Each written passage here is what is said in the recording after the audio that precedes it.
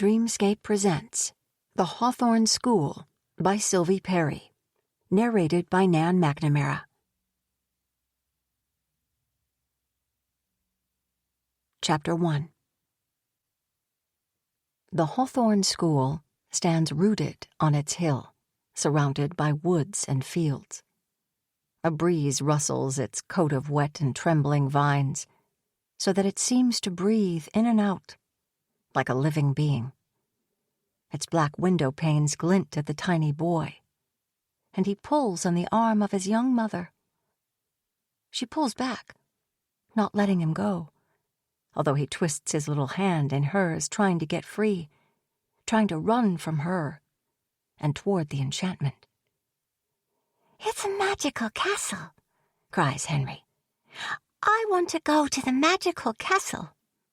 Once a convent, the Hawthorne School reaches its Gothic peaks toward heaven, while small pale faces carved into the moldings gape in mute astonishment at the two people below. The air is heavy with the scent of wood fires and damp earth. Green maple leaves shake with each breeze. The sun sends spears through the clouds, and the vines and trees sparkle. Claudia's car is parked down the hill, beyond the open wrought-iron gate at the side of the road.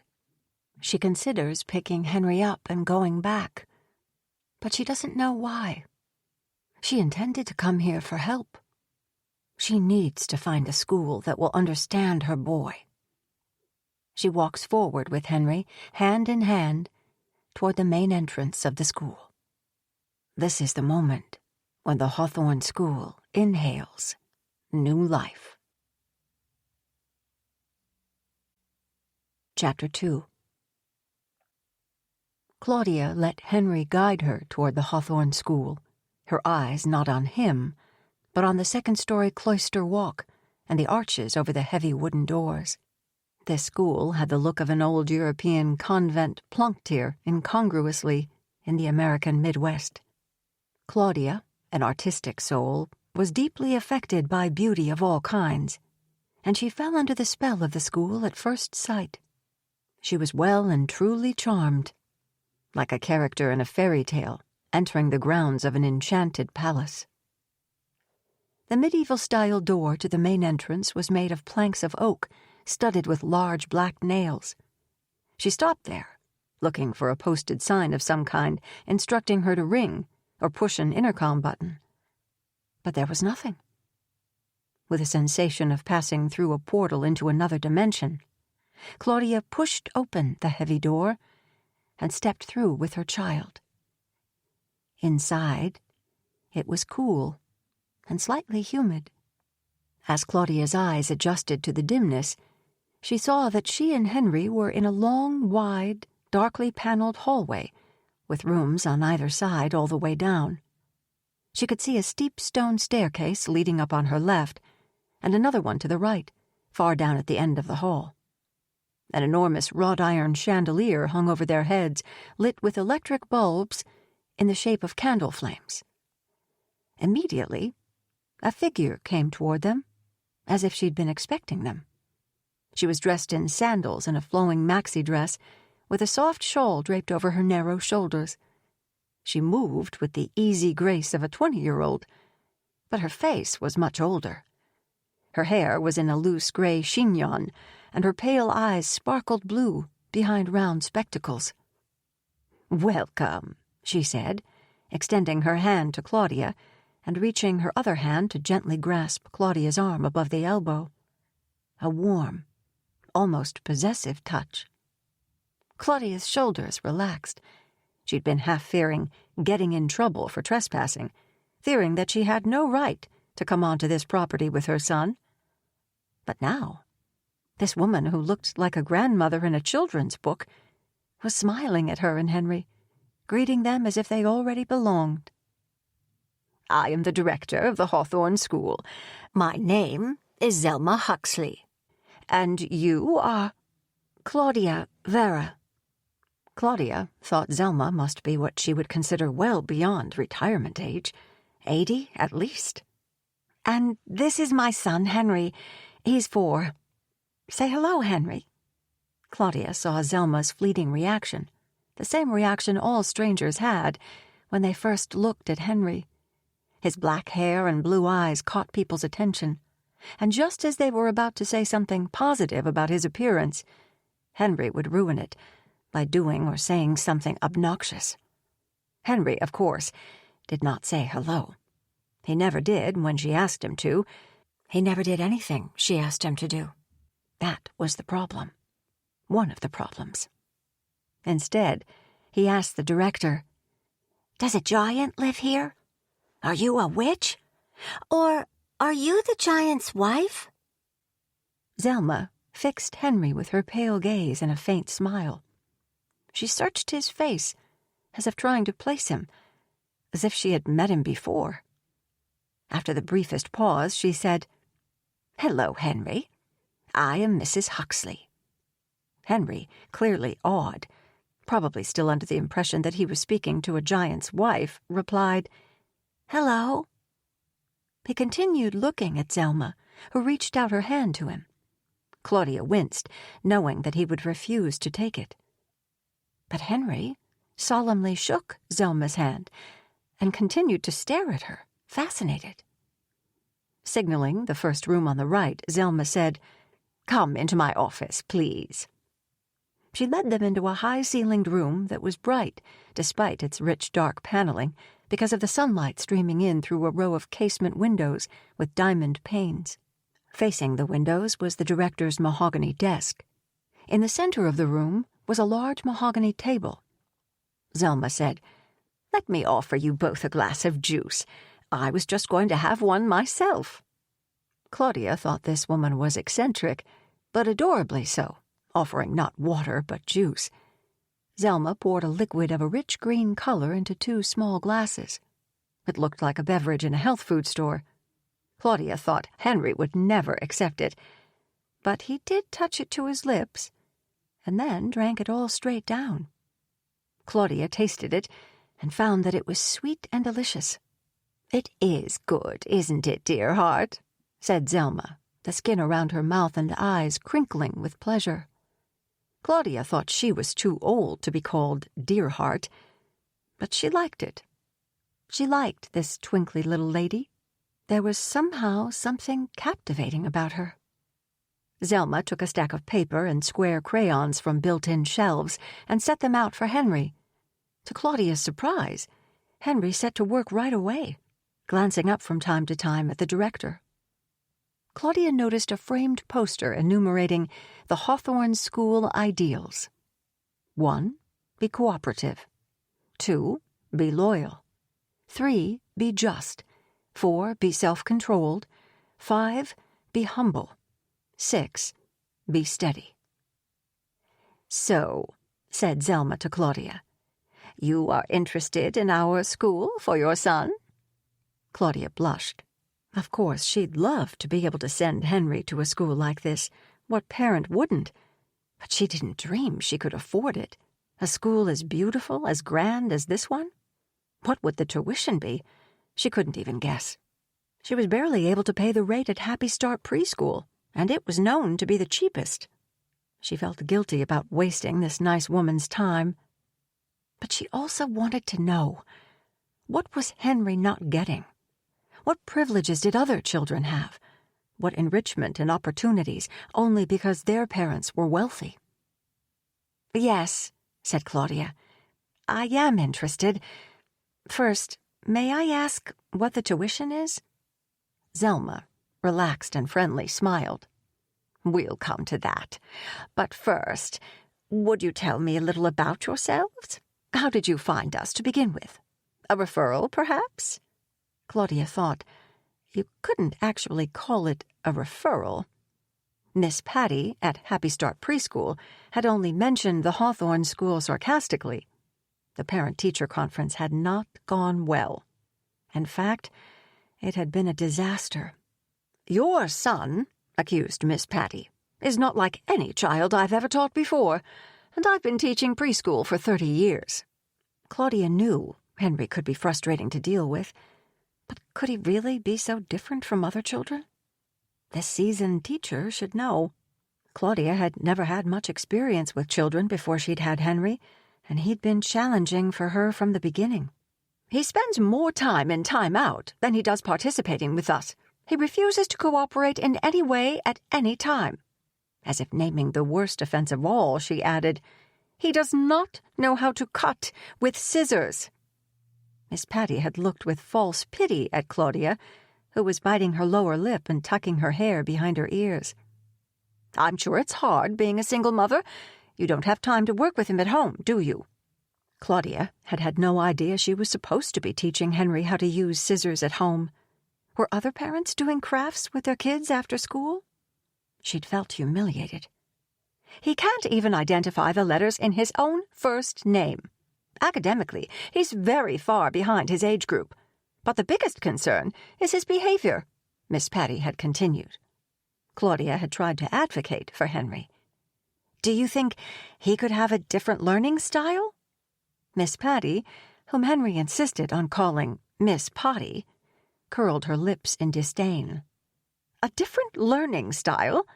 Henry Vera has no learning style. He refuses to learn anything. He's too busy knocking down other children's blocks, drowning out instruction time by singing at the top of his lungs, and trying to climb out the window during circle time." Unfortunately, Claudia was not surprised. Henry had already boasted to her that he'd taken Miss Patty's special teacher markers and thrown them over the fence at recess. When Claudia had asked him why, he'd only laughed. "And then she chased me, but she couldn't catch me." Henry jumped up and down with pleasure at the memory. "She huffed and she puffed, and her eyes got real big." "If it's a different learning style you're after, you could always try the Hawthorne School," Miss Patty snorted, as if the very idea was beyond ridiculous. "Where is the Hawthorne School?" Claudia had asked. It seemed to her she'd heard of it before, but she couldn't remember where. "Way out beyond the edge of town on Route 171. They say it's based on the Scandinavian nature schools. Unconventional. It's an old convent, I think, that was built in the 1920s on several acres of land, lots of trees. People say the kids are outside all day in all kinds of weather, and the teaching methods are unorthodox. Not that I know anything about it, just what people say." Miss Patty had suddenly looked alarmed. "I'm not seriously suggesting you take Henry there. It was just a little joke. We can work with your son, but we will need your help to make him understand that we expect him to behave. He seems to think he can do whatever he wants whenever he wants to, and that has to stop." Miss Patty looked kindly then at Claudia, who was beginning to feel hopeless. "I can see that you would do anything to help your son. Of course you want to do what's best for him, and you're a fighter. He's lucky to have you in his corner." Claudia knew what Miss Patty meant by the word fighter.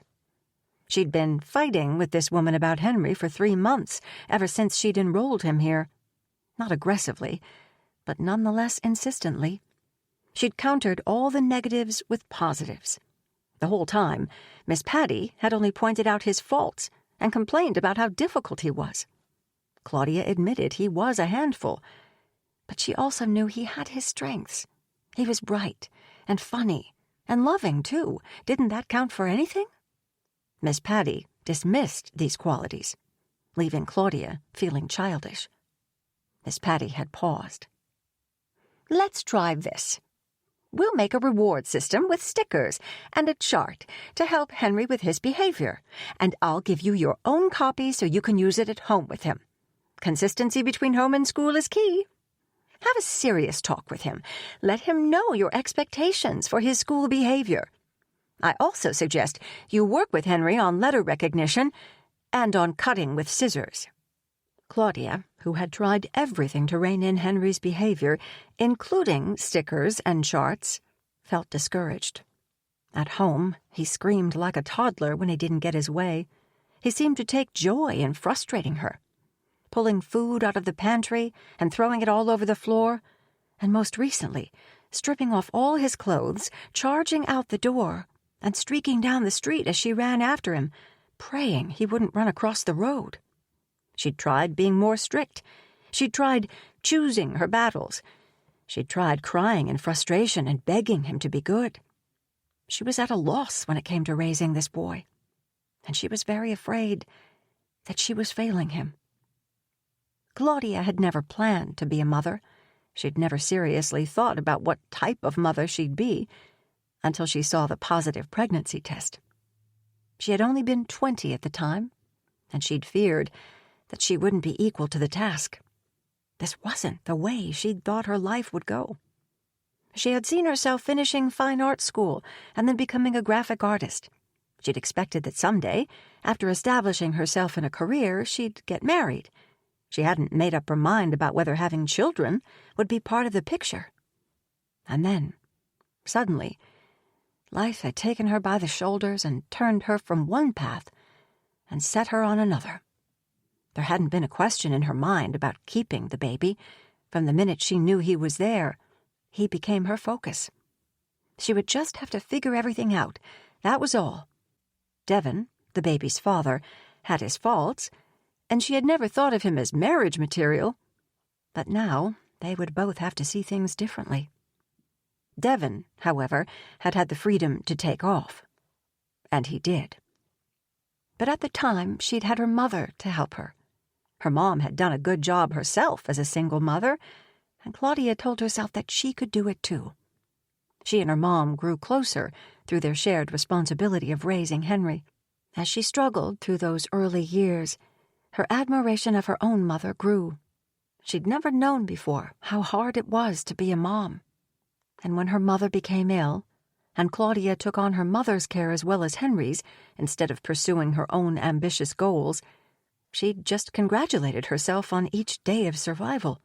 She hoped she was doing okay. But here was Miss Patty letting her know she was doing a very bad job indeed.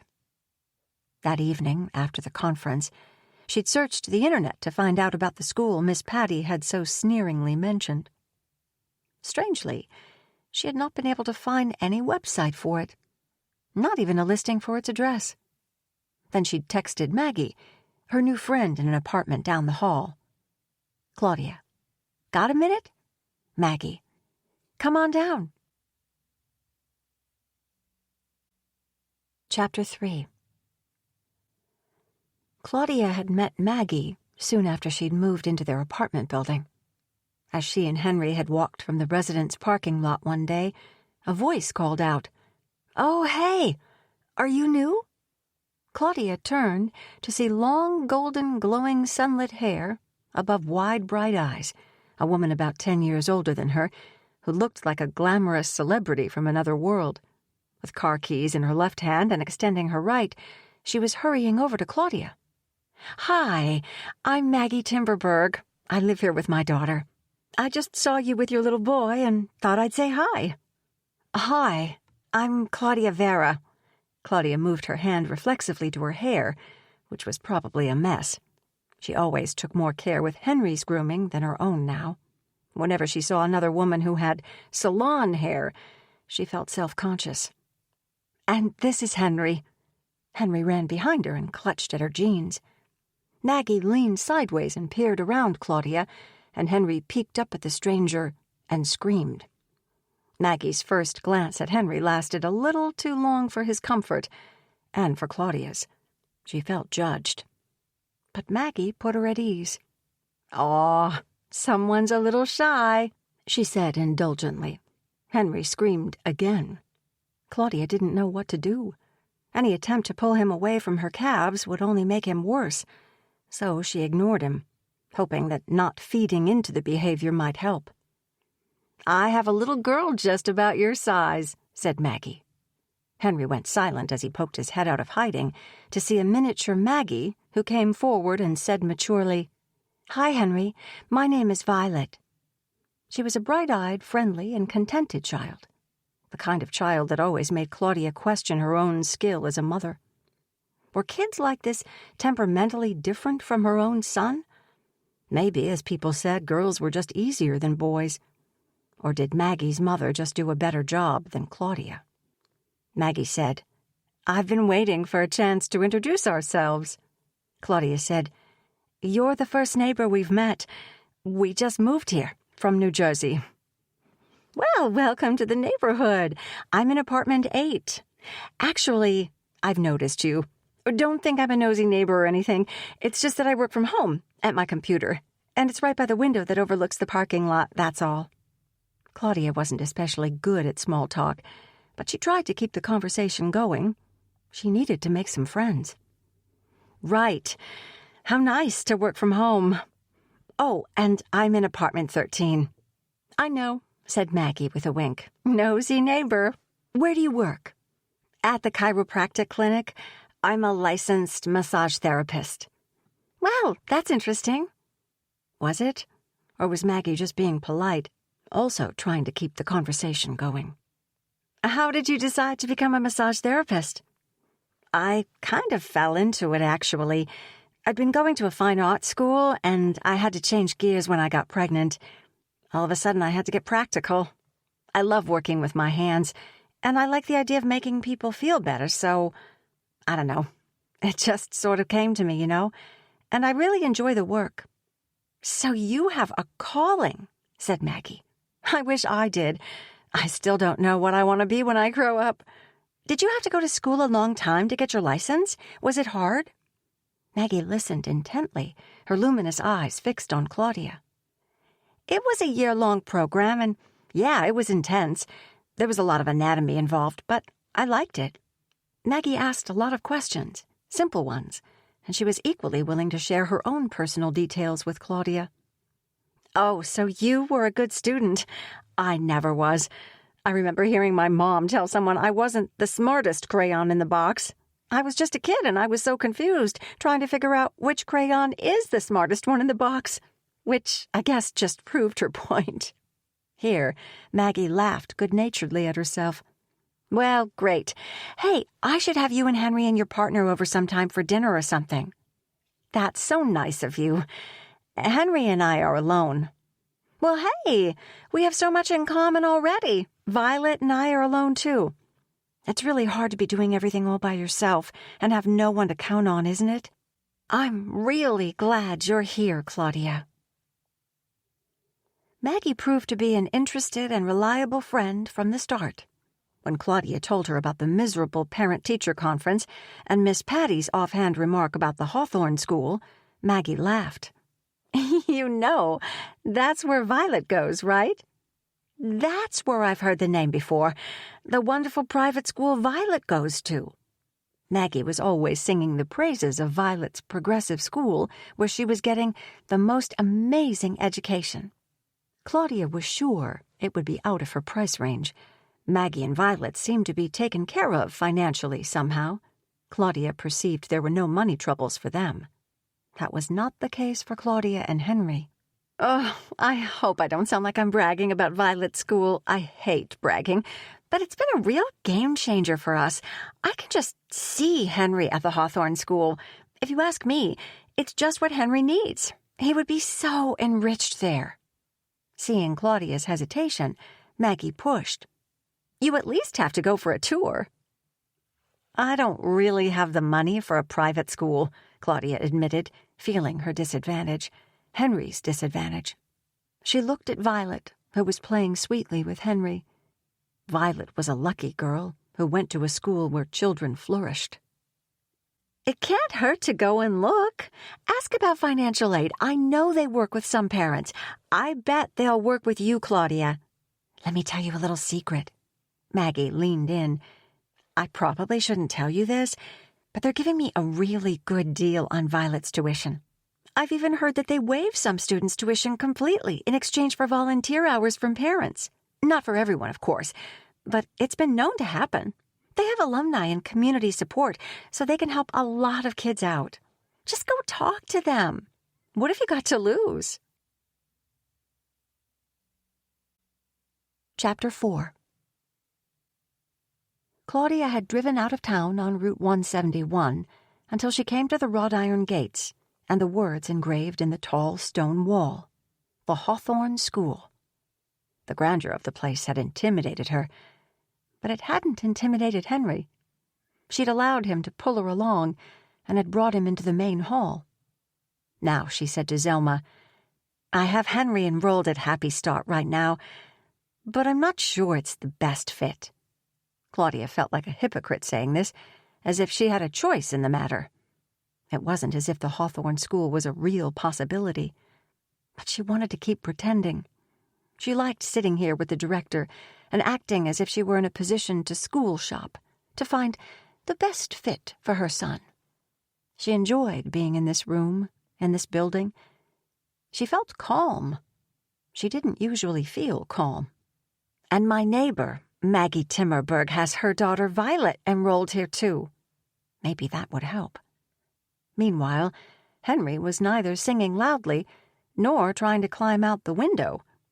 Claudia could tell he liked being in this place too, and was continuing to fill sheets of paper with color. Zelma was looking at Henry thoughtfully. "A very good child," she murmured, as if for Claudia's ears only, though of course Henry heard her and sat a little straighter in his chair. "He puts me in mind of another little boy, one I knew long ago." Claudia confessed, "Henry doesn't know his letters, not even the letters in his first name. He can't cut with scissors, and he won't try. And his teachers put him in timeout every day." There, she'd said it. The director might as well know the worst before they went any farther. And Claudia also had the secret hope that this kind-looking woman would give her a different perspective. Perhaps would tell her that he didn't need to know the letters in his own name yet, that there was still plenty of time, that Henry was fine, and that she was fine too. Henry glanced up at her and returned to his coloring with a frown. Zelma said, "You're a very wise mother to be so aware, so in tune with your son. Your little boy is so lucky. Do you know most parents have no idea what their children need in a school environment? I see what the problem is." "You do?" Claudia opened like a flower in the sunlight of Zelma's wisdom. She hadn't felt so open since her mother had passed away. "Yes, and I get the feeling that you ignore your own awareness sometimes. You don't see what is right in front of you." Zelma smiled, as if to say she meant no offense. "You need to get him out of that one-size-fits-all factory. He shouldn't be there. He is a very special child." That was exactly what Claudia's mother used to say, that Henry was special, remarkable, in fact. "I think you know that Henry needs something more, too, or you wouldn't be here today." She stopped to observe Henry, who was pretending not to listen to her as he colored carefully and with raised eyebrows. "Schools like that do so much harm to a child's natural development. Your son is only 4 years old. Time out? If they were doing their jobs and working properly with him, they wouldn't have any reason to even think of time out. Time out does not exist here. We do not push academics on 4-year-olds. At this age, he should be playing." "Well, that's what I always thought," said Claudia. "And you thought right." Claudia flushed with pleasure. "Our children don't learn letters or cut with scissors until they are developmentally ready. That way it's organic and there's no frustration. Why should there be frustration? Why push? What's the rush? Now, at this age, your son should be spending time in nature, running, breathing in fresh air, using his muscles and his imagination. Our children spend the majority of their day outside, in the fields, on the playground or in the woods. They come inside calm and ready to do art." Zelma's bespectacled eyes peered into Claudia's as she spoke, and she nodded with each assertion. Claudia nodded along with her. "Oh," said Claudia, her heart lifting even higher. "Do you have art? I mean, like, real art?" She would love to have Henry immersed in art. "Do we have art? It's an art-centered school, didn't you know? Art is the way to awaken the spirit of every child, of every person." "It is. I've always felt that way, too." Claudia could not hold her enthusiasm in. Art, for Henry. If only he could be a student here. Zelma said, "It's easy to see you're an exceptional mother. It's always the exceptional parents who find their way to us." Tears of relief flooded Claudia's eyes at Zelma's words, and to her embarrassment, Zelma saw. Claudia couldn't take in the compliment. She couldn't believe she was an exceptional mother as much as she wanted to. She hoped that Zelma saw something in her that she didn't see in herself. She only knew how hard she was trying, how much she worried and felt unequal to the task of raising her boy, and how much she loved him. Zelma smiled, as if she could read Claudia's thoughts. "I will hazard a guess and say that in addition to being a very loving mother, you are also curious and open to different ideas. Am I right, or—" Claudia laughed. "Sure, I guess so." Now Claudia felt she might be in love with this little old lady. "In that case," said Zelma, "I'll take you on a tour of the school. Do you have time?" Zelma rose and went to Henry. She looked thoughtfully at each picture he had made and commented, "These are very interesting, Henry. I will keep them. Thank you." Claudia noticed that Zelma did not say, "I will keep them, okay?" the way most adults would. She had made a clear affirmative statement, and Henry was nodding, pleased. There was no condescension, no false delight or forced cheerfulness. She spoke to him minimally and seriously, with the expectation that he would respond with dignity, with the unspoken message that their interaction would be peaceful and collaborative. Claudia could see Zelma knew how to bring out the best in Henry, that Henry liked Zelma. "Yes," said Claudia, "we have time. I have the afternoon off. I'm a massage therapist at Dr. Wesley's chiropractic clinic downtown." "Ah," said Zelma, "you are a healer." "Sort of," said Claudia, humble. Then, gaining confidence, "I do really love my job." "I can just tell. I myself have a little gift for reading people. I know you make people feel better. It's in your very nature, isn't it?" It was true. Making other people feel better was what Claudia did best. "I'm sure you are gifted at what you do." Claudia had not heard this assessment from Dr. Wesley, although she had been wishing for some positive feedback. Dr. Wesley was a man of few words, and Claudia didn't know what he thought of her work.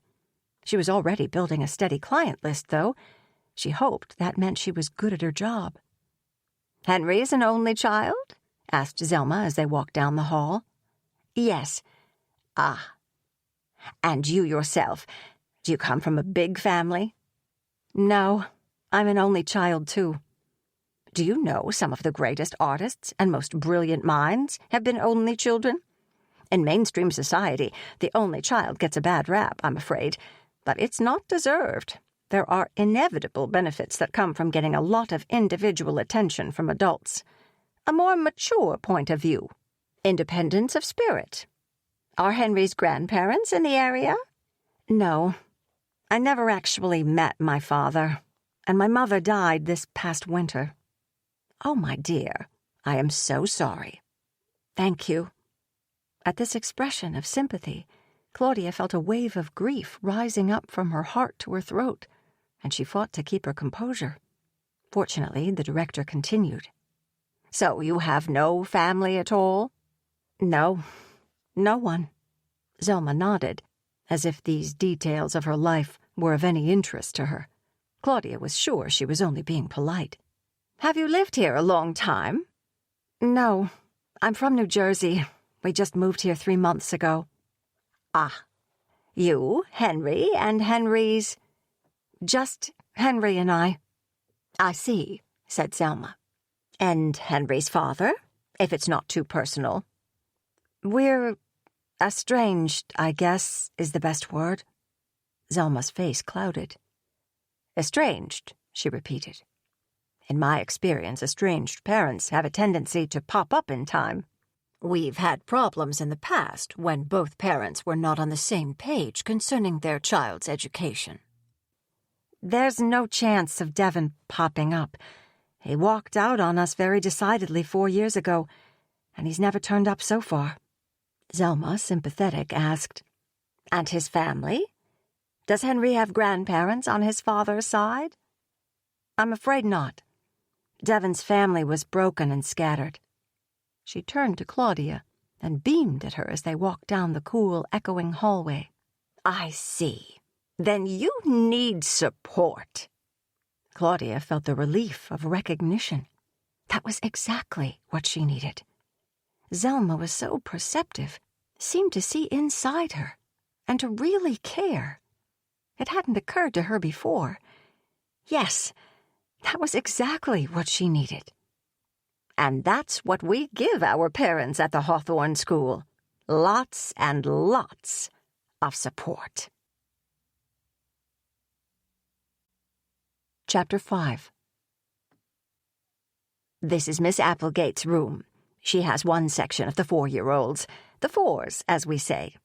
It looks like they're just sitting down to lunch. Claudia didn't see Miss Applegate, but she heard someone in the kitchen area just out of her line of vision, and she smelled corn cooking. Henry stood by Claudia, one arm around her leg for security. She sensed he was curious, but still a little shy. Claudia took in the room. Against a wall there was a child-sized throne made of branches with bright ribbons wound all around it, and a wooden dollhouse with tiny cloth dolls.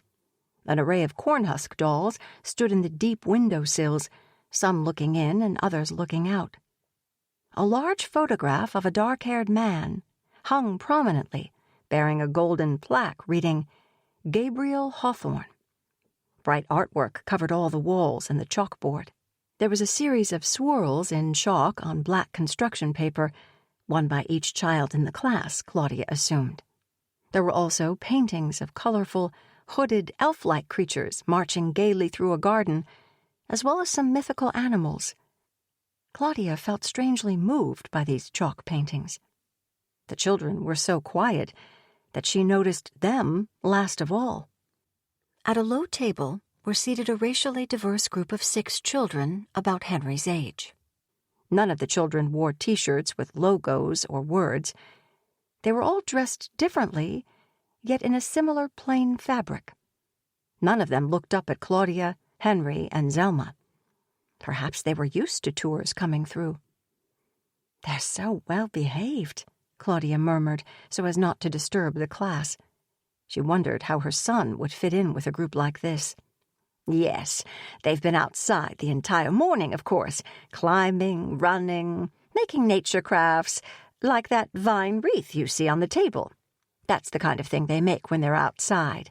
They feel relaxed and free of tension after 2.5 hours out there.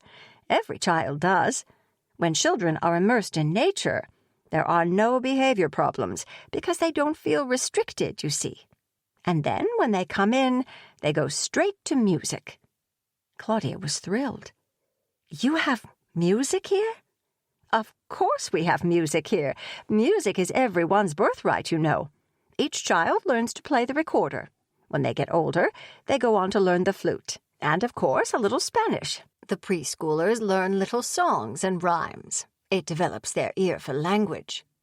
Claudia was sold. This was what Henry should have. Nature, art, music, and Spanish. If only she could find some way to pay for it. Now, the lunch and snacks, said Zelma, are all provided. Our parents don't have to pack anything. All of the food is organic, plant-based, and gluten-free. We obtain some produce from outside, pineapples, bananas, and avocados, but most of our food comes from our own garden, which the children plant and tend. As if on cue, a woman came from the kitchen area with a steaming pot and spoon. She glanced, unsmiling, at Claudia and served the children. This must be Miss Applegate. She did not introduce herself, and Zelma did not introduce her either. Miss Applegate had a way of turning and tilting her head that put Claudia in mind of a delicate bird. She looked to be about 45, and her figure was strikingly thin and flat. Her hair was black, straight, and feathery, and her bangs were long, curling in toward her eyelashes. She wore no makeup and was dressed in a maxi dress with low-heeled boots. It was a sort of boho look, very aesthetic. Claudia observed, that there was no chattering, no bickering, no surreptitious poking, and no elbowing. The children sat calmly, waiting for everyone to be served. The ambiance was tranquil and muted. Claudia looked up at the ceiling for a light source and saw there were no panels of fluorescent tubes. There was an emerald cast to the sunlight that filtered through green vines and broke through the diamond-paned windows, which faced west, beyond which were the green leaves of a woods. Zelma, following Claudia's glance, said, "Sunlight, natural light, is best for children's learning. On a very dark day, of course, we turn on the floor lamps, but the fluorescent lights you find in most classrooms are proven to cause anxiety and stress, and even hormonal changes. It's no wonder schools have so many behavior problems to deal with. Confining children indoors under fluorescent lights is activating in the most harmful way. And, of course, you won't see any computers here either. Even the teachers don't have cell phones, iPads, or computers of any kind. We know too much about electromagnetic radiation and the damage it does, even on a cellular level, to people and especially to children who are so vulnerable." Zelma gestured toward Henry, who was avidly searching the room with his eyes. He looked longingly at a wooden playhouse, 2 stories, with an arch-topped door and covered with painted green vines. Claudia expected him to tear away from her and run to that little house. But mercifully, he stayed by her side and came along as she and Zelma exited the classroom. She thought to say goodbye to Miss Applegate, but in that quiet she felt it would be a disruption. As they walked back down the corridor the way they had come, Claudia was lost in thought. She was trying to imagine a school day without the internet. At 24, she was of the first generation said to be native speakers of technology. However, she didn't own a TV, and she regularly challenged herself to go half a day without turning on her smartphone.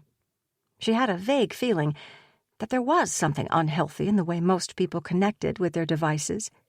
She wanted real experiences, human connection, and time in nature for her and for Henry.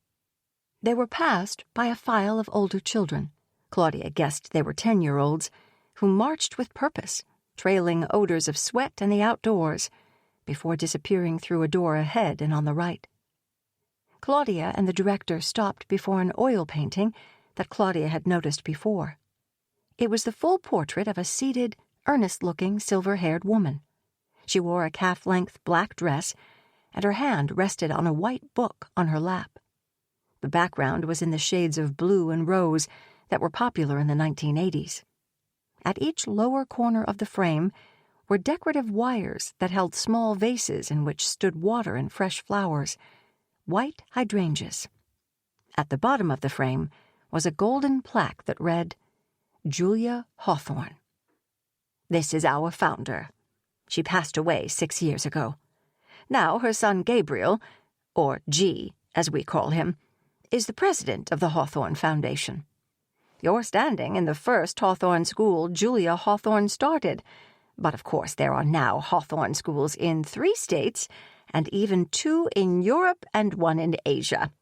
We're growing steadily. We sometimes joke, the Hawthorne schools are taking over the world."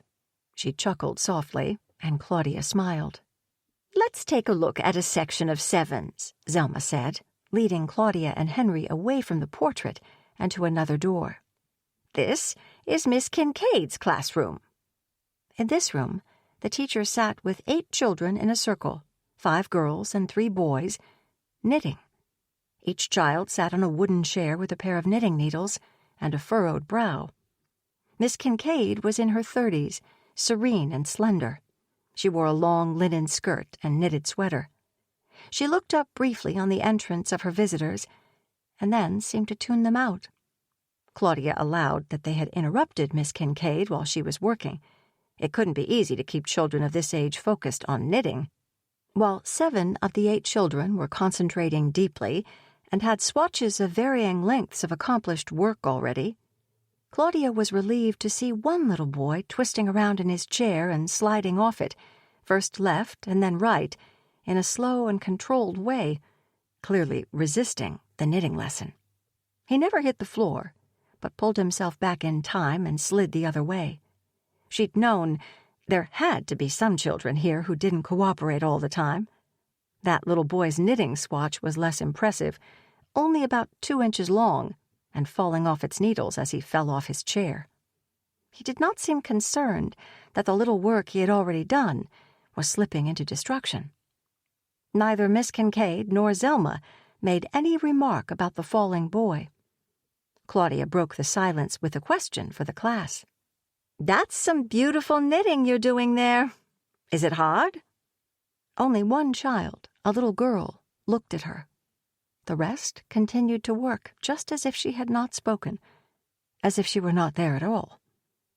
Claudia sensed surprise in Miss Kincaid and discomfort in Zelma, but she didn't know why. She repeated, "Is it tricky to learn to knit?" The little girl said brightly, "It's not very tricky if you practice. When you first learn, it's very slow. But if you practice a lot, it starts going fast, and it gets easier and easier. And then you love it, and you want to do it all the time. See?" Obviously pleased with herself, she held up her knitting, the longest swatch of all, for Claudia to appreciate. Neither Zelma nor Miss Kincaid made any comment, but Zelma opened the classroom door to lead Claudia and Henry out. They walked past closed doors, hallways, and staircases. She could hear children's uproarious and contagious laughter coming from somewhere, and she turned to smile at Zelma, who smiled back. "It's time we got Henry outside to the fields and the playground," said Zelma. Once again, Claudia noticed that Zelma did not ask for Henry's buy-in. She did not say in a falsely cheery voice, "Wouldn't you like to see our playground?" She simply stated what he would see next. She was not trying to make him like her or think she was fun. As connected to him as Claudia was, she could feel not only his curiosity about what they would see outdoors, but also that Zelma's matter-of-fact, take-charge manner was somehow calming to him. Perhaps, Claudia wondered, she should take that approach with him at home. Maybe she tried too hard to win his cooperation. Claudia and Henry still wore their jackets. They had never thought to take them off since they'd entered the building. Claudia noticed now for the first time that it was very chilly inside. She thought of the children in the classrooms and wondered if they were cold. As Zelma brought her own cloth jacket from her office and put it on, Claudia said, "It seems a little cool in the building." "Cold temperatures are healthy for children.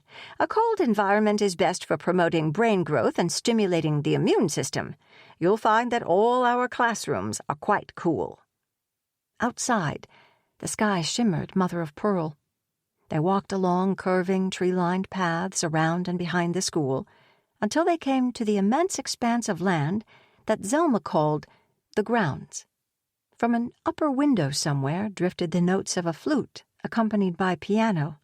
The tune was Celtic and touching, the notes twining around the grandeur of the nearby woods, the soaring birds, and the passing clouds above them, as they darkened and brightened the scene.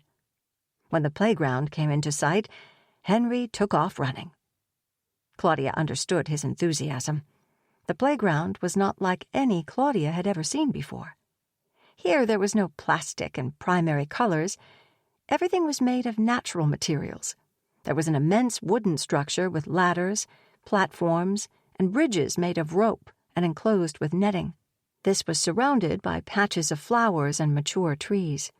Zelma encouraged Claudia to walk on with her, although she wanted to hover close to her son. "He can see us. Let him use his muscles and run and climb. Let him be free." They walked on, slowly, with Claudia looking back over her shoulder from time to time. Led on by Zelma, she walked farther away from him than she ever would have thought safe. "When the children go in after a morning of immersion in nature, they have a snack, of course, and then they have a teaching. After the teaching comes the silence." "A teaching? Is that a lesson?" "Yes. We educators do love our special lingo, you know. We at the Hawthorne School call it a teaching. And then did you say a silence? Yes. In this chaotic world, people seldom have enough silence. We need the silence to remain sane and present. In schools, out there, children are being talked at constantly. Even adults these days are being talked at constantly. Conditioned to the constant yak, yak, yak in schools, they feel the need to keep the noise going with TVs, car radios, internet videos, and on and on. There's so much anxiety and depression in today's world because, for one thing, people are not letting in sufficient quiet, you see. The silence, coming after the teaching, allows each child to absorb and integrate what they have learned. She walked Claudia past a fountain with metal frogs that spewed water from their mouths into the pond. On the grounds, there were tiny wooden houses for children to play in. For as far as she could see, there were woods on one side and fields on the other. "How much land is this?" she asked. 13 acres of field and forest. That big barn there is our carpentry shed. The older children build furniture and do crafts there. Beyond that is our vegetable garden. As I mentioned, the children work there, too." Zelma was silent, lifting her gaze to the sky and closing her eyes, breathing in the cool air. Claudia stood with her, soaking in the loveliness of nature all around them. She turned to watch Henry in the distance, swinging from the bars and running along the bridges. After a few minutes, Zelma asked, "Do you have any questions?" Claudia was overwhelmed with emotions. The aesthetics of the Hawthorne School, its architectural grandeur, its attention to beauty in every interior and exterior detail, the progressive and common-sense approach, the enlightened focus on what was truly good for children, filled her with hope that Henry could fit in here. But the only problem had been small-minded, inferior, mass-market education. That he really was fine, that she was not a failure as a mother, and that this school could prove it. And besides the wonder and the hope, she felt despair. Despair, because now, having seen this place, she would have to live with the knowledge that there was a school where her son could be all right, but she couldn't afford to get him into it. She was used to doing without. She had learned to manage and accept her limitations. But now she had Henry. It hurt her heart to think of him being deprived of advantages like this. "Zelma, it's a beautiful school. I'd love to have this for Henry, but I'm afraid I won't be able to afford—" "We do work with our parents who can't afford the tuition," Zelma said, waving away Claudia's angst. "In fact, most of our families are on scholarship to one extent or another. It is very expensive to run a school like this. But keep in mind we have many donors. Grateful alumni are very generous to us. We are fortunate to have the funding that does allow us to offer financial aid to deserving families. And you and Henry are a deserving family. I can see that." Claudia said, "Could you just clarify? What do you mean by financial aid and scholarship?" "We can get into all the details later. But generally what I mean is this. We do take all you can give. But if that does not pay tuition in full, and if you commit to the Hawthorne way, you can certainly have this for Henry, as you say. Of course, you'll need to provide us with records of all your financial assets so that we can assess how much aid to offer." "Naturally," agreed Claudia. "Be assured, we will make it work, no matter how little you have. You can pay off some of the tuition through parent volunteer projects." "But that's all? I just give you my bank records? There's nothing much to see there. A record of my apartment rent, things like that? And then I do volunteer work here, and we're in?" Claudia looked around herself again, thinking she wouldn't mind coming here often to do volunteer work. She liked the way she felt here. She wouldn't just be dropping Henry off the way she did at Happy Start. She would come in with him and become a part of this beautiful place. "Well, I want you to be prepared. The volunteer work is a real commitment. You should be prepared to give us several hours a week. This is not a free ride, of course. This is an exchange. We do expect a lot. We will keep you busy, very busy." "That's fair enough. I'm happy to help. But, of course, I have a job, too." "I know that, dear. We'll work with your schedule." "Perfect. And that's all there is to it? There's no wait list? It seems too good to be true." Zelma laughed, her eyes sparkling periwinkle. She pressed Claudia's arm affectionately and said, "When you join us, you become a part of our family. And you and Henry need family. I can see that." Claudia had given up all hope of having any kind of a family beyond Henry. Since her mother died, it had been just Claudia and Henry against the world. This gentle woman's words warmed her heart. Henry ran to join them, and Zelma, to Henry's delight, pulled a red apple from a tree, and, receiving a nod of permission from Claudia, presented it to him like a gift. He bit right into it. "It's sweet!" Zelma invited Claudia to pick one for herself, and she did. The apple was pure, juicy sweetness, not like the supermarket apples she was used to, but full of flavor. Claudia promised to bring back her financial paperwork as Zelma accompanied her toward the gate. Henry spun in circles and hopped on both feet behind them as they walked. As Claudia and Henry rode home, she asked him, "Do you like the Hawthorne School?" Henry said, "I don't like it." Claudia, surprised and disappointed, asked, "You don't?" Henry said, "No, I don't like it. I love it." And then he laughed at his own joke. Claudia, reassured, said to herself, "I think I've found an answer for us." Chapter 6. At home, after bath and before bedtime, Henry was his best self, placid and affectionate. They sat on the couch with an open picture book. Although he hated cutting with scissors and having letters of the alphabet pointed out to him, he did love stories. He could sit still and listen to fairy tales for as long as Claudia could keep reading them. He could draw and paint and play with clay for hours. He could run around at the park for as long as Claudia could stay. What he could not stand, though, was being taught or told what to do. Told to put on his shoes, he would take off his socks. Told to connect the dots in a workbook, he would roll around the room. Gandhi could have learned a lot about passive resistance from Henry. But now, he was cuddling close. Claudia loved these fleeting moments when he was a little sleepy and she could put her arms around him. She was thinking about the decision she had before her: to keep Henry at Happy Start, which, after all, was a normal, regular school, and would probably prepare him for all the other schools he would have to go to in his life. Or to move him to the Hawthorne School, which was unconventional. She'd always preferred unconventional things herself, but this was her son's education, and she didn't want to make a mistake. Maggie seemed very happy with the Hawthorne School.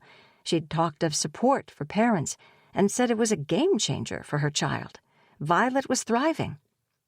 But Violet was the sort of child who would blossom anywhere, who could adapt to any environment. Henry was different. How would Henry fare at the Hawthorne School? While Claudia had been with Zelma Huxley, she'd felt as if she were under some sort of enchantment, and she loved everything she saw and heard. But now, in the ordinary world of their apartment, she slipped back into the despondency and uncertainty that had taken over her life ever since her mother had died. She thought now of Zelma, and was aware that the allure of the Hawthorne School was twined with the allure of Zelma. Zelma stood, vivid and dominant in her mind. A kind and supportive older woman, she made Claudia feel safe. Zelma had seemed to see right into her, to know all about her. But how could she put faith into the compliments that Zelma had given her, the ones that had touched her bruised heart and brought tears to her eyes? How would this stranger know if she was a wise mother, Or if Henry was special. Was the director being overly kind? And the offer? It appeared that Zelma was ready on this short acquaintance to simply waive tuition in exchange for some volunteer work. Things like that didn't happen. They had never happened in Claudia's world. But couldn't it be that Zelma was especially perceptive and saw how deserving Claudia and Henry were? Maybe things like this did happen for some people, and this was her lucky break. Luck of this kind had never been a part of Claudia's reality before. She was used to working hard for modest rewards, and yet she'd inherited from her mother a sort of stubborn hope, despite whatever current circumstances might be. A belief that Magdalena Vera had always held, that better times were just around the corner. Whenever Claudia thought of her mother, which was every day, she saw her laughing. Claudia's mother often broke into contagious fits of laughter, even when things looked dire, when there wasn't enough money to pay the bills, and even when Claudia went to sit by her side at the hospital. She'd lain in the narrow bed, exhausted, thin and sickly, waiting for her next chemotherapy treatment. And when Claudia had appeared around the doorframe with Henry by the hand, true to form, her mother had laughed quietly, her head shaking from side to side. Claudia, with grief in her heart, couldn't help but laugh too. "Mama, what's so funny?" "Nothing. It's just so good to see you." The two of them had laughed for no apparent reason, until tears streamed down their faces. Her mother's strength was in her ability to laugh at whatever life threw at her. She thought back to when Henry was a baby and wouldn't stop crying no matter what Claudia tried. Her mother was the baby whisperer, her confident embrace sending him off to sleep.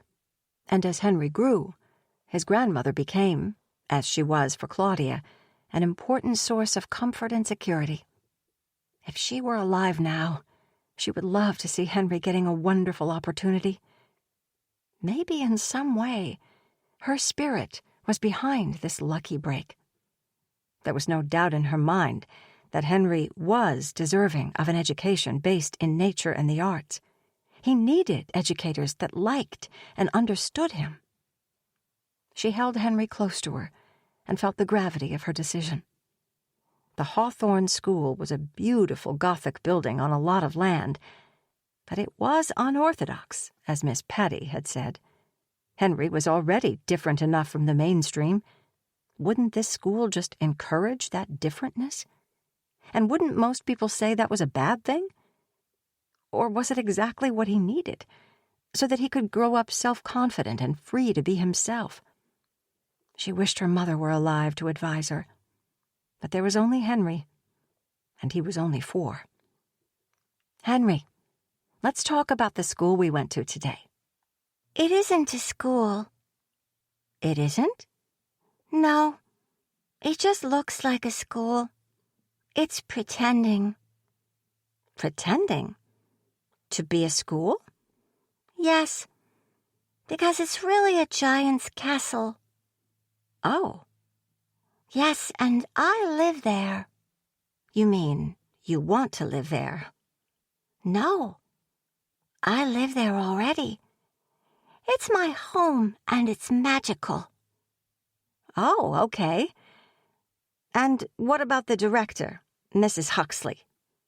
She's the giant's wife. You have to be good with her, Mom. Always be good with her." "Me? I should be good with Mrs. Huxley?" You have to. Or else she'll tell the giant.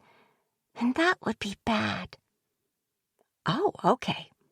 Gotcha." I will always love you best, Mom. Will you always love me best? "Yes, Henry. I will always love you best." After Henry was asleep, his little chest rising and falling, his arms flung above his head and his legs splayed out, Claudia tiptoed to the living room and called the phone number for Happy Start Preschool. She didn't know when she'd made the decision. She only knew that this was the path that she and Henry had to take. They'd been given an opportunity, and she was going to be grateful and accept it.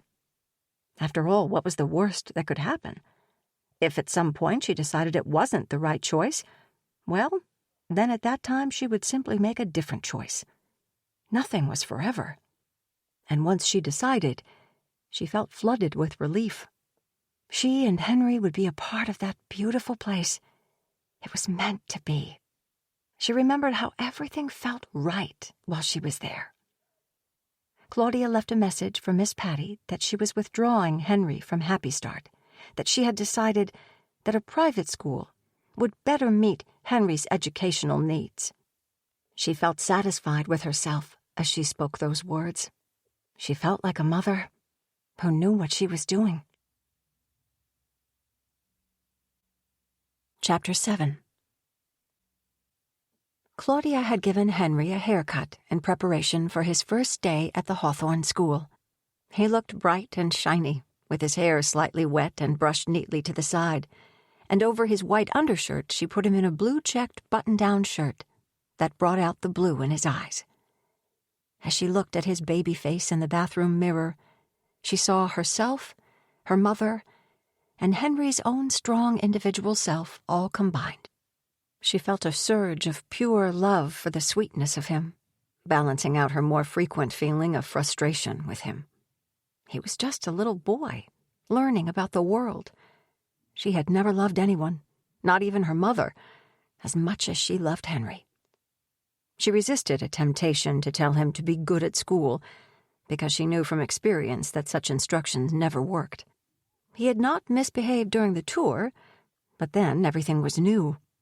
As she buckled him into his car seat, she had the feeling she was forgetting something.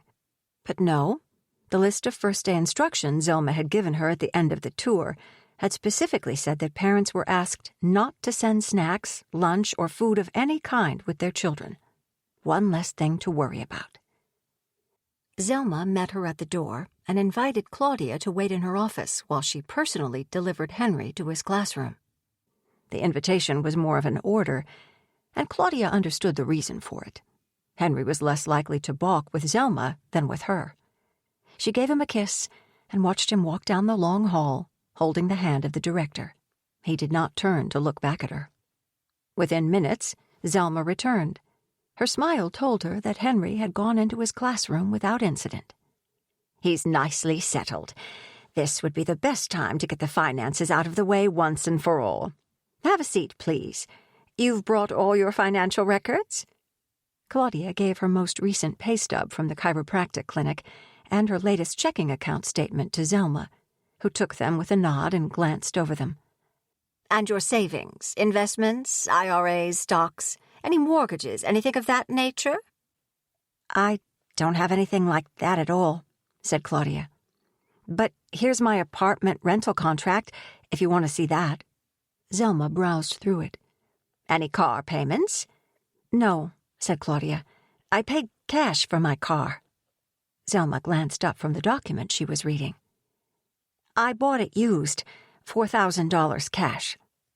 Instead of looking disappointed, Zelma became more cheerful with each piece of financial strain that Claudia revealed. "Now, your own expected contribution will be—" Zelma penciled calculations as she looked from one document to the other. Claudia waited, unconsciously biting the inside of her cheek. The director looked up brightly, as if delivering good news.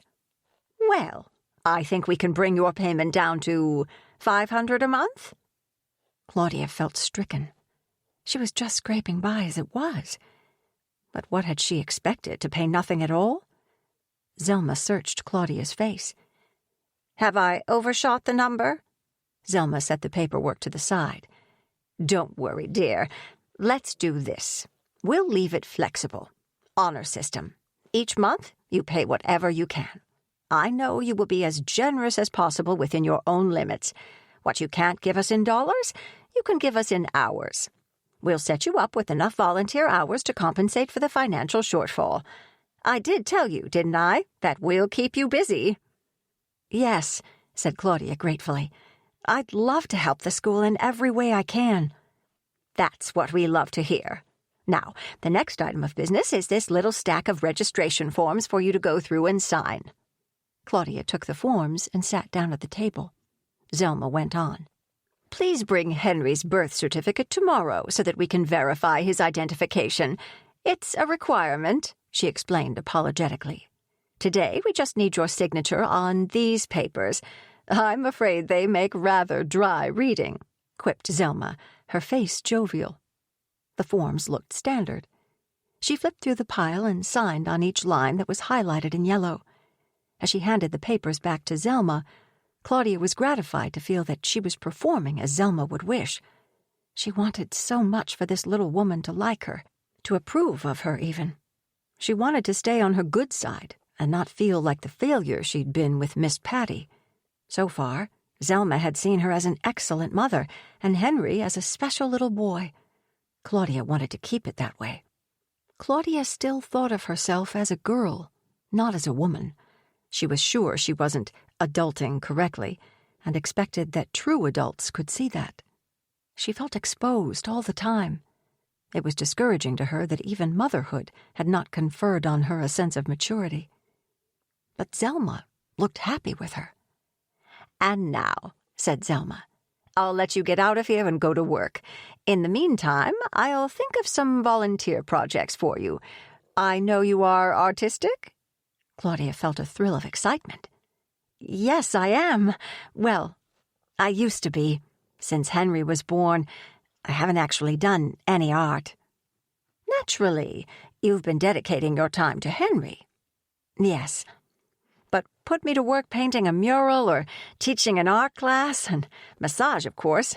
I could offer massage sessions to the teachers, maybe." "Do you know how to sew?" Claudia wanted Zelma to keep seeing her as a parent who fit in at the Hawthorne School, one who knew some traditional skills. "Actually, I do, a little." Claudia hadn't thought of it in years, but her mom had taught her when she was 12 how to sew a pair of shorts. They had turned out a bit wonky, but she'd worn them with pride anyway. She thought she could still remember. "I may have you mend some of our costumes. Every class has a dress-up cupboard, of course, and the costumes require some upkeep. We've been amassing a pile of silk capes that need to be repaired. There are lots of different things for you to do. But for now," said Zelma, standing and moving toward the door with flexibility that belied her age. "Toodaloo." Claudia followed her and wiggled her fingers like Zelma.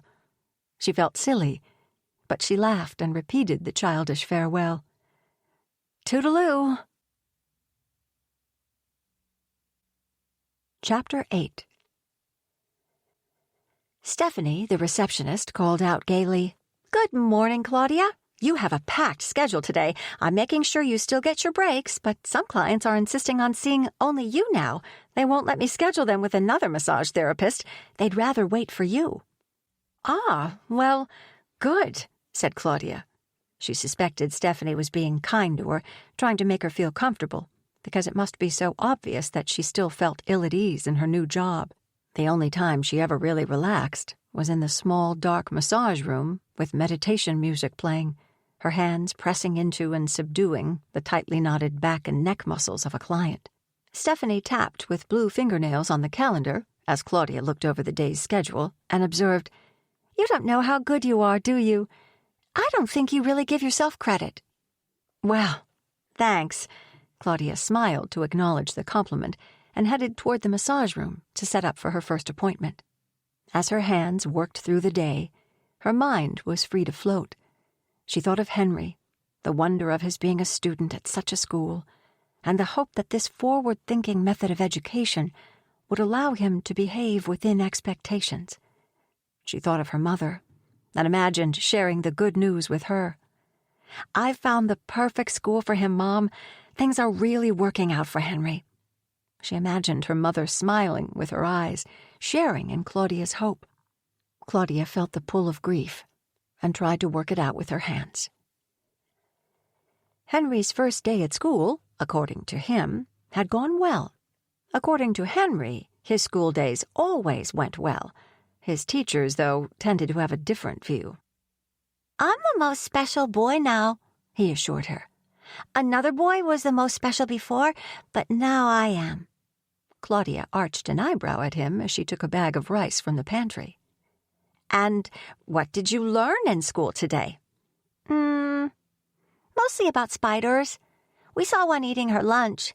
She uses her little fangs. They're so sharp. She sticks them in the fly. Henry showed his upper teeth to illustrate. Then she squeezes out the poison in her. Then the fly can't move. Then it's safe for her to eat the fly. Oh, poor fly, huh? Henry shrugged, unconcerned. The spider has to eat. Claudia's cell phone buzzed with a text. Maggie Timmerberg. Hey, Claudia, I'm just making dinner. Come on over with Henry if you want to. There's plenty. There was a sweet charm to Maggie's apartment, reflecting Maggie's own simplicity and beauty. In contrast, Claudia's apartment looked like a teenage boy's bedroom. Nothing aesthetic or tasteful or planned. Nothing inspiring on the walls. Strictly utilitarian, and not especially orderly. As if the inhabitant were only passing through and would be leaving soon anyway. Claudia's artistic flair never translated to interior decorating skills. Violet took Henry's hand with maternal care and led him to an assembly of her stuffed animals, which she had set up in hasty preparation of his visit. Henry allowed himself to be led, and obviously relished the older child's attention. So far, so good. Dinner was a frozen deep-dish pizza and a tossed salad. Sorry, I don't actually cook, apologized Maggie. You probably do. I hope this is okay. This is great. We were just going to have rice and beans. Oh, see, you do cook. I never learned how. I'm hopeless at it. I admire people who can. I wouldn't call rice and beans real cooking, said Claudia, amused. I would. It's more than I could do. We just do microwave dinners and take out. Your place is awesome, said Claudia. She wanted Maggie to stop deprecating herself. Why did women feel the need to compare themselves to one another and to always find themselves lacking? Claudia hated her own insecurity and how weak it made her feel. And she hated to see that same insecurity in other women. Thanks for suggesting the Hawthorne School. I still can't believe how good fortune that they took us. Maggie looked up with surprise as she removed the plastic covering from the deep-dish pizza. Of course they took you. I knew the minute I first saw you that you would be just right for the Hawthorne School. Henry will really like it there. Claudia thought that Maggie's child had probably never had a bad school experience. Violet was so compliant, not the type to throw fits or call teachers names. The kids were playing together peacefully, and that was a nice surprise. Henry didn't usually play well with others. Oh, gosh, it's great, continued Maggie, licking sauce off her fingers. It's such a helpful school for single moms like us. You'll meet people who will help you with everything. Whatever you want or need, there will be someone to help you. It's like a family. That's what Zelma told me. Claudia studied Maggie's face. Maggie had a movie star glow, but beneath that, Claudia saw sweetness, a desire to be helpful and kind. Maggie cast a glance at the children and then said in a low tone to Claudia, "Tell me about Henry's father. Were you two in love?"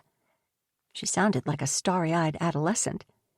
She put the pizza in the oven, set the timer, and settled in to hear Claudia's story with wide and interested eyes. Claudia recounted her brief and tempestuous relationship with Devon. Did I love him? In the beginning, we were obsessed with each other. I was head over heels. Just the sound of his voice would start my heart beating faster. Corny, huh? Oh, no, it's romantic, Maggie urged her on. So, what was he like? As I see him now? Smart, but not as smart as he thought he was. He liked to speechify, you know. A mansplainer, supplied Maggie. A know-it-all. Love the sound of his own voice. Yeah, but then you were both younger then. It was only 4 years ago. Still, there's a big difference between 20 and 24. Maybe for some people. Anyway, he was 21 at the time. Right. So by now he could have matured a lot. You probably have. I've had to. I have Henry. I'm sure his life has changed too. By now, Devon could be married. Who knows? "Oh," said Maggie, crestfallen. "I didn't think of that. Funny. I never thought of that with Violet's father either. She was 2 months old by the time I figured it out." Claudia was hit by a sympathetic wave of hurt. That must have been awful. She thought of the betrayal of trust and hoped Maggie would tell her more. Yeah, you know that feeling when you think you know someone and then you find out you don't. Maybe not, it happens to me a lot. Claudia looked at Maggie's open face and her wide eyes and believed it must be so. But you and Devon, it sounds so classic. Art students falling in love and all. Did he work? Yeah, we both worked retail. The funny thing was he worked at Health for You, a natural food store. What's so funny about that? He was the biggest junk food junkie I ever saw. Well, there are worse things. You know what I think? I think you should look him up. Claudia shook her head vigorously. No, really, Maggie insisted. I just have a feeling. I'm very intuitive. Did I ever tell you that? I get hunches all the time, and they turn out to be true. I just have a feeling. You two should totally be together. Don't ask me how I know. Okay, Claudia laughed. I won't ask. There's no way I would take Devon back after he walked out on us like he did. No way. I'm just saying people change, especially in their 20s. Maggie called the children to the table, Violet leading Henry by the hand, and Henry tolerating it. Once seated, he didn't grab his piece of pizza and run back to the toys. He was keeping an eye on Violet and doing as she did. Enough talk about men, said Claudia. Maggie acquiesced. Honestly, said Maggie, her mouth full and her fork gesturing in the air. I don't know what I'd do without the Hawthorne School. I get a lot of guidance from them. They're the best. Claudia smiled. You sound like a true believer. Well, I am that. I mean, between you and me, I don't always have a lot of confidence that I'm doing okay as a single parent, you know? Claudia glanced up from her plate at Maggie. There was another mom who felt the way she did? Maggie continued, vulnerable. In some ways, I don't feel my age, you know? 35, in case you're too polite to ask. I look around myself. I mean, some moms, even single moms, seem to know what they're doing. Claudia couldn't agree more, but said nothing. Take you, for example, Claudia. Me? You're so sure of yourself. You were so brave to uproot Henry and move out here. I wouldn't have done it, not in a million years. I would have been too afraid. You're doing that. Shows you have confidence. You're not worried that you could make a big mistake that would have a terrible impact on him for the rest of his life. I'm always worrying about things like that. Claudia felt these words as a punch to her solar plexus and searched her new friend's face for signs of malice. But she saw only sweetness. I didn't uproot him. She glanced at Henry as if checking for signs of damage. He was chewing and swinging his legs. He looked fine. Oh, gosh, I'm sorry. I didn't mean it that way. Why do I talk so much? Maggie bit her lower lip. Claudia thought she was right. Maggie really was a little young for her age. That's okay, said Claudia. But just for the record, it wasn't like that. He's only 4 years old. You can't uproot a kid his age. A 4-year-old doesn't have roots. Claudia doubted these words even as she said them. She hadn't even considered the possibility that Henry might have had a connection of some sort to their life in New Jersey. But no, the only thing tying them to the old place was Henry's grandmother, and she had passed on. There was no one else, and nothing else that either she or Henry was attached to there. Claudia told Maggie about her mother's death and the feeling of drifting out to sea that had followed. She told her about how she and her mother had moved every year or two, and that moving felt natural, especially after something bad had happened. A bad breakup, a falling out with the landlord. By now, the children had gone back to play, Violet announcing rules and assigning roles, and Henry alternating compliance with playing in his own meditative way. It's a strange coincidence, Claudia, but we're both orphans, you could say. My parents died years ago. I miss them, but not like you miss your mom, I can see that.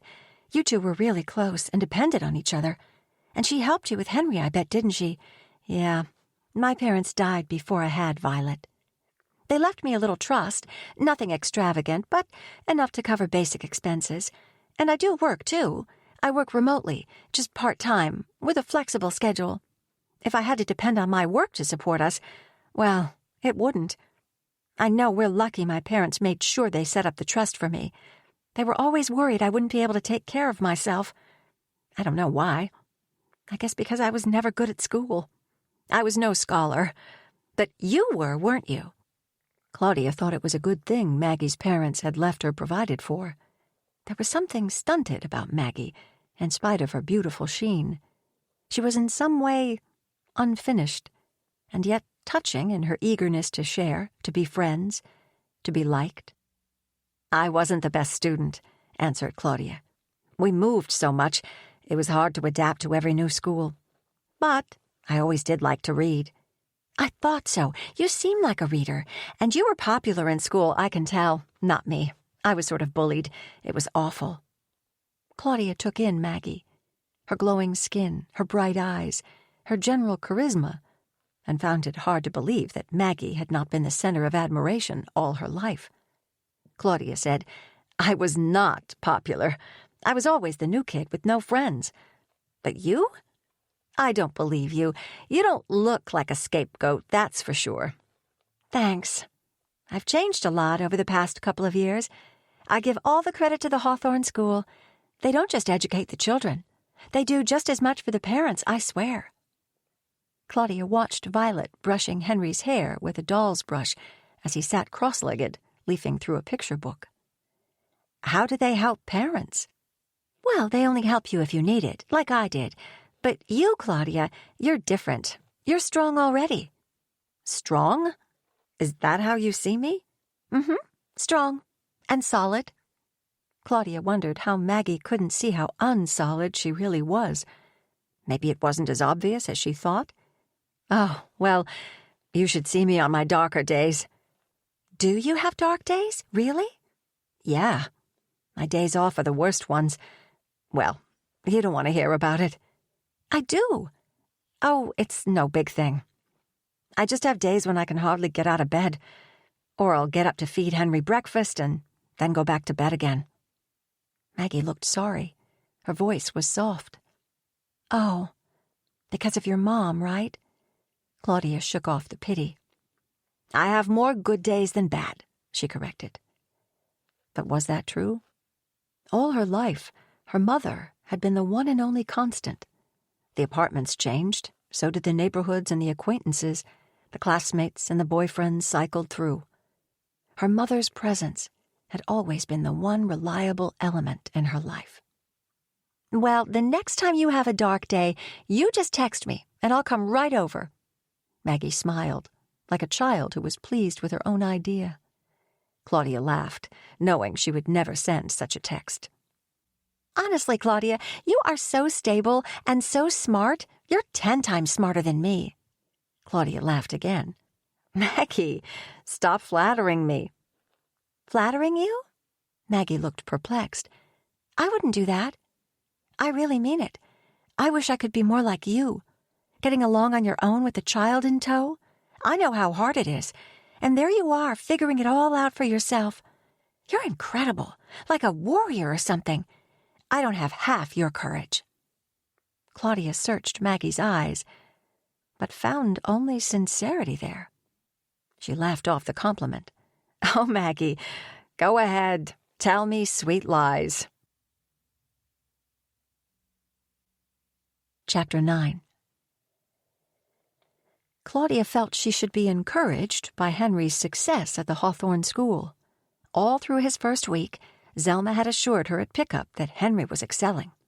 She would hardly have believed the director's reports, but they were confirmed by Henry's obvious happiness as he climbed into his car seat and chattered all the way home about his day.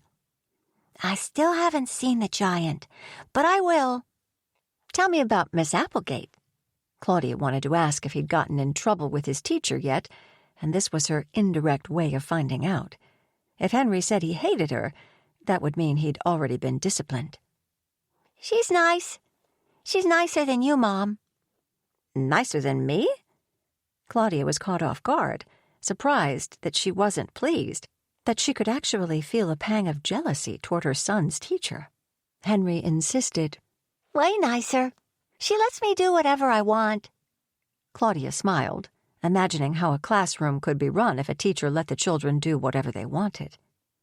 I can climb trees and stick my hands in mud and yell in the forest. She never tells me to stop anything. She's beautiful. Ah, yes, he was spending a lot of his school days in the great outdoors, so it was possible that he had more freedom to do as he pleased. It was no wonder that he came home tired but happy each afternoon. Still, once at home, the happiness began to wear off. Going back out then to do an errand usually didn't end well. A quick run to the grocery store turned out to be disastrous, as she knew it would, but they were out of all of Henry's favorite foods, and that would lead to stormy moods in any case. The cashier, Lori, always kept up a bright banter with her customers and remembered something about each of them. Today she tried to engage Henry, but he only stared straight ahead, plugged his ears, and puffed out his cheeks in a dramatic expression of disagreeableness. The cashier was a talker. She loved to give advice on what to buy and not buy, and to disapprove of products in Claudia's cart that Lori considered too expensive. Unfazed by Henry's histrionics, Lori said cheerily to Claudia, "You know what you ought to buy. Fruit leather. All the young moms buy fruit leather for their kids' school snacks. Kids just love fruit leather." Claudia said, "Oh, in our school, all the snacks are provided. They give the kids organic fruits and vegetables." Lori said, "Well, that's handy, isn't it? One less thing for you to think about. I didn't know Happy Start was so health-conscious.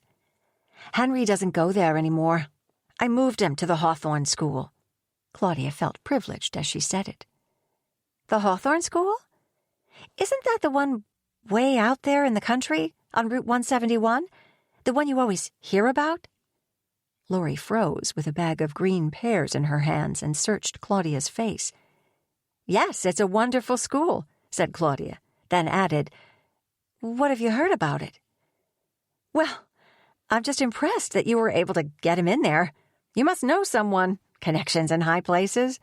Claudia laughed. "You're joking. I don't know anyone." "Huh. Then how'd you do it?" "I don't know anyone who's been able to get their child in that school.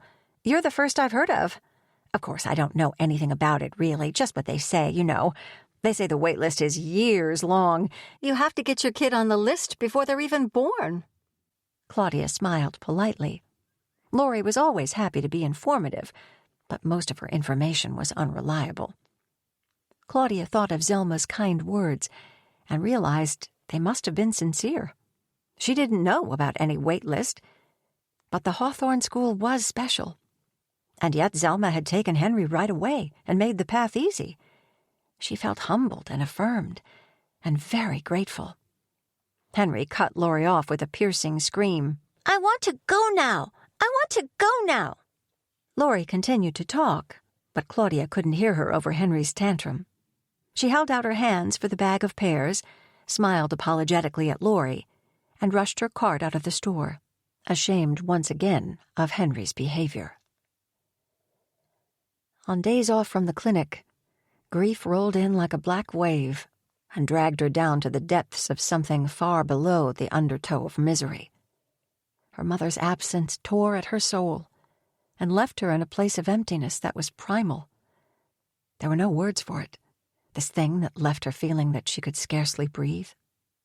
On these days, Henry, of course, had no pity. He might squeeze all the toothpaste out of the tube, creating lines across the floors of every room in the apartment.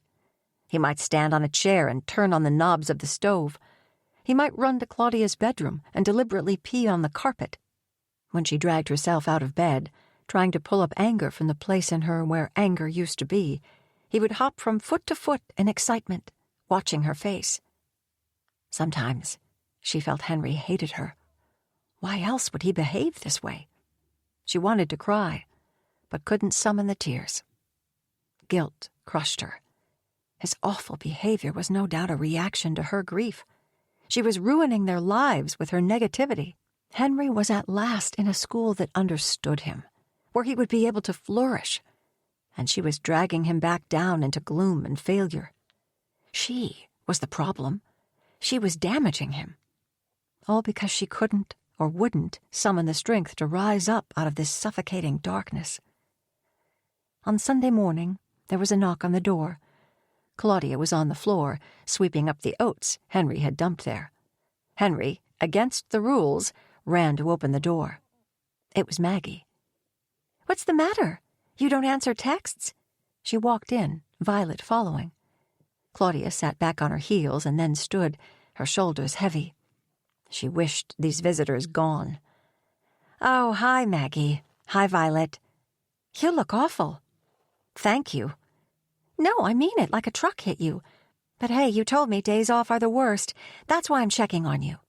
Maggie looked around Claudia's apartment, so different from her own, and then at Henry, who stood slack-jawed, and then at Claudia. "Okay, grief. I get it. My parents died too, I remember. But then one day someone told me life is for the living. You can't sink into this bereavement.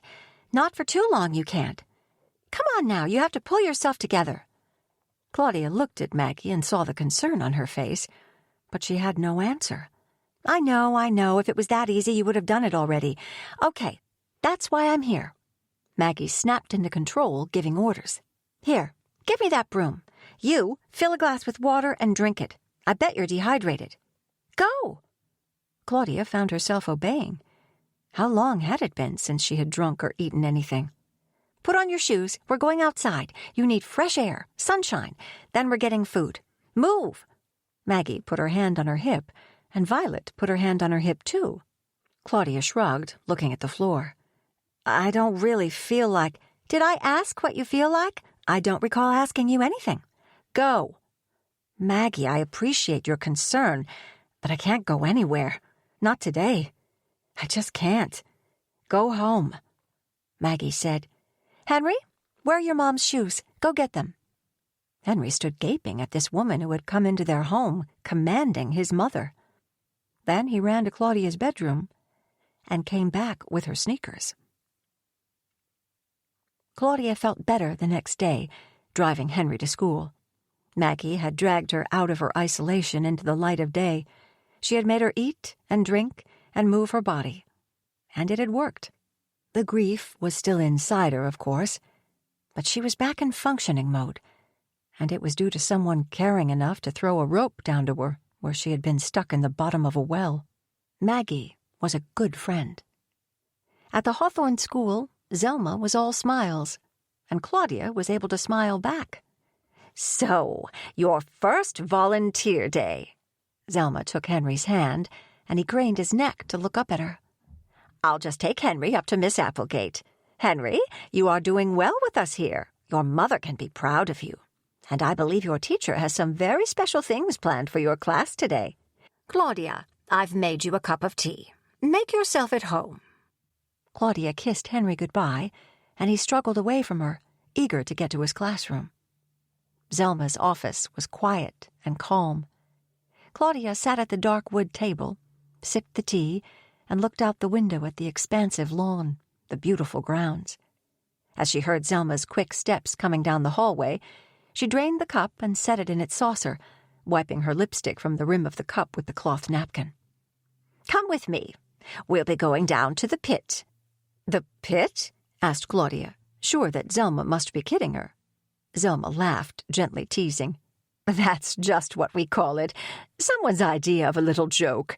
It's just a storage room downstairs, quite colorful and pleasant, as you'll see. You can leave your purse in my office." The stone staircase leading down to the tunnels was steep, and Claudia put one hand to the cold wall. But Zelma hurried on ahead of her with the balance and grace of a teenager. If Claudia had thought the school was cold, the underground passageways were glacial. The tunnels were lined with dim electric lamps that resembled candles. Their flickering made her feel a little dizzy and disoriented. Claudia imagined the nuns of the past who had walked through this labyrinth. She envisioned them in their habits, rosaries at their waists, speaking in low tones. On each side there were large, numbered metal doors. Zelma chatted as they went, indicating one room that housed school supplies, another garden tools, another furniture not currently needed. Zelma took out a keyring as they came to one of these doors and opened it, saying with theatrical flair, "Open sesame!" and stepping in to snap on several lamps that illuminated a large table piled high with glistening silks of brilliant colors and a wooden sewing basket. Claudia was reminded of the miller's daughter in the fairy tale, who was brought to a room filled with straw and required to spin it into gold if she wants to save her life. This did not look like a fun parent volunteer project to her. There were so many capes. This looked like drudgery. However, she would make the best of it. Henry was upstairs at an extraordinary school, and she would pay his tuition by stitching up rips in costumes. It was a fair deal. She was sure there would be other volunteer jobs that would be more to her liking in the future. As Zelma had promised, the room itself was charming and contrasted sharply with the dim tunnels. On all 4 walls were a mural hand-painted in brilliant colors depicting children, or were they elves, wearing caped hoods of various hues and walking down a path into a cave. Flowers taller than the little people towered over their heads. The brightness of the art made up for the lack of windows. Zelma left the heavy metal door propped against the tunnel wall when she left. After Zelma's steps had receded, Claudia realized how alone she was.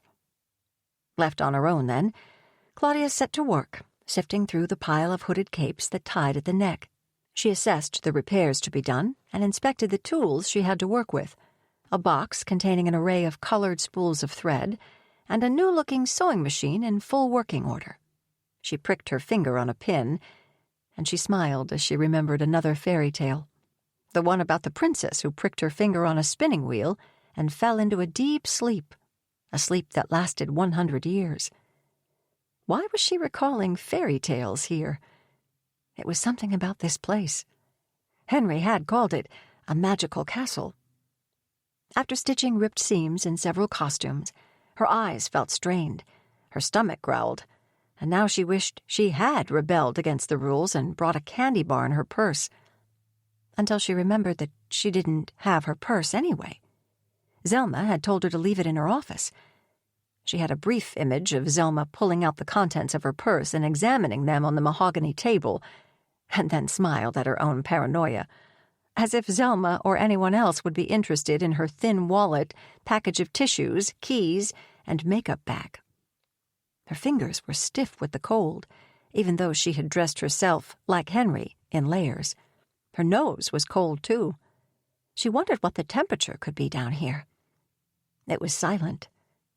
Silent as the tomb, she thought. It was even a little creepy. She wondered if anyone else was in the tunnels, perhaps sneaking around on tiptoes, perhaps even watching her from somewhere. She realized her imagination was running away with her. There was no clock. What time could it be? It had to be mid-morning by now. She began to wonder, should she call it a day and find her own way back upstairs? Is that what Zelma was expecting her to do? Or was Zelma going to come downstairs to get her at a certain point in the day? She hadn't said. She stood and stretched her neck from side to side and heard footsteps coming down through the tunnel. They were heavier than Zelma's. Chapter 10.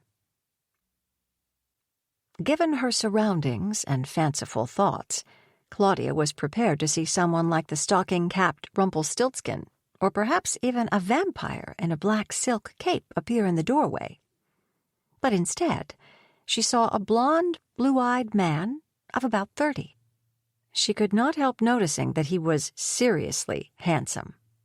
Seriously handsome was the phrase she and her high school girlfriends had used back in New Jersey, and she smiled as she remembered it. It had been a long time since the phrase had come to her mind, a long time since anyone had made her think of it. Frequent moves, changes in life direction, and then becoming a mother. All of these things had combined to make her lose track of every friend she'd ever had. The handsome apparition flashed perfect white teeth at her, pausing only a second as they locked eyes. His were bright, The illumination of the bare bulb in this dim little room made them look like blue glass. He said, "Zelma sent me to rescue you from the pit. My daughter Taylor is in your son's class. I'm Zelma's assistant. My name is Niles Holloway."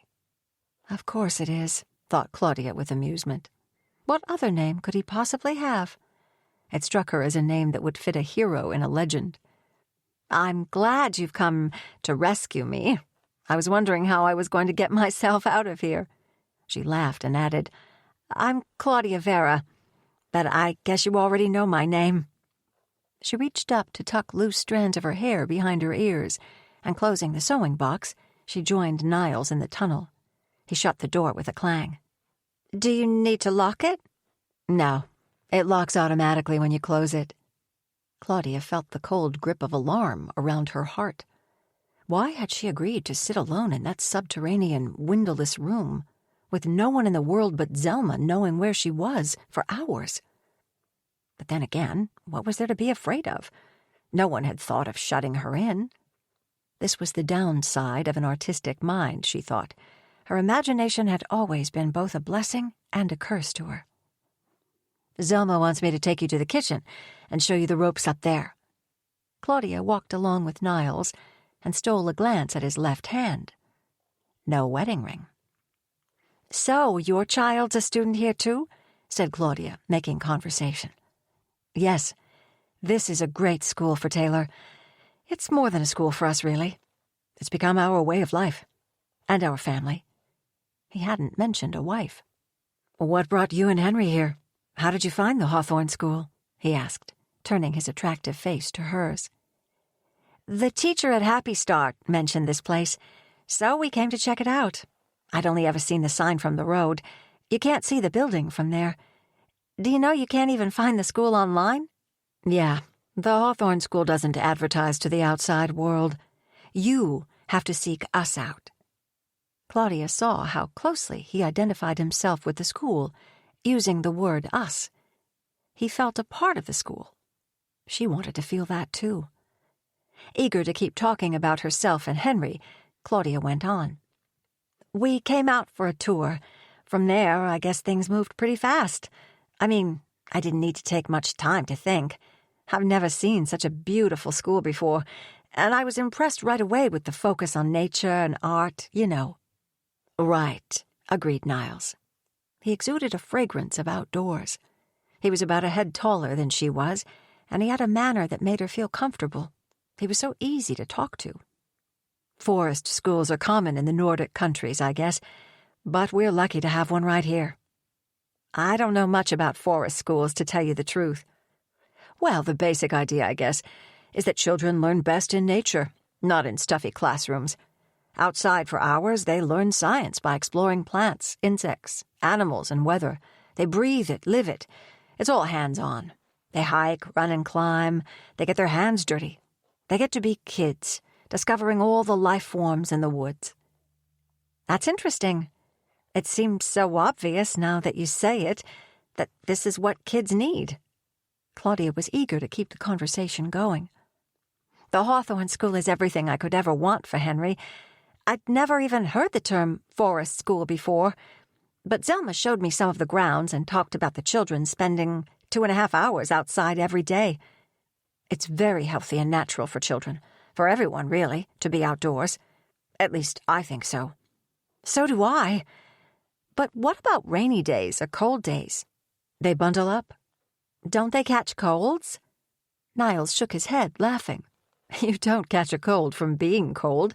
You catch a cold from being confined in a closed space with people who have colds.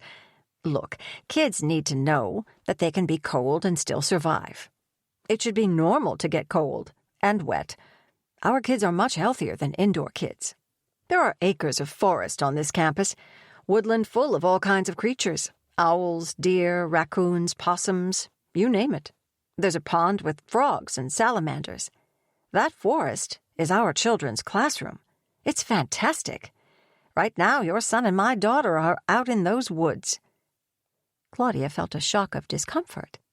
No one had asked her if they could take Henry into the woods. Would they keep a careful eye on him? The problem with most parents of our generation, Niles went on, is not trusting that kids can explore and be safe. She was pleased that he said our generation. He seemed to assume she was his age. She was sure he was older. Although he was very interesting, and getting more interesting by the minute, she needed to know that Henry was safe in the woods right now. Niles had warmed to his subject and continued with increasing passion.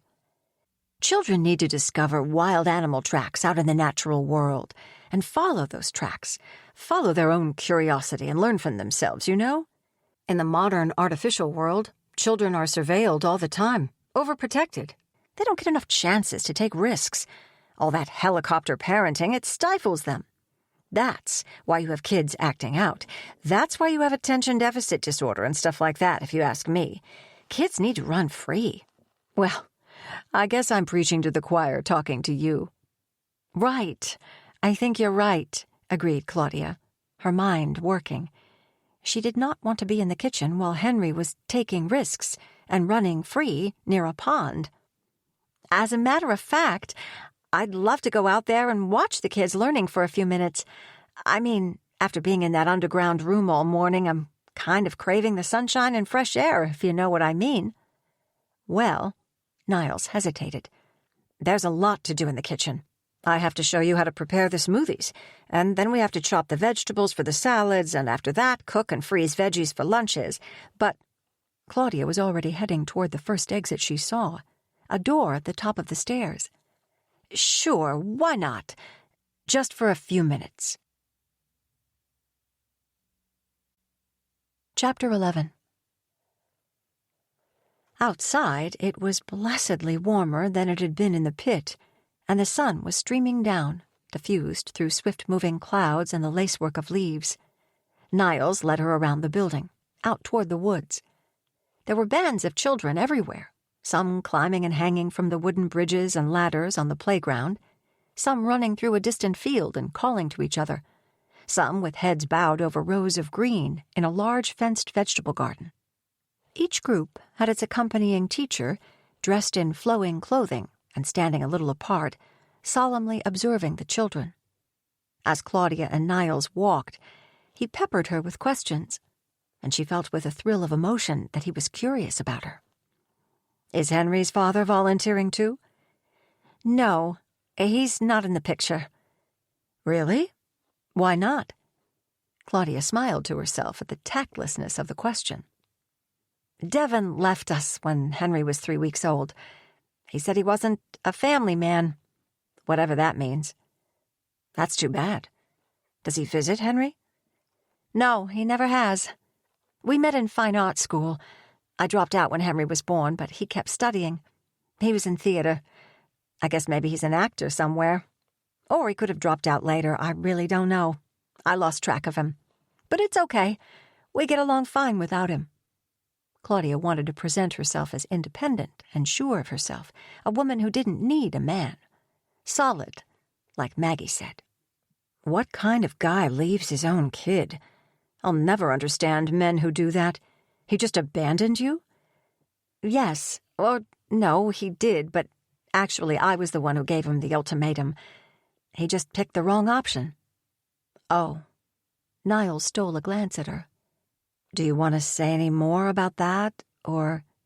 Yes, she did want to say some more about that. She wanted to tell this sensitive and interested listener about her life. She took a breath of fresh, clean air. We had a fight when Henry was 2 weeks old. I was exhausted and trying to figure out being the mother of a newborn who never seemed to sleep. And Devon came home, his eyes all wide and weird, tripping. He'd been experimenting with hallucinogenic drugs. All for the best reasons, of course. He was trying to understand the purpose of life and expand his mind, or some BS. So I was sitting there with our baby crying in my arms, and Devon was sitting there gripping the arms of his chair, his eyes bugging out at shadows on the wall. I was disgusted. The next day, when he was back to normal, I told him he had to choose once and for all. Drugs or us. He picked us. He promised that was the last time. But 6 days later, he said goodbye. He said his freedom was too high a price to pay for us. Niles was silent for a minute. You were really strong. It might have been easier to look past it, just to keep your child's father with you. I don't know if I was strong. I only did what I had to do. He was no help to us the way he was. He contributed money to the household, but the stress he caused wasn't worth it. I had my mother to fall back on then. I knew she'd step in and help me through once Devon was gone. She never did like him, although she never said so. I guess she saw through him before I did. And did she? Did she come through for you? Of course. I did feel strong when I was with her, because she was so strong. She came through for me that time and every time in my life. To be honest, I don't think I'm the same person anymore since she passed away. Oh, I'm sorry. Niles's voice was soft now. I didn't know. You really are alone in the world. Claudia felt her grief rising, threatening to overwhelm her. Tactfully changing the subject, he asked, You're not from the Midwest, are you? Am I detecting an Eastern accent? New Yorkish? Very good, she said, glad for the distraction. Northern New Jersey, actually. How long have you been here? About 3 months. I saw an ad for a position as a licensed massage therapist in a chiropractic clinic here, and my intuition told me to go for it, to get out of the rut we were in and come out to the Chicago area. Just to try it for a while, you know, and see if it's good for us. I mean, there was nothing to hold us there. Niles said, You could have answered an ad in Hawaii or Santa Fe or someplace like that. Why here? There wasn't an ad in any place like that, laughed Claudia. And why not here? I'd never been here before, and that's what I wanted mainly. Someplace I'd never been before. So you're open to new ways of life, said Niles with approval. Was she? First Maggie, and now Niles telling her what they saw when they looked at her. She didn't know that she was any of the things they saw. She had come here for a new start, that was certain. She and her mom had always moved around. She'd never thought of it as being a sign of novelty-seeking. But Niles seemed to think openness was a good thing, so she had no reason to contradict him. That's cool, he continued. I don't know what winters are like in New Jersey, but you'll find out what a Chicago winter is. In the autumn, it's pretty here. But this winter, you'll be buried under the snow. Claudia shivered at the image these words made in her mind. Buried under the snow. She was, in fact, used to snowy winters, and she hated the cold. But she liked it here, for now. When the winter came, she'd dress herself and Henry warmly. As they entered the woods and followed a trail, the gravel made a crunching sound beneath their feet. Claudia immediately felt her heart grow peaceful, as it always did in a natural space. The air was filled with layered birdsong. The brown and yellow-strewn leaves and verdant ground cover hid scampering little feet, signaling the busyness of the seen and unseen creatures around them. To the left and right, there were fallen branches and stumps of trees that had been struck down, probably by lightning. She thought of the levels of decomposition occurring in this biosphere, most of it invisible, mysterious. She loved the brilliant shade of green on the moss-covered trunks, and the way the great forest trees arched and swayed high above them. Niles walked along confidently, seeming to know where their children would be. They were so far out in the country that no traffic sounds could be heard. Claudia thought that in this place they could be in a world before cars. They could be in another time. They could be on another planet. The first class they came to was not Miss Applegate's. This is Miss D'Alessio's section of fives, the 5-year-olds, said Niles. They paused briefly, and Claudia watched as a teacher seated on a log with 6 5-year-olds showed them how to make dream catchers with found feathers. Claudia whispered to Niles, Do they disinfect those feathers somehow? I mean, birds carry diseases. Niles clapped her on the back affectionately. Do you worry about everything? Claudia considered. Yes. The answer to that question would be yes. Since she had become a mother, the number of things she worried about was staggering. She said nothing, and they moved on. For about 5 minutes, they saw no other human being. At last, they came to a section of 6s. "But where's Henry?" "Oh, they're deeper in the woods. But look here." Claudia saw a teacher supervising her 6-year-olds as they lit a fire. "Now," said the teacher, "bend forward toward the sticks to shield the flame from the wind." A little girl stood, focusing all her attention on the match in her tiny hands, her long wavy hair making a flowing tent over the flame. High above them, about 25 feet up, another little girl stood on the branch of a tree, shaking its branches and laughing. The teacher glanced at her once and calmly brought her attention back to the child with the match. Claudia turned to Niles, who only smiled and led her onward. "Children learn by doing. The question is this: do you want to keep your child safely insulated in bubble wrap, or do you want him to be free?" "Free, of course. It just seems that with all this freedom, there's bound to be an accident." "Occasionally. That's how we learn." Claudia thought about this as she glanced at Niles's profile. She didn't know anyone who took this attitude toward raising children. When she'd seen the other parents pick up their children from Happy Start, they were always giving orders and grabbing their hands to prevent them from running out into the parking lot. But Niles seemed confident and casual in his approach to parenting. His hand brushed hers, and he turned to smile at her. It was a dazzling smile. She tried to imagine herself as at ease as he was, and she saw herself and Niles together, romantic partners, working at the Hawthorne School and raising Henry and Taylor together. The movie in her head ran of its own volition. She wished it wouldn't. Claudia told herself she wasn't looking for a new relationship. She knew she didn't understand men, the way they thought, what mattered to them. Her own father and Henry's father had left.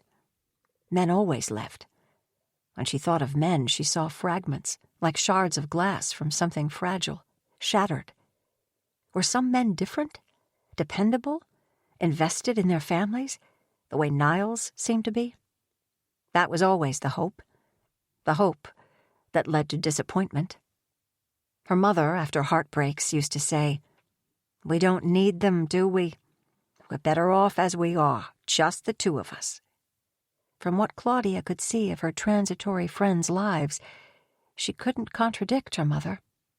You couldn't make men stay. You couldn't even stay yourself. Life was constant movement, dizzying. Nothing was forever, and no one was forever. They came to a clearing, and here was the back of Henry in his blue shirt, walking along the trunk of a fallen tree, both arms extended out to the sides for balance. Claudia felt overjoyed to see him. First, because he was okay, and second, because he looked like he was in his element. He was doing just what he wanted to do, with no threat of failure and no corner for time out. In the first moment, all she saw was Henry. When her heart and eyes had had their fill of him, she looked for Miss Applegate. Was she watching the children? Several yards away from Henry, at the edge of a small pond, 2 children were giving each other a mud shampoo.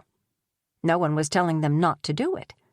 Claudia thought of intervening, or of pointing out the mud problem to Miss Applegate, and scanned the scene for her again. She was standing on the bank of a gully, holding a rope that had been tied to a tree branch, and she was speaking to 3 children. Claudia heard one of them, a boy, say, "Can I try?" Miss Applegate gave him the rope, instructed him to wrap his legs around and hold on, and then swung him across the gully where he let go of the rope and tumbled to the ground. Niles said, "Check out the kids in the mud puddle." He was smiling, relaxed. Apparently the mud shampoo was not considered something that needed to be stopped.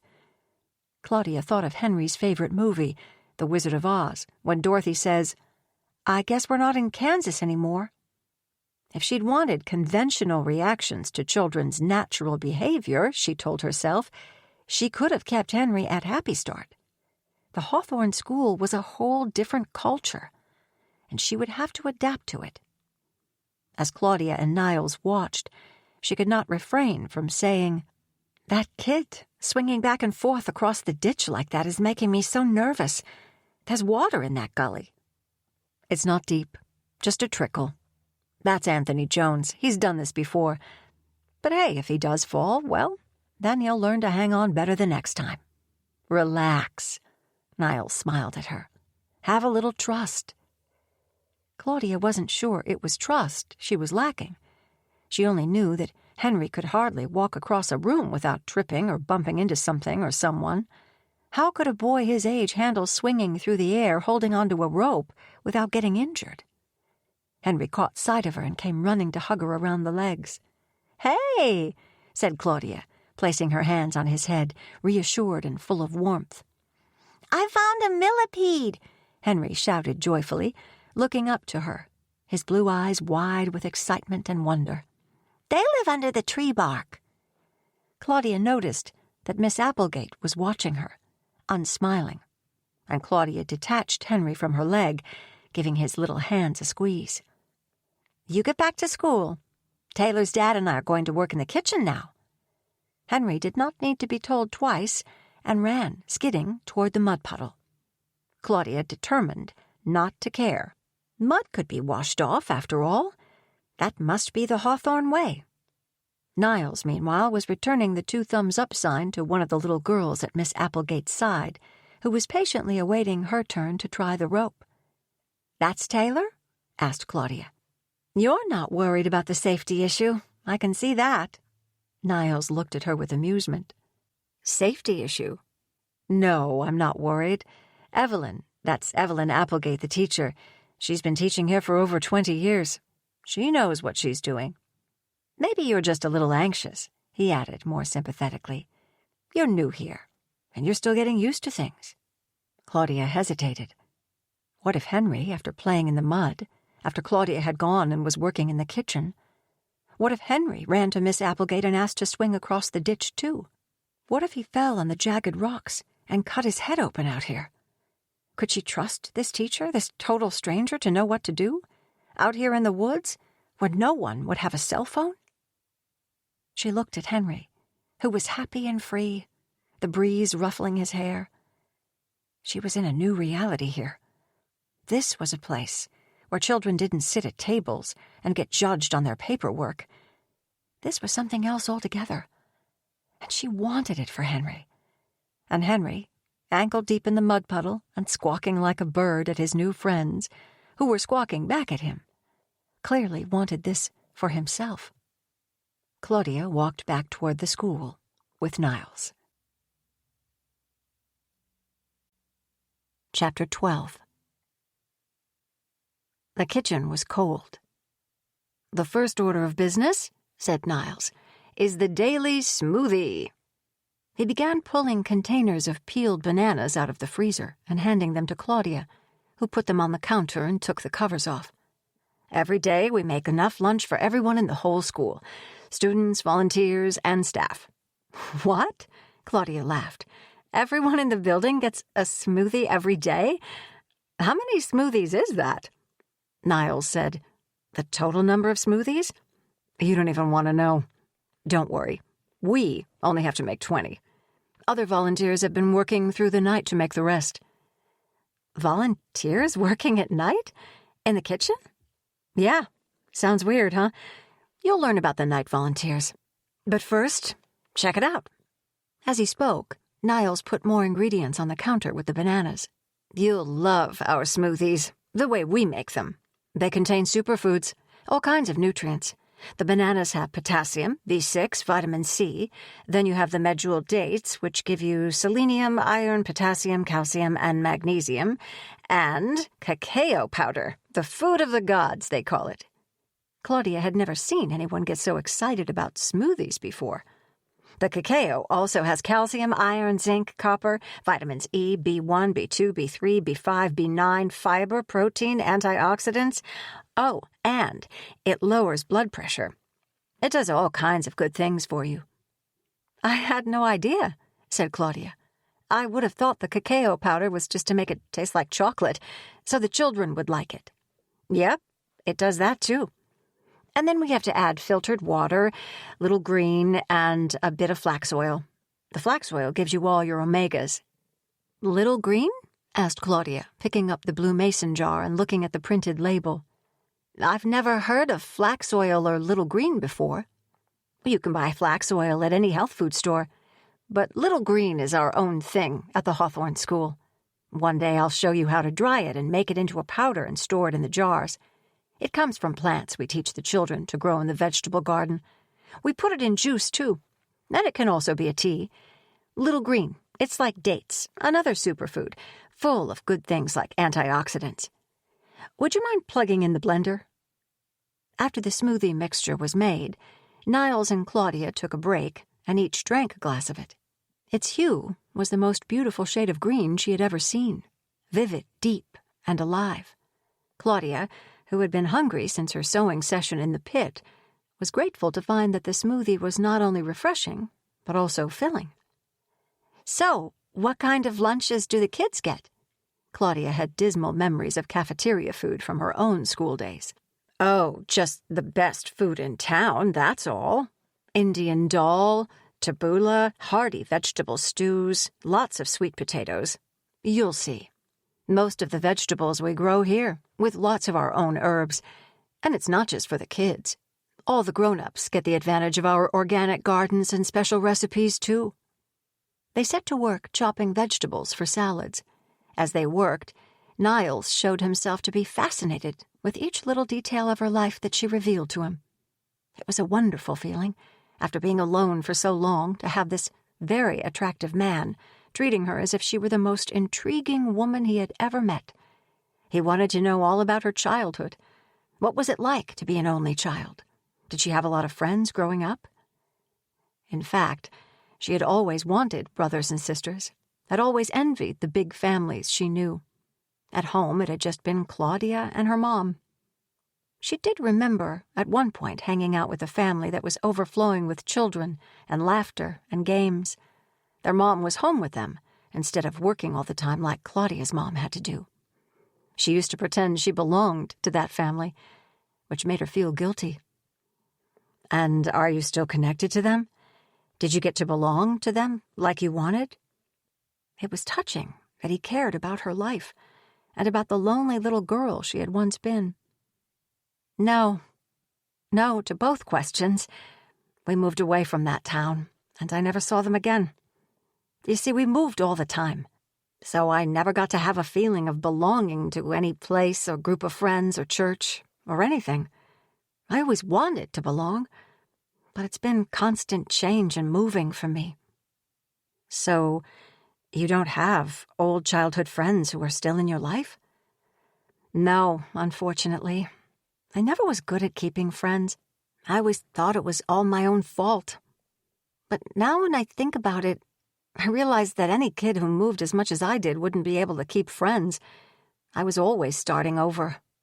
I didn't get to have that experience of working things through over years with a few constant friends. And always being new, I started to get shy by the time I was in junior high. It got harder to make new friends. Oh gosh, what a bore I am going on and on about myself. I'm sorry. Let's talk about you now. Oh no, please, don't be sorry. I'd much rather hear about you. I can see you're a person who really thinks about things. I like that. So then, if you don't mind my asking, what about as an adult? Do you have friends now? Well, I'm neighbors with one of the moms from this school. Do you know Maggie Timmerberg? Of course, Maggie. She's a good friend to have. It probably sounds sad, but I don't really have any friends I keep up with from the past. I do strike up superficial relationships wherever I go, but those aren't real friendships, are they? It's still like, why invest in people when I know I'm going to be moving on soon? Even after I grew up, I found that life kept moving me around. I started art school, but dropped out. I had a relationship with Henry's father, but that ended. I went to massage school, but that was a short course, 1 year. And then I started a job. I left that job to come here. It just seems natural for me to go somewhere new. And as soon as I'm getting used to it, Something happens, or else I feel like I have to go. Sounds like kind of a herky-jerky way to live, if you don't mind my saying so. Sounds like you've been wanting something stable. Am I right? Well, yes. Especially now that I have Henry. He may wind up being an only child like me. But I hope that he can have lifelong friends and a sense of community someplace, like I never had. Well, he can have that if you stop jumping around like a jackrabbit, laughed Niles. Claudia really liked him. Have you ever heard the expression, chosen families? A lot of people are closer to a group of people they've found than they are to the families they were born into. Whether your family is far away or they've passed away, or you just don't get along with them or whatever, you can, if you're lucky and open, find a new family of your own choosing, a community that becomes a family. Then you spend all your time with them. Holidays, spare time, whatever. And it feels right. You have a good feeling when you're with your chosen family. That's what the Hawthorne School has become for Taylor and me. Taylor and me. No mention of a wife, observed Claudia. He'd opened the door. She could ask. What about Taylor's mother? Niles looked away and his smile faded. She disappeared on us. I guess we're like you and Henry that way, abandoned. But we have a whole extended family in this school. We're okay. We're better than okay. We're great. I'm sorry. About your wife, I mean. Has it been a long time? Actually, it's still kind of raw. It's only been 6 months. See, we started Taylor here when she was 3. In the beginning, we both loved it. Then Fiona started talking about moving away and starting over. I didn't want to. Taylor was doing so well here. We argued about it. I told her no way. That wouldn't be fair to Taylor, and that I would do whatever I could to keep her here. I guess those sound like strong words, but I did feel strongly, and so did she. I never expected she would take off on us, though. I thought we'd keep arguing until I could get her to see it my way. But one fine day last April, she left us. Just like that. She didn't bother to leave a note or anything. She just drove away, tires peeling. Taylor watched her go. She was devastated. Niles struggled to compose himself. So, I guess Fiona's starting over like she said. But without us. She left her child? Claudia couldn't imagine how a mother could do that. I'm so sorry. She was a little sorry. But if she were honest with herself, she had to admit she was also pleased that this Fiona was gone, and that Niles was sharing this painful part of his life with her. Ugh, said Niles, wiping his eyes with the back of his sleeve. There were no tears, and Claudia guessed that his eyes were stinging with the effort of holding them in. His face was contorted with suffering. Can we talk about something else? Tell me more about you and Henry. Sure. Claudia wanted to give him a chance to pull himself together. He was grieving for Fiona, just as she was grieving for her mother. She understood what he must be feeling. It was easy to talk to Niles about Henry, and it was a relief. Henry's been kind of difficult for me. For everyone, I guess. Or maybe it's not fair to say he's difficult. Sometimes I think that he's actually perfectly fine, and the only problem is that I don't know what I'm doing. I might be messing him up somehow.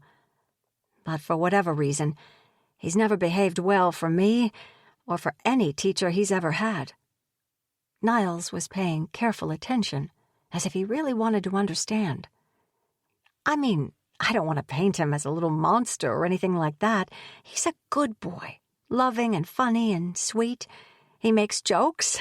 When he's in a good mood, he's affectionate. I think he's super smart. But then, of course, I would, wouldn't I? So then, what's the problem? In one word, cooperation. He just doesn't cooperate with anyone. Tell him to do something, and you can be sure he'll do the opposite. It may not sound like much, but it's wearing and exhausting. and I think it makes his teachers just not like him. I hope they can handle him here. Teachers usually call me in after a few days of school and complain about his misbehavior. He lets the class pet free in the classroom. He hides in the bathroom and colors on the walls in there. He somehow finds the teacher's cell phone and throws it in the garbage.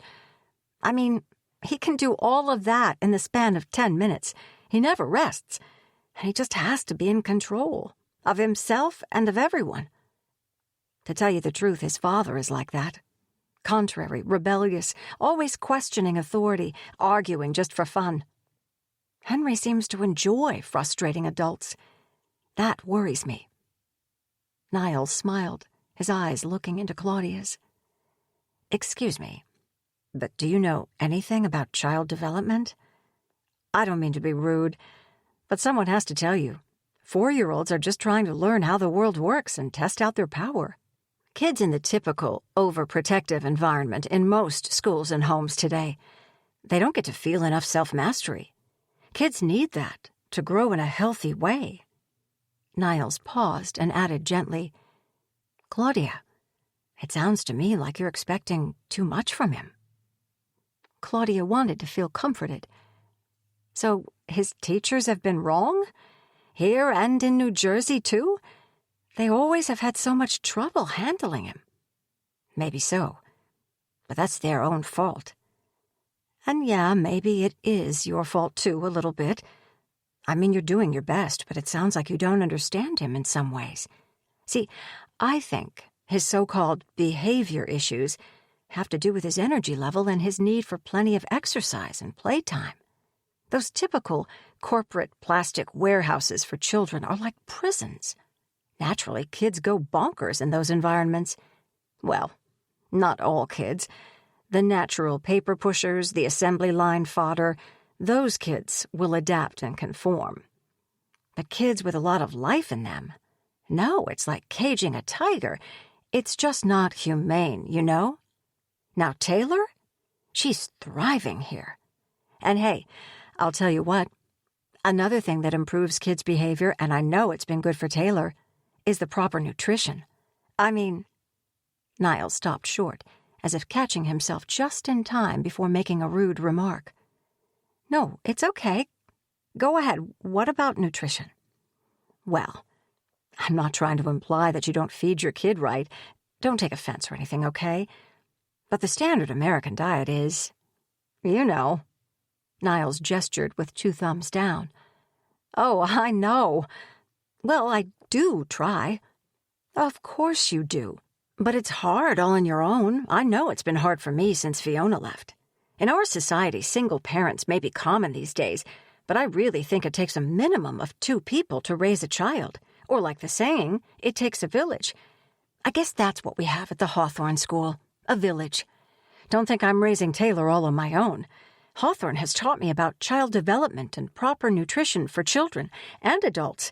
Here, everybody is into excellent nutrition, so it's easy to stick with it. No processed foods. You have to think. We're not just feeding our bodies, we're feeding our brains. You'll see. The Hawthorne way will get Henry regulated. Taylor's blooming like a little flower here.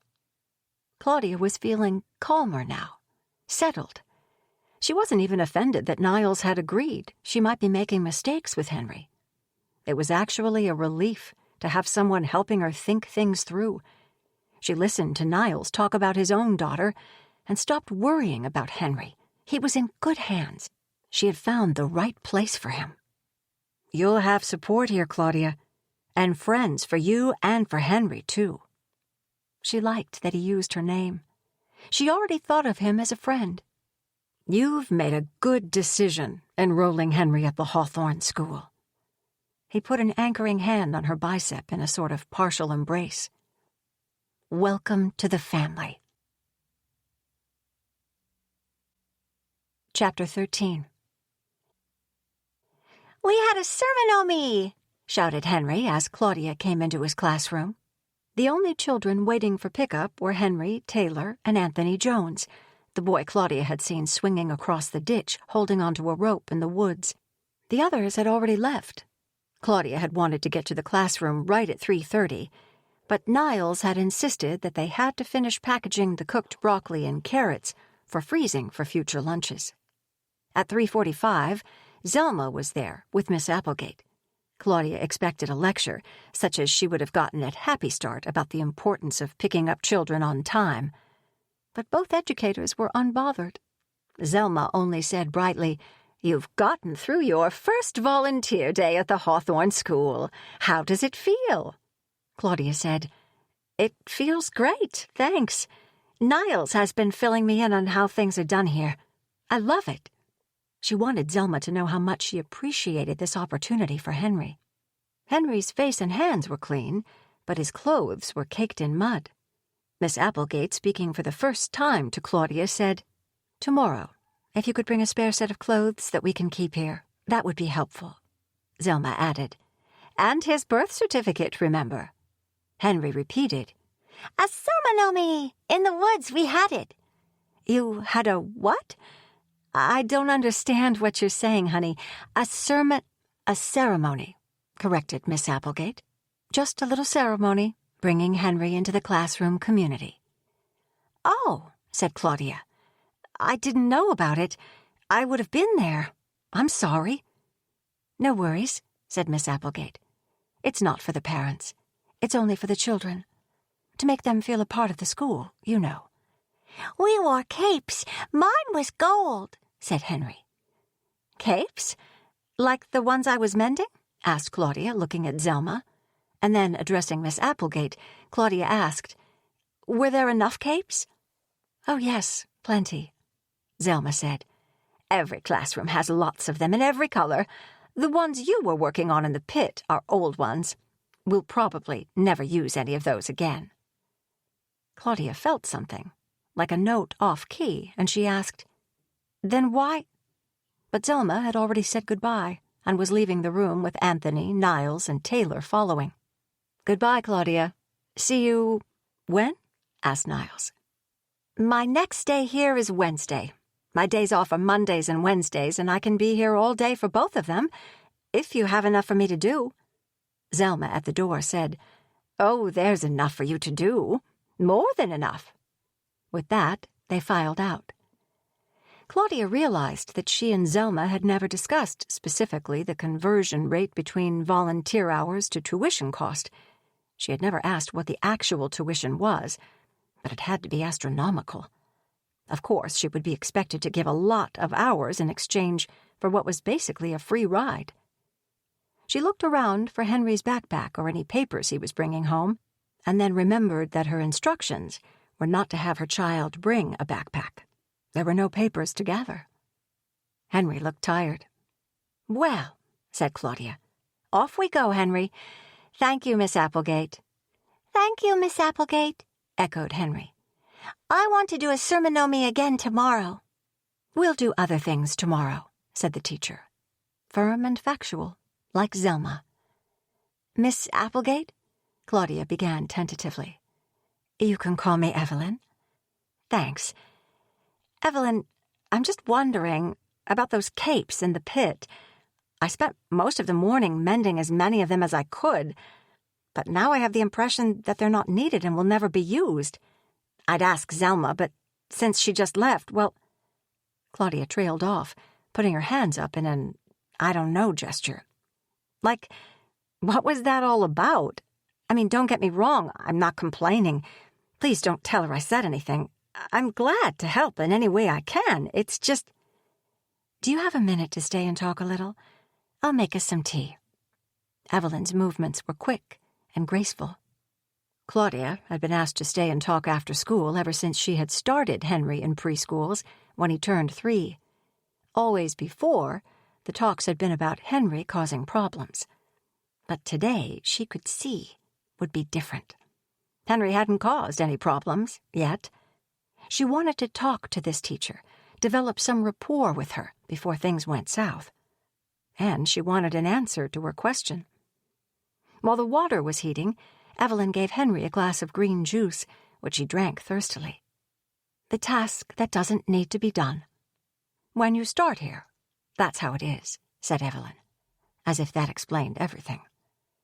Claudia nodded her head yes, and then said, "Actually, no, I don't understand. That's how what is?" "Well, sometimes Zelma will ask you to do things that might not make sense to you. She is the most magnanimous person you will ever meet. She goes to great lengths for the school. She wants to be sure that the people she's being magnanimous to are just as invested as she is. So she'll ask you to do a little something that may seem unnecessary, and then she'll observe your reaction. If you're enthusiastic about helping the school, she knows she's put her trust in the right person. But if you complain or question her, well, then—" She brought the cups to the low table, inviting Claudia to sit down with her. Evelyn picked up where she'd left off. "Let me give you some advice. Don't ask Zelma too many questions." Evelyn poured the tea. Claudia inhaled the pleasant aroma in the steam. "If you do have questions, come to me. Zelma's probably going out of her way for you. She does for every student she takes. If she accepts a family, it's because she believes they already get it, and that they belong here. She only takes the families that are willing to work with us. If you question a lot, she could think she made a mistake. Which she hasn't, of course, in your case. Just the fact that you asked me that question without even knowing how I would react. That shows that you're trusting and open. And that's key." "Trusting and open?" Claudia glanced at Henry, who was playing quietly on the rug with a prism, tilting the rainbow this way and that. "I feel like I keep hearing how trusting and open I am." Claudia felt a faint sense of discomfort, which she willed away. "Because those are the qualities that help you appreciate what we have here and to adapt to it. We're a different kind of school, Claudia. Parents who are demanding or forceful or close-minded. You know, the kind of people who march in with strong opinions and think they're going to get on committees and run the school. People like that don't fit in here. We already know what we're about. We have a strong foundation built by Julia Hawthorne." Claudia looked into Evelyn's hooded dark eyes. "I wouldn't think of trying to change the Hawthorne School. I'm grateful that we found it just as it is." Claudia and Evelyn sipped their tea. It tasted like some herb that Claudia could not quite identify. Hearty, not sweet, but surprisingly satisfying. Claudia had lots of herbal teas at home. Some were for detoxing, others for sleep or de-stressing, and still others for building the immune system. She liked this one, and made a mental note to ask where she could purchase some. "Do you like the tea?" asked Evelyn, seeming to read Claudia's thoughts. "It's Little Green, our own blend." "Ah, yes, Niles told me about it." Henry lay stomach down on the blue swirl rug and pretended he was swimming. The women, meditative, watched Henry. He was unself-conscious, not showing off, and not shy either, but focused on crossing his fantasy ocean. "Zelma told me that Henry's only grandmother passed away recently." In answer to Claudia's questioning look, Evelyn added, "She shares with me any information that could be helpful to our work in the classroom." "Yes. Unfortunately, it's just Henry and me here." "Ah. Do you miss your mother, then?" "It's still hard for me to talk about." She didn't want to lose her composure in front of Henry's teacher. "I completely understand that." Evelyn gazed out the window as the wind kicked up, rocking the tree branches. "Come on by after school as often as you like. We can sit and talk like this." Sitting here, in this quiet room with this kind teacher who was taking time to explain things to her, she felt a growing sense of well-being and a sense that Evelyn Applegate was going to be her friend. Or if not her friend, then at least her collaborator in doing her best for Henry. "I specifically asked Zelma to put Henry in my class, you know." "You did? When?" "As soon as I saw you, while you were taking the tour. I knew that he is just the kind of student I do best with." Claudia wondered how Evelyn could have made such a judgment so quickly, glancing up as briefly as she did while spooning the corn into the children's bowls. She also thought, that if Evelyn knew how difficult Henry could be, she wouldn't have asked for him. She thought she should prepare her, at least a little. Actually, Henry is pretty strong-minded. I know. I can tell. I like that in a child. He's strong-minded, as you say, and he's also open and ready to learn, when the right methods are used. I feel a bond with him already. Claudia, rising out of her cloud of well-being, felt the word was out of place. A bond, did you say? Yes, you know. The bond between a student and teacher makes all the difference. See, that's what was missing in his other school. Zelma told me about the issues he's had in the mainstream school. Evelyn pronounced mainstream with a hint of disdain. Zelma thought since I was going to have him in my classroom, I should know what his previous school experience had been. Schools with time-out corners and all that judgment and failure and stress. Now she spoke in a voice that seemed to be quoting someone unlikable. They have to learn to sit still and trace dotted lines. They must learn to hold a pencil and write their letters so they won't fall behind in kindergarten. Then, when they get to second grade, they start taking standardized tests. Teachers must teach to the tests. Schools take away art and recess so the children can practice for the ridiculous tests. Evelyn spoke with emotion now, a passion that reminded Claudia of Niles's. They have completely lost any little understanding they ever had of the world of the child. Julia Hawthorne wrote a book. Have you read it? The World of the Child. No, I haven't. Evelyn got up and went to her desk and returned with a white book. Here, take this one. We have lots of copies. Keep it. Read a little each night. This book is our Bible, our inspiration. Everything we do is based on this book, when you come right down to it. Chapter 14. At home, Claudia tried to get as much as she could out of Henry about his school day. Did Miss Applegate let him swing on the rope in the woods? What happened in the ceremony? Was his teacher nice? Were his clothes warm enough?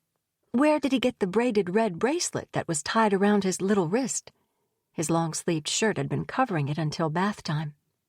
All he would say was that all the kids in his class had the red bracelet, that the teacher wore lots of them, that he saw a mama raccoon walking with her babies, and that he liked this school.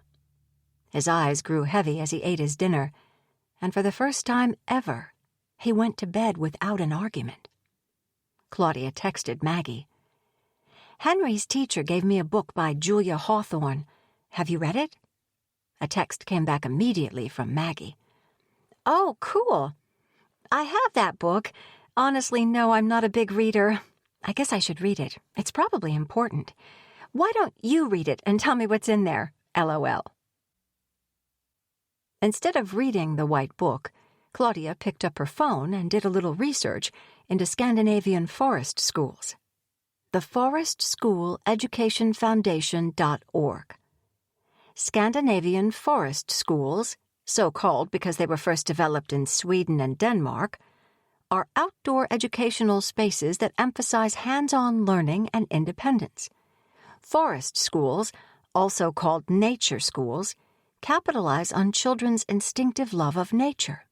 Students of forest schools are encouraged to explore, using all their senses, and they develop a strong sense of self-mastery and superior motor development.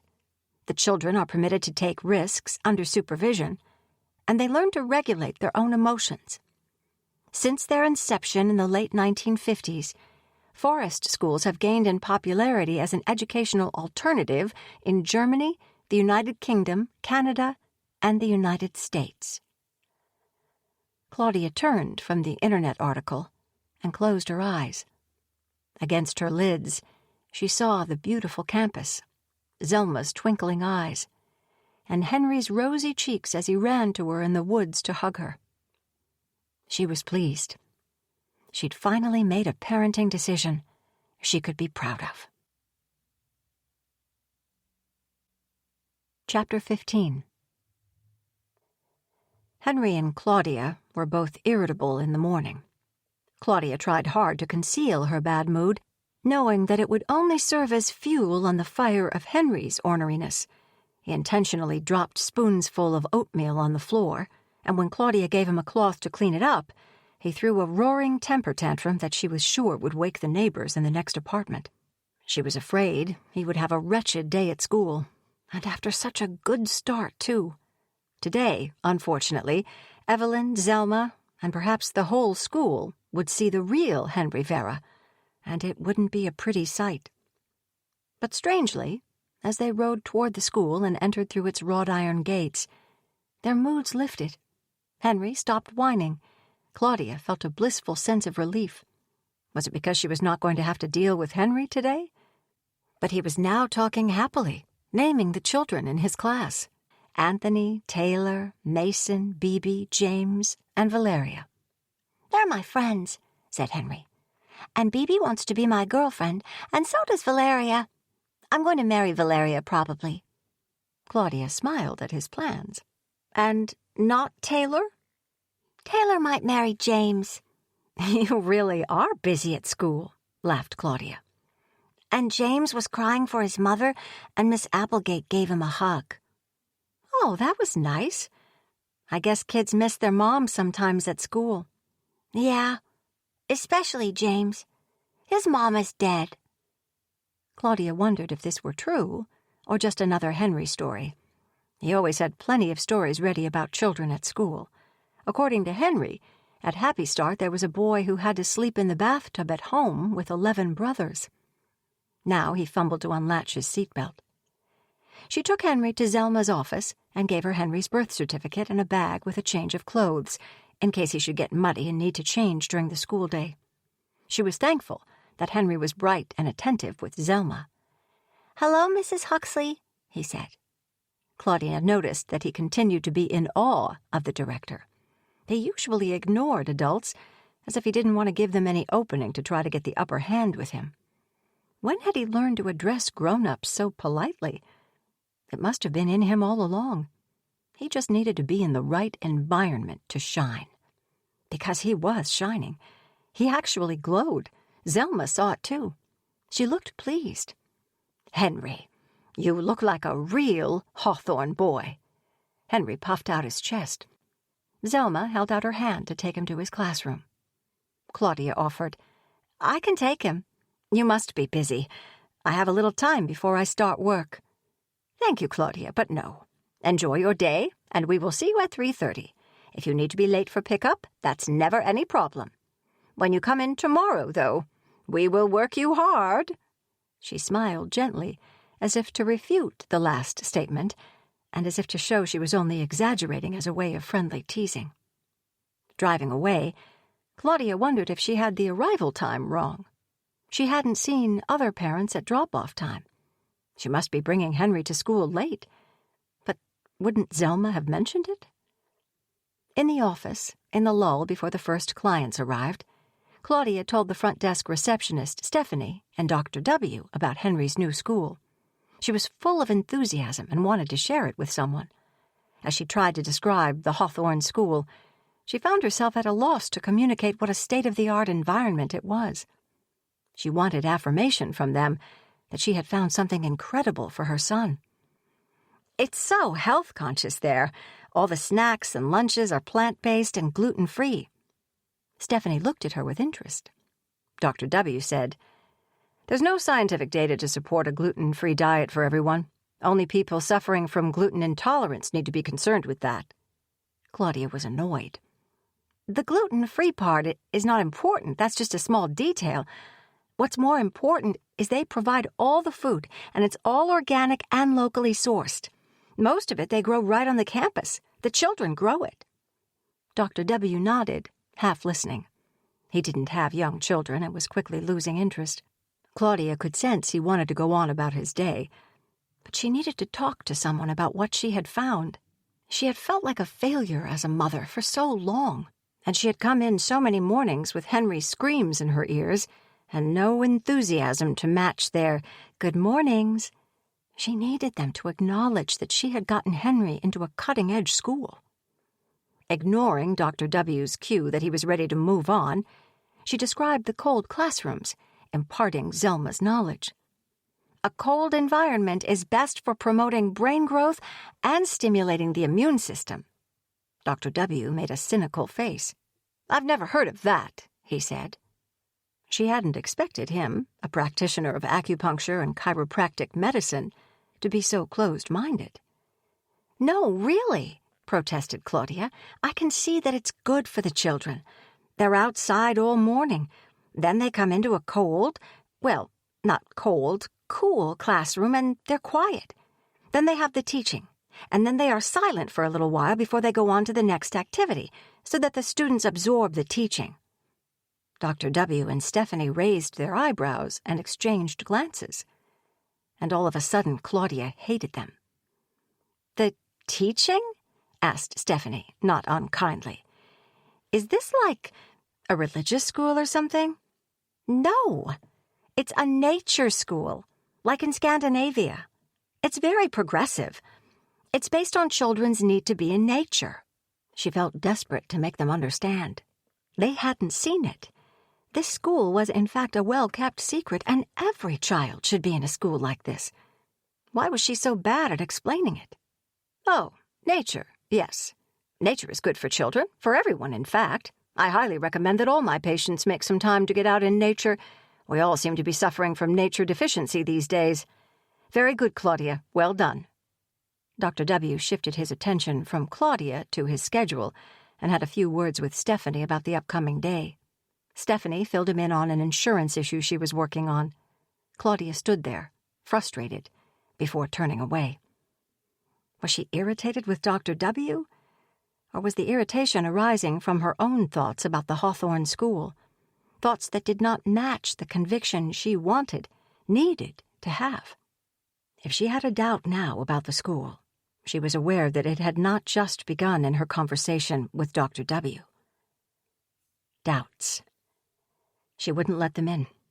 The unsettling thoughts, the confusion that would have her packing up, making impulsive changes. Niles had told her she could have stability for Henry at the Hawthorne School. It was grief, she knew, that made everything tilt sideways, that made her want to run. It's what she and her mom had always done. So what if Dr. W. did not share her enthusiasm for nature schools? People were allowed to have different opinions, and the Hawthorne School clearly was not for everyone. And if Dr. W. had a wrong impression, it was only based on ignorance anyway. She felt better. She was on solid ground with a path forward. In a few short days, she had progressed from exhausted uncertainty to hope. In the dark massage room, with Zen-like music playing and the air diffuser dispensing the fragrance of eucalyptus to promote relaxation, Claudia worked out the knots in other people's bodies. Some wanted silence, but others she knew always wanted to chat. She tried asking them if they'd ever heard of the Hawthorne School, but they brought the conversation back to their bodies. Self-concerned, all enjoying some me time, they asked her, "Is my neck the stiffest you've ever worked on? Are my back muscles tighter than last time? Am I your worst case?" She tried to give them the answers that would soothe them. Perversely, most of them wanted to hear that they were in awful shape, worse shape than anyone she had ever seen, and that the stress in their lives must be just terrible. She cared for each of her clients and wanted them to get better, but they seldom exercised or did anything to help themselves between visits. So many of them were in denial about their worsening condition and refused to see their own responsibility in it. And when they saw her, they wanted her emotional attention as much as her physical attention. It was demanding work, but Claudia had always loved massage. It was a big part of who she was in the world. She was proud of the specialized knowledge she had continued to gain as she had gone on to study facets of the art in continuing education courses, shiatsu, Thai, and hot stone massage. She was always excited to learn more techniques and improve her skills. It felt good to relieve people's pain. Compared to taking care of Henry, massage felt easy and clear. She always knew what to do to loosen a trigger point. With Henry, she was never quite sure how to deal with him, because nothing she tried succeeded for very long. A technique that seemed effective one day might fail the next. Massage wasn't like that. Her work had been her respite, the sector of her life where she could feel a sense of achievement. During her half-hour lunch break, Dr. W. passed her by with a cursory, "How's it going, Claudia?" as he threw back the last of his kombucha and headed into the examining room to treat a patient. Stephanie was watching a movie on her laptop, but glanced up as Claudia approached to take a look at her afternoon schedule. "I know, right?" said Stephanie. "It's packed. People really like you, Claudia." "Oh, thank you. That's nice to hear. No, really. People come out of their massage saying they feel so much better, and they book with you again. You're getting to be the favorite massage therapist around here," she added teasingly. "Watch that the other therapists don't get jealous." Since Claudia worked different hours from the other therapists and never saw them, she was not worried about their jealousy. She wished that their schedules did overlap. It could be lonely work. In spite of Stephanie's affirming words that she'd been longing to hear, Claudia still felt off and hoped that no one else could see it or sense it. She supposed she missed Henry. She now felt a longing to leave work and go to the Hawthorne school, to be with him. She didn't usually miss him when he was at school. He was the center of her life, but she'd always enjoyed their time apart to recharge from the exhausting work of raising him. This was a first, and she could not explain it to herself. The wish to not be at work, and instead be with her son at school. Chapter 16. That evening, Henry was by turns quiet and raging. He'd been sleepy in the car, too sleepy to tell her about his day. That was to be expected. He didn't usually get to spend so much time outside. Even on weekends, she never kept him outside playing at the park for 2.5 hours, and they'd never had a backyard. The combination of getting used to new classmates and a new teacher, and all that exercise and fresh air, would make him tired. But then, since he was tired, he should want to sleep. Instead, he threw himself on the floor, refusing to brush his teeth, take his bath, put on his pajamas, listen to a story, or even listen to anything Claudia tried to tell him or ask him. He'd had tantrums before, lots of them, but this one was a doozy. It was the longest one he'd had yet. He'd pushed her away when she tried to comfort him, and returned to his world of rage. It went on until he roared himself to sleep. Claudia picked him up off the floor and carried him to his bed, feeling depressed. Of course, any mother would feel depressed with a child who was so unhappy. She knew she shouldn't take it personally, but it was hard that he would not accept her hugs or even pay any attention to her words when he got like this. She wondered with dread if he'd had a tantrum at school. How long would they keep him if he acted this way for them? Henry was attending basically for free as it was, and she wished he could understand that and behave accordingly. She collapsed into bed. She knew she should roll out her yoga mat and practice in the living room for 45 minutes, to take time to breathe and to release her own tight muscles. She should stretch and reset herself before sleep. That's what she would do if she were taking care of herself. As she lay in her own bed, she felt icily alone. Outside her window, the full moon, yellow and mottled, rode high in the sky, eerie and lovely. She wished there were someone loving beside her, and that she could say to him, "Look, isn't that beautiful? Is that what they call the harvest moon?" But she was alone. She gazed at the night sky until her eyes fell shut. Chapter 17. Wednesday morning, Claudia and Henry were both eager to drive back in through the tall gates of the Hawthorne School. For her, this would be another volunteer day. Henry, to Claudia's relief, had cooperated in getting ready, even opening his mouth wide to have his teeth brushed and putting on his own shoes.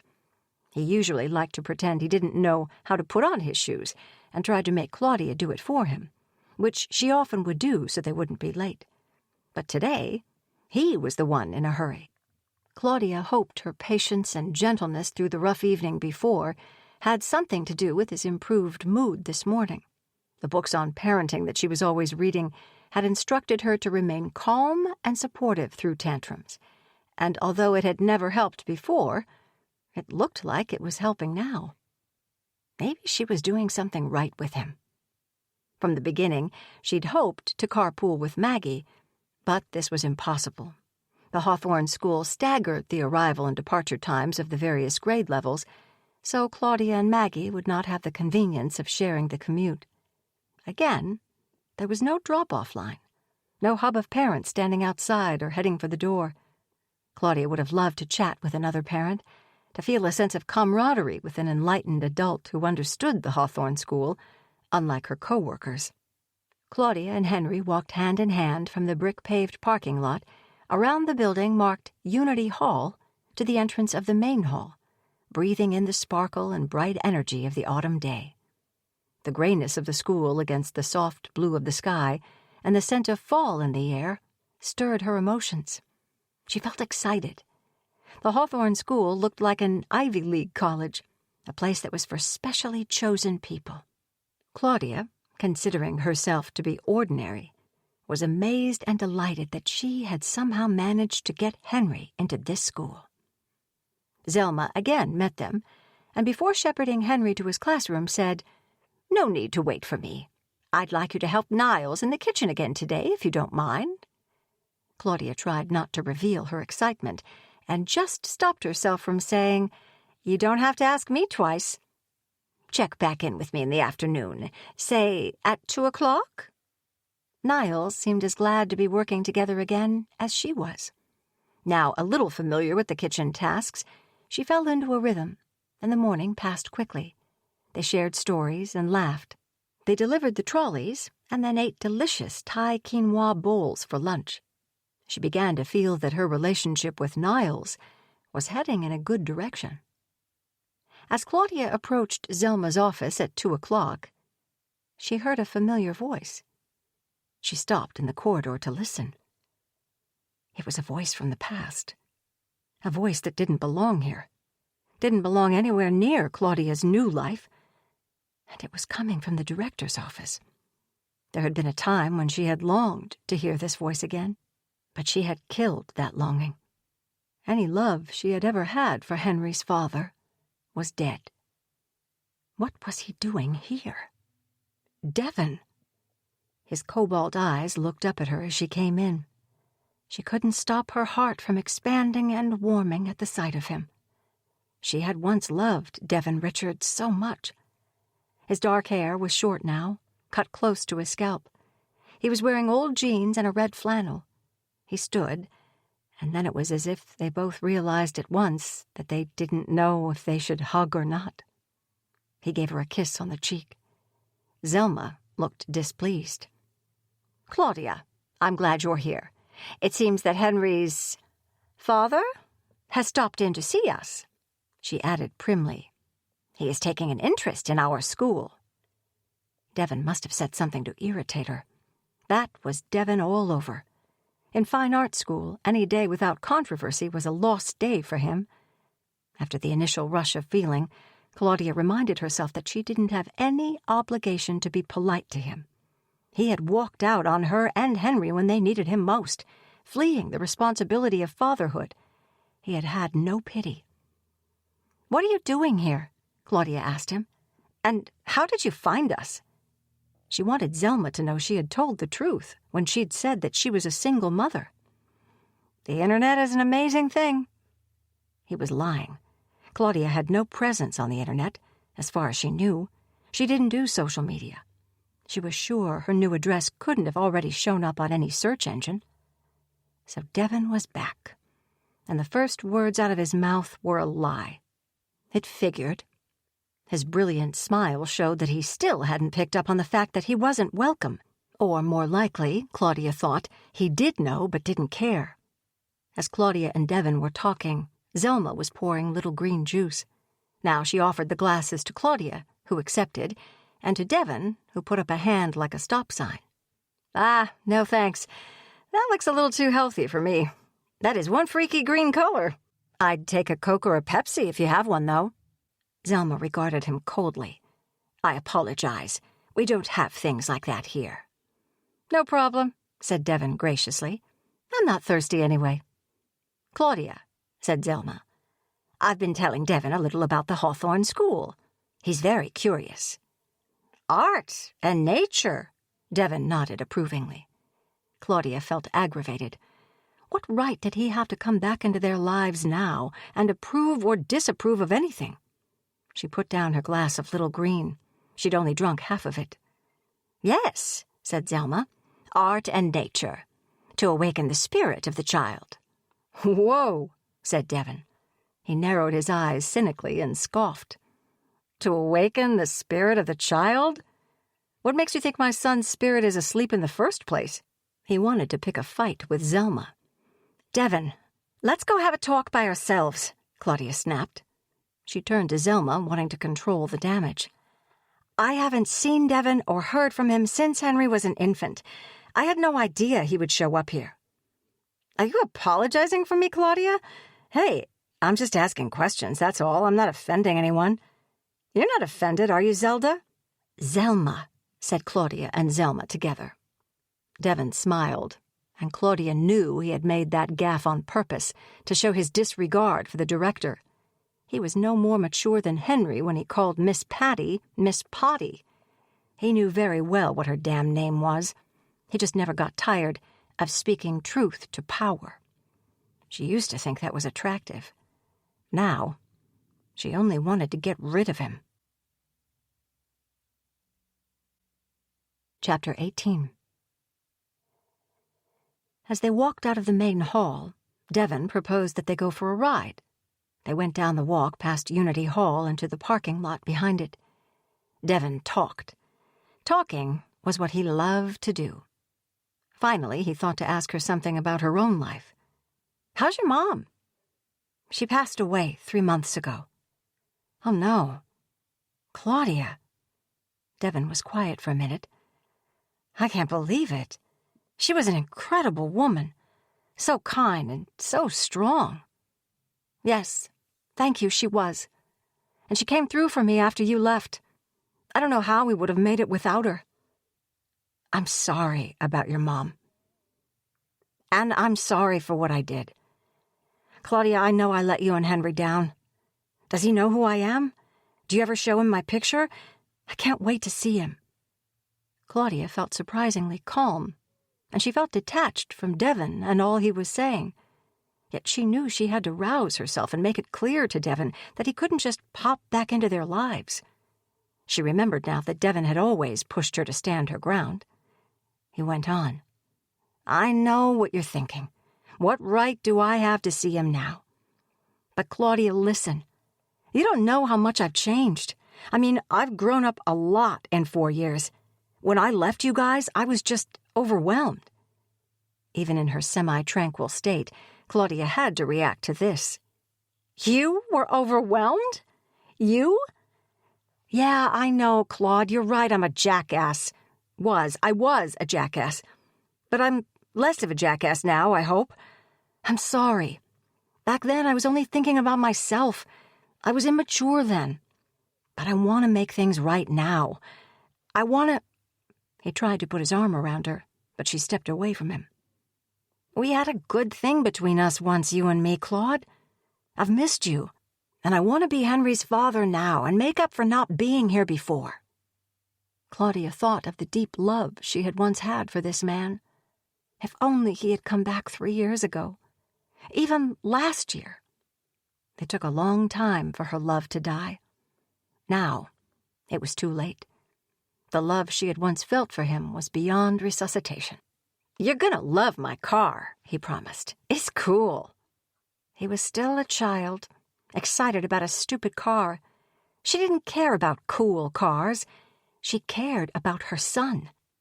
Devon's car was an orange Volkswagen Beetle. What else? As they rode, he shifted gears and talked on and on. "I've put in job applications all around here. Restaurant server, print shop assistant, whatever." "What about acting?" "I've done some stuff. I was even in New York City, on Broadway. What do you think of that? I mean, minor roles. I never got the roles I wanted, but still. It was my dream just to be in that world at all. But you know what? When I got there, I realized I didn't really care about it. Life's funny, huh? You can work and work toward a goal, and then when you get it, you throw it all away, supplied Claudia.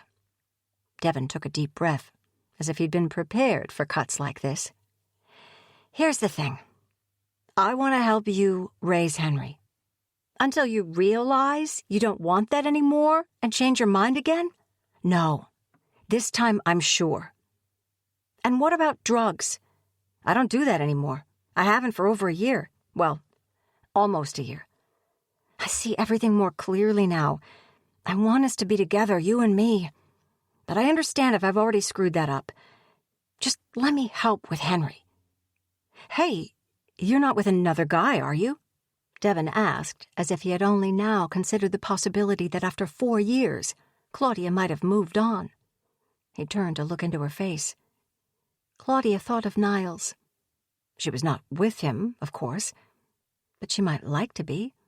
A relationship with Niles could develop in time. It's really none of your business at this point.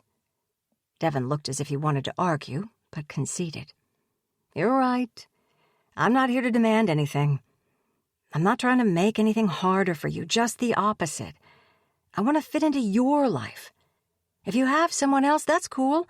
I can just be here for Henry. I'm his dad. Hey, that director lady, she took me up to see a classroom real quick. She wouldn't let me get a good look around, but what the heck kind of school is that, Claude? What do you mean? I mean, I never saw kids like that. I'm no expert on kids or anything, but is this a weird kid school? No. What are you talking about?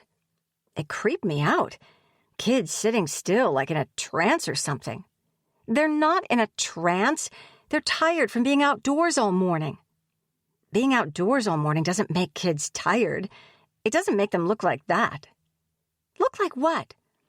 I don't know. But don't you see it? It's like something's wrong with them. They're like tranquilized or scared or suppressed or something. Oh, suppressed. Oppressed, you mean? By authority, right? Devon shook his head. It's just weird, he insisted. I don't think I like this school for Henry. You don't like this school for Henry? You don't even know Henry. The very first thing you ask about him is if he's seen a picture of you. Have you seen a picture of him? Have you ever even asked to? You abandoned us, remember? You gave up any right you had to any opinion about his education. What makes you think you can show up now and try to interfere with how I'm raising him? I have been raising him, Devon. I have been figuring everything out all on my own, with no help from you. I have been dealing with his teachers, and I have found this school for him. This school understands him and supports me, which is more than you can say for yourself. We don't need you now, Devon. He looked hurt, but rallied quickly. But I want you to need me now. I want to be in your lives. I want you to let me see Henry. Oh, you want? It's all about what you want. Is that what you think? What about Henry? What does he want? Don't you think he'd want to meet his father if he knew I was here? Doesn't every kid want to know his father? They drove through the beautiful rural area, where the land had some low hills, dotted with farms and tracts of woodland. They drove and argued until the end of the school day. It was just like old times. Claudia had forgotten how passionately disagreeable he could be. And yet, she had once loved his feistiness, had loved how much he cared about everything, his assumption that he had a right to whatever he wanted in life, an assumption she had never shared. Devon wore Claudia down. Of course, a boy had a right to meet his own father, or sperm donor. She would like to introduce Devon to Henry with just that qualification. This is your sperm donor. After all, that's all Devon had turned out to be. He certainly wasn't a father in any real sense to Henry. He'd done nothing to earn the title of father. But naturally, she couldn't say sperm donor to a 4-year-old. Of course, she would let Devon meet Henry. She was aware that once Devon saw his son, he would be likely to be even more stubbornly intent on inserting himself into their lives. Yet she could not justify keeping them apart. She would never want Henry to blame her later in life for not letting him have a relationship with his father. She would let them meet, certainly not for Devon's sake, but only for Henry's. Chapter 19. Henry's reaction to meeting his long-lost daddy was underwhelming and obviously dampened Devon's spirits. Claudia was glad. They met in Evelyn's classroom, and the teacher watched with inquisitive interest. "Henry, this is your father." Claudia tried to make her voice sound cheery. "Hey, little buddy," said Devon, kneeling down and ruffling Henry's black hair that was so like his own. "Hey, it's good to see you, champ. Hey, you have a good day at school?" Henry regarded the strange adult wordlessly, as if he were seeing straight through him. "I hope he does see straight through him," thought Claudia. "I hope he sees that he can never count on this guy." "Hey, bro," persisted Devon. "You tired, little dude? You hungry? You want McDonald's?" "We don't eat stuff like that," put in Claudia. Devon, for once, looked chastened, accepting correction.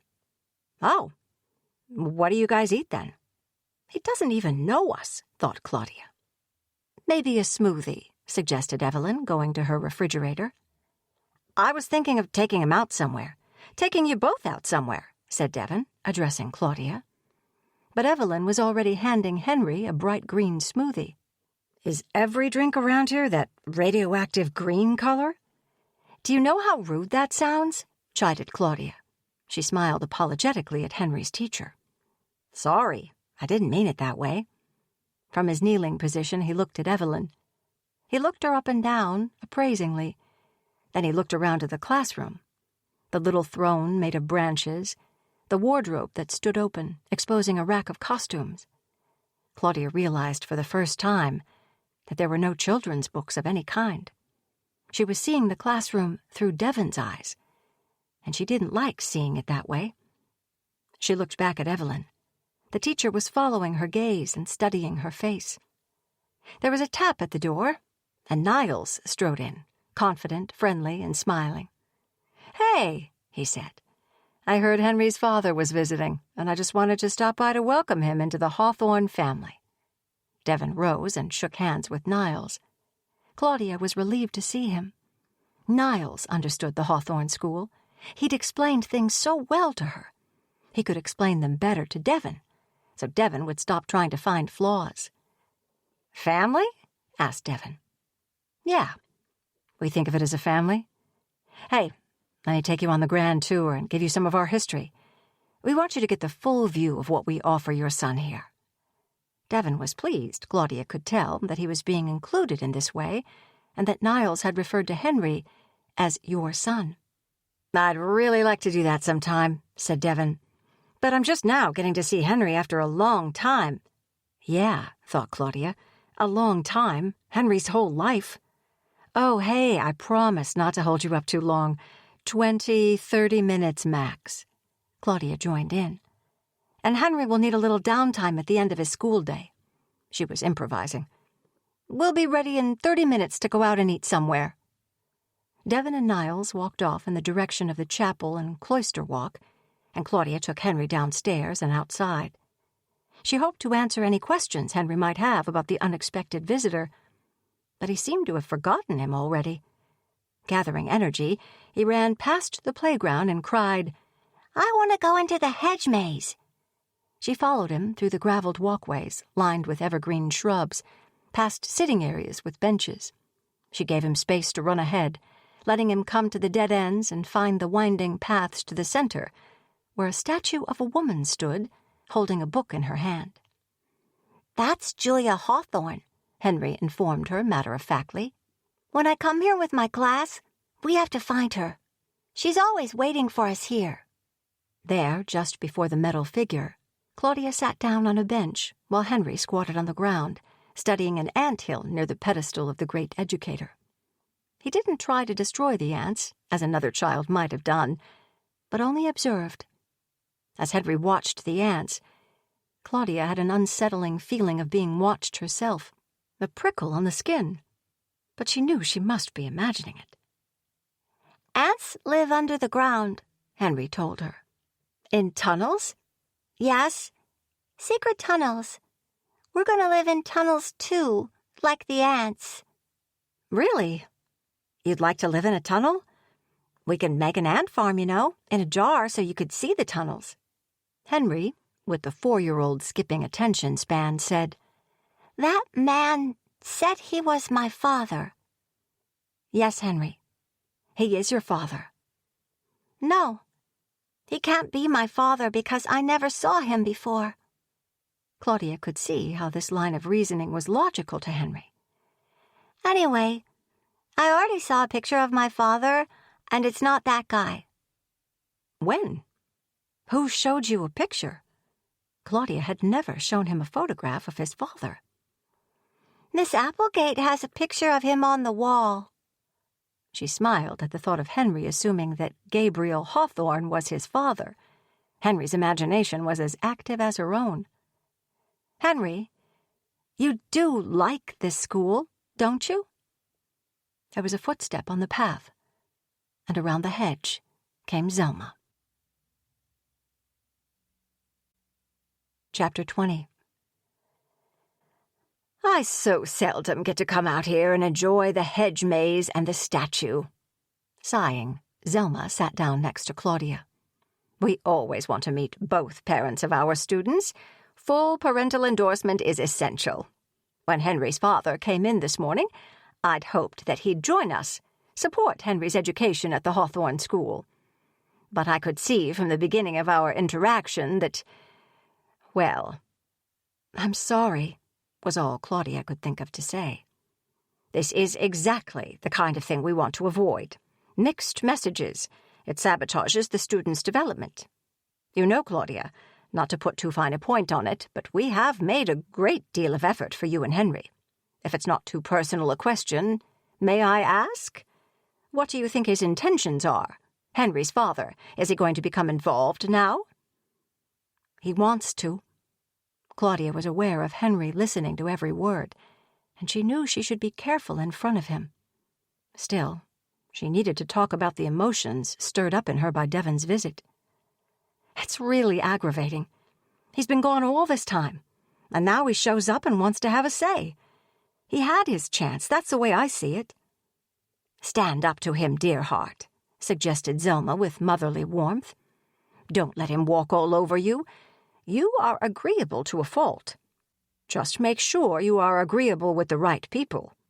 Was he abusive to you? Oh, no. Never anything like that. He's immature, that's all. And he got overwhelmed when Henry was born, so he just left us. Classic story. But now he says he's changed and wants to play an active role. But I feel like we finally settled into a rhythm, Henry and I, and found our places, and... Claudia hesitated here. He doesn't much like the Hawthorne School so far. He's done nothing but criticize it all afternoon. I hope Niles can help him see it the way it really is. But once Devon gets an idea in his head, he's like a bulldog. He doesn't let go. Facts don't persuade him. He loves to argue and to make people see things his way. How frustrating, said Zelma. She was deep in thought. You know, Claudia, it is our policy that both parents must be entirely on board with the Hawthorne way. If he isn't, well, I don't like to say this, but the fact is, if he is now assuming his role as Henry's father and he doesn't come around, we'll have to let you and Henry go. As much as it would pain us to do that. It's harmful to have one parent undermining a child's education. I've seen it before. And in my experience, it never ends well. It confuses the child, you see. Niles will try to help Devon see what we are offering Henry, but if Niles fails, well, I hope you understand. Claudia's spirit sank. Devon was back, and he was going to upend their lives with his stubborn will. Chapter 21. They were at the Mexican restaurant in town, where sequin sombreros hung on the peach-colored walls and reggaeton music pulsed from speakers in the corners. Claudia ordered in Spanish, and as the server turned away, Devon said, "That's cool. I wish I could speak another language. Maybe you could teach me Spanish." Claudia didn't remind Devon that he'd tried learning Spanish from her once before. His interest had lasted all of 5 minutes, and he'd given up when he realized it would require long-term effort. She knew he didn't want to learn Spanish now. What he wanted was to hint that he intended to be around for a while. "So tell me," said Claudia, determined to expose Devon's lie. "How did you find me again? Where am I on the internet?" "You're not. That's what took me so long to find you. You're the only person under 90 who doesn't have some kind of social media account. What's up with that?" "I don't like wasting my time, and I value my privacy," she added pointedly. "So, how did you find me then?" "Like I said, the internet. There's a website, Zorba.com, I think it is, where you can post a message for someone you're looking for.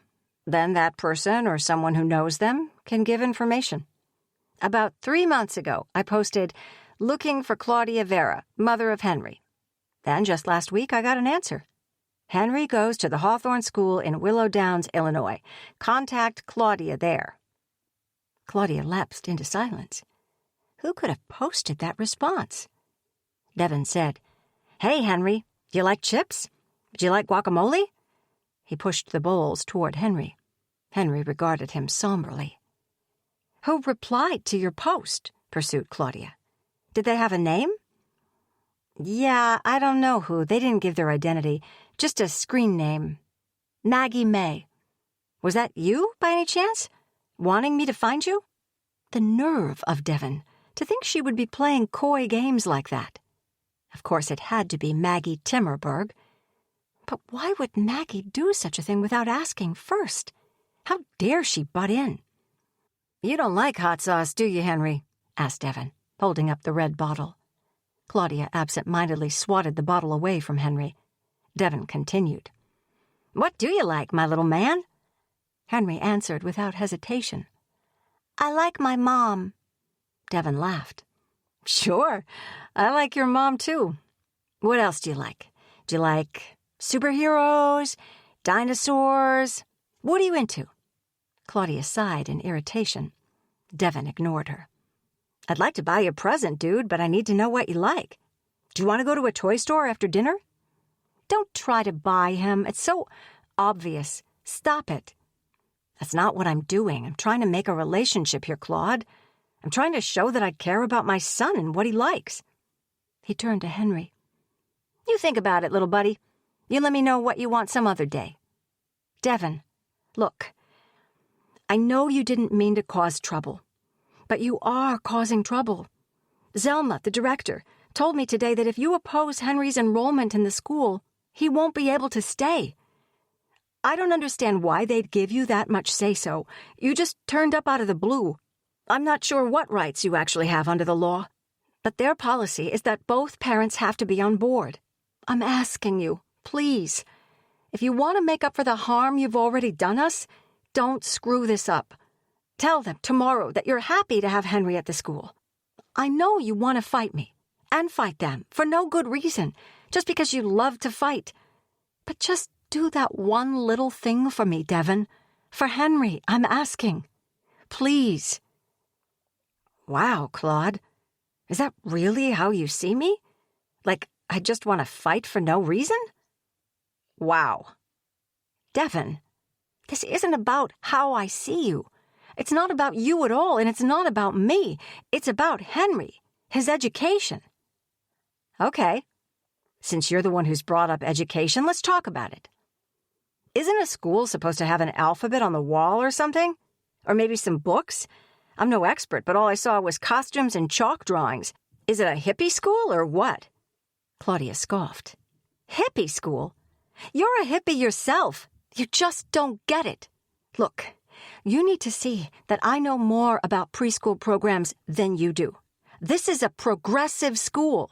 It offers the best education around. Henry's lucky to even get in. Other kids are on the waiting list. Okay. I don't know as much as you do, Claude. You're smart and I'm an idiot. But I still have my opinions. And I'm just not so sure about this so-called education. That Niles, nice guy, by the way. I mean, he does have a creepy way of staring, his eyes are kind of... Geez, Devin, stop with the personal remarks. You're so judgmental. What's wrong with the education, according to you, since you're so well-informed on the topic? Oh, nothing. Except there is none. Niles says they don't learn to read until they're ready. I asked him, what if they're never ready? He goes, reading is overrated. Then he smiles, that goofy, friendly smile of his, like I'm going to agree with that. He's just kidding. They learn to read when they're organically ready. For now, their teacher recites fairy tales to them during lunch, and in time they'll learn to recite them just from listening. It's called the oral tradition, in case you've never heard of it. Right now she's telling them the Snow Queen. Devin's eyes lit up with amusement. The Snow Queen? That's about Zelda, right? That lady is cold. You know what her name is, Devin. Zelma. And she's only cold to you because you're rude to her. I just call it the way I see it. People don't like that? I couldn't care less what people think. That's how I am. Devin grinned and reached across to ruffle Henry's hair, and Henry ducked. So the kids just run around outside, and then the teacher recites a fairy tale. That's the curriculum? No. They learn to make music and to use their hands, and they learn to play the flute, speak Spanish, and garden, and build things out of wood. They learn tons of things that I would think you would be all over. And you would be, if you just didn't like to fight so much. Stop being so oppositional. What do you think, little buddy? Devin addressed Henry, who was focused on his burrito, which Claudia had cut up into small pieces for him. Do you like that weird school? Or do you want to go to a real school? Henry looked at Claudia, confused. Claudia burst out. No, Devin, stop it. You don't get to ruin everything I've found for Henry. What are you offering us? Nothing. Are you ready to make a commitment to him? Or is it all just talk, like last time? Because his school has already given us more support than you ever have. The server came bustling over, alarmed by Claudia's raised voice. Claudia answered, Perdón, todo está bien. No hay ningún problema. Perdónenos la molestia. La cuenta, por favor. As the server prepared the bill at the cash register, Devin said in a low tone, I'm not leaving you this time, Claude. I'm never leaving again. I'm going to be right by your side from now on. I'm going to be a father to Henry. I'm not here to cause trouble. I really do care about you. You don't have to care about me. I'm not going to push for that. You can be with someone else if you want. Oh, that's so broad-minded of you. Thank you so very much. But Henry is my son. Nothing can ever change that. For his sake, we have to work together now. You're trying to interfere with all my efforts. Is that your idea of working together? Do you even have any idea how hard it's been all this time, doing everything by myself? And now, when I finally got something really good, you show up and try to smash it to pieces. I'm not going to let you do it. Do you understand me? Devin looked stricken. She had finally penetrated his obtuseness, his thick defenses, and she felt a sense of satisfaction. She pushed on. If you're really back and you want to support us, then support us. Support us, Devin. Get out of the way. And I make all the decisions, not you. Chapter 22. Claudia, Henry in tow, rapped on Maggie's door. Maggie's brightness at the sight of Claudia dimmed immediately. What's happened? Maggie stepped aside and waved Claudia and Henry in. Violet grabbed Henry's hand, and the two of them ran off to play. You should know. What's that supposed to mean? Devin? Maggie bit her lip and avoided Claudia's stare. Maggie, how could you? What were you thinking? You had no right to meddle in my life like that. You went out of your way to find Devon and tell him where I was." "So it didn't go well?" "No, of course not. But that's completely beside the point. The point is, why did you do it?" I hoped. I thought I could build a bridge. You said you loved him once, and you're all alone with Henry. How would you like it if I contacted Violet's father and tried to build a bridge?" Maggie considered. "Never mind. This is a completely different situation. I told you what Devon was like." "Yes, but he could have changed. People do, you know. And the Hawthorne School likes to have—" "Both parents on board, I know. Zelma informed me of that policy, as I'm sure she did you. But that's not going to happen, as I could have told you if you'd just asked. And now Devon might ruin everything." Maggie put her hand over her eyes. "Oh, Claudia, I'm so stupid. Please don't be mad at me. I was only trying to help. I thought you might even fall in love again if you just saw each other after all this time. But you're absolutely right. And now you'll hate me and never be my friend again." Claudia, forgetting her own indignation for a moment, hugged Maggie. She didn't like seeing her so distressed. After all, Maggie hadn't done it out of meanness, but only out of simplicity. She was like a child. That night, Claudia's headache was more punishing than it had ever been. Her thoughts, when she could think at all, revolved around Devon. She had been harsh with him. What if he really did want to make amends now? It might be true that he had grown up in the past 4 years. She had. What had he said to make her so angry? He had only pointed out some unusual things about the school. She'd had some of those same thoughts herself, until she came to understand better. It was natural to question something so different, so untraditional. Devon was stubborn and considered himself an expert on everything.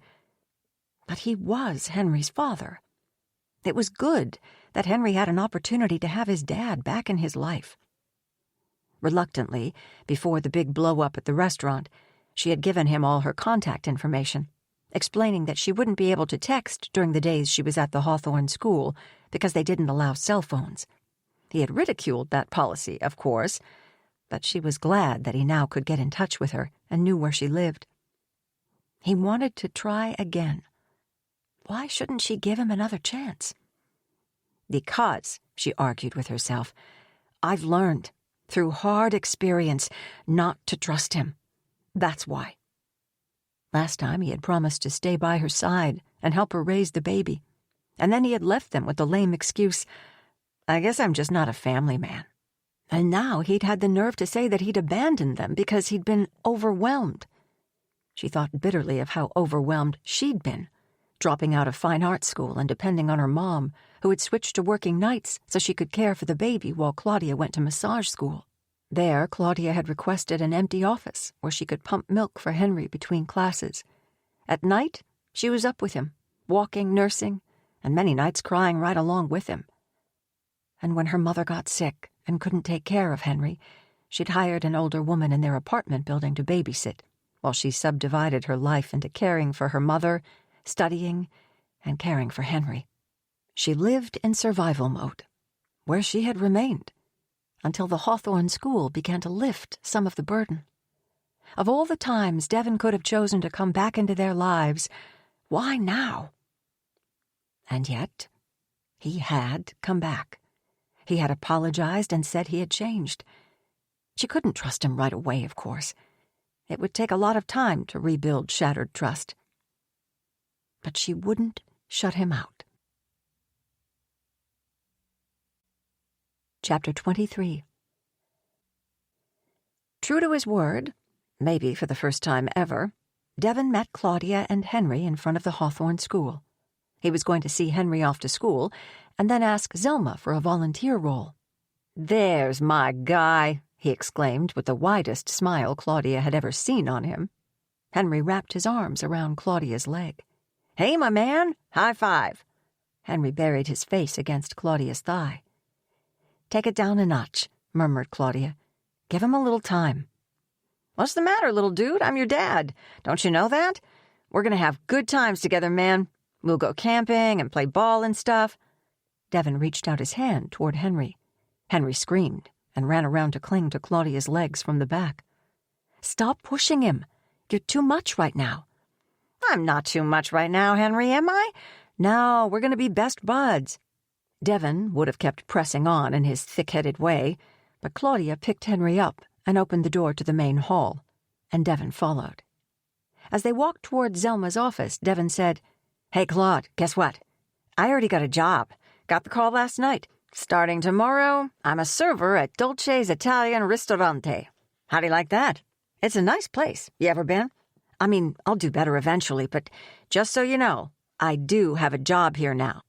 Claudia resisted the urge to ask him if he wanted a medal. "Ah," Zelma said as she appeared at her office door. "I couldn't help overhearing." Henry ran to her and took her hand. He looked up into her face, waiting for her to acknowledge him. "So, Devon, you have a job in town. Well, that's wonderful. And you're willing to do some volunteer work here, too? That's grand. Henry, good morning. Isn't that grand?" "Good morning," said Henry. Claudia noticed how he stood so straight and proud next to Zelma. He trusted her. Devon had to be noticing it, too. "Yes, my hours will be afternoons and evenings. Dolce's isn't open in the morning, so any morning you like. How about this morning?" "Perfect. But first I was hoping to observe Henry's classroom, see what's going on in there, what you guys are teaching my son.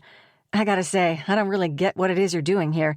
How about if I hang out in Henry's classroom for an hour or so, and maybe volunteer after that?" Claudia pressed Devon's arm, and he looked down at her hand. She let go. "Devon, you can't just observe a classroom like that without the teacher having any notice." Devon paused, looking into Claudia's eyes. It was that touch. She knew he was feeling it still, because she was. He was wondering if there was any chance. Zelma nodded. She was looking back and forth between the two of them, her sharp little eyes not missing anything. "That's right, Claudia. Well, good. I'll have Niles come down in just a little while and take you out to the woods, Devon, and teach you how to gather wild ginseng." Devon laughed explosively. "Gather? I mean, okay, sounds good," said Devon. He tried to catch Claudia's eye. Zelma smiled good-naturedly. "Don't go off the trails in the forest. It's easy to get lost." She beamed down at Henry. "Come along, Henry. I'll take you up to your classroom." After school, as Claudia led Henry out to her car, she heard running footsteps behind them. Devon ran up and threw a casual arm around her shoulder. She shrugged him off, trying not to betray the attraction she was already beginning to feel for him again. He didn't deserve it. "Claudia," he said, not acknowledging the rebuff. "Wait till I tell you about my day at school. I hung out with Niles the whole day, and you're not going to believe what I saw." "Okay," sighed Claudia. They had arrived at her car, and she fished in her purse for her keys. "What did you see?" Devon pointed vaguely in the direction of the vegetable garden and the greenhouse. "Oh, man. Do you even know what they're growing out there?" "Do tell," said Claudia, trying to sound bored. "Herbs. Wow, amazing. No, you don't get it. Not just any herbs. Devon, I already know." "You do?" "Yes. The herbs for Little Green. The mixture for adding nutrition to the smoothies, juice, and teas. It's a superfood combination." Devon snorted. "Superfood? Is that what they call it?" "What are you implying?" "Not implying, my dear little innocent one. Informing. You don't know what those herbs are." Claudia didn't want to admit that she didn't. Devon, in his element, shared his knowledge. "Common mugwort is one. It's a ditchweed. Looks like ragweed. We sold it in dried leaf form at Health for You. Artemisia vulgaris is the Latin name." He was showing off. So, it's a mild intoxicant," he said triumphantly. "It's used for calming the nerves."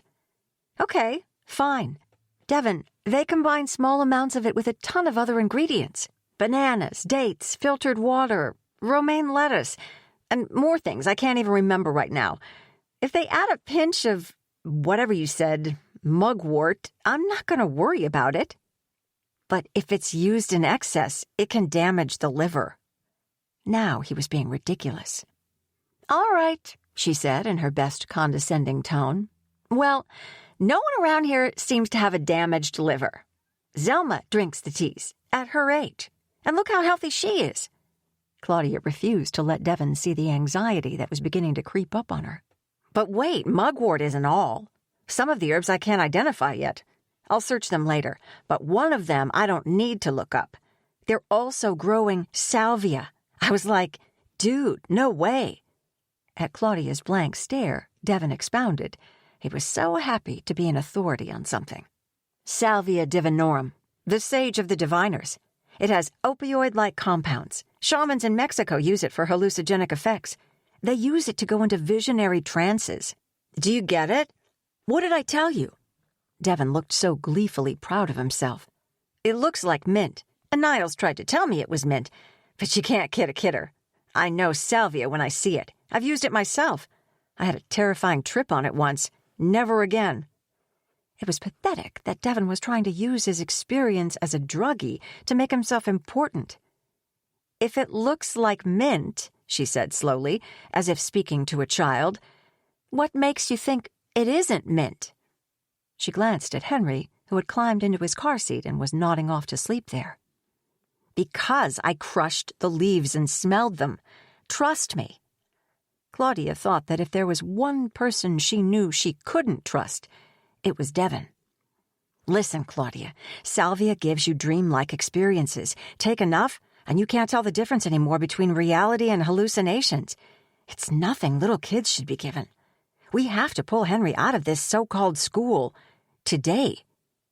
Now he was no longer exulting. Now he was serious. His eyes were almost pleading. Look, you've got the wrong idea, Claudia protested. You just pinched some leaves and smelled them, and now you have a whole crazy conspiracy theory about the school, all because you're looking for something to be wrong here. No, I know what I'm talking about. There it was, his favorite phrase. She needed to get away from him. Tell you what, I'll consider everything you said. I really will, okay? And we'll talk about it tomorrow. You're not taking me seriously, Claudia. Sure I am. I get it. He looked off toward the woods, frowning bitterly. You've been trying to tell me you don't need me now. I guess you don't. You know it all. Devon, I am not going to stand here and argue with you. Claudia drove off, leaving Devon standing in the parking lot, his hands stuffed in his pockets. In her rearview mirror, he looked like a sad teenager. From behind the building, Niles appeared, striding toward Devon. Good. Let Devon argue with Niles. Maybe Niles would set him straight. Chapter 24. True to Claudia's expectations, and certainly not for the first time, Devon didn't meet them at school the following morning. Claudia should have known better than to entertain any optimism concerning Devon, cautious or otherwise. He was apparently already bored with the whole thing. He'd been right the first time, when he'd said he wasn't a family man. She tried calling him once, but his phone was off. She didn't bother trying the Italian restaurant where he claimed to have a job. So, true to form, he'd left town as quickly as he'd arrived. Claudia imagined him driving away in his orange bug, ready to break another woman's heart. She pitied and was angry at herself all at the same time. When Zelma asked about Devon, Claudia brushed it off, and Zelma didn't seem surprised. She could see exactly who he was, too.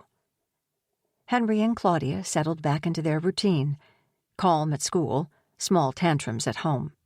On the verge of a tantrum, he sometimes burst into uncontrollable laughter.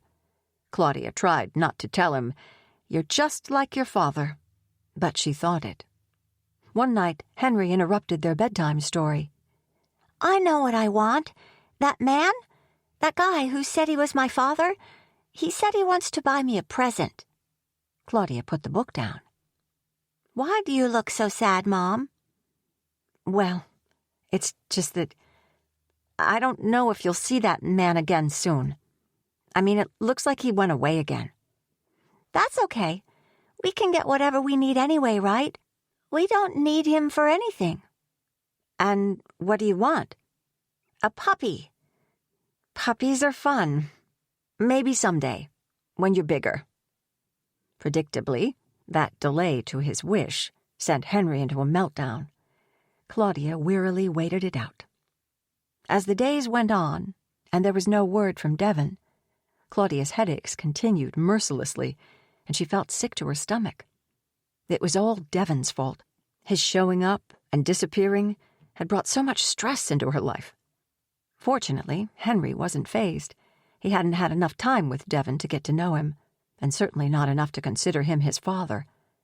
Claudia felt foolish for thinking, even for a moment, that Devon could have changed.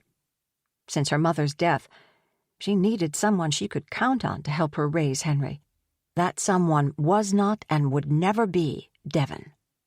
The only stable support in her life was the Hawthorne School.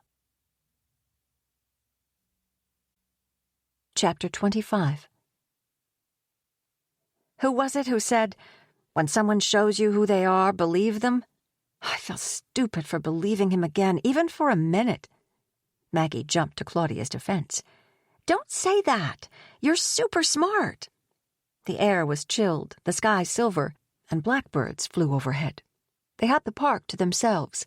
Henry, in his bright red sweater, was lying stomach down on a swing while Violet twirled him. "Don't be so hard on yourself, Claudia. Of course you believe people. You're an honest person yourself, so naturally you think everyone else is." Her eyes were pools of commiseration. "Do you still love Devon?" Claudia was absent-mindedly breaking a twig into small pieces. "Maggie, you're a hopeless romantic. Stop with the love already." She threw the broken twig to the ground. "I do feel something. I wish I didn't. Maybe it's not love, though. I guess I feel bonded to him. Can you feel bonded to someone you don't love?" Maggie shrugged, looking to Claudia to answer her own question. "I mean, I've lost faith in him, but somehow there's still a connection there." "Because he's Henry's father?" "Yes, and also because of what we used to have, or what I thought we had. We were so happy together, for a short time. With me, he could be very tender, I guess is the word." Claudia roused herself from memories that she did not want to replay in her mind. "Well, it's over now, for good." Maggie tilted her head, considering. "It sounds nice. I can see why you missed that time in your life with him." "I won't miss his arguing and criticizing everything, that's for sure. I mean, he never criticized me, but the world at large. He had a problem with every little thing." Henry and Violet chased each other around trees, screaming. "So much negativity," said Maggie tentatively, as if not wanting to offend. "I mean, so different from you. You're so positive." "Am I?" Maggie laughed, flabbergasted. "Well, yeah. Look at your can-do attitude about mothering. You just decide, and then you go for it." Claudia enjoyed that vision of herself. It was pleasant to think that Maggie saw something in her that she did not see in herself. Blushing with pleasure now, she wanted to move the focus off herself. "What about Violet's father?" "He's married. Or he was when Violet was conceived. Don't judge me, okay?" "No, of course not." "Well, a lot of people would. But I honestly didn't know he was married. I was just stupid. But I'm not sorry. She's the light of my life, that one." "So, he's not married anymore?" "No idea. He's nowhere around. Told you I was stupid." Maggie now looked so troubled that Claudia regretted prying. Mercifully, the kids ran up to them, grabbing their hands. "Moms have to play freeze tag. Catch us." Chapter 26. The next Monday, Zelma met her as if she had been waiting for her, as if she had nothing else to do. Claudia felt a pang of guilt. "I'm sorry. I feel like I must have gotten the start time wrong. Are we arriving late?" No, Claudia, you're right on time. Zelma smiled at Claudia and looked into her eyes with warmth. But where are the other students Henry's age and their parents? The students are going into the classroom through another entrance. You haven't noticed? We do have a dormitory here. Many of the students live on campus. That's why you don't see many parents. Well, you've met Niles, of course. I'm afraid you won't see him today. I've asked him to go off on some errands for me.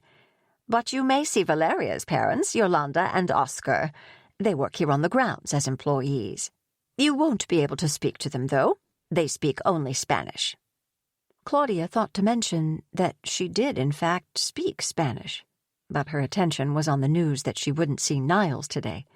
She had been looking forward to talking to him again. She had noticed another man, always in the distance, on the grounds. That must be Oscar, then. She hadn't seen Yolanda yet.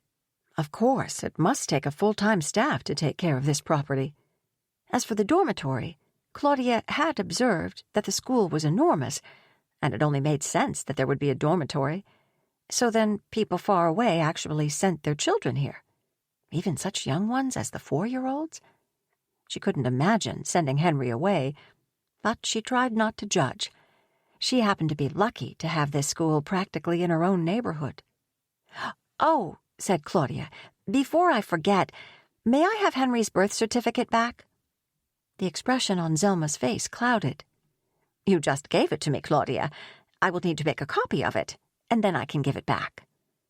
"Oh, sorry," said Claudia reflexively. She didn't know why she was apologizing, but it seemed she had annoyed Zelma. "Of course, we don't have a copier here." Zelma stated this as if it should go without saying. "I will need to have it taken into town. There's no rush, is there?" "Oh, no rush, but I have a printer at home. I can make a copy and bring that to you tomorrow." "There's no need to complicate things. Since you're not in a hurry, let's just leave things as they are, shall we?" It was not really a question, but a statement. Claudia didn't want to be a difficult parent. She let the matter drop. Zelma continued. "I've made you a cup of tea in my office. Have a seat there, and I'll take Henry up." "Actually," Claudia said, "I would like to take Henry up to his classroom myself, if that's okay with you. I just wanted to have a quick word with Evelyn." Zelma stood a bit taller. She raised her eyebrows and fixed Claudia with a bright stare. The warm light in Zelma's eyes flickered and faded. Zelma echoed, "A word with Evelyn?" Claudia felt herself shrivel. "While she's welcoming the students and getting ready for her day?" "Oh," said Claudia. "Well, no, not if that would be inconvenient." "It would. It would be very inconvenient. Very bad timing. We must respect the teachers, and their attention must be on the students, not on the parents." Claudia felt embarrassed that she had only been thinking of her own need to find out how Henry had been behaving, and not at all considering the teacher's point of view. "I'm sorry," she said again, noticing that she was saying sorry a lot. "When would be a convenient time?" Instead of looking appeased, Zelma looked even more annoyed than before. She answered, "I'll just bring Henry up while you have your tea. We don't want him to miss the morning routine while we stand here chatting, do we? Then I'll come back, and I can answer all your questions." Now she smiled sweetly. The kind grandmotherly Zelma returned, and she took Henry's willing hand and led him down the hall. Claudia, a mass of conflicting emotions, went into Zelma's office and drank her tea. She had stood, blathering on like an idiot, causing Henry to perhaps miss something important in his day, probably the settling-in, welcome-to-school morning routine. She wanted his day to go smoothly so he would be successful, and now she had caused him to be late. She had irritated Zelma with questions, which Evelyn had explicitly warned her not to do. But Evelyn had said that if she had questions, she, Evelyn, was the person to ask. How could she ask Evelyn questions if Zelma would not let her get to Evelyn? And why did Zelma have to take such an attitude about everything anyway? Why on earth didn't they at least have a copy machine in this place? The tea was warm and soothing. and Claudia thought of Devon's wide-eyed assertions about Little Green. Trances and shamans, he had said. He was ridiculous. Maybe it was true that the tea worked to calm her nerves in a subtle way, but to say that Little Green caused hallucinogenic trips was laughable. She certainly wasn't tripping. In fact, she was getting her jumble of feelings in order. Worry, confusion, and aggravation. Not to mention how cold she felt. She felt so cold, although she was wearing a warm jacket. She was glad she'd put long underwear on Henry beneath his flannel shirt and jeans, and hoped that would be enough. 10 minutes. 20 minutes passed. She wanted to take her phone out of her purse and scroll, but obeying the school rules, she had left her phone in her car. She didn't have a book in her purse either. As she felt the subtle, calming effect of the tea settle over her, she looked around for something to read while waiting, and saw the white book, The World of the Child, by Julia Hawthorne, on a shelf. She didn't know if it would be rude to read one of Zelma's books, but since it was the one about the philosophy of this school, she thought Zelma wouldn't mind. After all, she had been given her own copy. It wasn't as if she could go out in the hall and search for Zelma, or ask anyone else what her volunteer work was today. Zelma had told her to wait. She took the book down off the shelf, finished the last of her tea, and began to read. And of the children, the most special ones are the indigo children. These are the ones with extraordinary qualities and abilities that must be nurtured. These children commune with the spirit guides that you call their imaginary friends, but whom the children know to be as real as they are themselves.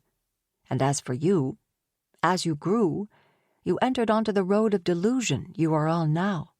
You falsely learned to apply your own will in the world, and from that error comes all your pain.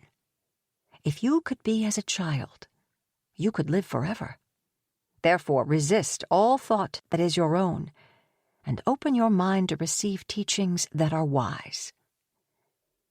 As the minutes ticked by, Claudia read, but her brain failed to make contact with the words. Her mind was going to sleep, and she tried to rouse it, but it was all blank expanse. She did not comprehend anything in the book. She understood the words, but the sentences they formed were gibberish to her. She remembered that Evelyn had said that everything they did at the Hawthorne School was based on this book. Did others understand it? Had Niles read this book? The inscrutable words had a hypnotic effect on Claudia. She continued reading, although her eyes grew heavy. Childhood, my dear ones, is the ideal state of being. Spirit knowing falls away from us the longer we are on this plane. Therefore, model yourself after the child. It is the children who are our future. Consider literacy. Because you can read, you perceive these words. And yet, what is their worth compared to total immersion in timeless beingness? For a child's benefit, reading must be postponed for as long as possible. Indeed, the anthropologist will tell you that the happiest people on earth are those who cannot read at all. You, who are reading this, admit that your education has, in fact, subtracted from what you were before. Every piece of your so-called education is taken away from the child you were. If you would understand this, commune with the spirit guides, live a life of purity, celibacy, and banish all wrong thoughts from your mind. She sat up straighter and forced herself to keep reading. There was nothing else to do. 2 hours had passed, and still Zelma had not returned. She supposed she should take some action, go out to the kitchen and see if there was work to do there, or even go on up to Henry's classroom. But a heavy inertia kept her rooted to her chair. She flipped around the book a bit. You are in a living universe.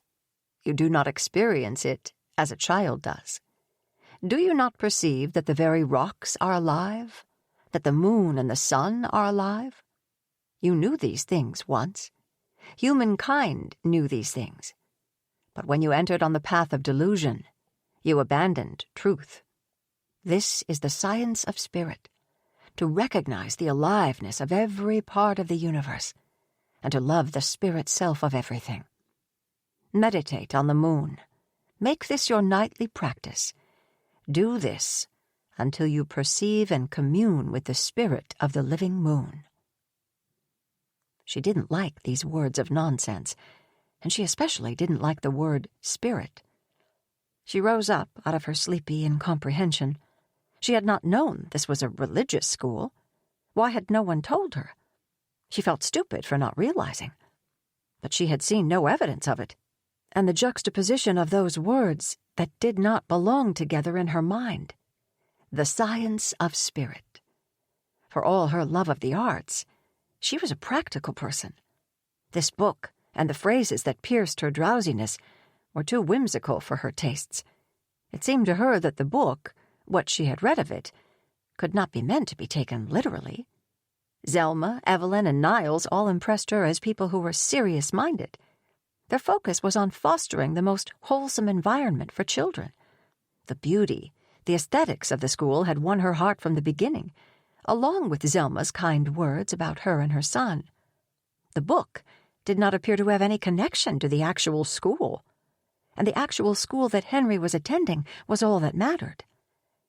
She would ask someone, Niles, to explain the book's relevance to her. Niles liked talking about the school, and Claudia liked listening to Niles. She set the book down and decided to try to find someone who could tell her where Zelma was. She got up and went to the door, and came face to face with a short Hispanic woman in overalls who was coming in. The woman, Claudia decided she must be Yolanda, Valeria's mother, smiled at her and nodded. She was carrying 2 green smoothies, like the ones Claudia had made with Niles. She mutely handed one to Claudia and kept the other for herself. Claudia said, "Buenos dias." The woman, unsurprised, answered, "Buenos dias." Claudia realized that Yolanda assumed that she didn't speak Spanish beyond that greeting. She introduced herself then in Spanish to Yolanda, who lit up with pleasure and friendliness. "Where did you learn Spanish?" "My mother was from Costa Rica. Spanish was her first language. When I was little, she wanted me to have the benefit of being bilingual." As they chatted, Yolanda told Claudia that she and her husband were from Michoacan, Mexico, and added proudly that their little girl, Valeria, was a student in the school. Claudia asked if Yolanda knew where Zelma was. "Ella me dejó aquí hace 2 horas y media, y me dijo que me quedara, pero la verdad es que creo que ella se olvidó de mí." Claudia explained that she had been waiting here, as instructed by Zelma, for 2.5 hours.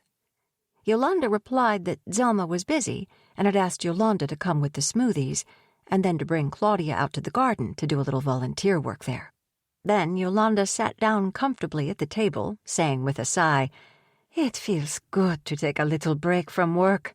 She smiled at Claudia. "I love these smoothies. They're so healthy, so full of nutrients. They give us the energy to keep working. One of them is really a full meal in itself. I love the green tea, too. That is such a treat. I think I love it even more than the té de manzanilla we used to drink at our ranch." Claudia sank back into her chair. It felt good to be speaking in Spanish again, like she had with her mother. It felt like home. However, she was starving and really wanted to grab her purse and car keys and get some lunch somewhere. She had supposed that in her volunteer day she would be getting lunch in the school's kitchen again and hadn't brought anything. It was against the rules to bring any food to the school, and she was trying to follow those rules. Now she was at a disadvantage, though, depending on the school to feed her. The smoothie was irresistible and satisfied her hunger. Yolanda was right. It was a full meal in itself. Claudia had questions for Yolanda. "How do you like this school for Valeria?" "We love it. Oh, yes, it's beautiful here." "Do you know about this book?" "Oh, the white book? There are a lot of those white books here, you know." "Have you ever read it?" Yolanda smiled apologetically. "I am not much of a reader, and I don't read or speak English, you know." "Right." Claudia smiled and continued questioning. "The book says some strange things that I don't really understand. Did you know it says things like the moon is alive? Yolanda tilted her head to one side. The moon is alive? I don't understand that. But then, I didn't go very far in school. She shrugged. Only to 3rd grade. But if the moon is alive, what about those men who landed on the moon and walked around up there? Exactly. Yolanda smiled. It's a funny idea, isn't it? I guess there are all kinds of ideas like that in books. Yolanda, tell me, what has Valeria been learning here? What has she been learning here? Oh, Valeria is getting an education like we never had. The teachers are so good. They tell the children stories and teach them games, and later, when they are ready, they will teach them reading and writing and everything they need to go forward in life and to be successful. It's very expensive, you know. Very, very expensive. Oscar, that's my husband, and we work off the tuition. We both work here full-time, about 50 hours a week each, and in exchange, we live here. She gestured widely with her arm, and her eyes lit up. It's like living in a mansion, and we eat here. There's always plenty. It's like a dream. Claudia realized that the Hawthorne School was getting a lot more in volunteer hours from Yolanda and Oscar than it was getting from her, and that Yolanda seemed to feel it was not only a fair deal, but that the Garcias were getting the better of the bargain. Zelma's words came back to her. We'll take everything you have to give, and we'll work you hard. But as she drained her glass and her hunger abated, Claudia felt less tense, less urgent about all of it. Her perspective shifted. Yolanda was peaceful and grateful, and Claudia found her mind floating to meet Yolanda's. This was a beautiful place, and really, did it matter so much what it said in an old white book? What really mattered was that Henry was enjoying school for the first time, and the school was not complaining about him. Yet, she said to herself, in fairness, that she hadn't read the whole book. She hadn't retained much of what she had read because she hadn't understood it. There could be later parts that put into perspective the pages that seemed peculiar to her, and she'd been half asleep as she read it. Anyway, if there was any need for concern, she would deal with it as it came up. She could, after all, just keep Henry here for preschool and then switch him to the public school for kindergarten if the Hawthorne School turned out to be too religious or in any way not right for her boy. So what if the founder had a few out-of-the-ordinary ideas? At 4 years of age, Henry couldn't be very influenced by those ideas. Probably most children his age thought the moon was alive. He would learn scientific facts later anyway. This was the time for fantasy and play. Claudia smiled again at Yolanda. Maybe she, too, could be a friend, like Maggie and Niles. Claudia followed Yolanda outside. The winding paths bordered by flowers and trees, the beautiful architecture, and the autumn fragrances in the air all combined to intoxicate a person who was susceptible to beauty, as Claudia was. Apparently, Yolanda and Oscar were both susceptible, too, because they stood and looked around themselves, inhaling and exhaling before setting to work. From an open window, strains of flute music floated on the air above them. It was lovely and haunting, played as it was by unseen musicians and combining with the autumn breeze. Oscar, wearing overalls like Yolanda, was friendly and quiet, leaving his wife to give the instructions. They pruned and trimmed and picked up fallen branches and sticks, and as they worked, they talked about Mexico and Costa Rica and their children and their hopes for them. They then moved on to work on the hedge maze. Oscar set to work trimming the sides of the hedges, and Claudia and Yolanda followed suit. "I'd like to ask you both a little favor," said Claudia, setting down her hedge trimmers as her arms grew tired. "Certainly," said Yolanda. "I would like you to just not tell Zelma that I speak Spanish." Oscar looked concerned, and Yolanda knitted her brows. "A secret? You want us to keep a secret from the director?" No, not a secret. A surprise. She has no idea, you see. I'm pretty sure I never mentioned that my mother was from Costa Rica, or that she always spoke Spanish with me. I'd like to save it, as a surprise." Yolanda and Oscar didn't fully commit. Claudia could see they didn't want to do anything to jeopardize their positions here. She didn't know why this idea had come to her so forcefully, but some inner prompting had pierced her cloud of well-being and told her from this point on to keep back from Zelma whatever information she could. It was something in the way Zelma had changed before her eyes this morning, shifting from warm to cold to warm again. There was an element of control in it. It was probably nothing, but Claudia couldn't forget Zelma's hard stare when Claudia asserted herself. At the time, Claudia had backed down weakly, and she despised herself for it. But still, she would be more cautious now. She would keep Henry enrolled, she would volunteer, and she would feel grateful and peaceful. And at the same time, she would stop being so open and trusting. Just in case. Out of an abundance of caution, perhaps. Chapter 27. At 3:15, Zelma appeared beside them in the center of the hedge maze. Her arrival was sudden. She came through the gravel walkway, and she was wreathed in smiles. Claudia couldn't be sure if Zelma had been listening first, out of sight. She wondered why she would even have such a thought. It was just that this sweet-appearing little woman had become an enigma to Claudia. At times she was motherly and almost even loving. She seemed to understand everything about Claudia's struggle as an insecure single mother, and to sympathize deeply, offering the most down-to-earth help. And then at other times, she turned cold, as when Claudia had asked to see Evelyn before class. She subjected Claudia to odd tests, such as asking her to mend the discarded costumes. Claudia supposed that leaving her waiting the entire morning in her office was another test. It must have been, to see if Claudia would leave the campus, or, against orders, walk up to Evelyn's classroom. And if it were a test, had Claudia passed or failed?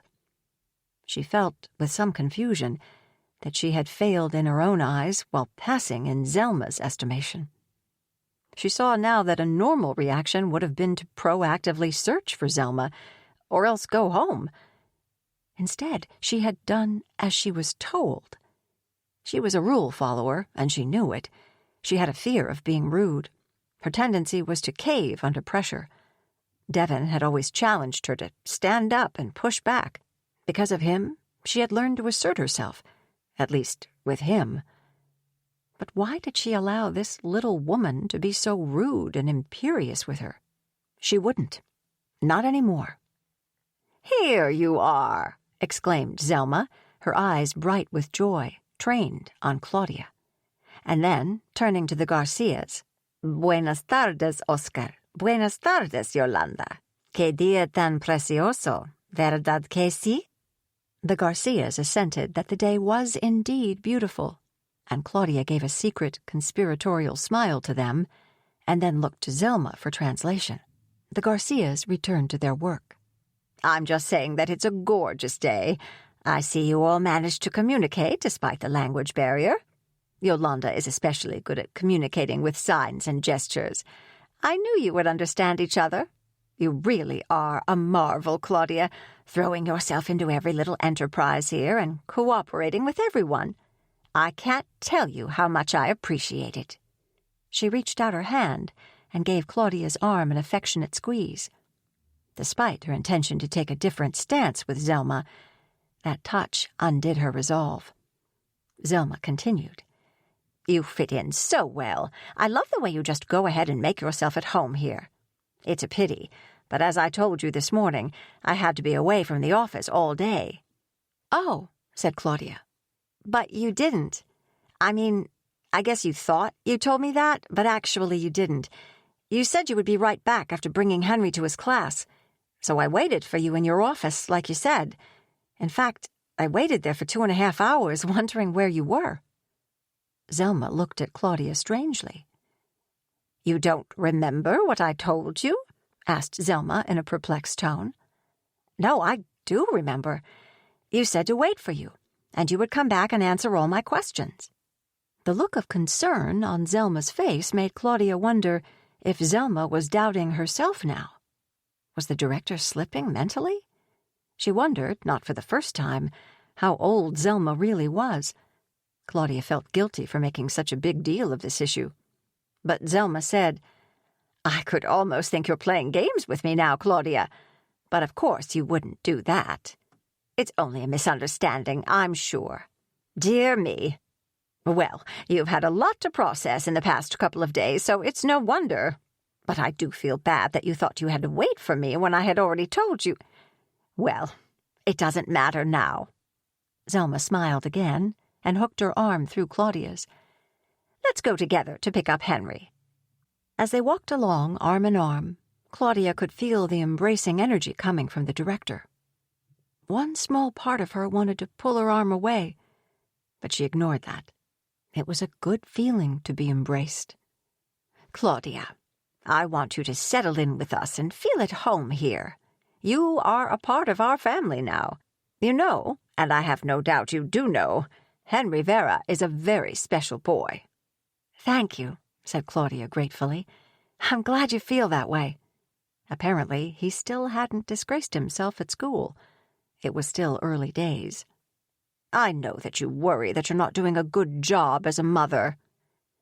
Claudia realized with a shock that Niles must have revealed her confidences to Zelma. She hadn't told him they were confidences, but shouldn't he have known? What business did he have to go to the director of the school and talk about what she had told him in a private conversation? Why would he do such a thing? She had thought that Niles was becoming her friend. Scanning her face, Zelma said, "Yes, Niles told me all about your little talk. In our family we share everything, dear heart. And it's all right. Perhaps you are the reason Henry's behavior has been problematic. But you didn't know. How could you possibly know?" "Know what?" "How could you know that Henry, after all your first and only child, is remarkable? No, I mean it. When I say he is special, I don't mean he's special just like every other child. I mean something else. He is extraordinary." "Extraordinary?" asked Claudia. She hoped that Zelma was not setting her up. The punchline might turn out to be extraordinarily difficult. She said, "I don't know exactly what you mean. In what way?" "Henry," said Zelma, "has the mark of greatness on him. I can see it." "The mark of greatness?" "You mentioned that his teacher in that other school said she had never taught a boy like him in all her years." "Yes," admitted Claudia, coloring at the humiliating memory. "I'm sure she was right. A child like Henry doesn't come along every year. Perhaps only once in an educator's career will there be such a child. The problem there was, she didn't have the wisdom to see his greatness. She ignorantly mistook it for a problem. Imagine. The same thing happened to Albert Einstein and many other great people. A child like yours has to be educated in a very particular way. Something that teacher wouldn't know anything about, of course. You mark my words, Henry is a future leader.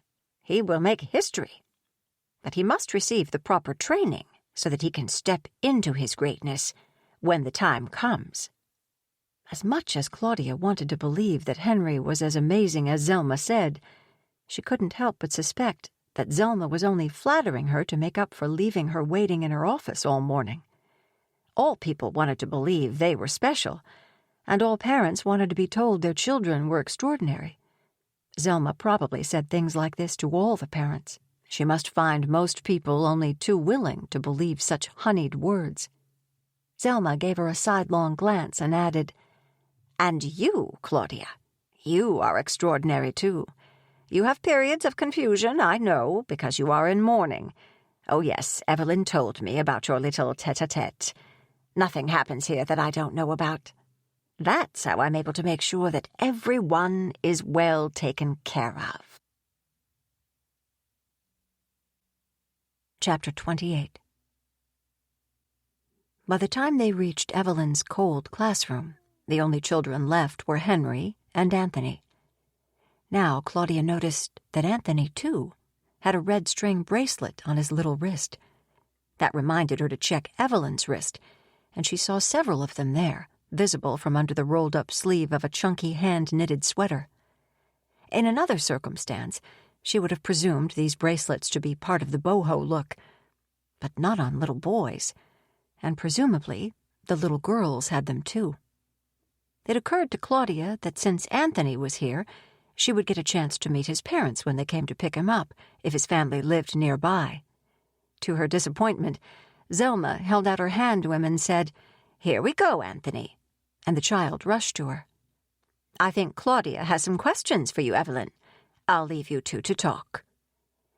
In the kitchen area, Evelyn had her back turned. Claudia, standing at the children's table, could see that she was making little green tea. Claudia was surprised that she felt impatient for Evelyn to finish and bring it to her. It almost made her feel irritable that Evelyn was taking so long. It stood to reason that she would be thirsty. She hadn't had anything to drink, or to eat, for that matter, since Yolanda gave her the smoothie, and that was before she had worked a couple of hours in the garden. While waiting, she turned her attention to Henry. He was sitting on the floor by the bookcase, his legs stretched out straight before him, playing with small, colorful felt dolls who wore tall red caps. He was lost in play and didn't seem to need her attention, or in fact even know that she was there. She was glad to see him comfortable in his new classroom. Evelyn came to the children's table with green juice for Henry and tea for Claudia and herself. Now Henry looked up and came running to join them at the little table. Claudia's questions jumbled in her mind like clothes in a dryer, and she started with Anthony. "Anthony Jones, where did Zelma take him?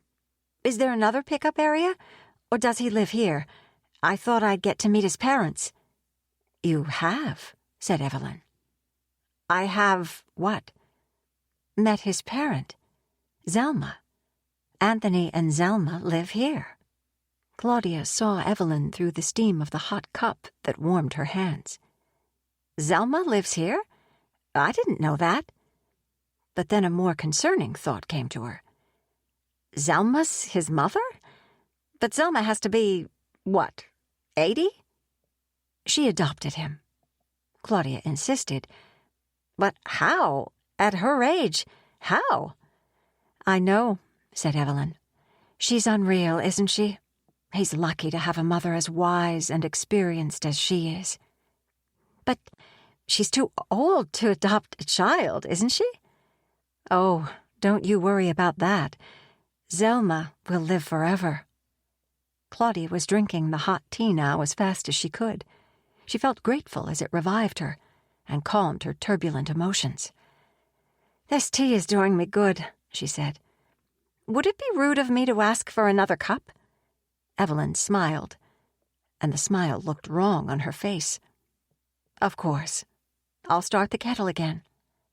When Evelyn returned from the kitchen, Claudia asked her, "Can you tell me about the red bracelets?" Evelyn turned her head left and right in that strange bird-like manner of hers. Her right hand moved reflexively to her left wrist, as if to cover the row of bracelets there. "Tell you about them?" "Sure. What would you like to know?" "Well, like, is there any special meaning behind them? And why do you wear them? You know, just in general, what's the story with the bracelets?" Evelyn said, "Oh, you know how some schools have a special T-shirt that the students and teachers wear? Or some schools even have a uniform?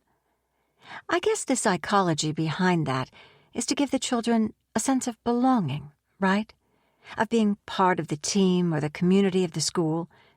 We don't have special T-shirts or uniforms here, but for each child we do a little ceremony of welcome, and we mark that with a red string bracelet. One for the child and one for the teacher." "Interesting. And why red string?" "Well, it's an easy material to come by, isn't it? It's very eco. You've noticed we don't use plastic here. We ourselves make what we have, as much as possible. So this is an easy item to make. And it's a universal sort of thing, the red string bracelet. Jungian, you could say, archetypal. You find it in so many cultures, Kabbalah, Buddhist, Hindu, on and on. In some cultures, it might be for joining two soulmates. In others, it's for warding off the evil eye, spiritual protection, in other words. You get the idea. Claudia wasn't entirely sure that she did, not completely. But her attention was now diverted by a word Evelyn had just used, spiritual. This morning, I had the chance to read a little of the White Book, The World of the Child. Evelyn nodded, her small black eyes intent, encouraging Claudia to go on. I found it confusing. Evelyn lifted her cup and drank her tea. First of all, there's this phrase, the science of spirit. The word spirit comes up a lot. Is this a religious school? Because no one told me that it was. I didn't know. Claudia's words sounded more energized than she now actually felt. Somehow she didn't care anymore about the book, or about the sense of caution that had been struggling against her wish to go to sleep as her eyes had skimmed the words. She turned to Evelyn, ready to accept her assurances. Evelyn spoke soothingly. There's nothing to worry about. Spirit is a word like imagination or creativity, do you see? Sometimes it's hard to find the right word. Some things are ineffable, meaning there is not any exact word that fits. Words are words. Claudia had not realized before how soothing Evelyn's voice was. She lost herself in its floating tones, feeling herself carried along as if by meditation music. She was unaware of the words themselves. It was the flow of sound that surrounded her and filled her ears in the most pleasant way, and she could feel a smile lifting the corners of her lips. She felt supremely well in her mind and heart. Her eyes slipped sideways to see the clouds moving slowly across the sky. And they were exquisitely beautiful. So beautiful that tears of happiness filled her eyes. Chapter 29. The ride home was quiet. The countryside all around wore an air of enchantment. Everything, the fields, the trees, the clouds, it was all unnaturally beautiful, like a scene from an imaginary world. Claudia could almost have forgotten that Henry was in his car seat behind her. He was not sleeping, but gazing tranquilly out the window. Normally, Claudia would have kept up a cheery back and forth with him about his school day, but she had no desire to pump him for information, and no anxiety about what he might have done. It was clear that Evelyn had no concerns about his behavior, so why should Claudia fret? He began singing a Spanish children's song, breathily, softly, and Claudia felt content listening to him. That night at bath time, she felt an impulse to get that red string bracelet off him. There was something about the bracelet that she didn't like, but she couldn't say what it was. Her attempt nearly ruined their peaceful evening. Henry fought her and yelled that he needed his bracelet, and he wouldn't let her take it from him. He claimed Miss Applegate had told him he was to never take it off. Ever.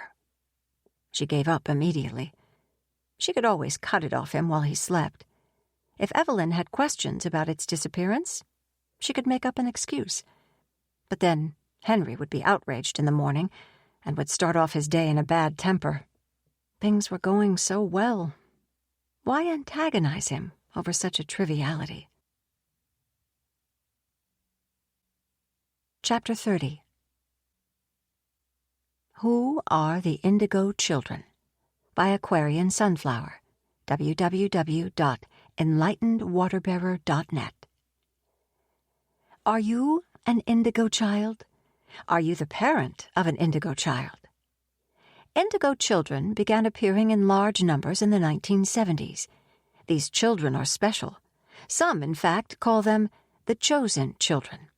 They are identified by the color of their auras, which is a rich royal blue. These are children who are more comfortable on their own in nature than in a classroom with other children. Unfortunately, they have often been misdiagnosed with ADHD or have been seen as hyperactive or difficult to handle. Indigo children see through the falseness of mainstream society. They cannot tolerate rigid rules. In fact, they know that rules do not apply to them. They challenge authority. They are uncannily perceptive. They often feel out of place in the world as it is and are highly emotional. In other words, these people are different and therefore often misunderstood. However, indigo children have a distinct mission. They are old souls. They are being sent here now in greater numbers in order to shift the destiny of humanity and to open up the world to a new age. They are highly gifted. Many of them see visions. Sometimes their parents say that it is almost eerie how their indigo children perceive things that are hidden from average people. If you have always felt special, if you have often felt that you did not fit in, and if you have an inner knowing that you are marked for an exceptional destiny of some kind, you are probably an indigo child. If so, know that you are here in this lifetime to establish paths for the generations that are to come. Claudia looked up from her browser and rubbed her eyes. Of all the ridiculous things she had ever read, this had to be the most outrageous. It was as weird as the White Book. It was so transparently an attempt by adults to claim special status for their children, or themselves, without any justification. Was this what Julia Hawthorne believed? Would she have considered Henry, for example, to be one of these indigo children? He, after all, fit some of the description. So did a lot of people. That did not qualify them all to be world leaders, carving out a new path for all of humanity with their extraordinary perceptions. Claudia didn't like that the world of the child referenced the term indigo children. She tried to reassure herself. The book was only a detail in the whole picture of the Hawthorne school. Henry's happiness and ability to succeed in the Hawthorne environment was really the main thing. Claudia texted Maggie. Claudia, have you ever heard of indigo children? Maggie, ? Maggie, is it like a brand of clothing? Claudia, mentioned in Julia Hawthorne's book. Maggie, oh, like I told you, I never read it. My bad. Claudia, so I looked it up. Indigo children are supposed to be special people with a mission to lead humanity? Maggie, huh. Okay. Claudia, so you don't know anything about it? Maggie, gee, I don't know. Maybe ask Henry's teacher if you're curious. That's what I would do. Chapter 31. In the morning, Henry was once again excited to go to school. Instead of Claudia hurrying Henry, it was Henry hurrying Claudia, knocking on the bathroom door and yelling, "Mom, what's taking so long? We'll be late." Claudia had to smile. What a change this was from his days of misery at the old school. In the main hall, she left him with Zelma. She drove away, thinking about indigo children, and about her conversation of the day before with Evelyn, and about the idea of Zelma being the mother of a 4-year-old. She wanted to think more about that, to try to reason out why Zelma would want to adopt a child at her age, but her temples began to pound. When she got to the office, she asked Stephanie for ibuprofen and took 2 of them with water, but it only muffled the pain in her head. She felt depressed and found herself moving more slowly, unmotivated to greet clients, uninterested in their complaints. She thought only of Henry and wished to be at school with him. She had to wonder if she was getting burned out on massage. She used to love it and look forward to each appointment of her day. Now, quite suddenly, she felt miserable as she looked around her massage room. She didn't want to be here. She felt drawn, as if magnetized, to the Hawthorne school, as if she could only be at peace there. Little concerns about the White Book or about expressions on Zelma's face seemed unimportant to her now. There was something binding her to the school, calling her back. She wanted to walk out of the chiropractic clinic, and if she hadn't needed the paycheck, she would have. There was only one place she wanted to be, and that was at the Hawthorne School. On Saturday, Henry and Claudia stayed at home. Claudia felt despondent. Henry began to tantrum in the afternoon and went on until he wore himself out. She didn't dare to take him to the park or on any errands for fear that he would throw himself on the ground in a public place and bellow. Claudia thought how fortunate it was that Happy Start was not seeing this escalation in Henry's misbehavior. She was sure they would have thrown him out if he had acted up like this in their school. And yet, he didn't act this way at the Hawthorne School. It was because they understood him and knew how to work with him. They know how to work with him better than I do, she thought gloomily, as she watched him writhe on the floor over some frustration he could not even name. But he slept soundly and woke up on Sunday in a better mood. At breakfast, Claudia asked, "Henry, did you sleep well? Did you have a nice dream?" Henry picked the raisins out of his oatmeal. One day he demanded raisins and couldn't eat oatmeal without them, and the next day he hated them and cried at the sight of them. This was a no-raisin day, but at least he didn't cry. He tightened his face in concentration. "I dreamed about the forest. We were all there, looking for secret people." "Oh," said Claudia. "Secret people? What kind of secret people?" Henry frowned. "I don't remember. I need to have that dream again." Maggie and Violet popped over. As always, Maggie insisted that they all go out into the sunshine. The children played in the park, chasing each other and shouting for joy. Claudia needed to get some perspective, some reassurance from Maggie. "I love the Hawthorne School for Henry, but sometimes I have mixed feelings. Or actually, I guess I go back and forth. Like, I wonder about Zelma, for instance. How did a woman her age manage to adopt a 4-year-old? I don't know, it's kind of weird." Maggie nodded and shrugged her jacket up closer to her ears as a cold wind blew between them. "Yeah, well, Zelma is so maternal, you know, and super young for her age, right? But I agree with you. It is weird. But then again, people in general are weird everywhere you go, aren't they?" Claudia laughed. "I guess so. I always think so." Maggie frowned, a troubled cloud filling her eyes. "You don't really think it's weird, though, do you? I mean, you don't think there's something wrong with the school or anything like that, right?" "No, I'm not saying that," said Claudia. "But it's just Zelma herself." Maggie looked at the ground, a crease forming between her eyebrows. "What do you mean?" "She gave me a volunteer job at the school that seemed like a waste of time. Evelyn implied it was a sort of test just to see if I would do it. I don't understand that." Maggie met Claudia's eyes with concern. "Oh? I have no idea what that's about. But then, I think maybe you've had more interactions with Zelma than I have?" Claudia was disappointed. She wasn't going to get any questions cleared up by Maggie.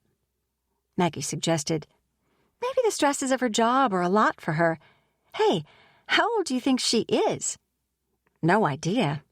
But she's got to be up there, right? In some ways she seems very young, the way she walks, the way she moves. But then, in some ways, you can see she's ancient." "I think someone said she's in her 90s, said Maggie. "But I don't know." "Wow, that's incredible." "Yeah, and maybe it explains some things?" "It does. I'd love to be in such good shape when I'm as old as Zelma, however old she is." Maggie looked toward the swings where the children were playing. "I mean, Violet is doing so well at Hawthorne. I'd hate to think... And Henry is too, for the first time. And I'm so tired of moving and searching, you know? I'm just tired in general." "Yeah, don't move, Claudia. Please stay. When you really stop to think about it, We're both really lucky to have the Hawthorne School. And I feel lucky to have a friend like you," she added, almost shyly. Claudia smiled. "Likewise." But she doubted that Maggie could feel lucky to be her friend. She didn't feel she was putting much into the friendship. Maggie always assured her that she felt so supported by Claudia, and she didn't know what she would ever do without her.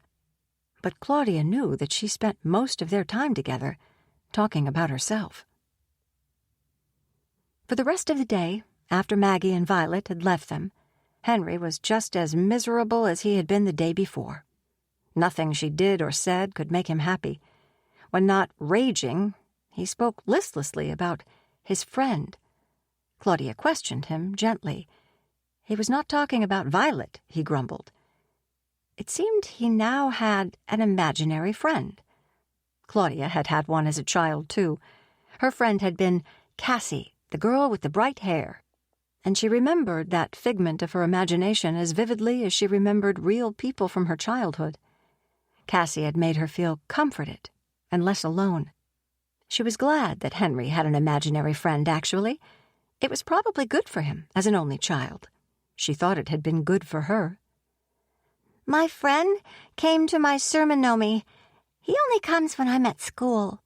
Why doesn't he come here?" "He can come here, Henry. Of course he can. Just imagine him here." This threw Henry into a rage. "I can't imagine him here. He's my spear guy. I don't imagine him. He comes, for real." "Your spear guy? What's a spear guy?" The term spirit guide floated up in her mind. Where had it come from? The White Book. Spear guy. Spirit guide. Is that what Henry was trying to say? "Henry, are you saying spirit guide?" Henry lunged at her and tried to strike her, but she held his little wrists. Calm down, she shouted at him. She felt herself in danger of losing control. She couldn't allow that to happen. If she lost control, where would they be then? Writhing in her grip, Henry spat at her. "I hate you, Mom. You're bad. You don't know anything. You're a bad girl. I want my teacher. I love Miss Applegate, not you. Go away." He threw himself against the wall in a demonstration of his fury. He wouldn't let her come near, but only wailed in misery. All his raging made her headache worse. She checked herself for fever, wondering if she were really ill. But she didn't have a temperature. Tomorrow, she'd bring him to school, where they understood him, and all would be well. She had never found anything that worked for him except this school. Perhaps the only good thing she had done so far as a mom was to get him into the Hawthorne School. Chapter 32. On waking the next day, Claudia and Henry both felt so ill that she considered calling him in absent. Clients in the office had been talking about the flu that was going around. She might have brought a bug home. They both seemed to be fighting something off. Henry was whiny and lethargic, and she would have whined too if there had been anyone to listen or care. But they didn't have temperatures, and she didn't think they had complaints that required doctor visits. So she dragged herself out the door, and Henry, blessedly, came willingly along with her. Once Zelma had taken Henry upstairs, and Claudia had been given a tall, cold glass of juice and her first task, all the fragments in her mind slid back into place. She felt well once again. Actually, she felt better than just well. Her headache was miraculously gone, her omnipresent anxiety was muted, and her heart was peaceful. Zelma held true to her promise to keep Claudia busy. Her first task was to sort out a wooden bin of used mixed crayons by color into smaller bins. Zelma had set her up in a tiny vacant office just down the hall from her own, where Claudia sat at a table and could look out onto the expansive green lawns throughout the morning as she worked. Of course, she suspected that this might be another pointless task. Were these crayons really needed, or was Zelma again testing her level of cooperation? Well, very likely the crayons were needed. This was a school for children, after all. And if this was only a test, then Claudia was determined to pass it. The weekend had proved to her that Henry did indeed have a problem another school would not tolerate, and a problem that seemed to be getting not better with time, but worse. If Zelma and the Hawthorne School thought that he had no problem, and that he was in fact extraordinary in some way, then she had better do what she could to keep him there. She worked quickly, her hair tucked behind her ears. She did feel that the work was a little demeaning and could have been done by a second grader, but she gave it her full attention anyway. The Hawthorne School seemed to have a profound psychological and physical effect on her. When she was here, she felt so good. She realized she had never had a headache within the walls of the school, but almost always had them at home and at work now. Somehow she felt peaceful and healed here. At 10:30, Niles appeared at the office door to free her from crayon sorting and take her to the kitchen, where together they loaded up trolleys, one for her and one for him, to deliver lunches to the classrooms. "I made some tea to warm you up," said Niles as they arrived at the kitchen. "Last time you complained that it was cold in here." Claudia was touched by his thoughtfulness and his concern for her comfort. "Who made the lunches?" she asked, imagining that Niles had been one of the chefs and wishing that she could have been working with him this morning instead of sorting crayons. She drained her cup quickly because the hot tea was cooling off rapidly in the icy kitchen. "Some other folks. They're out with trolleys now. We'll each take a haul." "Other folks? Parents? Will I meet them?" Niles had his back to her as he pulled containers from the refrigerator and didn't seem to hear. "I'd like to meet other parents," she repeated as he turned around. His eyes fixed on hers intensely, in a way that startled her while it fascinated her, because she couldn't identify its meaning. Had she annoyed him? She couldn't imagine how. But then he resumed his usual friendliness as he said, "We'll all be too busy right now, but you will be with them before long." As they walked, Claudia felt absurdly proud of her task and her status as a volunteer parent. She felt good about doing something useful to the running of the school. It made her feel like an insider. Niles directed Claudia to go left while he went right. She was to knock, enter, and bring each classroom's delivery to its kitchen area and place the trays on the counter there. Claudia wheeled the trolley as quickly as she could without causing the trays to jump. She would get to see the older children's classrooms in action and get an idea of what Henry would have in his future if she kept him at the Hawthorne School. She soon found that knocking was an unnecessary precaution. Classroom after classroom was empty. Of course. It was morning. The children would be outside, exploring the vast acreage, climbing trees and studying bugs. She was disappointed not to see the children at work, but then remembered that running and playing outside was a major part of their work. The emptiness of each classroom did invite her to indulge her curiosity and look around longer and with more attention than she would have been able to do if the children and teachers had been there.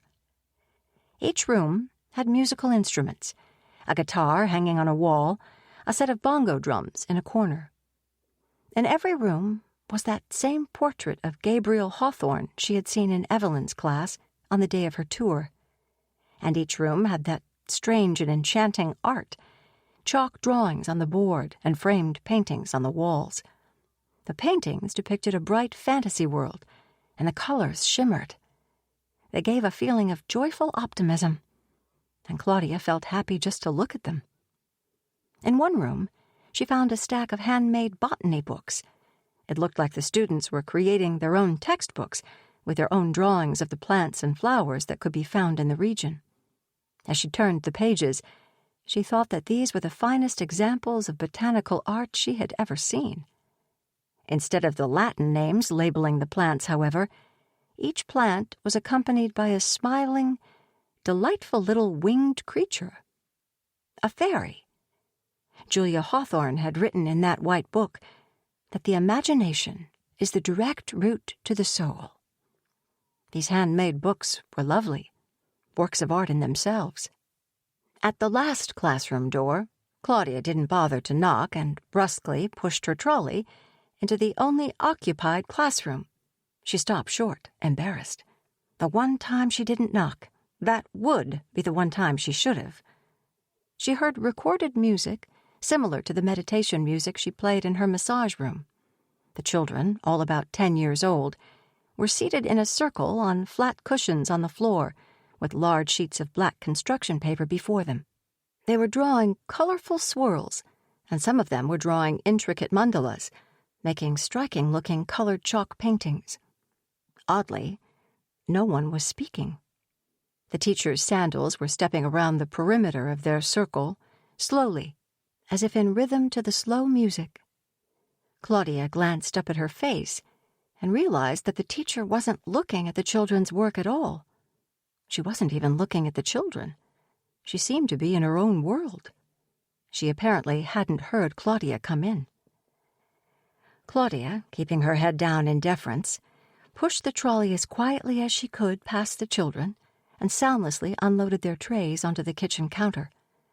As she returned with her trolley to the door, she stole a glance at the class. But remarkably, no one appeared to notice her at all. It was as if she were invisible. She was grateful to not have disrupted the class or attracted the teacher's ire. On the other hand, there was something disturbing about what she had just witnessed. When she described the strange scene to Niles, he didn't find it strange at all. Sounds like they were focused. What's wrong with that? She'd spent too long poking around each room and had missed the other parents who were working on other things, Niles said. Beginning to feel at home here, Claudia took the initiative to put the kettle on to boil to make tea for them again. She needed a warm-up, and the tea was so satisfying. Better than coffee, even. "I've always had a very active imagination, I guess," Claudia conceded. "Well," said Niles, "that's good." Claudia said, hesitating. "Not in my case. I mean, it's great for making art, sure. Not that I have any time to make any art anymore. I used to, before Henry. I painted in all media. I loved making murals and children's book illustrations. Maybe that's why the art here touched my heart so much. It's just what I love. Bright colors, happy worlds. But sometimes my imagination..." Here she trailed off. Why would she confide in this man after he had shown that he would repeat anything she said to Zelma? She should not tell him anything that she would not say directly to Zelma herself. "But sometimes," prompted Niles. Claudia just shook her head and smiled down into her teacup. "Sometimes," persisted Niles, "you imagine things? Maybe you have a little paranoia, or something like that?" "Well, paranoia is a strong word, but I guess we can all get carried away with our imagination sometimes, right? We can all be suspicious of others' motives, right? I mean, doesn't everyone have thoughts like that?" Niles studied her for a few seconds, and she immediately regretted those stupid words that had tumbled out of her mouth. Why did she gab like this to him? What made her want to share her insecurities and odd thoughts with him? She should be putting her best foot forward. For one thing, she really liked him. For another thing, he did have the fault of repeating what she told him. "So, you doubt your own impressions." Claudia didn't like this image he was forming of her. "That's not true. I know my own mind. For example, my boss thinks this school is kind of strange. But I don't question what I've seen with my own eyes, that this is a healthy environment for Henry." Niles's gaze pierced deeper, and his jaw set. "Why are you talking to people about the Hawthorne School? I mean, there's no way they could understand it. They haven't been here, have they? So nothing they could say about it could have any value for you. I learned that at the beginning, and hopefully you've learned it now, too. Don't talk to people out there about our school. They won't get it."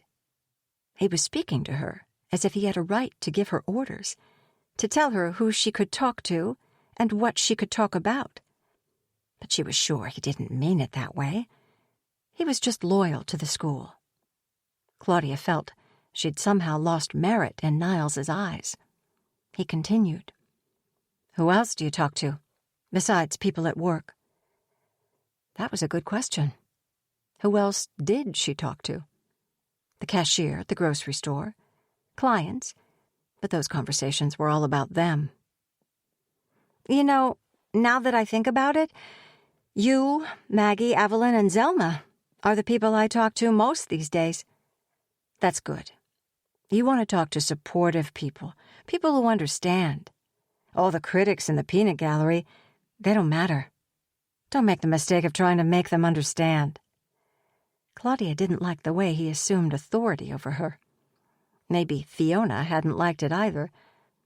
But he was so likable otherwise. He was enthusiastic and knew so much about the Hawthorne School and child development. Devon was talkative too, but he only ever talked about himself. Niles conversed with her, about her, and about things she cared about. It felt like their relationship was deepening. She didn't want to mess it up. And getting back to what you were saying before, about imagining things about people, see, I think that's a good trait. I mean, it's good to be imaginative, but it's even better to be aware of the fact that you tend to misunderstand people and situations. You waffle back and forth, don't you? You're indecisive. That's because you already know that you can't trust yourself. That's natural for everybody, isn't it? I mean, how often in life do we get hold of the wrong end of the stick, you know? Wait, Claudia objected. I never said I tend to misunderstand people, and I didn't say that I don't trust myself. But hadn't she said exactly that? And wasn't it true? Niles shrugged. No offense. I think we should doubt ourselves sometimes. That's just humility. We should be open to other interpretations. That openness leads to a peaceful heart. That's what Julia Hawthorne wrote. Claudia was glad to get off the topic of her doubts and misperceptions and on to the topic of Julia Hawthorne. Okay, I'm glad you reminded me because I wanted to ask you, have you read that book? She said it with a tone that she hoped would encourage him to share her impression that the book was in some ways offbeat, to say the least. A few times, in fact. Now, speaking of being open to other interpretations, the world of the child will lead you to think in new ways. You've started reading it? Niles was brewing more tea for them now that they had finished their cups. What I was surprised by, and here Claudia noticed that she was softening her reaction from bothered to surprised. She really didn't feel bothered by the book anymore. She didn't feel bothered by anything at all. Or I guess I should say, what I didn't understand was some reference to the moon and something about indigo children. Niles set the steaming cup before Claudia. There was something touching, nurturing even in the gesture. Some children have a special, sensitivity. We like to call them indigo children. In fact, I've been thinking you might be one, Claudia. Sensitive, aware, open, in touch with nature. That's you, isn't it? Claudia held the cup beneath her face, inhaling the aroma. Well, I guess anyone would like to think they're all of those things. She smiled inwardly, wondering if Niles was trying to flatter her, and hoping that he was. And the moon, she said.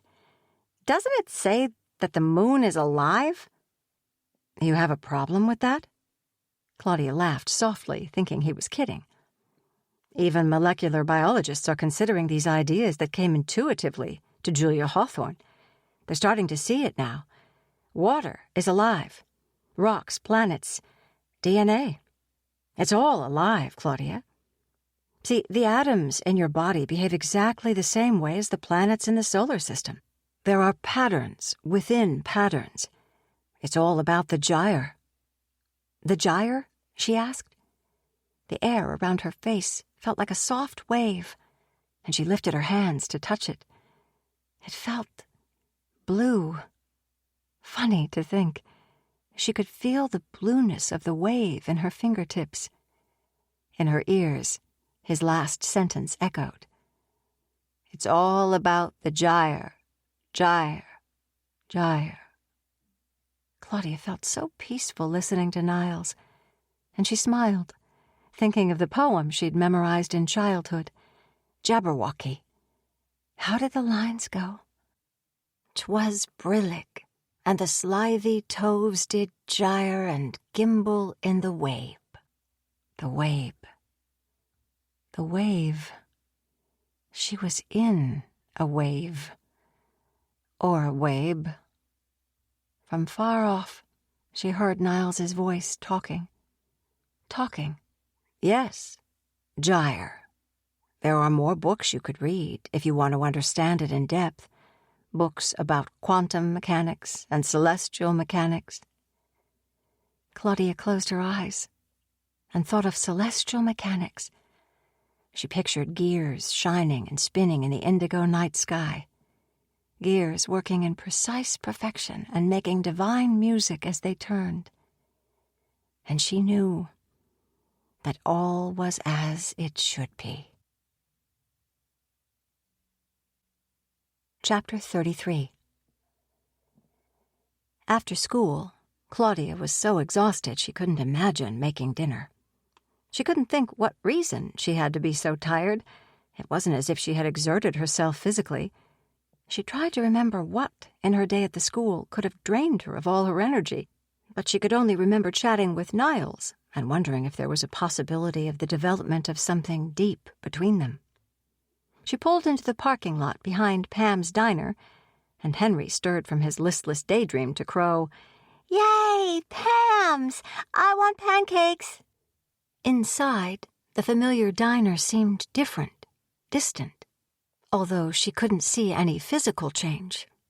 Claudia had brought Henry here several times since they had moved to town.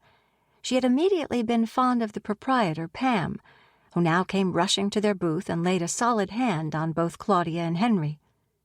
"Hello, my lovelies. I haven't seen you two in just forever. Where have you been?" "My new school," said Henry excitedly.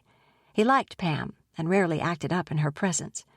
Pam stepped back dramatically and put her hands to her cheeks. "Your new school? Oh, my, tell me everything." She looked expectantly from Henry to Claudia and back to Henry again, as if she couldn't wait for more information. "The Hawthorne School!" exclaimed Henry, enjoying Pam's theatrics. Wait, isn't that the one out on Route 171? Oh, I've heard about that school. "It's a giant's castle," said Henry. "Oh, yes," she went on. "That place used to be a convent or something like that. Isn't that the most exclusive school around here? Now, I know they don't take just anyone. Goodness, Henry, you got into that school? Well, I'm not surprised, a smart boy like you." "It's private, isn't it?" Pam asked Claudia. "Well, yes." "Expensive," added Pam, her eyes widening, and her thumb brushing her other fingers in a gesture signifying money. "Yes, I think so. But they're letting me do some volunteer work and taking Henry on a sort of scholarship." "A scholarship? Well, aren't you lucky? Aren't you blessed?" Claudia's heart filled with pleasure and pride. "It's a Scandinavian nature school. They have the kids outdoors exploring most of the day." "Well, now, I think that's healthy. That's what kids need. They need to run around and be kids. I bet you just love running around outside, don't you, Henry?" Henry nodded, his eyes bright. "And they emphasize healthy eating." Claudia was warming to her topic. "All fresh vegetables, they grow right there on the campus. Isn't that something? Now, look at him. This is the most chill I've seen Henry so far, so I'd say that school is doing him a world of good. And speaking of healthy eating, what can I get for you lovelies today? Blueberry pancakes for my young man? That's what I thought. And for you, Mama?" Claudia scanned the menu, feeling the glow of Pam's admiration. "I'm craving the veggie burrito. Coming right up." Chapter 34. Claudia was back at work with her recurring malaise. Her overactive imagination suggested that the headaches might signal a brain tumor. But then again, there were days when she had no headache and was full of energy, so maybe the headaches were psychosomatic. She didn't get them when she was on that beautiful campus, talking with Niles. She only got headaches when she was isolated at home with Henry, or at work in the chiropractic clinic. She felt distant from Dr. W. ever since the day he had been so dismissive of the Hawthorne School. And her work itself had somehow lost its luster. More and more she felt she had completed her career as a massage therapist and that a new chapter was beginning. She had loved massage from the very start and had always assumed that she would be passionate about it forever. But then, that was so typical of her, to be all excited about something one day and ready to move on to something else the next. She applied pressure with her elbow to trigger points in Janice Brown's back. "These massages are so great while they last, but already by the time I get home, my pain returns," complained Janice. It was the same complaint she made every week. "And have you signed up for that yoga class yet? Or any kind of exercise at all? Pilates or weight training would be good, as I've told you before. You have the ability to see what you need. You have the power to improve your own condition. Pick something you can enjoy. Have you started walking every day? Or even a couple times a week? Anything?" Claudia could hear the irritation in her voice, but she couldn't stop herself. These people expected her to work miracles on them while they refused to see that they were sealing their own fate. "Oh, no," chuckled Janice guiltily. "I'm so bad. It's just that I don't have the time." "And yet you have the time to come here." Janice raised her head out of the donut hole and peered through the darkness at Claudia. "Would you rather I didn't?" Claudia's frankness had shocked both of them. No, of course not. You're my favorite client, Janice." Janice dropped her face back into the hole and sighed. "I know you're right. I've just got to make the time." What Claudia would really like to do, she thought as she worked the knots out of Janice's muscles, was to work full-time at the Hawthorne School. Maybe she could get a job of some kind there. Yes, that was it. This new and unexpected idea came to her as an inspiration. She always felt ill with a pounding headache at the chiropractic clinic. Yet she felt peaceful and stress-free at the school. And while she did have occasional misgivings about Zelma and the Hawthorne School, now she saw that the best way to confirm or deny her doubts, to really see what was actually going on there, was to spend more time on the campus, to become a true insider. That way, she would certainly see if there was anything in the school's environment that she didn't want for Henry. She could ask Zelma if there was some clerical job, or if she could work with the Garcias on the grounds. To her relief, there was a last-minute client cancellation, giving her a half-hour to herself. Dr. W. was with a patient, and Stephanie was on the phone. She went to the kitchenette and made herself a cup of black tea, hoping the caffeine would have some effect on her headache. As she steeped the tea bag, she wished she could have little green tea. Suddenly, her longing for that herbal mixture was overpowering. It occurred to her to drive to the Hawthorne School, go into the kitchen, and make herself a cup right there. But of course her next client was due in a few minutes. Still, the urge was so strong. She decided she would ask Zelma or Niles if she could just take some little green home with her to have on days off, evenings and weekends. It might even help Henry to feel as calm as he did at school. They both felt so much better under its beneficial influence. Chapter 35. "You'd like to work here?" Zelma arched an eyebrow. Claudia flushed. "I know it sounds strange." "It doesn't sound a bit strange, dear. Most parents do ask to work here. The trouble is, there are only so many jobs. We have to be selective about the parents we take on." Zelma steepled her fingers together, pensive.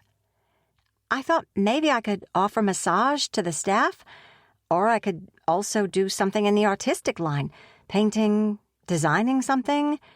Or maybe you might even have some office work I could do. Or I could work on the grounds with Yolanda and Oscar. It doesn't really matter." And Claudia was surprised, as she said these words, that it didn't really matter. She would gladly give up her career to rake leaves and plant flowers at the Hawthorne School. Suddenly it seemed the most important thing in the world that she be able to be here every day. I see how eager you are to be a part of our mission. I like that. That's good. Let me see what I can come up with.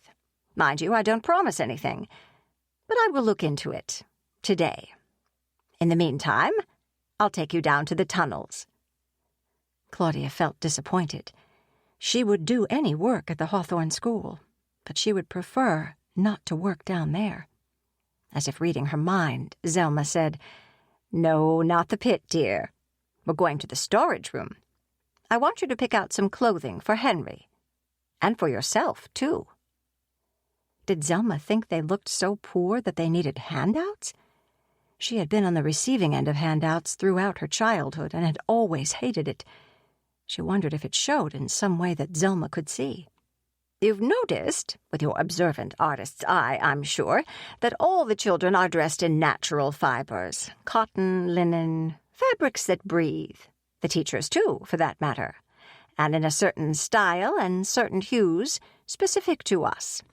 There's a special aesthetic that we adhere to. Everything has to have loveliness and grace, you see.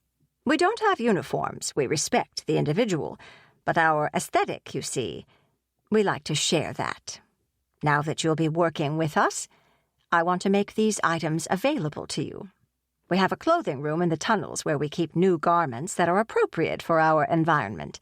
Nothing jersey," said Zelma with distaste. "Nothing stretchy. No words or logos printed across people's chests, turning them into billboards." Of course, Claudia had noticed and admired the clothing worn by the students and teachers, and just assumed they shopped at some local boutique she didn't know about yet. But apparently, they shopped in the clothing room down in the tunnels. Claudia wondered if she would find the red string bracelets in the clothing room, too. She set down her teacup and followed Zelma into the depths of the school. Chapter 36. Claudia felt exhilarated in the new clothes. It had been a long time since she had paid any attention to what she put on every day. At work, she had been wearing scrubs. At home, she wore yoga clothes. Being a single mom left her little time to fuss about or even think about her appearance. As she gazed at herself in the threefold full-length mirror in the clothing room, she was thrilled with this new version of herself. These clothes actually felt good to the touch. The colors were soothing. She felt graceful as she turned and saw how the material moved with her. Zelma was so generous, encouraging her to try on more and add more to her basket, and showed delight at each new addition. "Oh, that suits you marvelously, dear. My, that shade of sky blue is your color. You are beautiful." Claudia felt beautiful. Just as she'd expected, her headache had left her soon after she'd entered the Hawthorne School.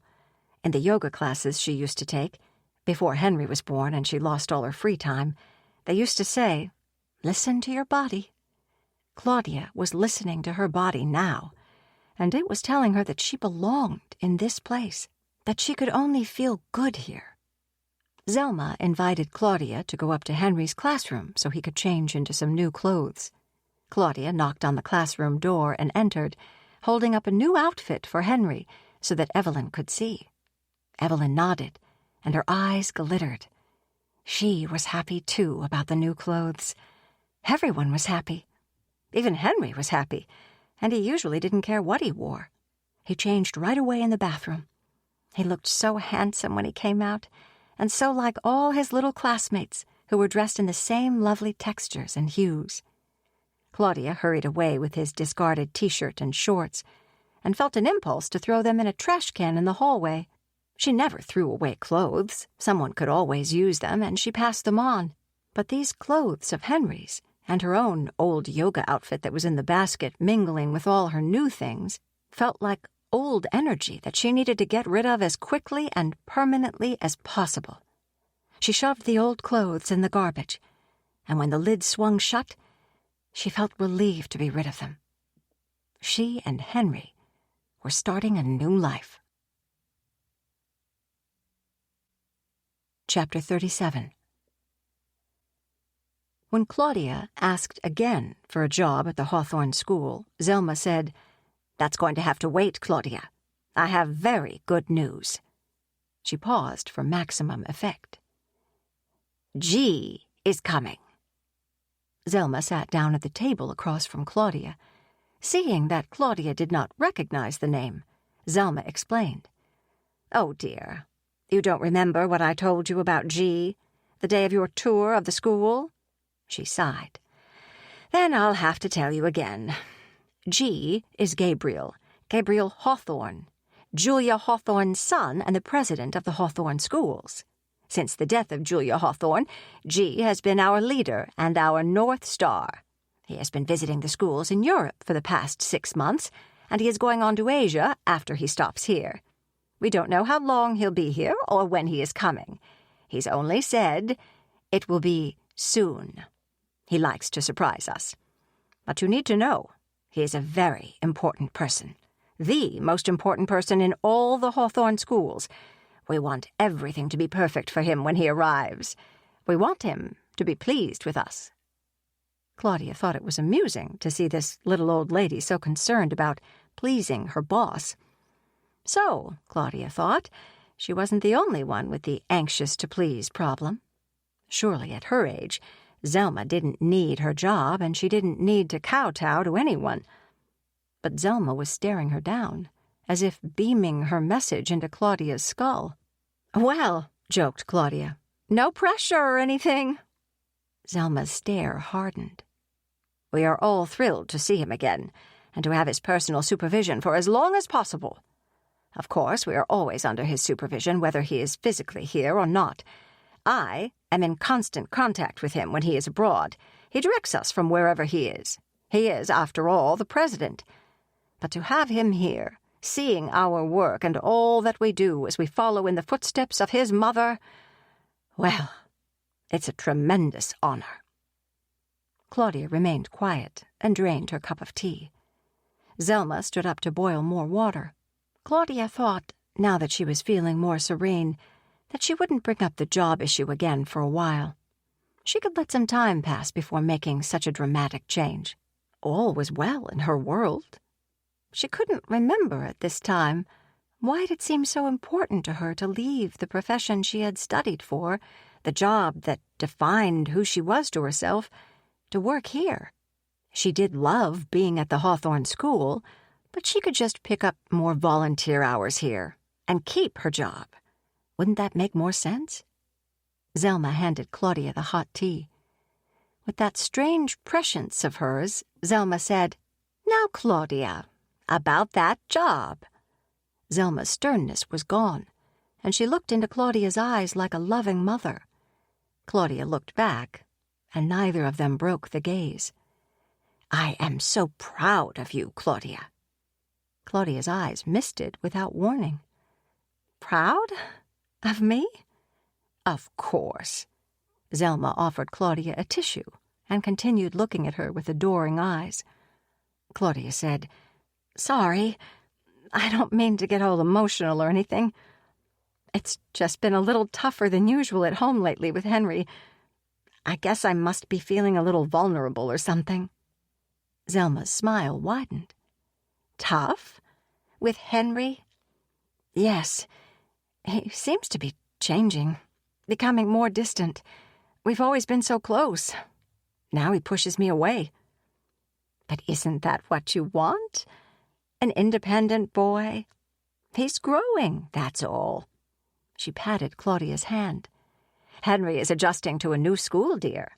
As he develops confidence in school, he feels free to be more separate from you. Try not to let your possessiveness block his growth. I know you want the best for him. His behavior here is perfect. Just give him time to settle in. You'll see everything will fall into place. You would sacrifice anything for his happiness. You've already sacrificed so much. You are a very good mother, Claudia. I see that." Claudia was not offended by Zelma's suggestion that she was too possessive of her son. On the contrary, she felt disarmed by Zelma's words. She felt her whole body relax, all the nervous tension draining. "And do you know why I'm proud of you?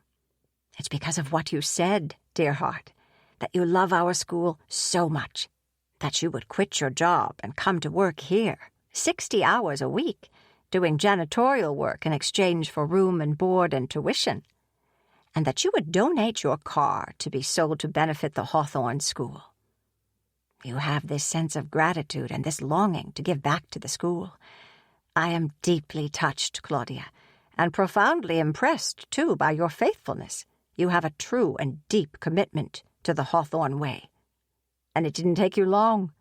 You arrived so recently, and you get it already. But then I knew right from the start that you are extraordinary. You understand us at some level now, and you will grow to understand us at deeper and deeper levels as time goes on. Deeper and deeper. And on and on. On and on. And deeper and deeper. We are one mind. One mind. And you are safe. Safe with us. You have always been ours, and now you want to sleep. You are so tired. You need to sleep. And now you may sleep. Sleep. Chapter 38. Claudia made plans and took actions as if obeying some silent command. "Please mail me my last paycheck. Send it in care of the Hawthorne School," she heard herself saying to Stephanie over the phone. "Claudia? Is this a joke? Are you all right?" "I'm not joking, and I'm fine. I'm just quitting." "But," blustered Stephanie, "with no notice? What about all the loyal clients you have now? You're all booked up. Am I supposed to call them all and tell them what? Dr. W. doesn't know about this, does he?" "No, I haven't told him. I just decided now. Let him know from me, okay?" "Do you mean you're not even going to tell him yourself? Do you expect to get a referral from him for your next job?" "I don't need one. I'm leaving massage." As she said these words, Claudia realized they were true. "Well, I can't believe you're being so thoughtless, Claudia, and unprofessional." As she hung up, Claudia realized in a detached way that Stephanie was experiencing strong emotions, but she didn't share them.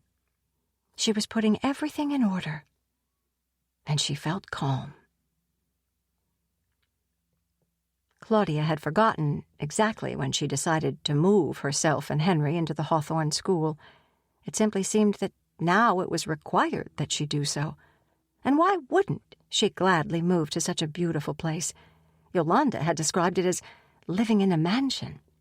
There was no healthier environment for her and Henry.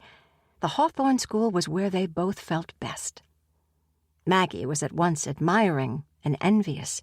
"How'd you do it? How'd you get into their inner circle like that?" "Inner circle?" asked Claudia. "Well, whatever you'd call it. You'll be one of the people that live there. It's like you're more a part of it somehow. They never invited me to move in. But hey, we'll still talk all the time, right? We'll still hang out?" She chuckled. "Don't forget me." The move was easy. She paid the penalty to get out of her lease with no regrets. The apartment had been a furnished one. All she had to load into her car were their personal possessions, and these were few. Claudia thought with interest about her new job. She'd never liked cleaning before, but she imagined she would get a ring of keys and would be able to see the inside of all the rooms of the Hawthorne School. She would love that. She was sure that there were many beautiful and intriguing things she had yet to discover. And she would prove herself to be a good worker, and then maybe she would get a job she would like better. It didn't really matter now. The important thing was that she was becoming a real part of the school. Niles had said it was like belonging to a family. Zelma brought Claudia once again to the tunnels, where there was a janitor's closet. That's where Zelma introduced her to Irving. Irving was an enormous man, at least 6'8". He was slow-moving and slow in speech. He gave the appearance of being elderly, but as she looked more closely, she realized he was perhaps in his early 40s. It was his posture and his sloth-like way of moving that made him seem years older. Claudia had only ever seen his retreating back as he ambled down hallways in the school. She had never seen his face before, and now she observed that it was pale and mask-like. He showed no interest in his new supervisee, only acknowledging her minimally when Zelma introduced them, and then turning away to fill a pail with water in a stationary sink. Claudia asked Zelma, "Will I need keys?" "Keys? Whatever for? Irving has the keys. When you need a door opened, Irving will open it. Irving will give you your duties each day. Report to him at 5 a.m., 7 days a week." 5 a.m.? But I have to get Henry ready for school every morning. Can I start after he goes to school? A crease of annoyance formed between Zelma's eyebrows. "Now that you and Henry are living here, you don't need to worry about that anymore. Evelyn will get Henry ready for school." "Evelyn? His teacher will get him ready for school? I don't understand. How could she—" "Evelyn lives here. All of our teachers live here, of course. You know that." Claudia did not know that. She knew, from Evelyn, that Zelma and Anthony lived at the school. But all of the teachers? She couldn't take time to wonder about this because she was still absorbing the unpleasant idea that anyone other than herself would get Henry ready for school. "She'll come to your room at 10 minutes to 5 so you can leave for work. It's all convenient and will work out perfectly for everyone." Zelma must have seen some protest forming because she went on. "I have gone to a great deal of trouble to get you this job, Claudia. Some people had to be dismissed, and others had to have their schedules changed so that you could have the job you requested. I knew that you weren't just asking to work here on a whim. I knew you wouldn't let us down, and that you would be grateful for my efforts. Henry is doing so well here, and of course you want that to continue. You want to do your part for him." "Yes, but what would be the harm if I just get Henry ready for school? I would really like to just work the hours that he's in school. That's how I thought it would be."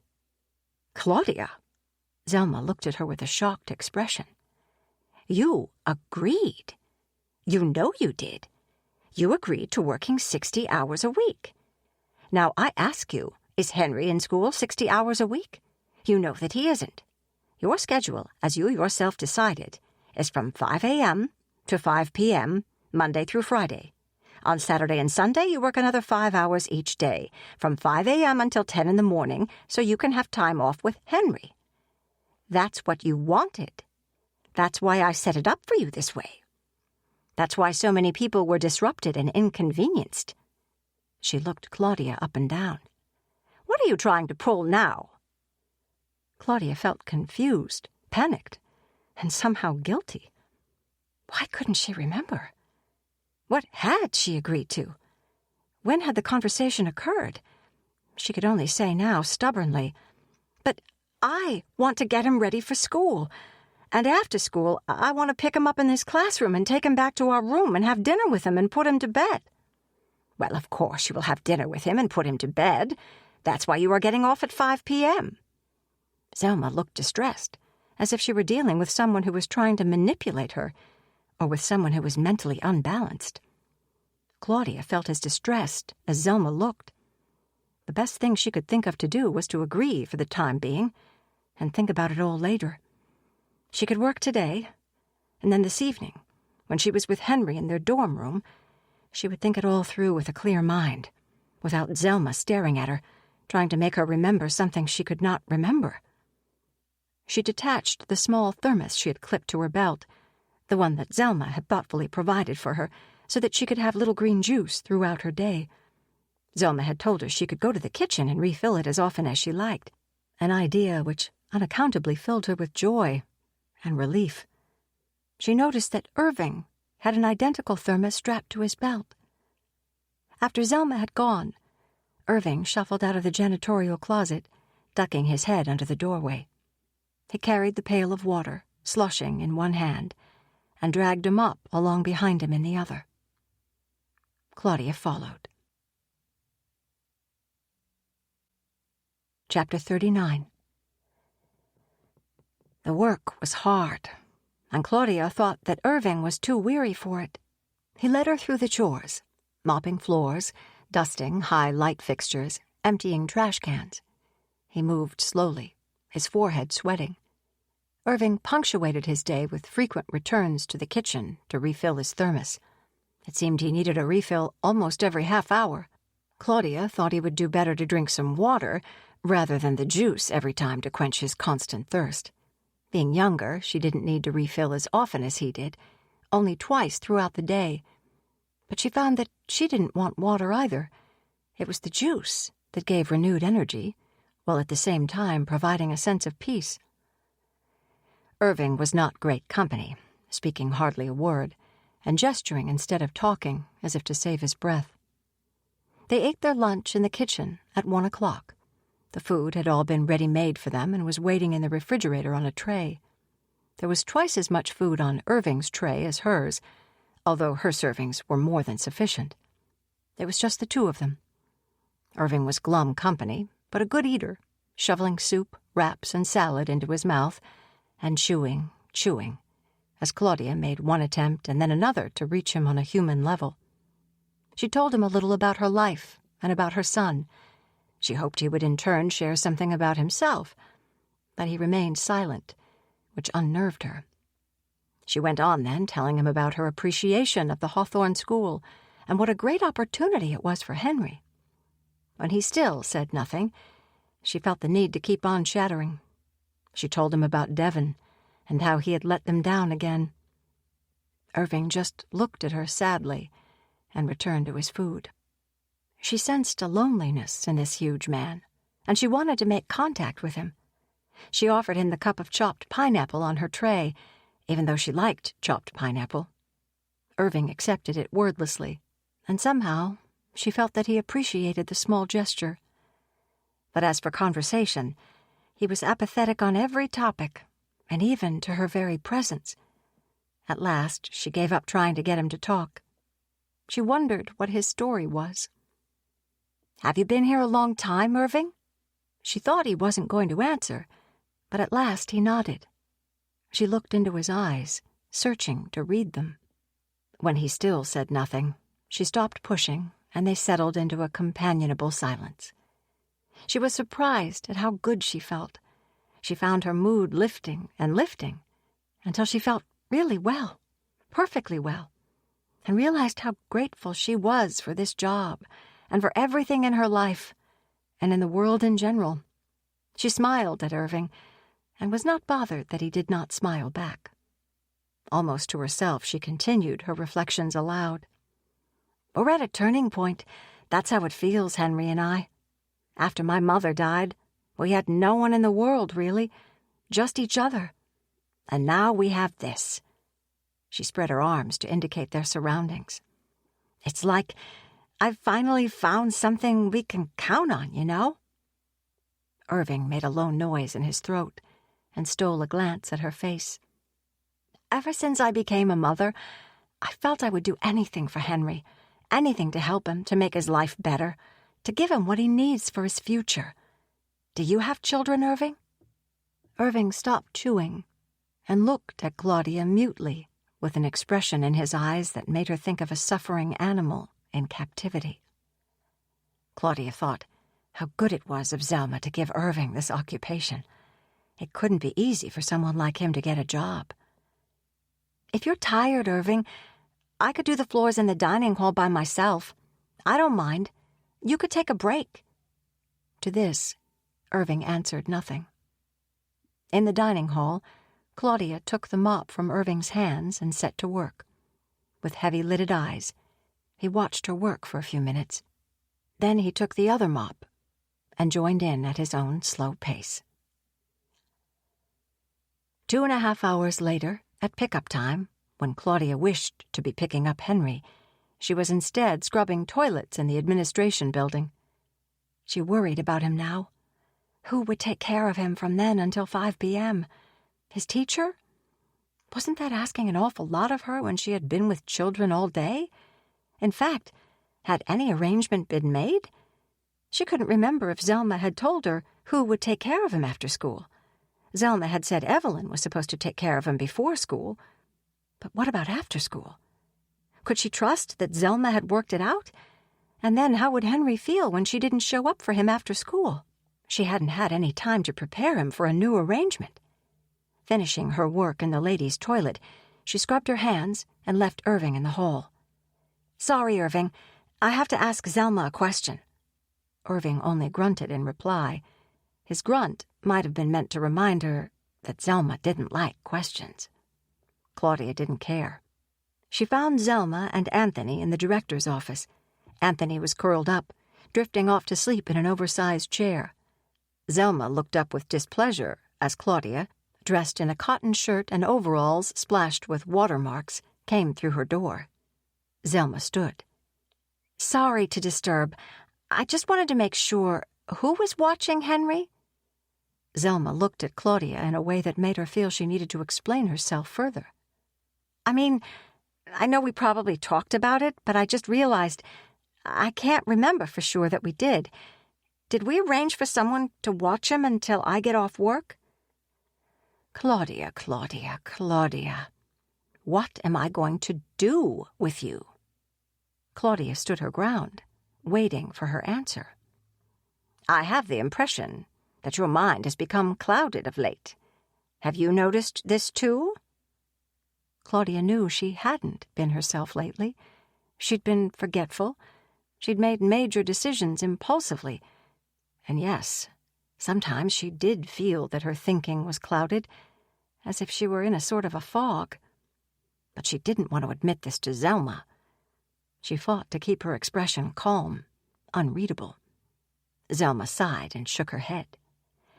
"I have already told you, and now you come to me asking me as if you never listened to me in the first place. Why do you do this, dear? And I also told you that G is coming and that we all have to make preparations. Our minds are full of getting ready for him. You do remember that. Or have you forgotten that also?" Claudia pushed aside her sense of confusion. "I'm sorry. Usually my memory is better than this. But what about Henry? As I told you, dear heart, and I hope this is the last time I need to repeat myself, Evelyn has complete charge of Henry while you are working. Naturally." Zelma clearly expected Claudia to leave after getting the answer to her question, but now Claudia had a new question. "You say, naturally?" Yes, naturally. Who else but his teacher would have charge of him?" Claudia didn't know why the word naturally bothered her, but it did. She had more questions. Zelma had reached the end of her patience, although Claudia couldn't think what she had said to aggravate her so much. It was probably the mere fact that she was asking questions at all. Evelyn had told her to bring all her questions to her. So she would. She would go right upstairs and ask Evelyn, "What does complete charge mean?" It probably meant nothing. It was probably just Zelma's manner of speaking. But she needed to ask. Everything was spinning out of control so fast.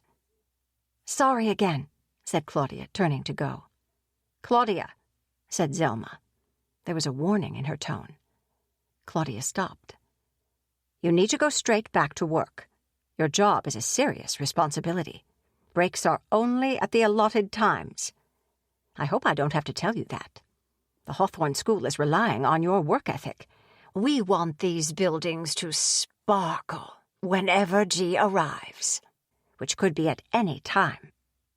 Getting the image that Zelma wished to convey of a sparkling school, Claudia thought of another question. Where was the rest of the janitorial staff? All day she had worked alone with Irving. She hadn't seen anyone else cleaning anywhere. Certainly on this huge campus there had to be many more cleaners. "Zelma," asked Claudia, feeling that she was on the thinnest of ice now, "where are all the other cleaners, by the way?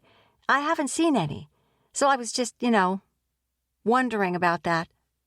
Her voice trailed off. Zelma sighed. Sleeping, Claudia. Sleeping. The other cleaners work at night. While you will be sleeping comfortably in your bed, they will be cleaning. Of course, we have shifts. You have the day shift for now.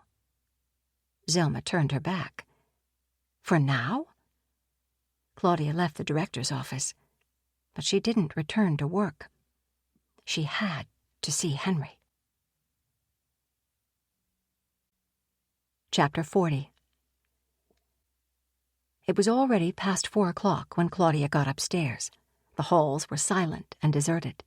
She stood in the doorway of Evelyn's empty classroom. The beauty that had enchanted her on the day of her tour did not affect her now. She saw only that no one was there. Henry was not there, and she did not know where he was. Where could Evelyn have taken her son? Zelma had told her that Evelyn and all the teachers lived on campus. She would need to find the teacher's dormitory. It couldn't be on the 3rd floor of this building. There were more classrooms up there. Nor on the 4th floor. She and Henry occupied a dorm room up there, and apart from them, that floor was deserted. She knew from the map in the janitor's closet that each building had a name. Freedom Hall, Comfort Hall, Unity Hall, and this one, the main hall. But they were not labeled as to their function. She had seen teachers walking along the cloister walk into Unity Hall. Was that the one that housed them? She had to find someone to ask. She hurried down the corridor, stopping to try each door. But one after another she found them locked. The doors were solid with no windows in them, so she could not even peek in. Her heart was beating fast now. She was beginning to panic. She tried to calm herself with logic. What was there to be anxious about? Henry was with his teacher, whom he adored. But Claudia had to see Henry for herself, to know he was safe and that he understood why she hadn't come for him this afternoon. She came at last to one door that opened. Not expecting it to give way, she pushed into the room with a little too much force. There, she found a teacher who stood at an expanse of diamond-paned windows. She turned from the windows to look at Claudia. It was Miss Kincaid, the teacher of the Sevens, who had been leading the knitting circle on the day of the tour. While Claudia gathered her thoughts to ask her question, Miss Kincaid looked her up and down and then nodded. "You won't find them," she said. "What do you mean?" "I mean that Evelyn has taken Henry into the woods." Her words chilled Claudia's heart. "Why? Why would she do that?" Miss Kincaid looked amused. "Why take him into the woods? Because it's beautiful in there. It's our home, really. It's our home and our classroom and our life all in one. Nature, our source." Claudia turned to go. She wasn't going to waste time talking. She needed to find Henry immediately. "Honestly, you won't be able to find them, even if you try. The forest is too big.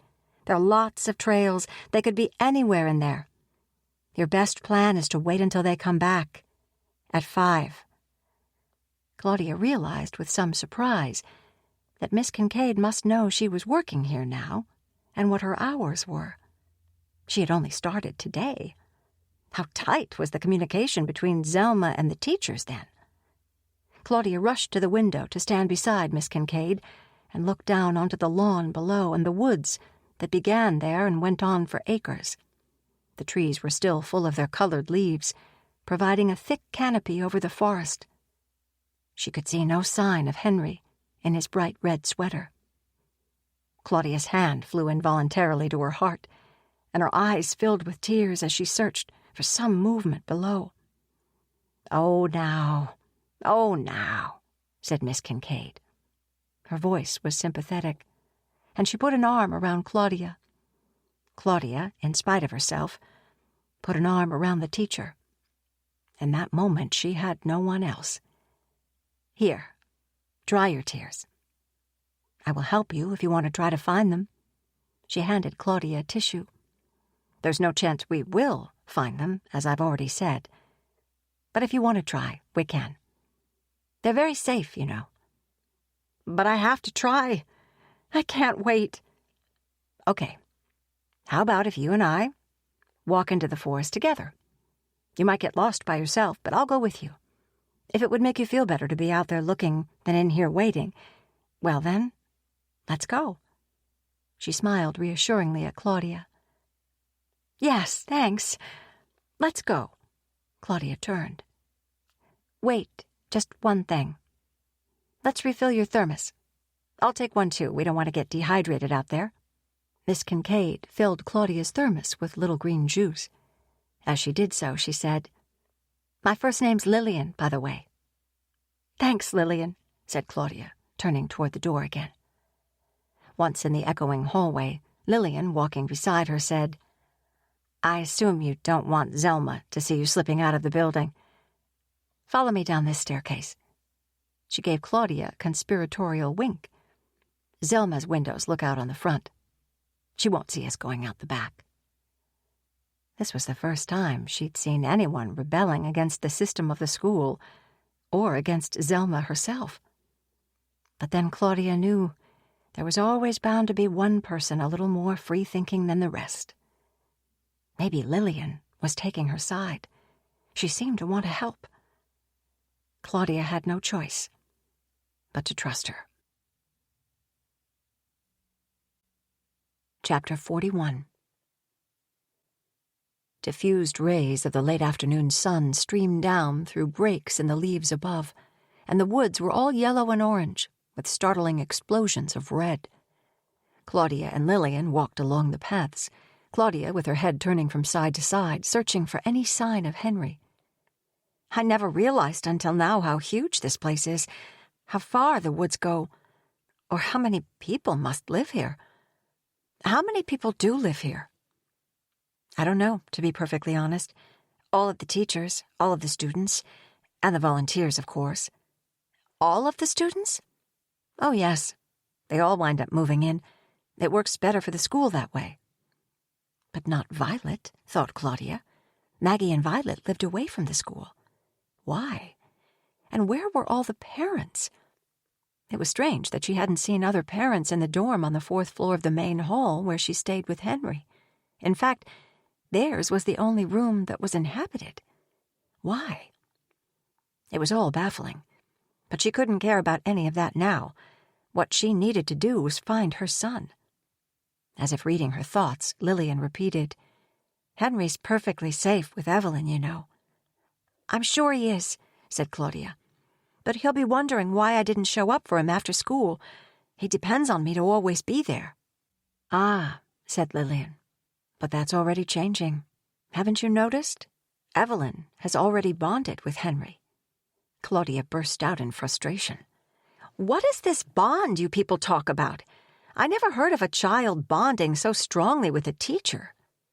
She realized that she had said, "you people." Wasn't she one of these people now? "According to the Hawthorne Way," said Lillian, "the bond between teacher and student is paramount. We are taught that it's a deeper connection. The teacher has much more influence than the parent. The teacher-student bond surpasses the bond between parent and child." Claudia was not going to be polite now. "That's ridiculous. Nothing surpasses the bond between Henry and me. Anyway, why would it be so beneficial for a child to bond with a teacher when he's only going to have a different teacher next year?" "But he won't. Teachers move up through the grades with their students. This year I'm teaching the 7s. Last year I taught the 6s. The year before that, the 5s, and so on. I'll be with the same children until 6th grade, when we'll go, the children and I, to the Hawthorne School in California. That's where the older children go." "What about their parents? Do all their parents move to California?" "Unfortunately, the majority of our students have been orphaned or abandoned, so that doesn't come into it. You'll understand more as time goes on about how it all works. New parents always have to learn gradually. But yes, it's easy to make it all work when our students are, for the most part, under the guardianship of the Hawthorne School." "Orphans? You're saying that Henry's classmates, for example, B.B., James, and Mason, they're all orphans?" "Yes. Taylor still has her birth father, of course, Niles, and Valeria has her birth parents, Yolanda and Oscar. The way you say birth parents, it's as if they've already been adopted by someone else, even though their parents are right here. Claudia wanted to keep her mind on finding Henry, but she was distracted by these disturbing ideas and odd ways of phrasing things. Of course, Taylor and Valeria are adopted. That's not true. Their parents are alive. They're right here every day. Lillian stopped, and Claudia, not knowing where she was, had to stop too. When parents enroll their children here, they all sign away guardianship on the first day. They stood, locking eyes. Claudia stopped breathing. Lillian's eyes looked soft and caring. Claudia remembered all of the documents Zelma had handed her that first day, all the paperwork she had signed without reading, excited and grateful. Oh, Claudia. Lillian fingered the long fringe on her gold knit shawl. Oh, Claudia, she repeated. You didn't know, did you? You didn't read the papers you signed on the first day? You didn't know that the Hawthorne School is Henry's guardian now, and the Hawthorne School has given him to Evelyn. Chapter 42. As she stood looking around herself in the forest, Claudia's heart raced, and her breath was labored. Lillian was talking nonsense, of course. Whatever papers she had signed didn't matter. They couldn't be legal. Adoptions didn't happen that way. She was sure there would have to be a court date. This claim of signing away rights was just a manipulation tactic. What kind of people were they? She couldn't understand how she had put Henry into this insane environment. How had she not realized that this school was not as it had appeared to her? How could she have been so gullible? More importantly, how could she find Henry? Look, said Lillian, you just got a lot of new information to process. It looks like you're overwhelmed. That's understandable, but... She looked at her wristwatch. It's 10 minutes to 5. Evelyn will be back in her classroom with Henry at 5, ready to turn him over to you for the evening. Why don't we head back? Claudia didn't want to leave the forest without Henry, but she could see that trying to find him here was hopeless. There were paths exiting the forest on all sides. Evelyn and Henry could be heading out toward the school on any one of them. But could she trust that Evelyn would return Henry to her in the classroom at 5? Lillian, seeing her doubt, said, Come on, they'll be there, I promise. Or how about this? If they're not in the classroom, and they will be, they have to be because it's the rule, but if they're not, I promise I'll come out here with you again with flashlights, and we'll search. Claudia stalled for a bit, taking a long drink from her thermos. She must have been dehydrated, because she was very thirsty and drained the thermos quickly. As she drank, she thought, No, Lillian. If they're not back at 5, I'm calling the police. Together, they retraced their steps back toward the lawn. Claudia glanced at Lillian, trying to understand if she was truly an ally, trying to help her, or simply one of them. She knew she shouldn't trust any of them.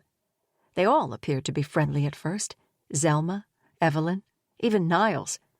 He could have told her about the so-called adoption scam, but he'd never mentioned it, and he reported to Zelma whatever she told him. And what about Maggie? As childlike as she was, she couldn't have any idea of the deception they had all fallen into. Claudia had to find a way to tell her. Yolanda and Oscar seemed to be unaware too, exploited by Zelma. But were they? She wanted to trust someone, to not be alone. But then it had been wanting, needing support that had pulled her and little Henry along with her into this school, if it even was a school. She remembered Henry's words. It's not a school. It's only pretending to be a school. He was a tiny child, and yet he apparently sensed from the very beginning that the Hawthorne School was not what it appeared to be. And still, he had loved it from first sight. He had wanted to be here. And she, instead of being the parent and overruling him, had yielded to his wish. She saw her mistakes now. If only it wasn't too late to pull back. But why should it be?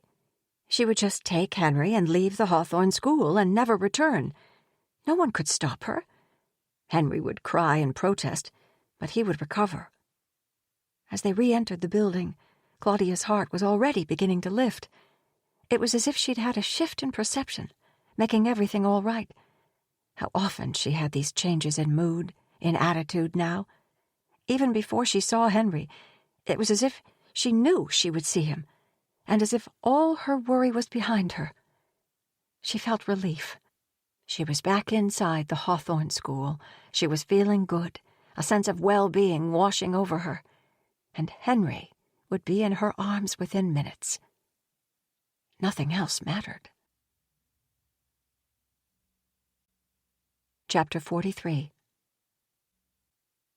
As promised, Henry was in Evelyn's classroom. Lillian left Claudia at the classroom door and went on down the hall.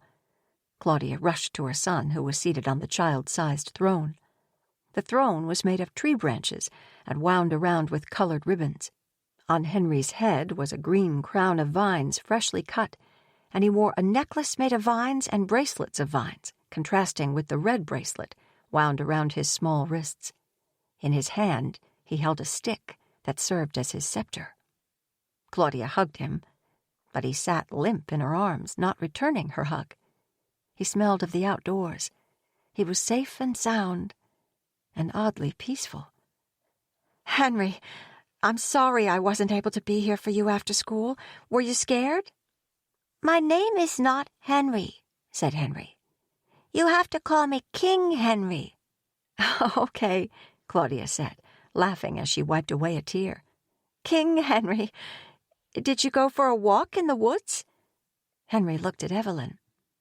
"He may feel a little tired," said Evelyn smoothly. Claudia brushed away the irritation of this woman telling her how her child felt. Henry was fine. "Evelyn," said Claudia, standing now to face the teacher. It was time for a confrontation.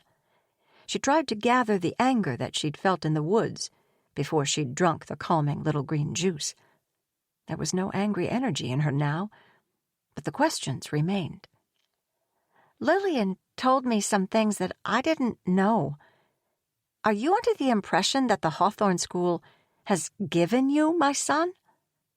Evelyn shrugged her thin shoulders and signaled a chair at the children's table, but Claudia remained standing. "Zelma gave Henry to me to be in my class. Of course you know that." "No, Lillian talked about some kind of teacher-student bond. What is that? A bond that surpasses the bond between parent and child?" "Oh, that. It's all very straightforward, Claudia. Let me explain. Bond may be a misleading word. Let's just use the word relationship.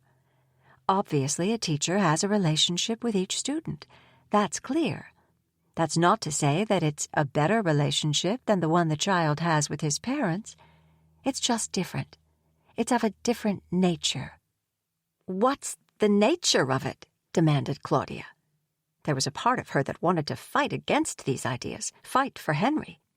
There was a bigger part of her that was going to sleep. What was coming over her? 10 minutes before, she had been ready to take Henry and leave. Now she wanted Evelyn to explain it all in a way that made sense, even while she felt her mind slowly going numb. "You're asking about the nature of the relationship between student and teacher. Well, it's about learning, of course, educating, training, and forming young minds. That's what teachers do. You know that." All plans of taking Henry out of the Hawthorne School, of calling the police, receded into the back of Claudia's mind. That would take energy that she didn't have. She needed to give Evelyn a chance to reassure her. She wanted to be disarmed of all her suspicions. She had been imagining absurd things. Evelyn would give her a reasonable explanation for every concern, and then Claudia could go to sleep. She was so sleepy. Lillian told me, said Claudia. Now she did want to sit down. She came toward Evelyn, and they both took their seats at the children's table. Told me. What had Lillian told her? The word adoption floated to the top of her mind.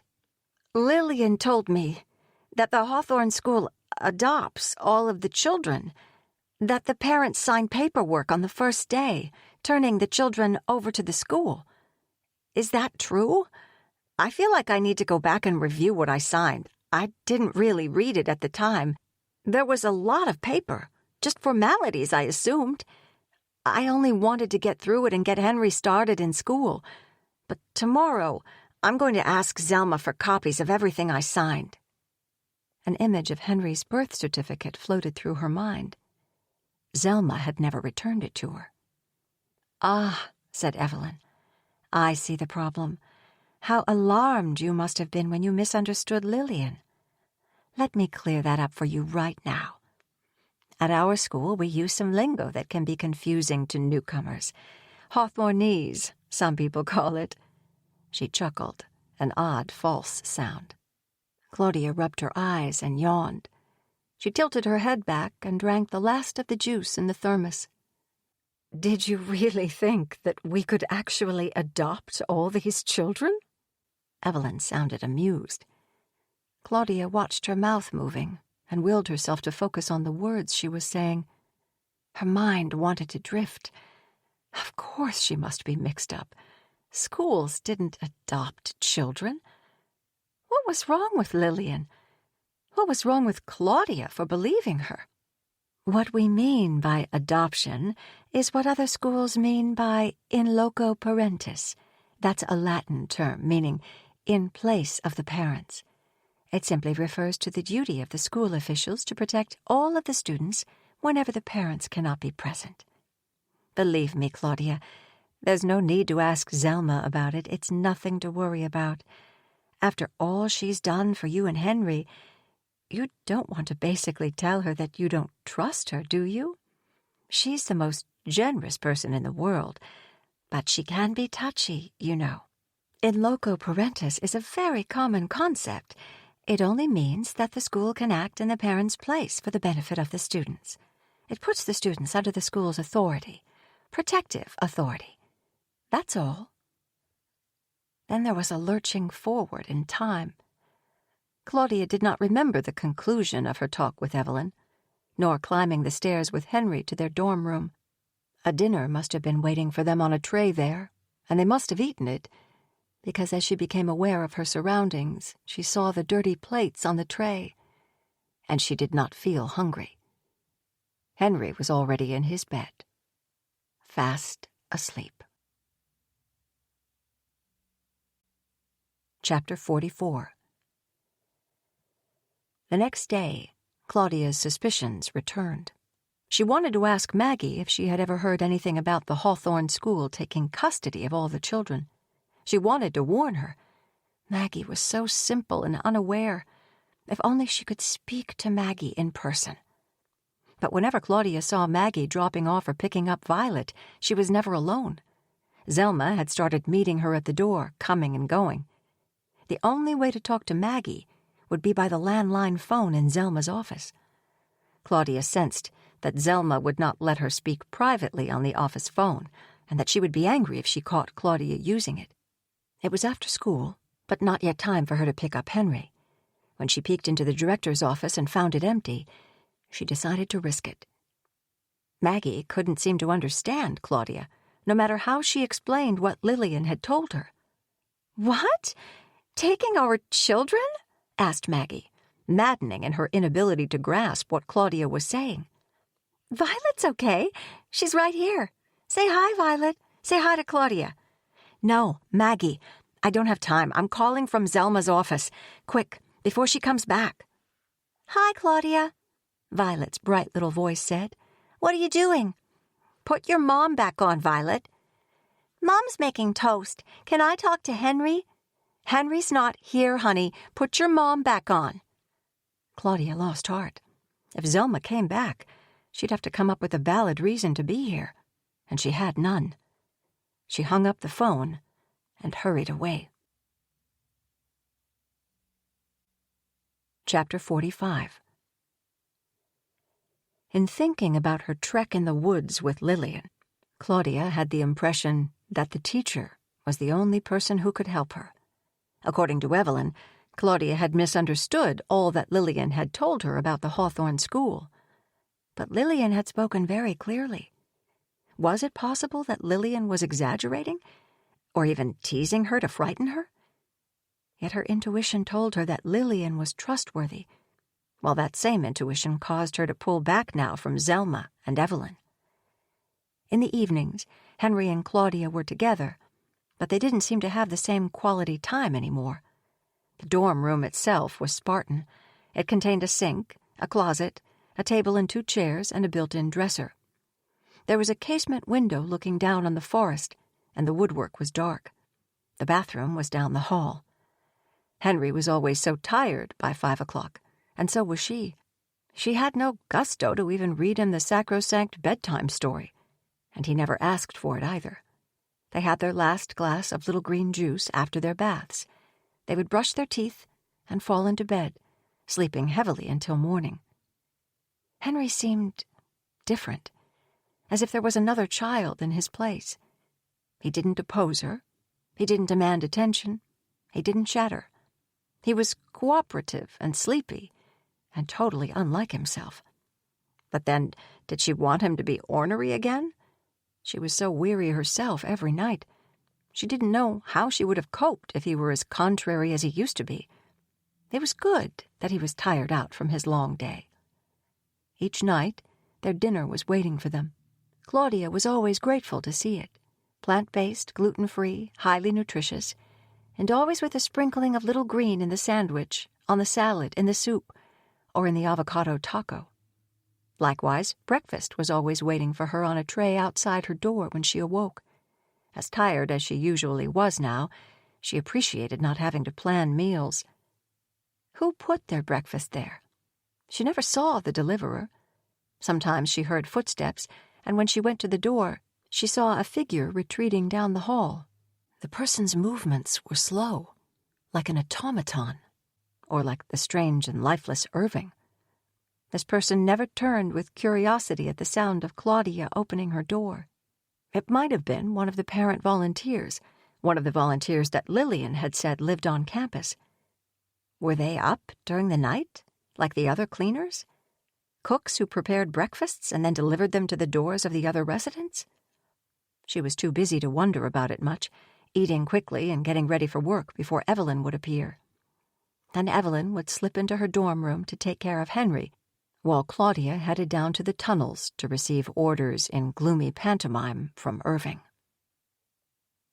On Saturday and Sunday afternoons, Claudia and Henry, dressed in their sky blue and sage green apparel, went outside and stayed out all day exploring the grounds. The leaves were brilliant now, coloring the natural world around the Hawthorne School in painterly hues of crimson and amber. Claudia sometimes imagined that they were walking in a vivid watercolor landscape, 2 small figures in red knit sweaters beneath the towering trees. The school itself stood as beautiful as on the first day she saw it. "Henry," she said, as they stood looking up at the Gothic splendor of the school, "do you remember the first day we came here?" Henry nodded. "Remember, you thought this was a giant's castle?" Claudia smiled down at him and smoothed his black hair away from his eyes. It had grown out too much since his first day of school haircut.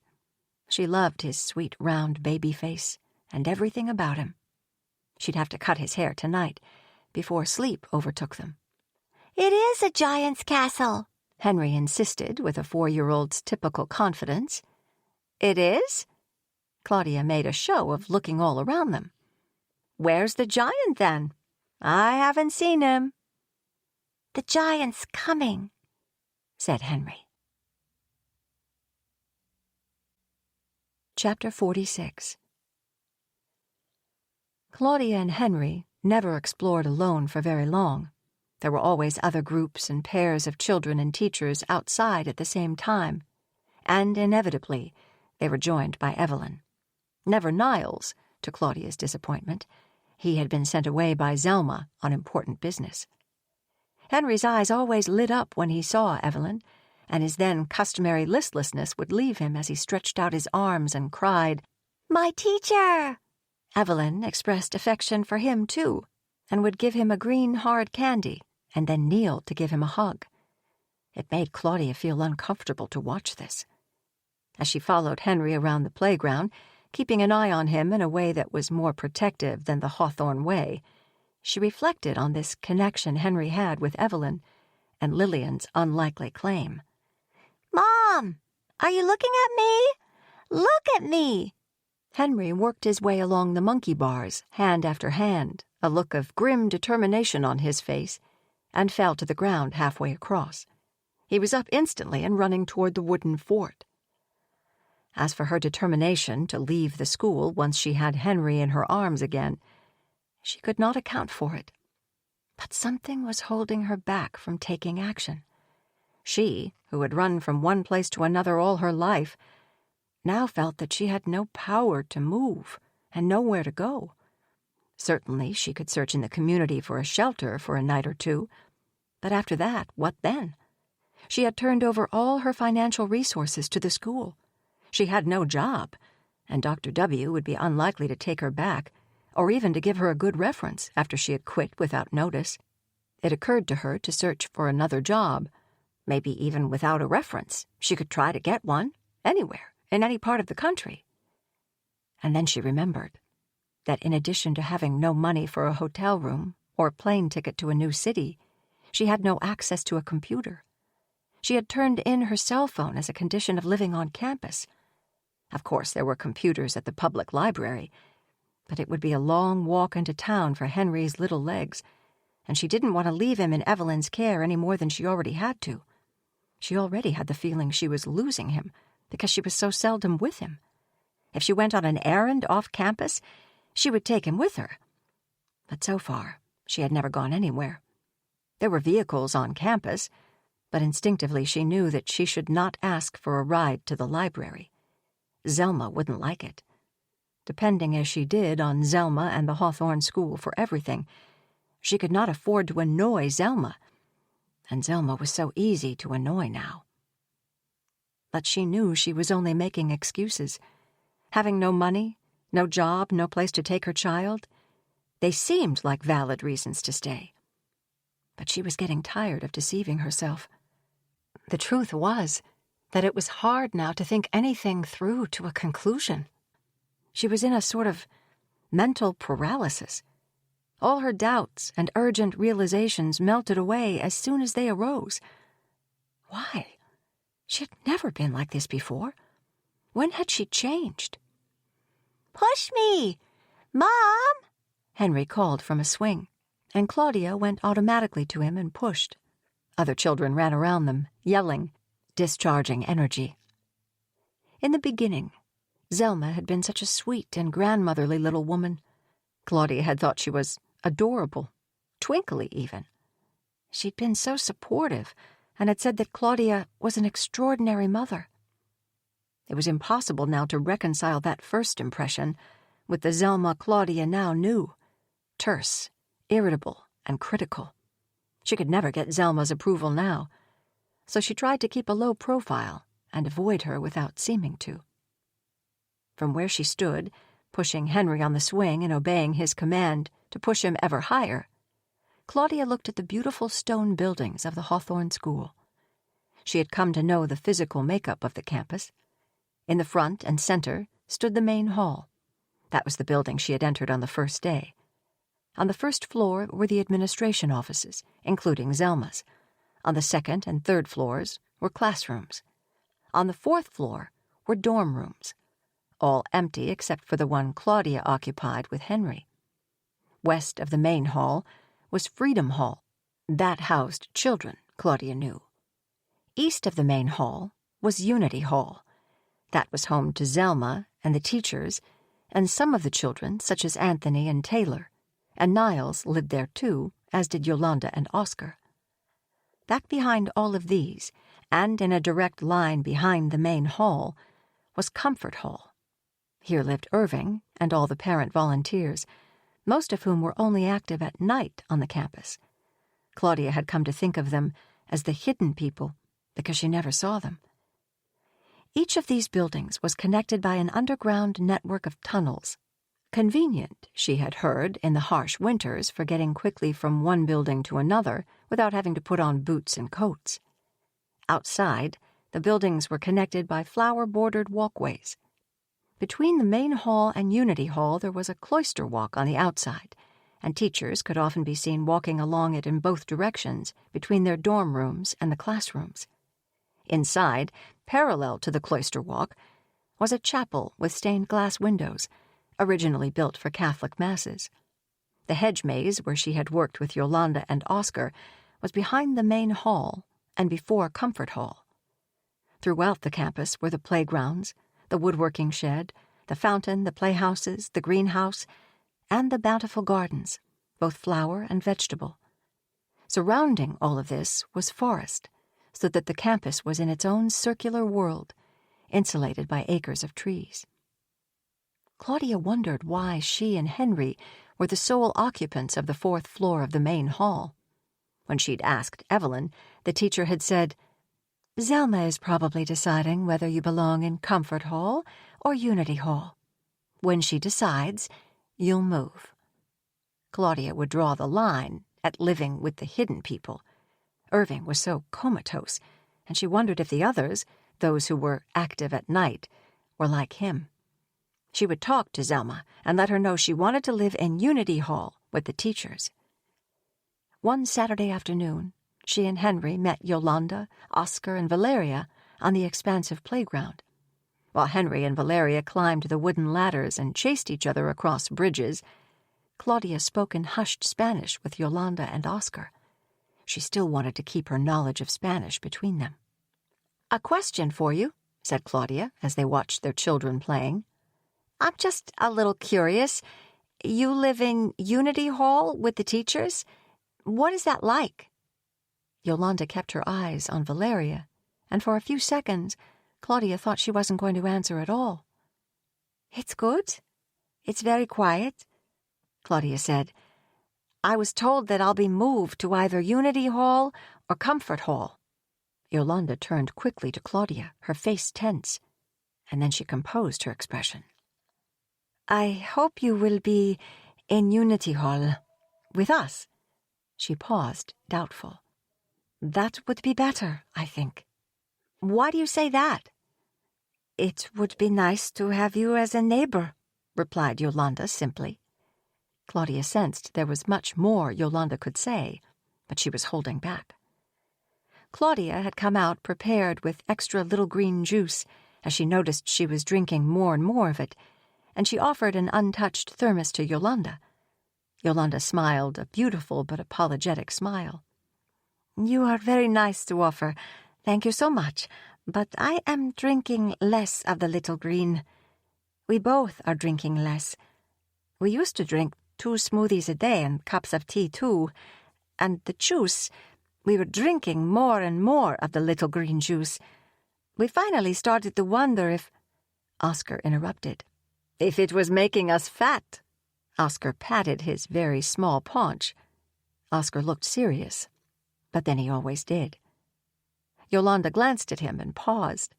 "Yes, we thought perhaps it was making us fat." She looked troubled and added, "Little green is very good. It is nutritious from plants, herbs.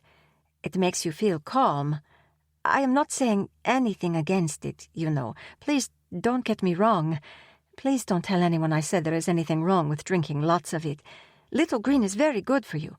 We still drink it every day, just—" She searched Claudia's face and seemed to be in some debate with herself.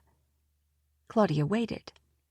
"Just moderation in everything, no? Pay attention to how much of it you drink and how much you give to little Henry." Claudia felt a realization dawning on the edge of her consciousness. There was something not healthy at all about Little Green. Devon had been right. Yes, she had known it, without knowing it from the very beginning. Little Green was the key to Henry's new peacefulness. He never had tantrums anymore. He was never irritable. When they'd lived in the apartment and he'd withdrawn from it every weekend, he'd been beastly. But now that he had an unlimited supply, he was always tranquil, like the other Hawthorne children. And as for Little Green's effect on her, Little Green was the reason for her own doubts always drifting away, like the yellow leaves on the autumn breeze. She, too, was drinking more and more of it. And when Henry began to look unhappy, she found herself rushing to give him a glass of Little Green juice because she knew it would restore his equilibrium. At least, that's how she explained it to herself. She thought back to times when she had had a sensation of her consciousness being altered as she drank Little Green. Once with Niles, once with Evelyn, and once with Zelma. Those incidents had faded out in her mind and were hard to remember afterward. They were difficult to retrieve now, and yet she knew they had happened. That alteration in consciousness had never occurred when she drank it alone, however, even though her consumption was rising all the time. Why? Had Niles, Evelyn, and Zelma increased the dosage somehow on those occasions without her knowing? Now she was sure she was being paranoid. Zelma, Evelyn, Niles, they would not drug her. They would not. She felt chilled now to think of it. They would not drug children. They would not drug Henry. "Mom! Push me! Mom, Mom, Mom, Mom!" Henry shouted. Claudia stood rooted to the spot. The Hawthorne School was poisoning her and Henry, and all the children and staff as well. She had to start now, to break free of Little Green. Chapter 47. Many times in Claudia's life, after reading an article in a health journal, she had determined to cut sugar or excess salt out of her diet. These exercises usually lasted less than 4 hours. When the craving returned, she always had the tendency to rationalize a regression to the old habit of eating, thinking of all the very old yet healthy people who consumed lots of sugar and salt, thinking of how the popular advice was always changing anyway, and most of all, thinking of how good sugar and salt tasted. It was similar now with Little Green. By the time they got back to their dorm room to find their dinner waiting for them, sprinkled with the herbal mixture, they were both hungry. Why bother to scrape the flecks of Little Green off the guacamole when she knew that it had already been stirred into the mixture itself? She filled 2 cups with water for her and Henry to drink, but they left them untouched in favor of the much more satisfying Little Green juice. As soon as she began to drink it, she felt the reward going to the pleasure centers of her brain, and Henry, who had always been a ball of tension and nervous energy, was so calm. It wasn't like being drunk or stoned. She knew the difference. It was just a sense of well-being. Wouldn't everyone want to feel this way?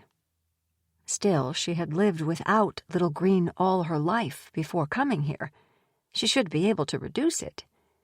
This was her thought as she reached for one last cup of Little Green before bed. She would, perhaps, think about it again tomorrow. She felt cocooned in comfort. For now, with Henry nodding off to sleep in his bed and her own bed beckoning to her, life was good. Chapter 48. The next day, however, the whole school was in an uproar. G's visit was imminent. "When is he coming?" Claudia asked Evelyn when she went to her classroom at 5 p.m. to pick up Henry. There'd been no use in asking Irving. Anything he could not answer with grunts or pantomime, he did not answer at all. "Soon," said Evelyn. "That could mean in 2 days. That could mean tonight. We'll know when he arrives. We think he's getting closer. He'll come when it's the right time." Claudia thought that this G sounded like an inconsiderate jerk of a president. He must know that all his subordinates were nervous about his arrival. The least he could do was to give a clear date and time. She knew better than to make this observation to Evelyn. Evelyn, like Zelma, seemed to have a profound sort of reverence for this Gabriel Hawthorne. "It seems like everyone is really excited," said Claudia mildly. "You could say that." She sounded like a teenager who was about to attend a concert of her favorite pop idol. "He's like a saint to us. You'll see when he comes. He's Julia Hawthorne's son." "Yes, I know. I keep hearing that. What's so... he must be..." Claudia trailed off. "Inspiring," supplied Evelyn. She shrugged her sharp shoulders up to her ears with the intensity of her excitement. She put Claudia in mind of a crow shrugging on a fence post. "Gee is wise. He just exudes love. You feel love in his presence. He has the most powerful effect when he speaks to us. He knows and understands each and every teacher on the most profound level. You've never met anyone else like him, and you never will again, I can guarantee you. It's an incredible experience just to be in his presence." That sounds more like a guru than a president. I hope that doesn't sound rude. "Oh, you're not being rude, not at all. You can say whatever you want here, you know. No one will be offended. We are all free at the Hawthorne School. G is more like a guru than a president, exactly. We look up to him as our teacher and leader, not just professionally, but personally. He takes the time to speak to each one of us individually, from Zelma to the teachers to the cleaning staff, each and every one of us, and he gives us advice." "What? G is going to speak to me alone and give me advice?" "Yes. It's almost overwhelming. But yes, Claudia, he'll speak to you. You have to start getting ready for it mentally. But there's nothing to worry about. He'll see through to your very soul and set you on your path. You'll see." "What if I don't want to meet with him alone?" "Oh, you'll want to. Of course you have to. But don't worry, you will definitely want to. Once you've heard him speak at the love teaching, you'll get what this is all about, and you will want to be the first in line for your one-on-one." Claudia stared at Evelyn. "Love teaching?" Evelyn said. "Until you've met G, you don't really get it. You can't. To you, right now, it probably sounds like we're in a cult." She laughed. "It does sound like that. But no, right?" Claudia laughed too. "No, of course not. I know we're so different from other schools. It's profound here. We go deep within the individual, and it's not just about the children. It's about each person, including the parents, the volunteers, everyone. And it's not just about reading, writing, and arithmetic. It's about our personal development. Other schools don't love the people in them. That's what makes us who we are. There is no comparison, because the Hawthorne School actually loves each one of us, knows what's best for us, directs us." "When you say the Hawthorne School loves us, you mean..." "I mean G, of course, and after him Zelma, because G is the human form representing the Hawthorne School, like Julia Hawthorne was before him, and Zelma, in G's physical absence, represents G." Claudia, seeing Evelyn's passion, knew better than to show the rebellion she felt now. Claudia should have realized from the beginning, but it was this awful brain fog that she had all the time now. "Sometimes I have a thought," Claudia ventured. "Yes?" "A thought that maybe Henry and I aren't right for the Hawthorne School. Maybe we don't belong after all." "Ah, that only means you are on the threshold of growth. Growing is always uncomfortable, Claudia. Don't you know that? This pain and doubt, and it is pain and doubt, isn't it? This shows that you are almost there. Let it happen, Claudia. There's no life without growth. Let it happen." Claudia had already decided to begin to force herself to drink water instead of Little Green, just once each day, starting today. She hated the taste of water now, and it was an ordeal for her to drink it. And today, when she'd skipped that one thermos of Little Green, she'd felt miserable. Her mood had become anxious, and her skin had felt raw. She had been powerfully tempted to relieve that discomfort by simply drinking some Little Green juice or tea, just a sip or two. But then she remembered how when she quit smoking as soon as she knew she was pregnant with Henry, she would tell herself, "I can skip this cigarette. I can wait just a little while." She had been strongly motivated to quit then, and she had weaned herself from tobacco, although it had been one of the hardest things she'd done in her life up to that point. Because of that success 5 years before, she knew she had the willpower to at least cut down on her consumption of Little Green now. She would not think of eliminating it entirely, because that thought made her panic. She would only begin to keep track of how much of it she used and continue to cut back, just a little, just enough to clear her mind and to be able to think clearly again. Chapter 49. It was a crisp Sunday afternoon. Claudia and Henry had just come back from a ramble in the woods, and he had proudly shown her the way to Salamander Pond, as he called it. He had let her peek under the rotting log where the salamander's burrow was, and they had stood at the edge of the pond, watching fish mouths popping up to pucker on the surface between floating autumn leaves. Later in their dorm room, they sat quietly occupied. Henry looked up from his puzzle and studied her in a way that was almost sly. It was an odd expression on his too young face. "A penny for your thoughts?" said Claudia in a light-hearted way that she hoped covered the chill she felt.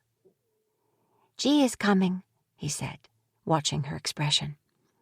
"I bet you didn't know that." "Actually, I did. Everyone is talking about it and getting ready for it." "Yes, but you don't know why he is coming." "Why he is coming?" parroted Claudia. "Well, he's the president of the Hawthorne schools, and he visits each school, that's why." Henry looked self-important, and as if there was a lot he could tell Claudia if he chose to. "That's not why." Henry nodded his head, confirming in his own mind the secret knowledge he had. "He's coming because of me." Claudia wanted to laugh at his baby grandiosity. To think that the president of several schools in the United States and abroad would be making a special visit for one 4-year-old boy. She couldn't imagine Gabriel Hawthorne taking such interest in one small child. The thought made her feel sick. In Claudia's long days working with Irving, she continued telling him about her life, especially the parts that involved Henry. She had no one else to talk to. In the first days, she'd felt she was wasting her time, that he couldn't comprehend her words. But as time went on, an understanding grew between them, or so it appeared to her. She learned to read his stiff face and saw a gleam of interest in his otherwise dull eyes.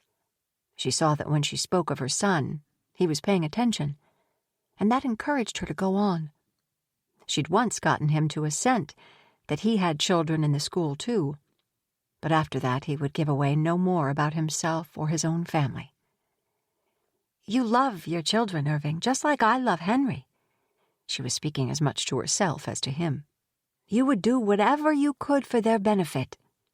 Irving glanced at her and yawned. "Irving," she said, "have you ever tried to drink less of Little Green? That's what I'm doing now. You won't tell anyone, will you?" She smiled at the idea. The mop in the corner was more likely to tell tales than Irving was.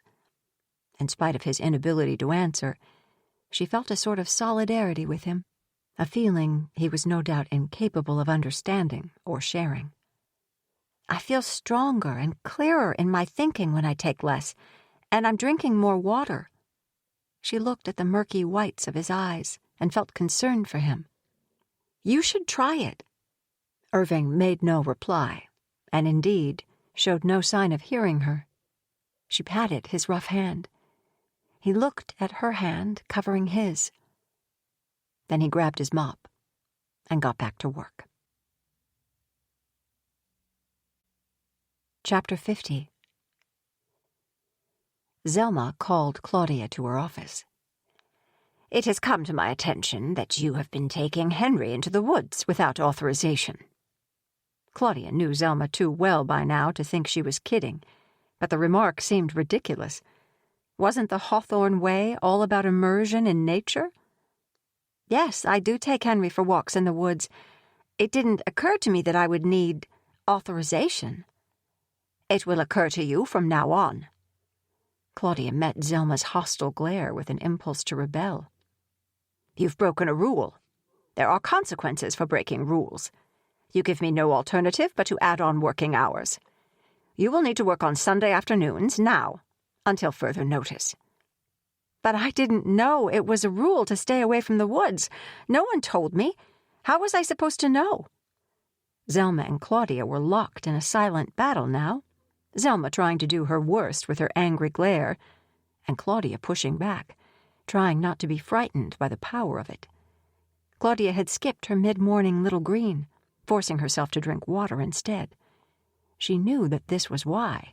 Instead of feeling calm and accepting, she was ready to fight back. She longed for Little Green. She felt slightly sick, and there was a fire of fury burning at the edges of her mind.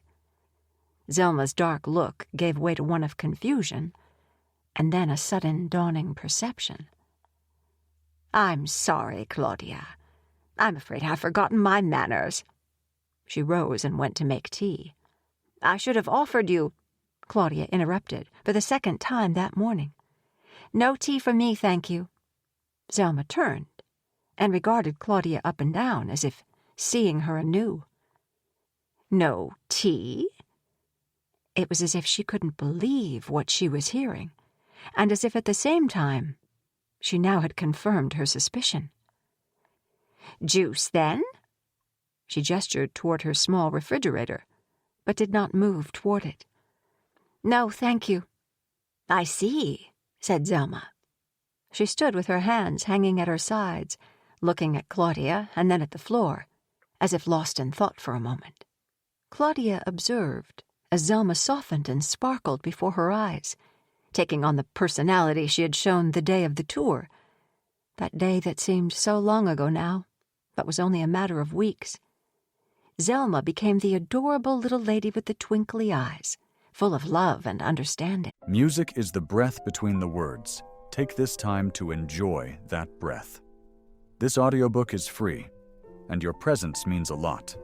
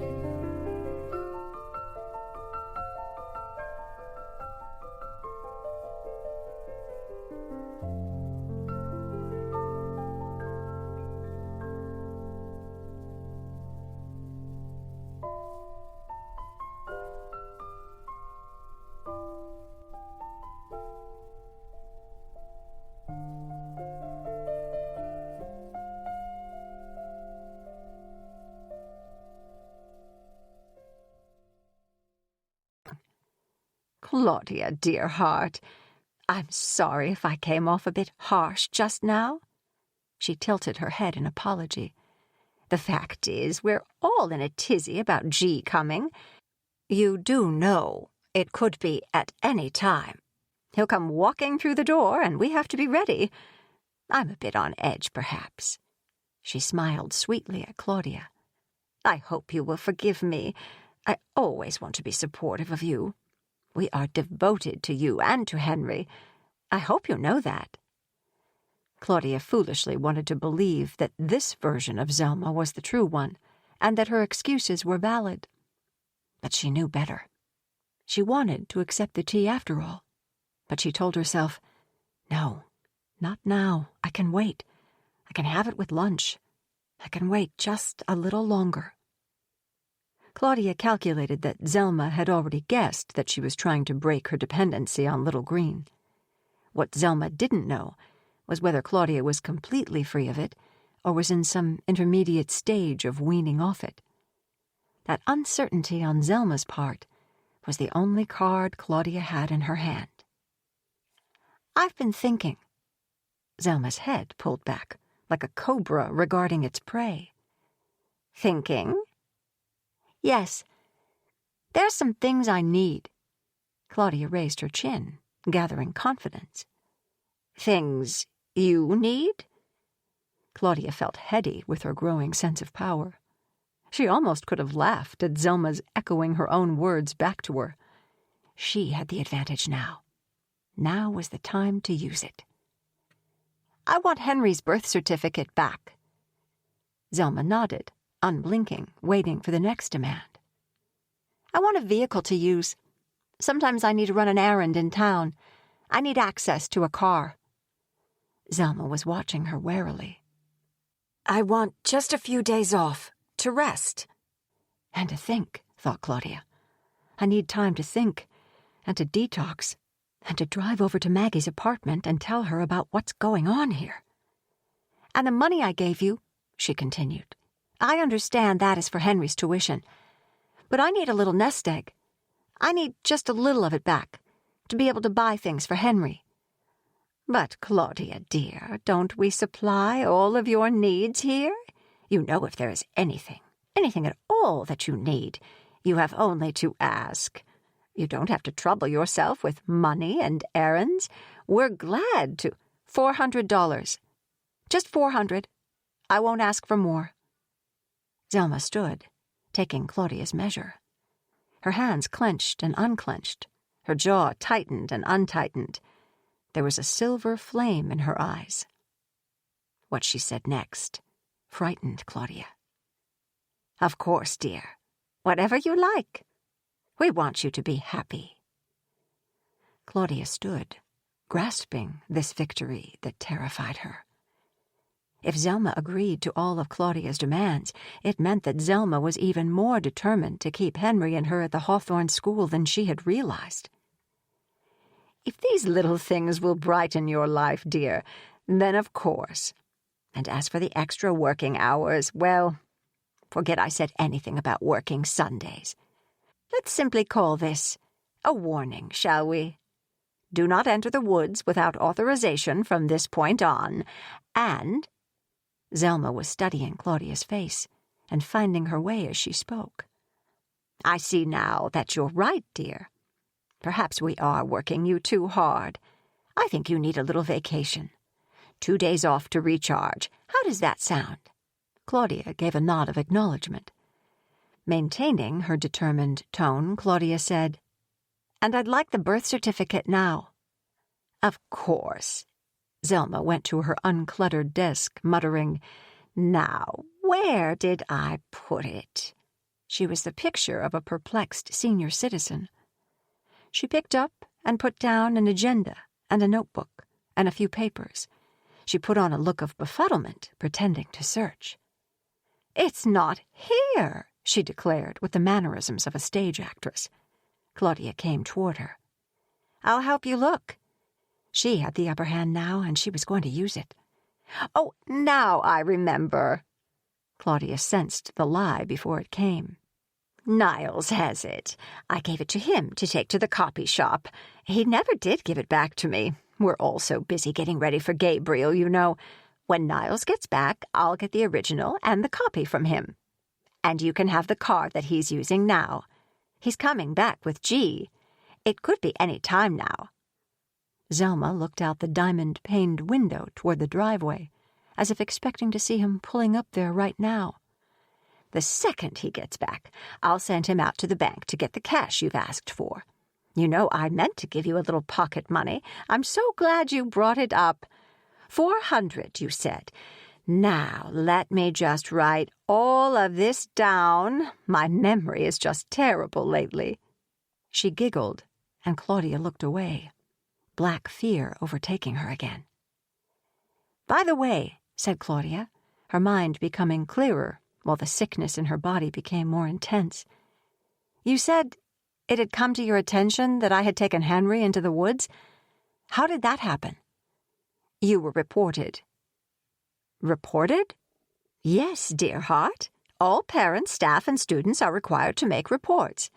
You will make reports yourself. Others will make reports about you. This helps us to understand what everyone in our care needs." Zelma made it sound so maternal.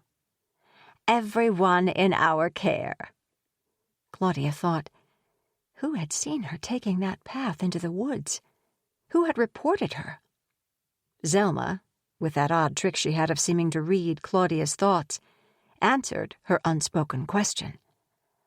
"Henry, dear heart. Henry reported you." Chapter 51. "He's growing into his power," explained Henry's teacher. Claudia had saved the rest of her questions for Evelyn. To whom had Henry reported her?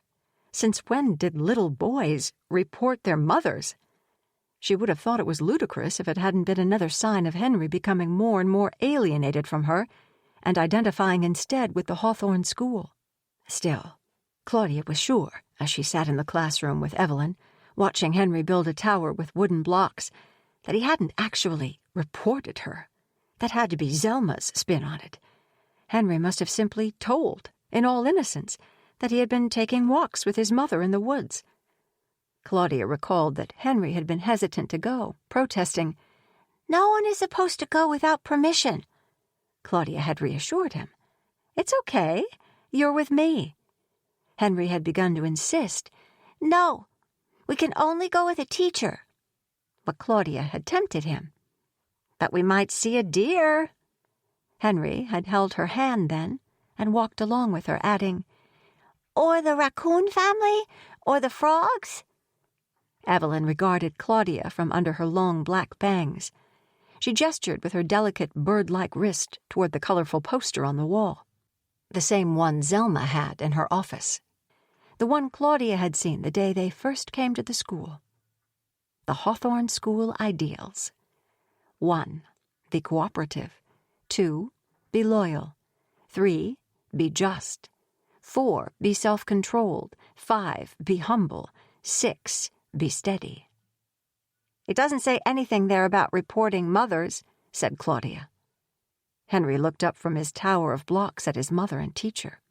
He knocked down his tower and began again. "That," answered Evelyn, "would come under number 3. Be just. The children learn that they and everyone else, even parents and teachers, have to follow the rules. That's only fair, isn't it?" "Do you ask the children to rat out their parents?" There was aggression in Claudia's tone. She had refused the little green tea that Evelyn had offered. She had put off her mid-morning dose as long as she could, and had finally given in just before lunch. She'd been grateful for the blessed relief it had brought her, and then disgusted with herself for needing it. But that disgust was muted under the now customary sense of peace, the sense of all being as it should be. Free of her janitorial duties, she'd taken a break in the hedge maze and had sat before the statue of Julia Hawthorne, listening to the bird song. After school, she had come to Evelyn's classroom to get to the bottom of this reporting business, and the effects of the calming herb were wearing off. She was yearning for more. She should probably go ahead and have some little green, she thought, because she didn't want to try to wean off too fast and sabotage herself. But she wanted to have a clear mind now as she talked to Evelyn. She didn't want to be lulled anymore into accepting the unacceptable. "Yes," said Evelyn simply. "The children have to report on each other, parents, teachers, and everyone else. No exceptions. Rules are necessary in every civilized society. Candy?" Evelyn opened a green glass dish that had been sitting in the center of the table.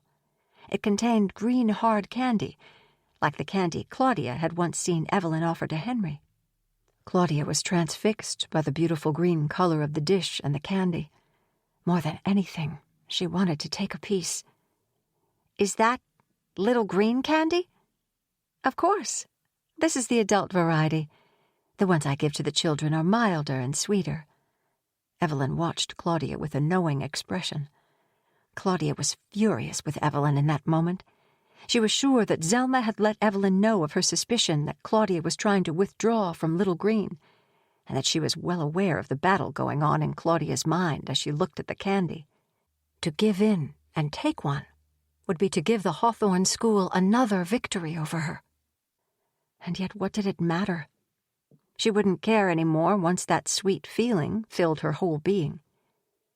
She took the candy quickly, unwrapped it, and popped it into her mouth. It was bitter. She thought of spitting it out. There was still time to go back. At the same time, she knew she wouldn't. She comforted herself with the reminder that she had been successfully cutting down. She didn't know how strong a dose was in this candy, never having taken it before, but it couldn't be much. It was so small. It was already melting away on her tongue. Evelyn was talking. "Let's look at the Hawthorne School ideals, Claudia. Rule 1, be cooperative. That means obey your teacher, Zelma, and the enforcers. Henry is an enforcer." Claudia tensed. "Why is Henry an enforcer?" The words sounded foreign and surreal as she said them. "He got to be an enforcer by reporting the most. We find that when children are the ones who enforce the rules, they learn to manage power.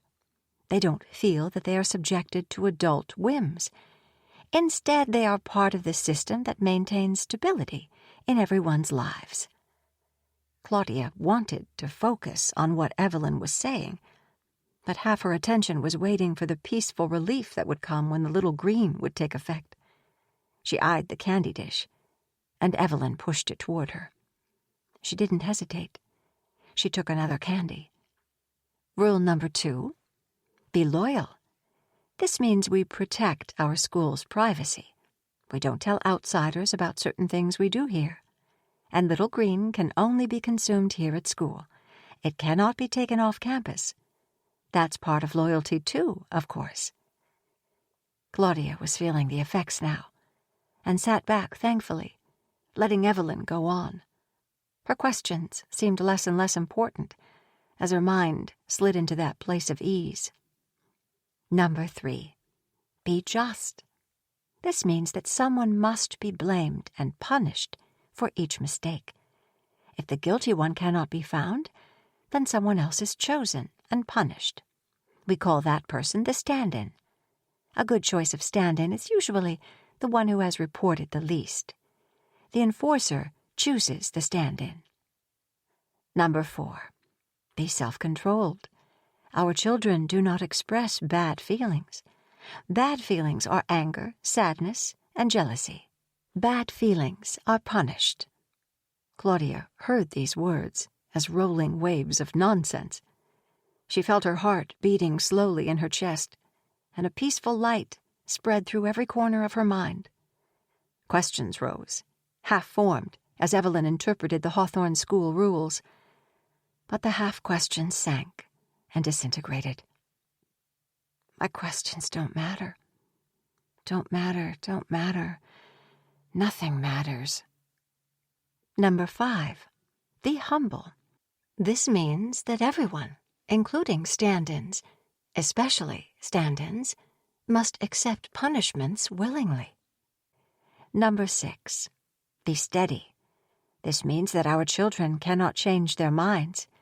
The enforcer is always watching for mind changing. Zelma can change her mind, and G, of course, can change his mind. But even teachers cannot change their minds. That's being steady. How?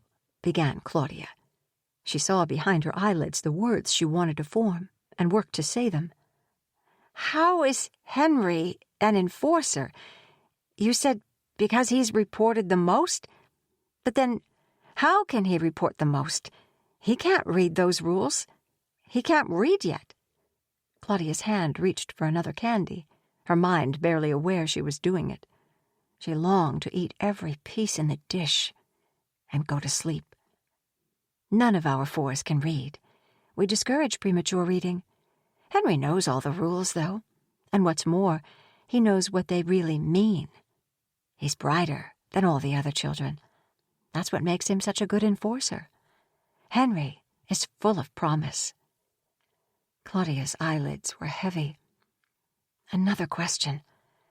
She wanted to ask another question. But why was she asking questions? She should get up, take her child, steal some little greens somehow, walk out of this school. No one could stop her. She could leave at any time. She didn't need to wait for the birth certificate, for the money. She knew that Zelma had no intention of keeping any of her promises. She would never get the $400. And anyway, it didn't matter. The main thing was to get out. There was no need to worry about where to go. She could figure it all out later. But she was so heavy in her chair. So very heavy. She couldn't get up. She was in a dream. It was all only a dream. She was surrendering. Surrendering made everything all right. Surrendering made the bad dream a good one. She didn't want to get up now. She struggled through the fog in her brain. A question. How are children punished? Have you taught Henry to punish other children? Oh, said Evelyn, don't worry about that.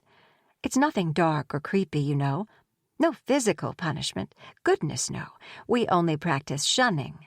That's the most common punishment for children. It's nonviolent. In the Hawthorne way, we pride ourselves on nonviolence. We simply agree to stop seeing or responding in any way to the punished child. It's as if they're invisible. As if they are not even there. They no longer exist for us. The enforcer decides for how long. It brings the lesson home, and while it does upset the punished ones, and in fact it causes them intense distress, it doesn't really hurt them. If they show they are upset, well then, they've just broken another rule, unfortunately. The stand-in? Slurred Claudia, trying to rest her chin in her hand. Somehow her chin kept missing its mark. Who is the stand-in? The stand-in could be anyone at all, anyone that the enforcer chooses. But Henry always chooses BB. Yes, if we can't find out who is to blame for something, Henry chooses BB for the stand-in. She never reports anyone. So that's just. Claudia rose from a pool of unconsciousness to see Evelyn's face in front of hers. Time to wake up. It's 5 o'clock. Time to take Henry back to your room, said Evelyn. Claudia blinked and looked around herself. She was in Evelyn's rocking chair by the window. Henry was standing by the classroom door with his back to her. She pulled herself to her feet and lurched forward. Chapter 52. Over dinner in their room, Claudia talked with Henry. Her mind was clearing. She avoided the little green juice, putting it aside for later. Miss Applegate told me that you're an enforcer. What's that like? Henry was eating with gusto. He was always a good eater now, never picking at his food as he used to do in the apartment. He stuffed his mouth and didn't respond. Maybe he didn't know how to answer that question. She tried another. "Tell me about Bibi. Is she your friend?" Claudia thought of Bibi, the tiny Indian girl with the large, solemn eyes. Henry made no comment. He was intentionally not answering her. That was okay. He could still hear her. "I don't want you to be a bully, Henry. Do you know what a bully is? A bully is someone who picks on another person a lot, makes them feel bad, hurts their feelings. That's not nice, is it? You wouldn't like it if someone was a bully to you. I don't want you to pick on Bibi. She doesn't even have her parents here, so you shouldn't make her sad. You shouldn't make anyone sad on purpose. Do you understand?" Henry kicked his legs and looked out the window. "Another thing that isn't very nice is reporting your mom to your teacher. I know you didn't mean to do it, but from now on, don't say things to get me in trouble." Claudia heard how weak she sounded, as if she were Henry's sibling instead of his mother. "Henry? Henry!" Henry left the table and stood looking out the window at the darkening forest. "Henry, are you shunning me right now? You're shunning me, aren't you? Henry, talk to me right now." Henry stood small and solid, with his back to her. Chapter 53. Claudia had hoped that having days off would mean that Evelyn would not come for Henry before school or keep him in the afternoon. But Evelyn showed up at the usual time in the morning. She protested to Evelyn. "Oh, didn't Zelma tell you? I have the day off, so I'll keep Henry today." "Zelma did tell me. She wants me to continue our same routine. She says that it is important for you to have all of your time to recharge and rest. You've been working so hard, she says." Henry broke his silence as soon as he saw Evelyn, running to her with bright eyes. "Miss Applegate!" When Claudia tried to kiss and hug him goodbye, Henry stood as stiff as a little tree. It was okay. Soon she'd be free of Little Green. Zelma would withhold all of the things she'd promised. Claudia would pretend to cooperate, to be still under the spell. She wouldn't let Zelma suspect she was taking Henry and leaving for good. She set out to find a quiet place to think. As she wandered the building, she tried not to cry. She didn't want anyone to see her weeping. Henry seemed to consider Evelyn to be his mother. Claudia told herself to get a grip. Henry was a small child. He couldn't be held responsible. The adults were supposed to be the responsible ones. She had to be the grown-up, the mother. It was her fault that Henry was here, in this toxic place. Toxic was the appropriate word, because the Hawthorne School was intoxicating them with Little Green. But now she had to recognize her own part. The Hawthorne School hadn't come seeking her. She had willingly walked in, holding her baby's hand. She was furious with herself as she realized that the facts had been staring her in the face the whole time. She couldn't account for it now, but she had entrusted him, turned him over to these people. Why? Because the building was beautiful and she liked the art on the walls? Because the director had told her she was a good mother and Henry was somehow extraordinary? How stupid she'd been. She had done the very thing she had always been afraid of doing. She was failing her child. She was the one who had gotten them into this place, and she was the only one who would get them out. The main hall was full of nooks and recesses. Claudia curled up in a window seat on the first floor and gazed out the diamond-paned window at the beautiful fall flower beds.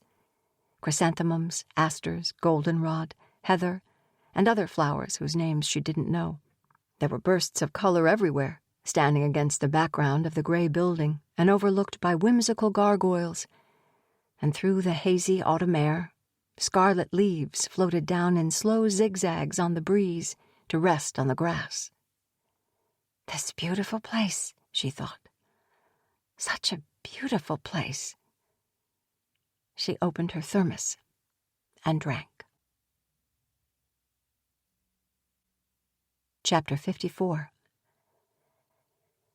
Early the next morning, Claudia checked Zelma's office and found it empty.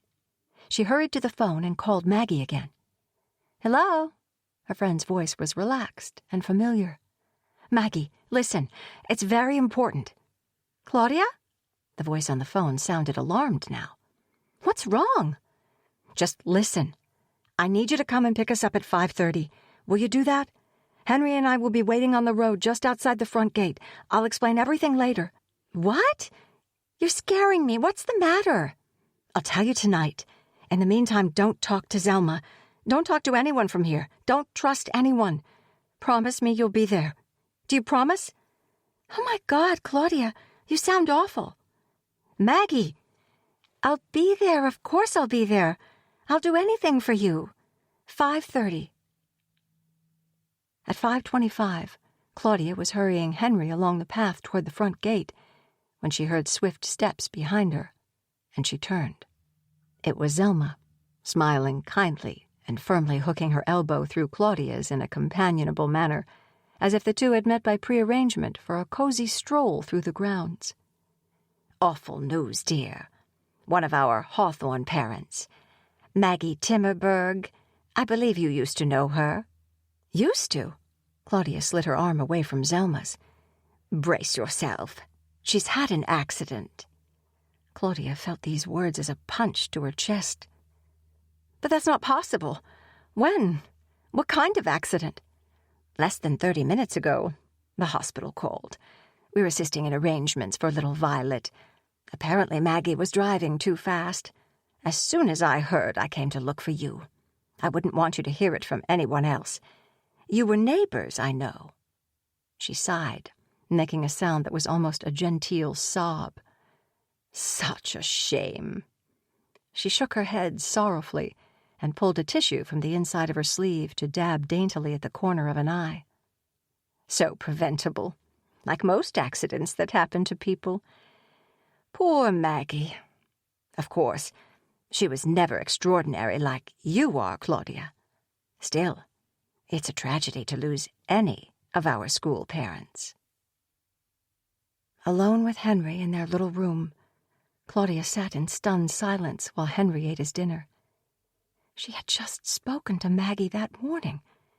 It was not possible that she could be dead.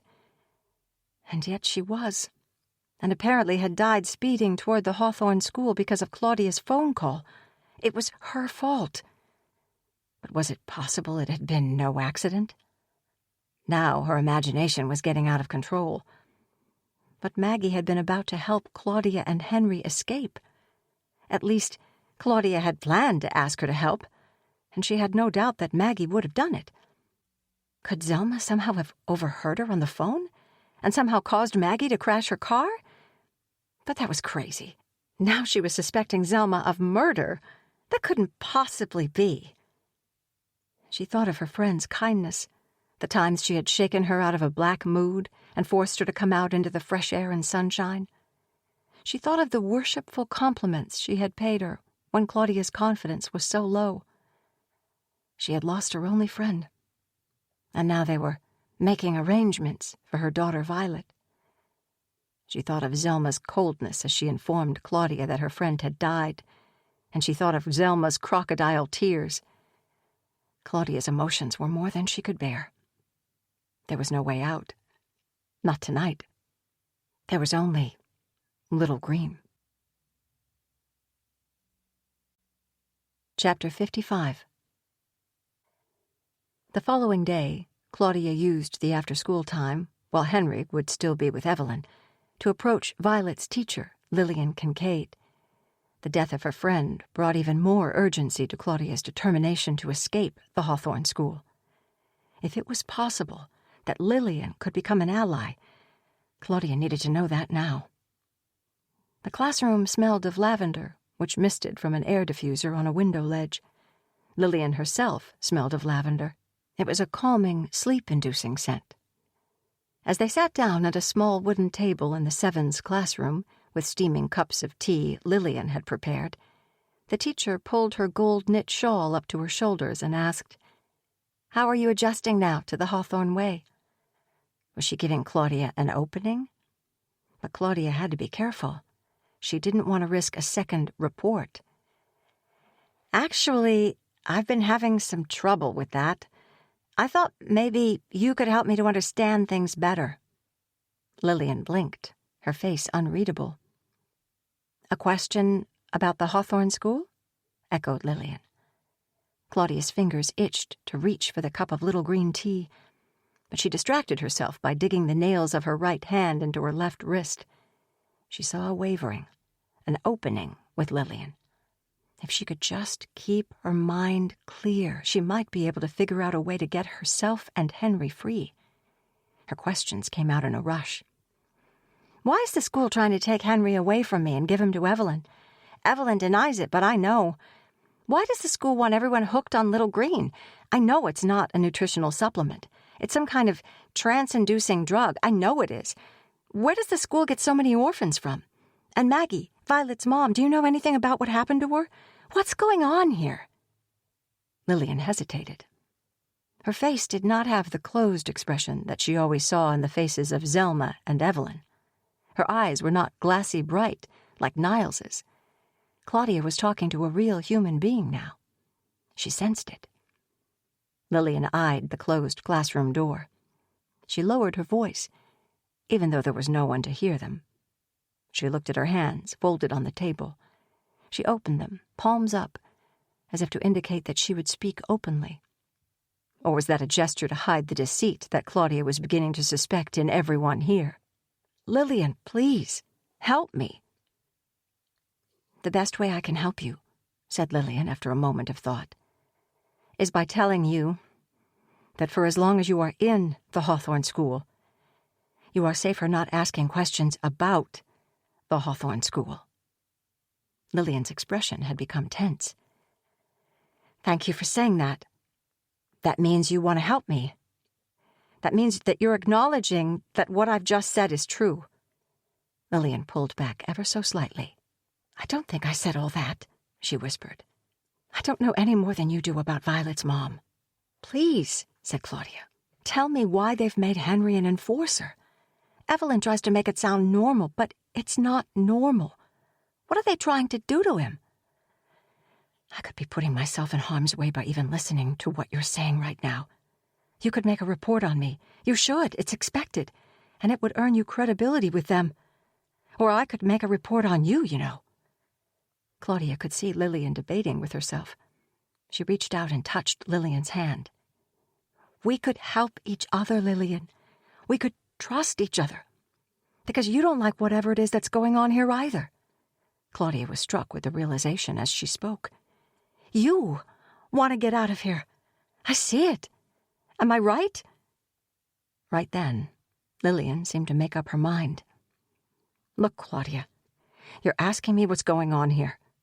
She shot a glance at the door again and went on in a rushed whisper. I'll tell you. The Hawthorne School breaks people. It takes them in and makes them into something they were never meant to be. It spins them and breaks them. I can't get out of here. You can't get out of here. You might as well know it right now. No one gets out.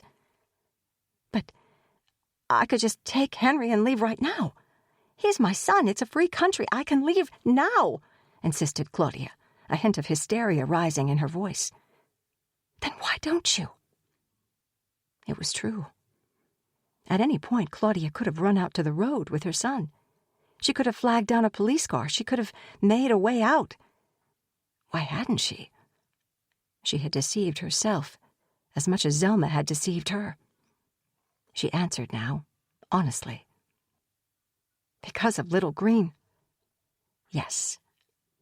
But even if you took some containers of Little Green from the kitchen, and even if you decided to live in a shelter for a while, you still couldn't leave. They'd stop you. They'd bring you back. That's crazy. That's illegal. They couldn't do it. Even if they could, I'd just leave again. No, you wouldn't.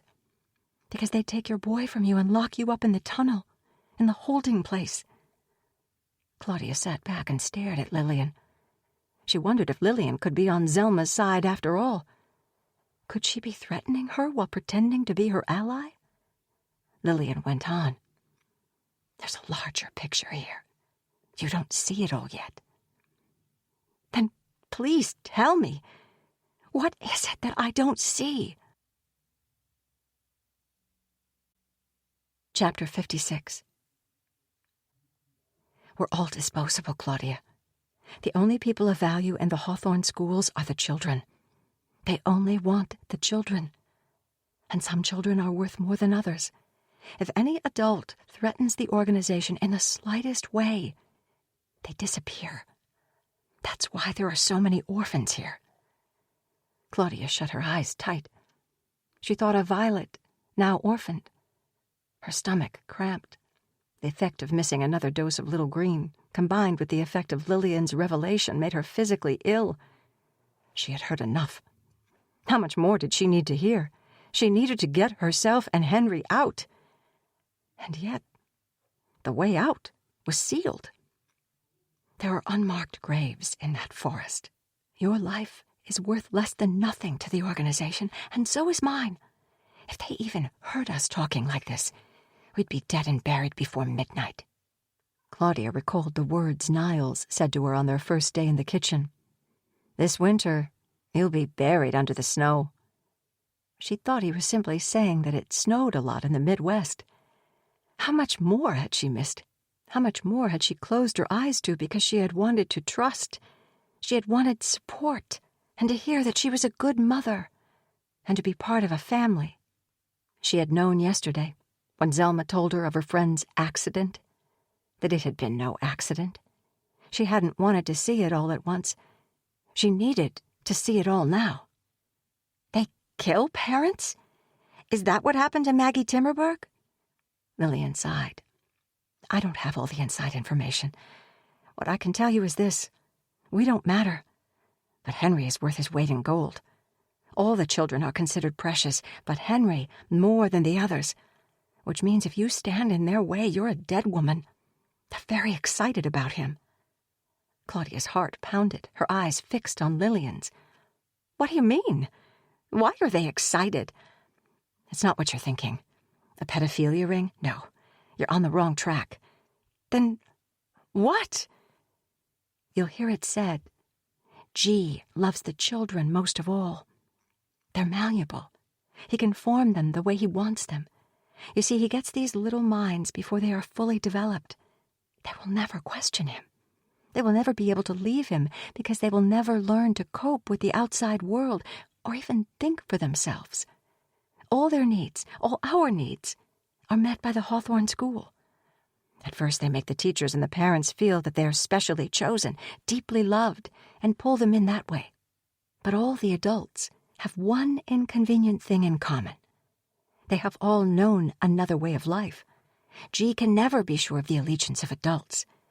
The children, on the other hand, he can mold from the beginning so they know only this life.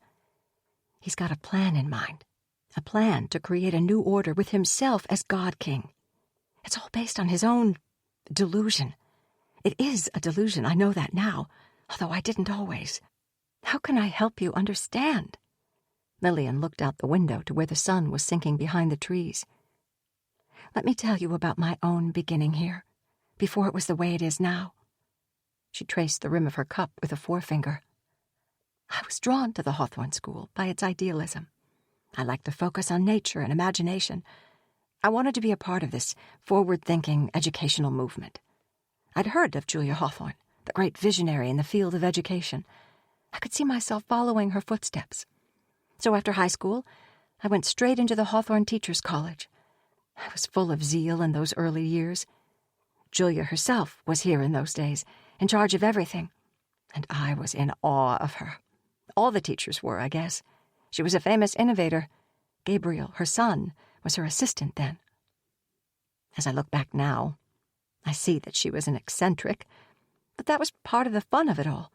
She was so different. There was such a thrill in working with Julia. Lillian was speaking quickly, in conversational tones now, as if still feeling the excitement of the early days. Everyone in her orbit was swept up in the creation of this dream. Julia had a charismatic presence, tall with penetrating eyes and a soft, hypnotic voice. In her day, there was only this one school. Gabriel grew up helping his mother on this campus. He saw how the parents were, how they turned over their children to Julia so trustingly, how they surrendered to her confidence in her own unusual ideas. He saw how worshipful the children were of their teachers. I think that's when he began to work out his plan. 9 years after I started here, Julia died, and Gabriel took up the torch. Right away, things started to change. Gabriel stood on the shoulders of his mother to create a religion, with himself as the deity. It began with the promise. That's what they used to call it. The promise is the fulfillment of all your desires. They taught you that you are entitled to get whatever you want and get it easily. We only needed to unlock our magnetic will. We learned that we, here at the Hawthorne School, are the greatest concentration of magnetic will on the planet. All we had to do to get our deepest desires met was follow the school's teachings and be loyal. And it's real. This concept of attracting what you want with just your will, charisma, lasting beauty, and perfect health. You've noticed how young Zelma is in her body, how there's a special radiance about Niles. But people are not what they seem. We all made a deal, and we got what we most wanted. There is a strange power here that I wouldn't believe if I hadn't experienced it myself. I had been suffering with a sort of chronic fatigue syndrome. When Gabriel came on the scene and began his teachings, I was all in, like everyone. And I saw that I was actually healing. I got perfect health after years of illness. Evelyn got her wish, lots of children. They were given to her by the Hawthorne School, of course. Nothing esoteric about that. But some of the other things, there's something real at work here that I can't explain. And what does everyone want once they get what they think they want most? Eternal life. That's the new promise. Gabriel's grown this school into an international organization. He's the one who introduced Little Green to break down the minds of adults and children, to separate us from any sense of reality. But what is it all for? The goal is to get complete control of the children. Little Green, trance inductions they call distance reality. These are tools to create patterns and chemical changes in unformed brains. Changes that will be lasting. From the age of 4, the programming begins. Little Green makes the mind vulnerable to suggestion. At high doses, it causes hallucinations and delusions. Distance reality is nothing more than a trick of the mind. Combined with the herbs, it creates an illusion of leaving this reality and escaping to other times and places. Reality is replaced by a group psychosis. Combine these effects with intentionally imposed illiteracy, and you create a population that grows up never knowing what reality is at all. Shells of human beings, unable to think an independent thought. They grow up worshipping G in a more profound way than would be possible with even brainwashed adults. For Gabriel Hawthorne, it's the ultimate power trip. When you see G, you'll understand. The teachers adore him, and the children grow up worshipping him. The children have never known anything else. G goes from school to school, we could say from temple to temple, and finds unquestioning devotees, lifelong worshippers all around the world. He sees himself as the leader of a kingdom of children. There's no power greater than the power of obtaining and controlling masses of small children. Children can't leave you if they never grow up in any real sense. Think, why do we keep the children outside, playing half the day instead of studying indoors? Because it's good for them? That was Julia's original idea. But the intention has changed under G. Why do we discourage reading until the children are ready to learn? Julia Hawthorne wanted reading to develop organically, and her system did work in its way. But since G has taken over, did you know that the students never are considered ready to learn? Our students never learn to read. They can't teach themselves. There are no books in any grade, in any classroom. There's nothing but the poster on the wall listing the Hawthorne ideals. Why are there no computers? I think you understand now. The students never learn to inform themselves, think, or question. They grow up dependent on Little Green and believing that G is God. The pain in Claudia's belly was searing. Her nausea was rising. She reached for the cold cup of Little Green and drank it down. Although the truth had been knocking at her mind, trying all along to wake her up, only now did she let it in. And as it rushed in, it overwhelmed her. "You said that they're especially excited about Henry. Why? She forced herself not to cry. Crying would not help her or Henry. She had to be strong. As luck would have it, Henry bears an uncanny physical resemblance to G. Blue eyes, black hair, same skin tone. And not only that, Zelma thinks he's like G in his character, the way she remembers G as a child, because she was a teacher here when he was a kid. She sees Henry as domineering and independent, just like G, she says. G's been looking for a long time for a perfect son. Zelma will get a lot of credit for finding him, and Evelyn will have a higher position in the organization for being his mother. But she's not his mother. According to the Hawthorne School, she is his only mother. They can't have my son. G needs your son, Claudia, and he will have him. Biological mothers are dispensable. He killed his own. Claudia drew back. Could she believe Lillian? Yes. The revered founder of this school, Gabriel's mother, Julia Hawthorne. She wasn't going to allow him to move forward with his own plans. He poisoned her. He does whatever he needs to do to get what he wants. And now he wants Henry. He doesn't have biological children and never will. You've noticed that none of the teachers have biological children either? Part of the Hawthorne way is strict celibacy. It's against the rules to have sexual relationships. That would detract from the energy needed for worshipping G. G doesn't allow anyone to pay excessive attention to anyone, because all attention should be on him. Little Green helps with that. Among other things, it suppresses the libido completely. You might think that a cult leader would use the followers for his own sexual gratification. Claudia shut her eyes tight. Lillian went on. That's not G's particular sickness. He seems to adhere to his own doctrine of what he calls bodily purity. He gets his power trip not through sex, but through a visceral mind control. What he's after and what he gets is fanatical idolization of himself. His thrill is to break people down and own their minds. And actually, he doesn't need to have the pleasure of breaking each person himself, although I've seen how much he enjoys doing it. No, now he lets his assistants do that for him. People like Zelma and Niles. Because the international school is growing so fast, he needs his helpers to do some of the work for him. The ultimate goal is to completely own the minds of thousands of people around the world. He teaches that the world as we know it is about to end.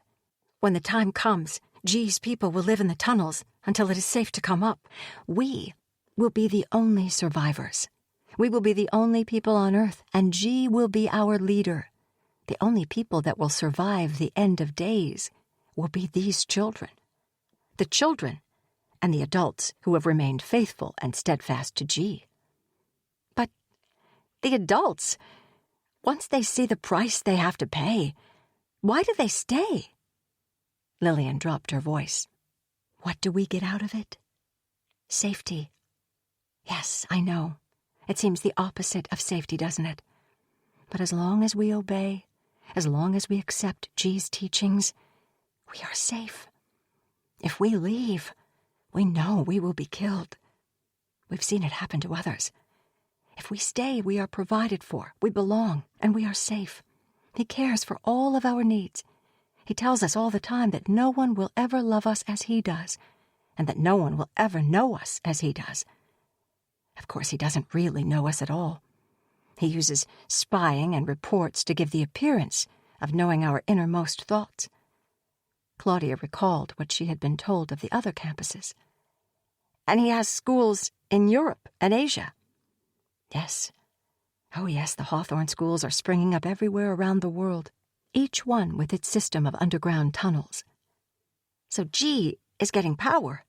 The teachers and children are brainwashed and feel that the Hawthorne school is their only safe place. But what about Evelyn, Zelma, and Niles? What's in it for them? The same. In addition, they're getting prestige, significance. Plus, they really believe in G. For Zelma, the purpose of her life is to be G's assistant. She brings the children to him, tends his flock, and keeps everyone in control for him, so that each time he returns, he will be happy. She is, they all are, that brainwashed. And what do they want to do to Henry? G has been waiting for a little boy like Henry. And Henry's just the right age, too. He'll raise him to be his right-hand man and to step into his dynasty. And as for you, Claudia, it could go one of 3 ways. Oh, it's all been discussed, you know. There's a plan for you. Zelma has shared it with all the teachers. Claudia felt as if she were dreaming. She felt as if she herself were not real. Lillian was not real, and none of this could be happening. If you surrender, you'll live in Unity Hall with the teachers, continue working here, and see Henry from afar from time to time. He will be made to forget he ever had any mother but Evelyn. Henry will never forget me. He can be made to forget, repeated Lillian. They have ways. Henry will live with Evelyn, except when G may take him on tours of the schools. I won't surrender. Then she'll put you in Comfort Hall with the night people. The ones who work at night. You haven't seen them, but Irving is one of them. He barely sleeps, so they keep him working both night and day. The night people live on the highest possible doses of Little Green. Each one is in a sort of walking coma, there but not there. You may as well say they're zombies. Claudia thought of becoming like Irving, and shuddered with the realization that there were more people like him, trudging around the campus at night, sluggishly working. And she could be made to become one of them. Had Irving refused to surrender then? The third possibility is that you could rebel against that fate, as a few people have. If you do that, you will join those who fought back. They are buried in the woods. Chapter 57. So they kill everyone who revolts against their plan? Lillian nodded, her eyes grave. The last one was Fiona, Niles' wife. It was in April, the last time G was here. He ordered it. It was because she took Taylor and was about to drive away with her. She'd secretly weaned herself off Little Green, and they couldn't get Taylor away from her in any other way but to silence her forever. Claudia knew that if it weren't for the Little Green she had just drunk, she would feel some emotional reaction to this news. She felt nothing. She only asked, "Does Niles know?" Of course, she thought, Niles couldn't know. She would have to tell him somehow. Yes, when he got back from traveling with the famous G, she would tell him.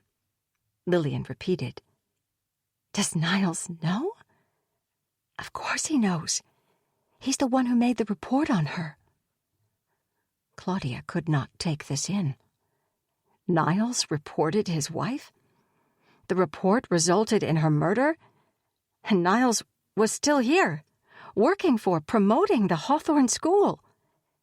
Yes, he set her up. He played his part in it. And because of that demonstration of loyalty, he rose to a higher position. He has a lot of power in the organization now. But, said Claudia, her mind closing down and telling her to sleep, that all was well. Lillian finished her thought. But he seems so nice. I know.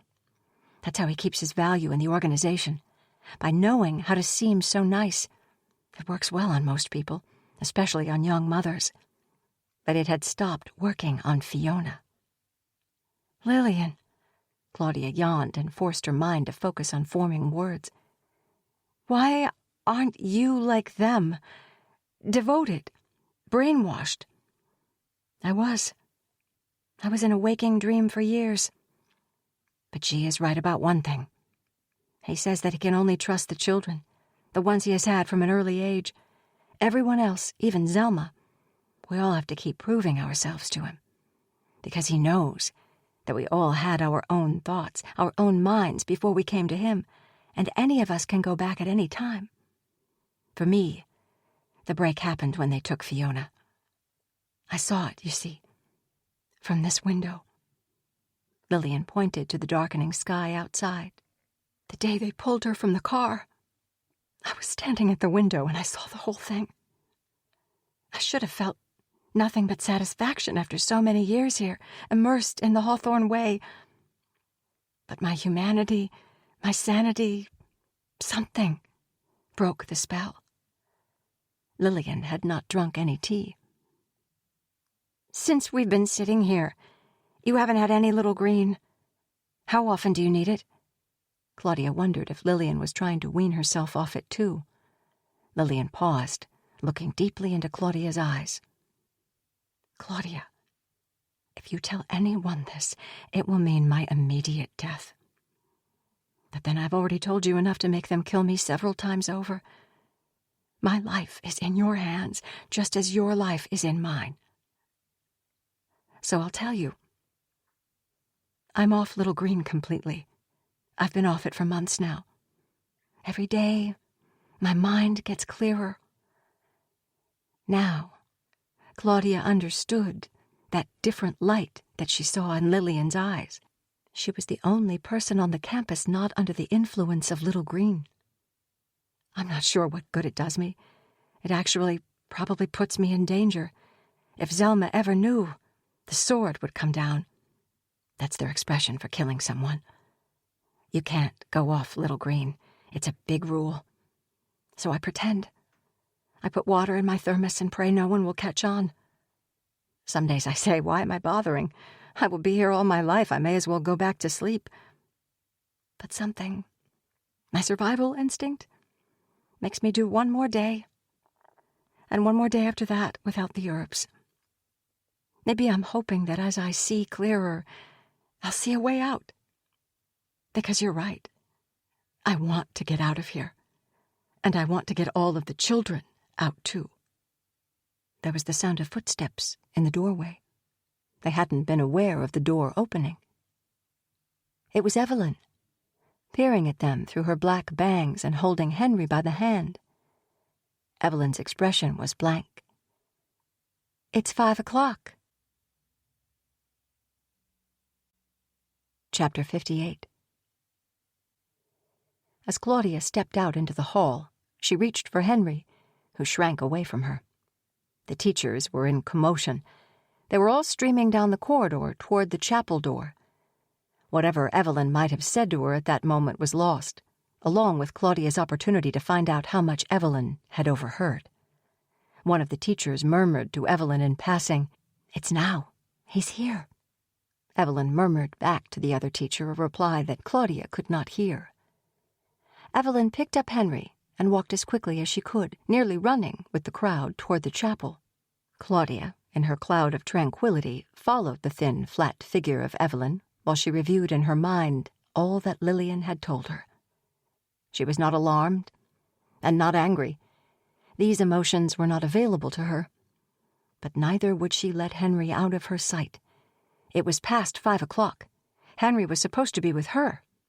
With the throng, she entered the chapel. Teachers were hurrying silently into pews, and Evelyn brought Henry to the front and center. Claudia took her place directly behind Evelyn and Henry. Henry turned back once to look at Claudia, and then shut his eyes tight and turned his head toward the altar. The sanctuary was empty of any human presence, and yet filled with a sense of expectation as all eyes were trained forward, waiting. Claudia glanced around at the teachers, some of whom she had seen before on campus. None of them looked at her or at each other. They were all in their own world of anticipation. Niles and Zelma, with Anthony trailing by her side, appeared now at a table holding several large chalices. Each took a vessel and started down the rows. Teachers drank and passed the chalice.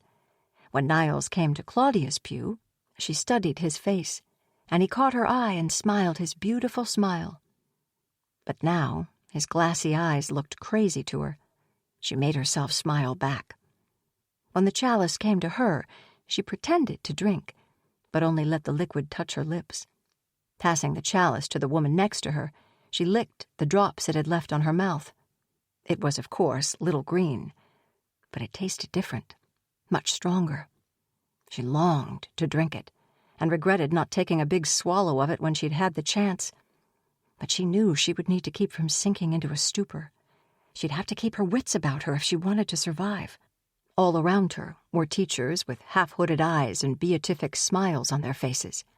Each woman had a child on her lap and others by her side.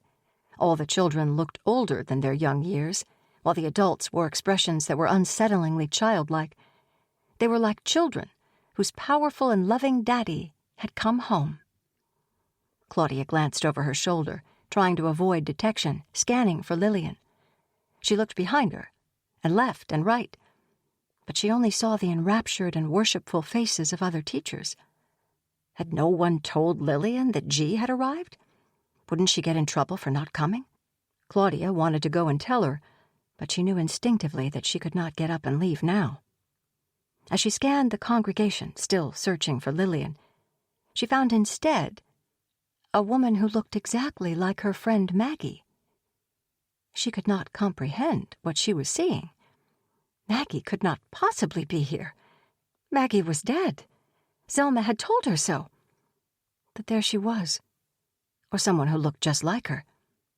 Maggie met her gaze and stared through her. Maggie was alive. Zelma had lied.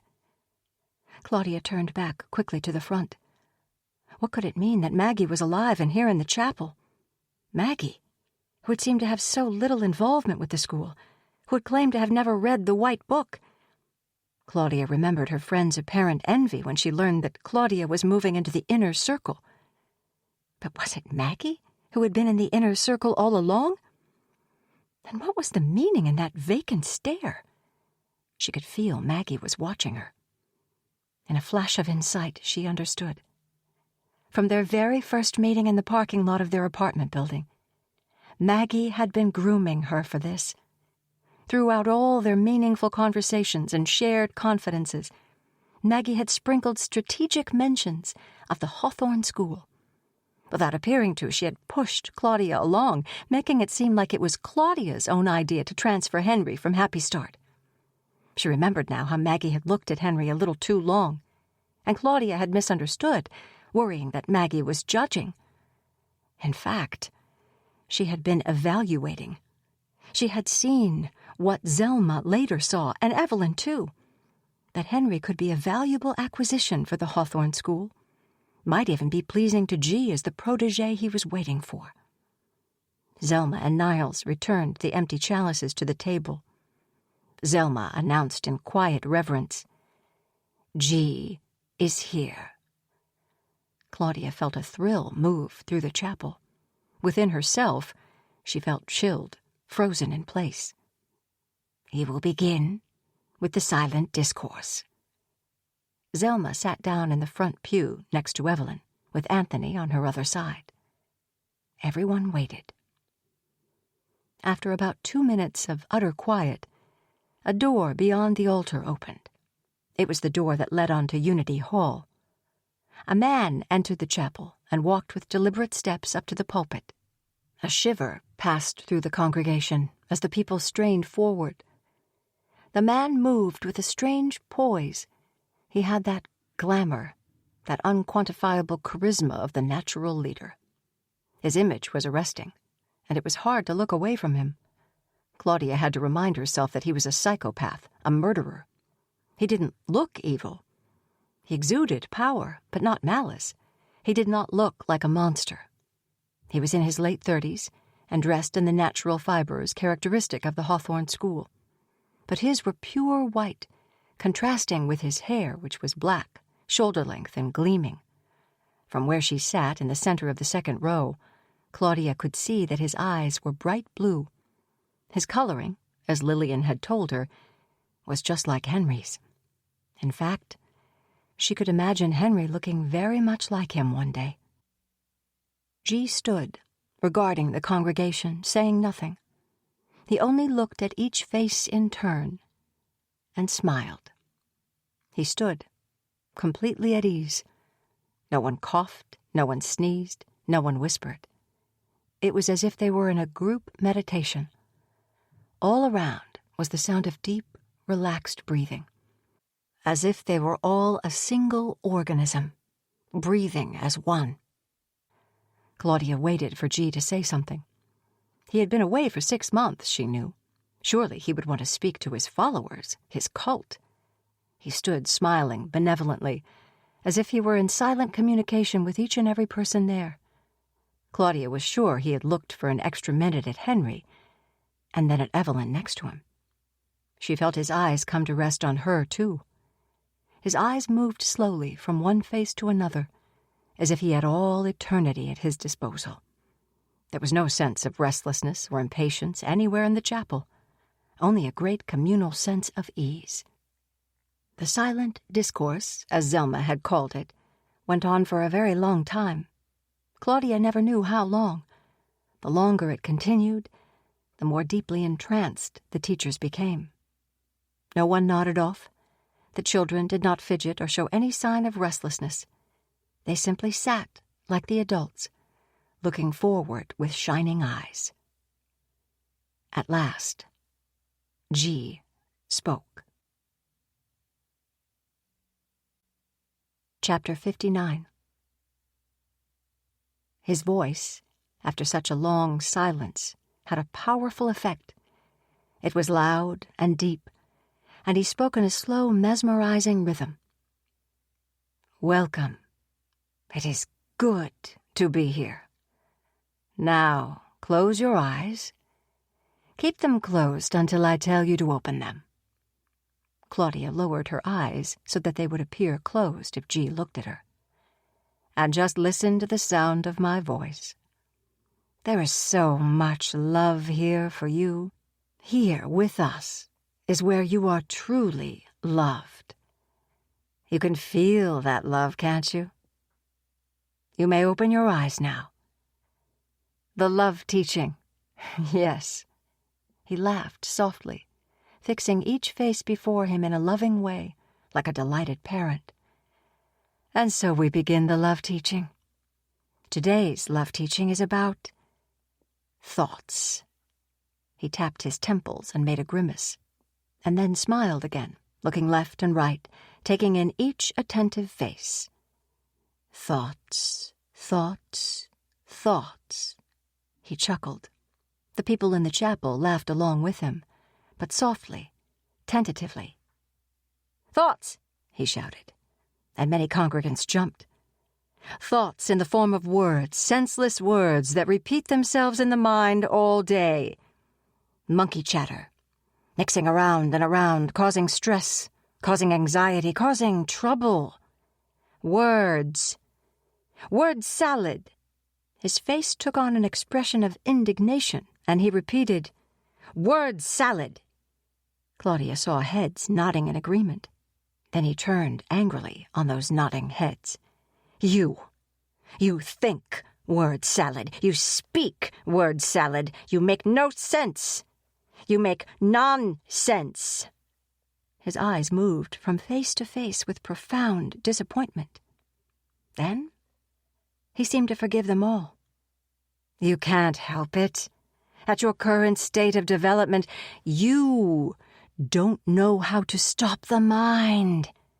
It is the nature of the mind to think, to trouble you all day long. The mind is such a burden. Thinking itself is the problem, the error. Thinking leads to madness. G's tone had become depressed, and Claudia could feel the sadness all around her as his listeners sank into despondency. Then he changed his direction, stretching out his arms as if to embrace them all. But these children, do they think? Are they mad? The congregation waited, uncertain for G to answer his own questions. No, the children do not think. They are sane, the only sane ones. They play, they paint, they imagine, they make music. They are not burdened like you are. Ah! The exclamation came out as a bark. You grown-ups must become children. Release your burden, release your mind, eliminate thought. Be as a little child. G took several long moments of silence to let these words resonate, his eyes taking in each person in turn. His eyes settled on Henry, last of all, and remained there. A cold spike moved down Claudia's spine, but she was rooted to the pew. The congregation waited.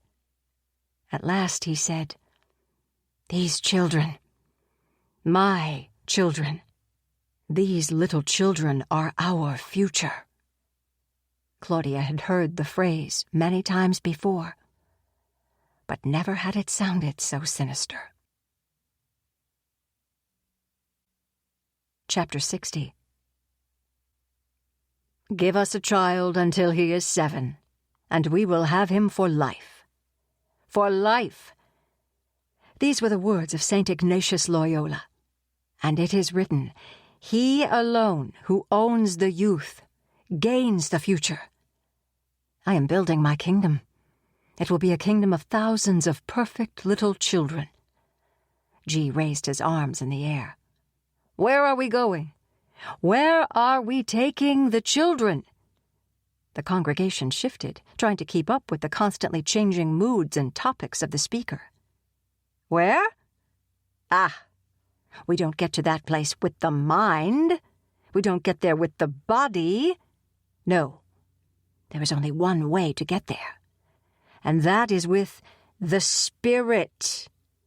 We are all spirits, temporarily housed in bodies. And where did our spirits come from? Where do they long to go? Ha! Into the cosmos, of course. Our home is in space. We came from the living moon. We are stardust and long to return to our place in the universe. And will we return? Will we?" G looked at his supporters with wide eyes. Then he answered his own question in a loud whisper. "Some of us, yes. Some of us will live forever in our galactic home. There is no final point in the universe, and there is no final point in life. In the life of those who will live forever. Look around you. See the souls to your left, to your right, and in front of you. You know who among you will live forever and who will not. You know who you should have reported, and yet you did not." G's eyes blazed, and he let his accusation hang in the air. At last, taking a kindly tone, he advised, "Watch each other. Save each other. I tell you, each of you has a chance, a very small chance.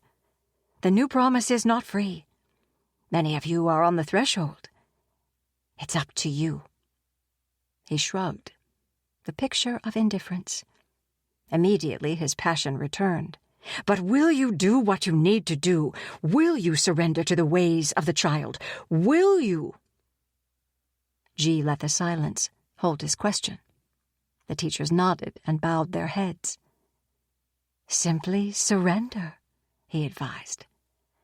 And as he said it, he smiled widely and was met with answering smiles all around. "It's easy. Let go of your mind. It does you no good here." Now he paced back and forth before his people. "The end times are coming," he repeated. "The end times. And do we worry?" Heads shook from side to side. No. There was soft laughter among the congregation now, the laughter of family members who all get the same joke and who want to let others know that they get it and want to encourage the others to laugh along. G smiled, indulgent. "No." "Why not?" "Because we know what to do. We know how to protect our children. When the end times come, you will take the children down to the tunnels. The tunnels are protected from radiation. There is enough food and storage in the tunnels to feed you all for 7 years. That will be the trial. That will be when you prove yourselves, and after the 7-year trial, you will come up, and the earth will be ours. But will those 7 years of trial be hard? Will you be imprisoned? Will you always be in the dark?" Again, heads shook. "No. No. You will be joyful, because you have learned the way to distance reality. The key is distance reality. You must distance yourself from reality if you are going to ascend. The children have learned distance reality, the art of throwing your spirit, of flying to other spiritual planes, other dimensions. What is more beautiful than the freedom of children? And so you will reach those planes. How? No one dared answer. G repeated patiently. Not through the body, nor the mind. Through the spirit, through distance reality. And wherever I am at that time, I will meet with you, in this galaxy or another. We will travel and meet through the spirit in the realm of true reality, distance reality, because we know that this, all that surrounds us, is not real. Reality is that beautiful place that we get to only through spirit. Now, G rubbed his hands together. Would you like to live forever in that beautiful place? He beamed, gratified by the expressions he saw in front of him. Yes, yes, you would. You already know that these children are guaranteed to live forever. I guarantee that. And I will live forever.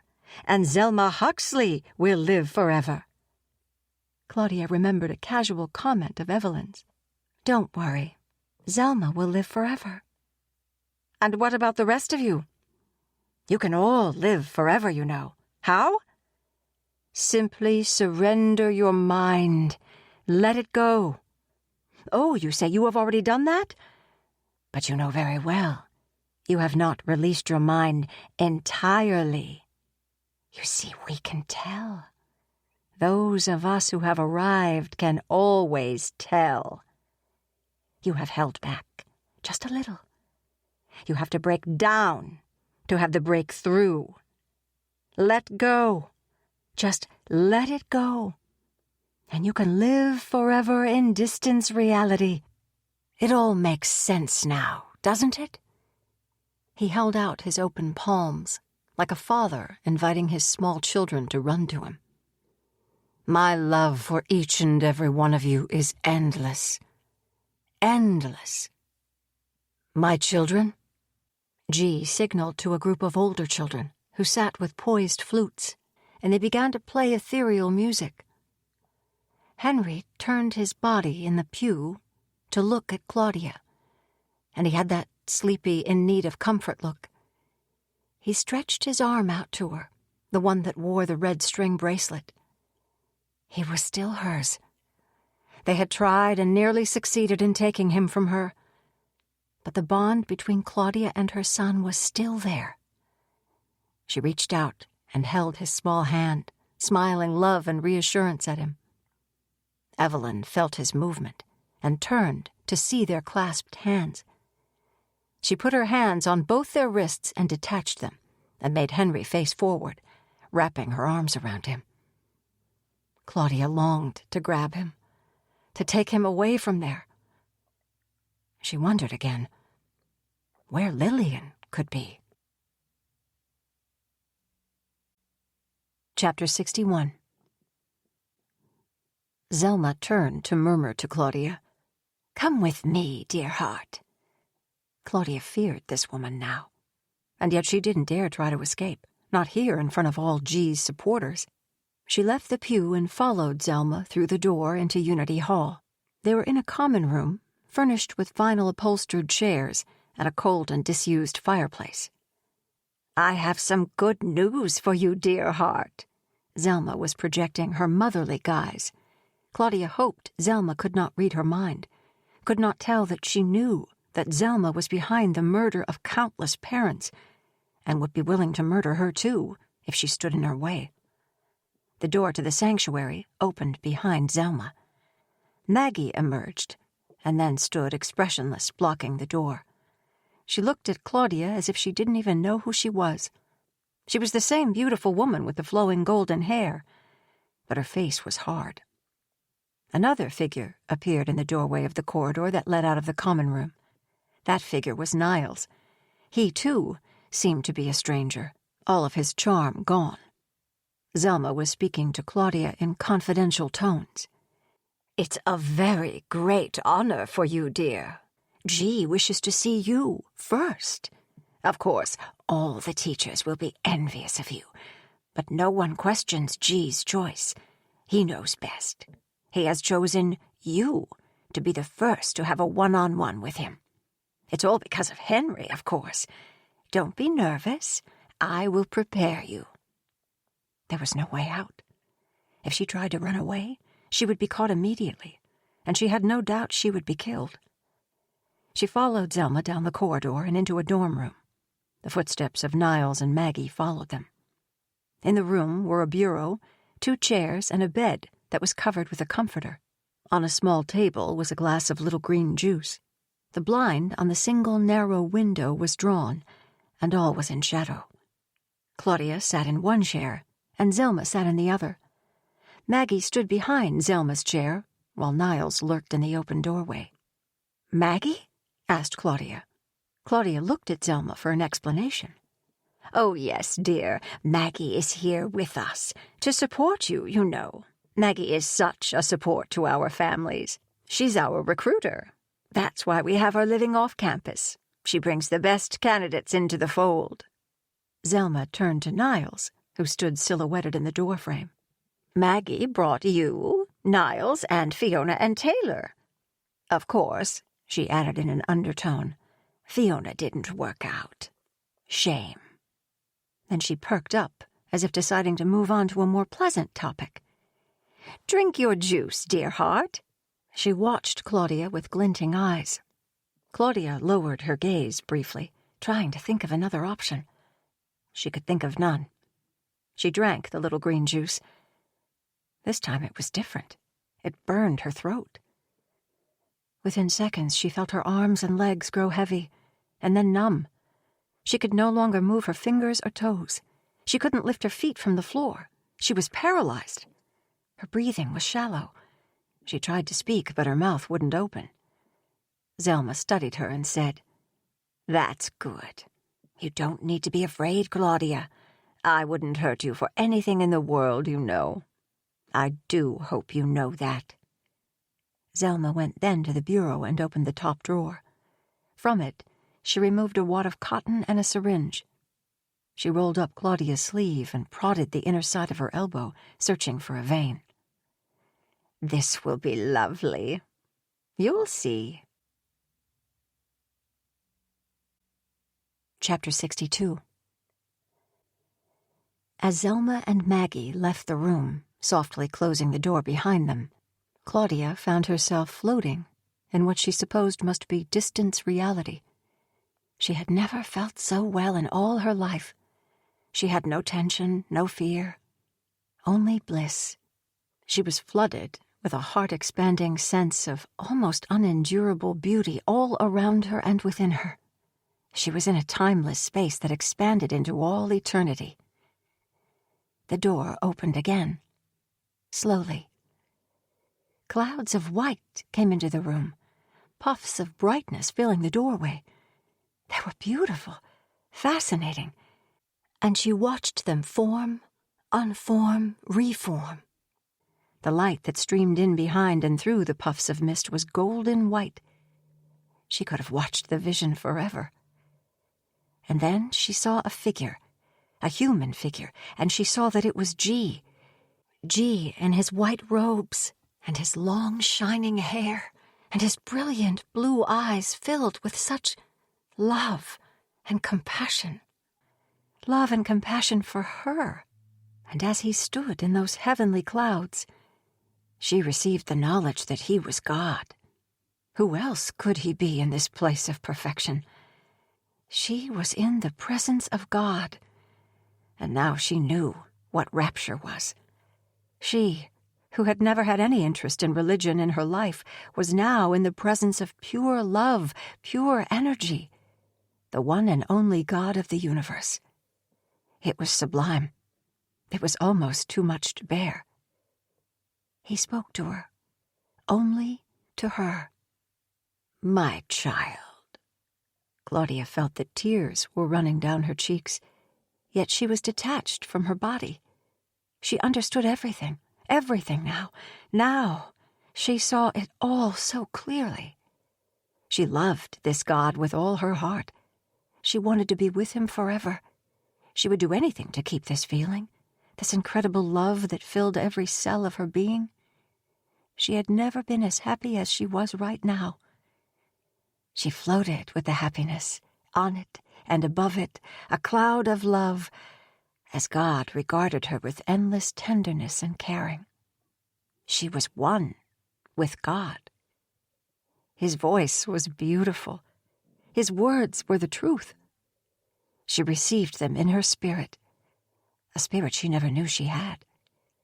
Her senses were all awash. She could not make out God's words, but received their meaning nonetheless, as if perceiving them through new senses. God, in this strange new language, told her that when she could not see him, she must obey Zelma and Evelyn, that they would speak for him until he could come to her again. He told her that in 10 days it would be time for him to take Henry, and that this was for Henry's highest good, and for Claudia's highest good too, for he loved them both. It was time to release Henry into God's care, and she was to be completely at peace. Claudia drifted in a tranquil haze. Chapter 63. When Claudia awoke, she kept her eyes closed. She had had the most incredible dream of her life. She had dreamed so vividly of God. It was so unlike her, and so unlike any dream she had ever had. Had it been a dream? No, it had been real. God himself had come to her and told her that he loved her. It had been so beautiful. She had felt better than she'd ever felt in her entire life. Now, though, the blissful feeling was draining away. She wished for it to stay. Then she remembered Maggie's cold stare, the love teaching, the silent discourse, her conversation with Lillian in the classroom.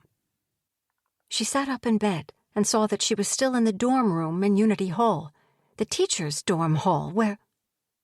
What had happened? Now surreal memories floated up, of being paralyzed in a chair, and of Zelma injecting her with a drug and telling her, "This will be lovely." Her few possessions had been brought to this room. But Henry's possessions, his toys, his clothes, were not here. Henry was not here. What time was it? She reached for the blinds on the narrow window and peeked outside. It was still nighttime. The world was drained of color. Where was Henry? Her mind was working slowly, trying to veer toward panic, but not able to rise to it. Henry was with Evelyn the last time she saw him. What had God told her?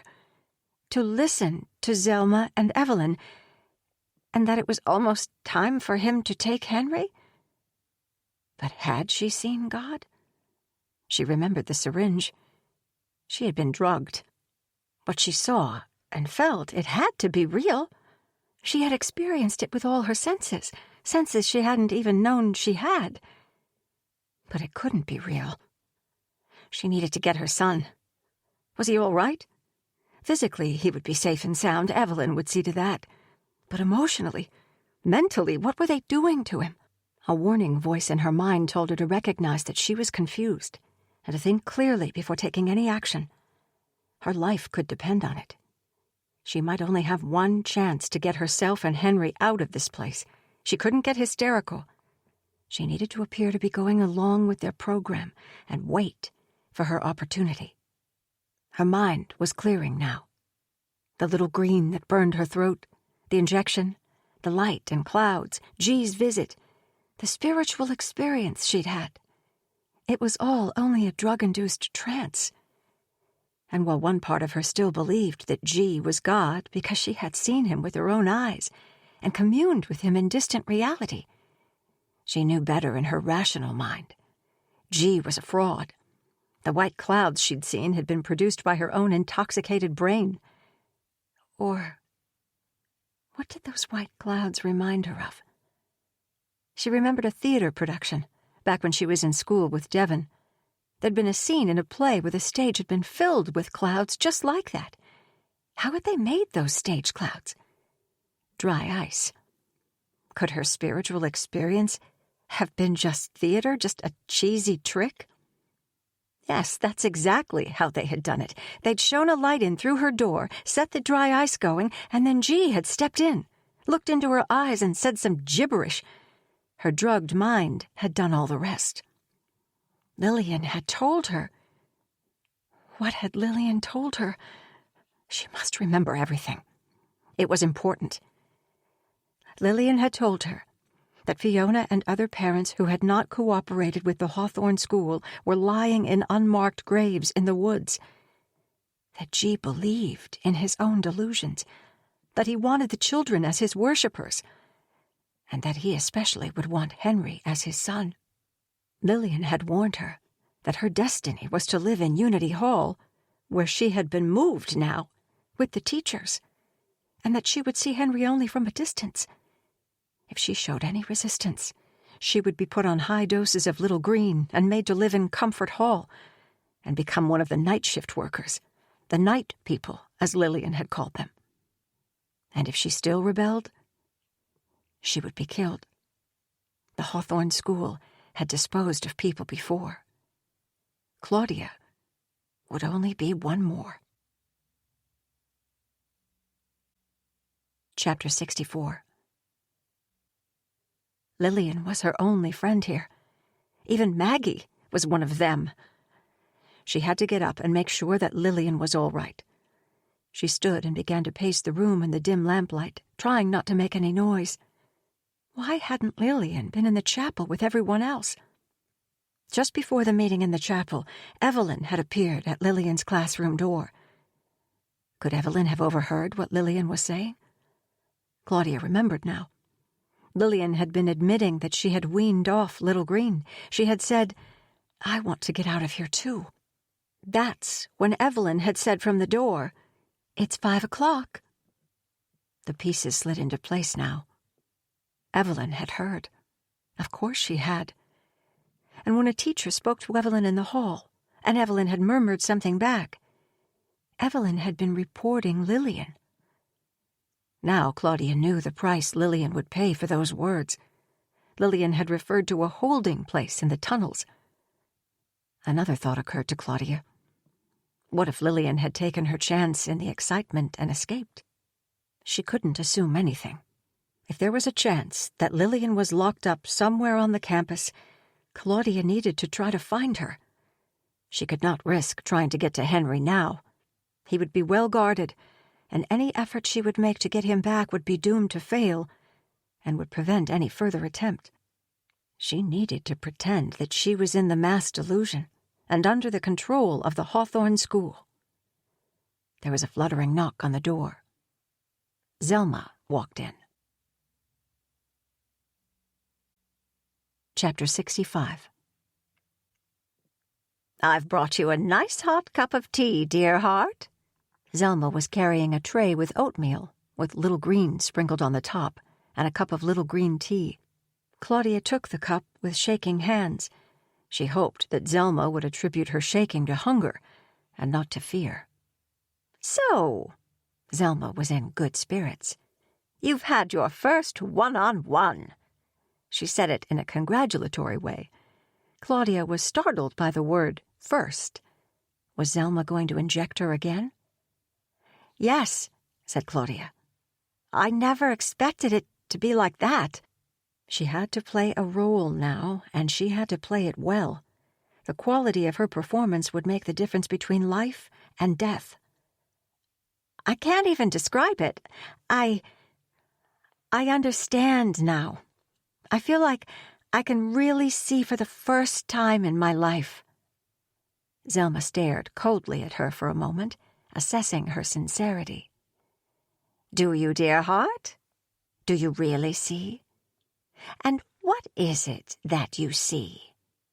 Her voice was soft and gentle, while her eyes were hard. I saw the face of God, that's what I saw. And I heard the voice of God speaking to me." God, you say? Zelma tilted her head to one side, drawing Claudia out. Tell me, who is God? God is G. Zelma sat in silence, watching Claudia drink the tea. Claudia feared that this tea would paralyze her as the juice last night had done, and her hand shook so much that some of the tea spilled. She thought of dumping it on the tray and pretending it was an accident, but she knew it was no use. Another cup would be brought, and she would be made to drink that. Whatever ordeal Zelma might have planned for her, she would have to get through it. She would have to survive and save Henry. She wished she could ask, "Where is Henry?" But she knew better. You are correct. G is God. And what did God tell you? Do you remember? Yes, it was very powerful, and I heard God's words. God will take Henry, for Henry's highest good. And when G is not here, it's you and Evelyn who are speaking God's words for me to obey. I think it was something like that. It was exactly that. That is the truth. Zelma was still watching Claudia closely, like a fox watching a rabbit. Eat your oatmeal, dear heart. You must be so hungry. Your hands are shaking dreadfully. Claudia had to win Zelma's confidence. She had to be docile and meek. The tea was calming her. It was only the usual little green that she had come to know and depend upon. Zelma was not going to inject her now. Zelma seemed to be looking straight into her brain. It seems you were speaking with Lillian yesterday afternoon. Claudia felt her heart pound. You won't see her again. She has quit without notice. Claudia would not allow herself to think of what these words might mean. Not now. Not in front of Zelma. Then, said Claudia, her mind working through the tranquility of Little Green, may I get back to work? I want to do something useful for the Hawthorne School. She was thinking that her job allowed her an excuse to wander the tunnels in search of the holding place. If she could discover where it was, she might find Lillian there. Irving would have the master key, although how she would get it from him, she didn't yet know. Zelma watched Claudia finish the last of the oatmeal. Then she took the tray and stood. She smiled, satisfied. You may work, she granted. Yolanda and Oscar are doing a big fall cleanup on the grounds today. You remember that you decided you would join them outside rather than do the janitorial work? The Garcias will be glad to have your help. Thank you. Claudia dropped her eyes humbly. Claudia, aren't you even going to ask where Henry is? I didn't know if I should, answered Claudia, making her voice soft and meek. Why shouldn't you? Everyone is free here, Claudia. Everyone says and asks whatever they like. Zelma leveled her gaze at Claudia. Henry is living in Evelyn's suite. She has been promoted to a high position in the school, and now she has a beautiful suite of rooms here in Unity Hall. Henry will be staying with her, because G has told us that's best. Whenever G leaves us, he will take Henry with him. That will be wonderful. Claudia looked blandly at Zelma, betraying nothing that she felt. Inwardly, she pushed away any emotion. It was not safe to feel anything now, with the director straining to detect her every thought. Nothing Zelma had just revealed was surprising. Lillian had prepared her for all of it. The promotion was no doubt due to becoming Henry's mother. Zelma was watching for any sign of pain or dissent, and Claudia gave her no signal at all.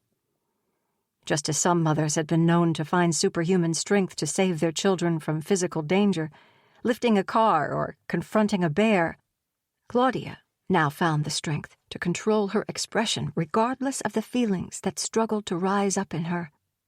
It was the only thing she could do for the time being, to save her son. Chapter 66. With motherly concern, Zelma had provided Claudia with rubber boots and insulated work clothes with which to face the November wet and chill. With merry eyes, she'd told Claudia that the children used hot potatoes as hand warmers when playing in the woods, but Claudia would need her hands free to help Yolanda and Oscar with the fall cleanup, so Zelma handed her a pair of thick gardening gloves. Zelma had watched as Claudia had drained her morning cup of little green. She was sure she had shown herself to be a true believer in the Hawthorne way. She would take advantage of her trusted status to skip every dose of little green she could, while appearing to continue to be under its influence. She recalled now that Yolanda had told her that she and Oscar were cutting down, using little green in moderation. Had they known this was against the rules? Had they continued cutting down? Lillian had gotten away with being free of little green for months without detection. She filled her thermos with water instead. Claudia, too, would break free of its grip. She had hoped to work with Irving and search the tunnels for the holding place, but instead she would make good use of her time with the Garcias. She joined Yolanda and Oscar in the flower garden that separated the playground from the forest. "Buenos dias, Yolanda y Oscar," called Claudia as she approached. When they looked up from their work, she saw that their eyes were bright, like Lillian's. It was that same unclouded look. She knew in that instant they were free of little green. How had they not been detected? How had they not been reported? Immediately, Claudia regretted calling out her greeting. No one must know that she could speak Spanish. But Zelma should be in the main hall far from this garden, and no one was on the playground or anywhere in sight. The children were sure to be in the woods with their teachers. And Lillian's class? Now that Lillian had, according to Zelma, quit without notice? Where would a school like this find a substitute teacher? The Garcias greeted her and invited her to join them in clearing the weeds and fallen leaves from the flower beds, and as the three worked together, Claudia asked, "Do you know that G is here? He spoke in the chapel. I didn't see you there." "Of course, we know," said Yolanda.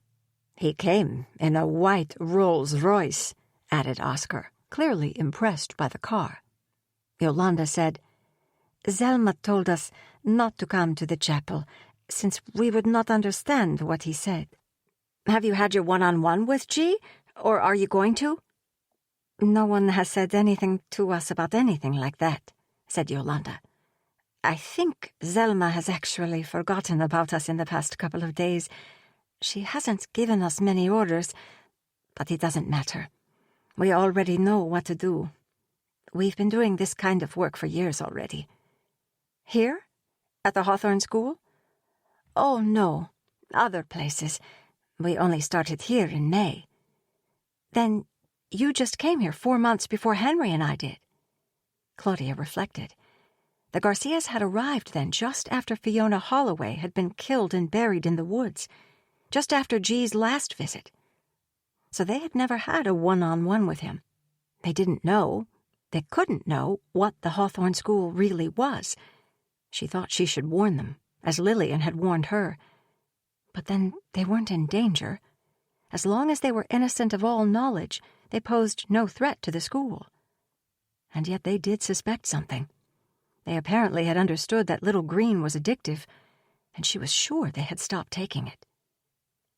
"Yolanda, last time we talked, you advised me to be moderate with little green." Oscar stood and put his hands on his lower back. "My wife likes to chit-chat. Don't pay attention to her." Claudia decided instead not to pay attention to Oscar. "I'm trying to follow your advice because you're right. Tell me, how did you get off it? Because I want to stop. How did you do it?" Oscar stared with hostility at Yolanda, and Yolanda said, "Please don't misunderstand me. I never said to get off it completely. It's a rule of the school, you know, to take little green. We don't break the rules here. We follow all the rules, Claudia." Yolanda looked pleadingly at Claudia. She was afraid. If Lillian was gone, Claudia was going to dare to find allies in the Garcias. They might report her, but she felt sure they wouldn't. She felt Yolanda's authenticity, her concern. She would trust her. She had to chance it. "It's okay. You can trust me. We can all trust each other. We all know Little Green is a drug." She paused and waited for them to contradict her, but the Garcias kept their eyes on their work. "And we all know that once you start, you want more and more of it, and that it's addictive. And eventually, if you keep taking higher doses, you become a destroyed person." Yolanda shivered and stood, looking toward Comfort Hall. Then she looked over her shoulder, as if scanning for anyone who might be overhearing their conversation. But there was no one. "Quiet. Someone might come. We shouldn't be seen standing here talking. We have to keep working. Come to the rose bushes now. Do you know how to prune rose bushes, yes? And then we have to train the branches, and then we'll add mulch to their bases, and then wrap them in cloth. There's a lot of work to do." Oscar came along to the rose garden too, warning Yolanda to be quiet, to not be stupid. "Oscar," murmured Claudia, "we can help each other. Don't be afraid. If we are very careful, we can get away from here. And one of the teachers will help us. There's a teacher who has stopped taking Little Green, and she wants to leave. So there's a group of us now. You both do want to get away from here, don't you? I'm sure you do, because you've seen things, haven't you? You wouldn't be so afraid if you hadn't seen things." Oscar looked troubled. He didn't want to speak, but almost unwillingly he said, "I've seen things. We both have. I don't like it. We saw children in a trance? We were trimming the branches of the hedge maze, and we saw them there in the center, a group of children with their teacher. It wasn't normal. I asked Valeria about it, if they ever did that in her class, and she knew what it was. They send their spirits out. That's the way she said it. Into the stars, they send their spirits. Me, I didn't go very far in school, but I know that is not a normal thing to do in school. But what can we do? Why don't you leave?" Oscar and Yolanda looked at each other, and then returned to pruning the rose bushes. Yolanda pointed with her chin toward Comfort Hall and whispered to Claudia, "Have you seen them? Los nocturnos? The way they walk, their faces." "No, only Irving." "Oh, yes, Irving is one of them. But the others are much worse, much worse. Horrible." "When did you see them?" "Just before dawn this morning. I can't get the image out of my head." "This morning?" "Yes, it was still dark. Selma gave only one order yesterday. She wanted firewood for the fireplaces. We never got to it. We have so much work to do. It's just the two of us. And I woke up at about 4 a.m, worried that she would be mad at us. I woke Oscar up and said, 'Let's get that firewood now and put it behind the main hall so that when she wakes up, she'll see that we did it.' Oscar didn't want to, but I insisted. So we came down and started gathering sticks and fallen branches. That's when we heard them. We heard their footsteps crunching the leaves, and they came out of the woods in a single file. They had shovels, and the way they walked." Yolanda's face contorted itself into an expression of horror. "They dragged themselves. We were standing close by them, close enough to greet them, but it was as if they never saw us. Their faces were like stone, and they stumbled one after the other like dead people. I thought at first that they were ghosts. They walked from the woods into Comfort Hall." Yolanda gazed into space as if seeing it again. "And that's when I realized who they were. Selma told us about them before. She called them Los Nocturnos, and just said they are people who work at night. We thought they were regular people. We didn't know they were like that. I've never seen people like that." "How many were there? And they had shovels?" "5 of them. Shovels, yes." Yolanda stopped. "I've said too much." "It's okay, I'm on your side." Yolanda searched Claudia's face. "I said to Oscar, Why would they need shovels in the woods? Did you go into the woods? Try to find out where they were digging? No. The forest is enormous, and there are many paths. It would be useless to try to find where they'd been. And it would be dangerous, we think, if someone knew we were trying to find things out. We have to mind our own business, and we don't need to see. What do you mean by that? You don't need to see. We don't need to see where they've been digging, what they've been digging. Because, murmured Yolanda, the truth is, we already know why the night people take shovels into the woods. Oscar hauled a bag of mulch from a wheelbarrow and tore it open. He muttered to Yolanda, "Are you going to tell her what Valeria told us?" Yolanda turned to Claudia, her face grave. You had a visitor. A few weeks ago. We saw you with him. He had an orange Volkswagen Beetle, added Oscar. Yes, said Claudia. A realization was dawning on the edges of her mind, a sense of something that she had known, but had in some way kept hidden from herself all along, something that she was still not ready to know. That was Devon, Henry's father.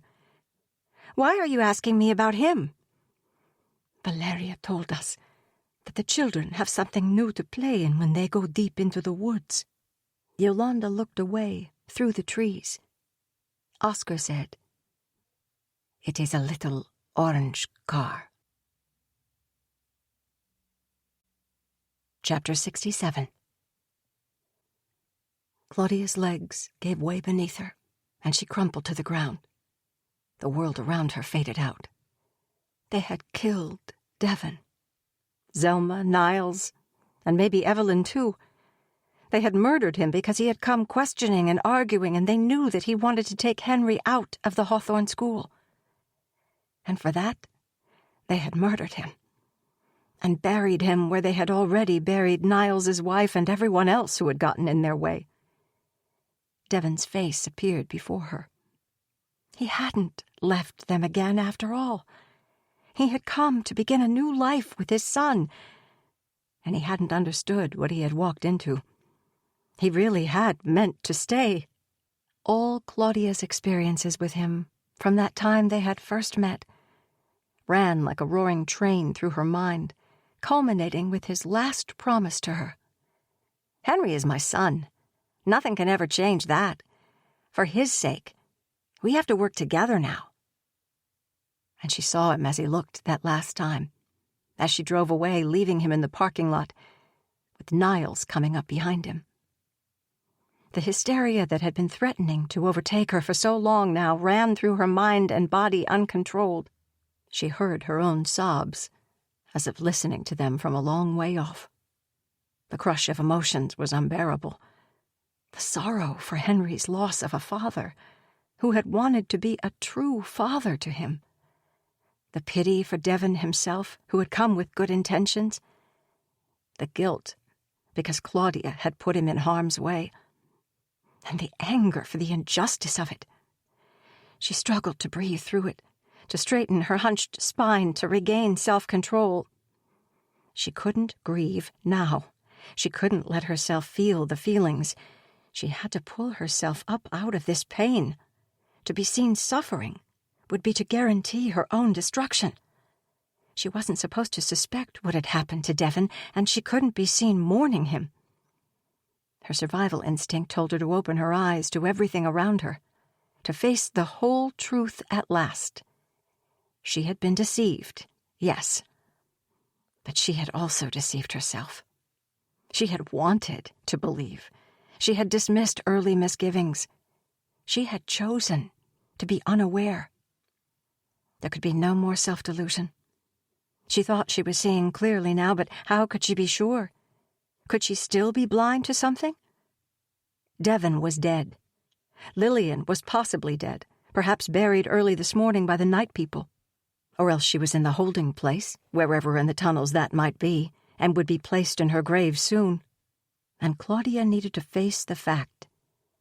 There could well be another grave waiting in the woods. Her own. Chapter 68. The Garcias knelt next to Claudia, Oscar pretending to pat the mulch into place, and Yolanda whispering, "Tranquila, tranquila, Claudia. Cálmate, respira y cálmate." Yolanda placed a hand on Claudia's back. "Viene la señora." "The lady is coming." Claudia pulled herself together. Zelma must see her as complacent, cooperative, and under the influence of the herbal sedative. She was coming toward them with a group of 7-year-olds in her wake. Lillian's class. The children were quiet, simply following Zelma with their hands at their sides. Zelma spoke to Yolanda and Oscar, while casting an occasional smile at Claudia. "Qué día tan bonito, ¿verdad?" Yolanda replied, "Sí, señora." "Sí, señora. Pues un poco fresco, pero no tanto," Oscar answered. "Veo que la está cuidando bien. Oigan, quiero que me hagan un servicio," Zelma said. "A sus órdenes, señora." "Tengo un cambio de plan. Llévenla abajo, ¿me entienden?" Zelma asked. "Claro que sí, señora." "Gracias. Ya saben que cuento mucho con ustedes. Y su hija también cuento mucho con ustedes. Hasta luego." "Hasta luego, señora," Oscar and Yolanda said in unison.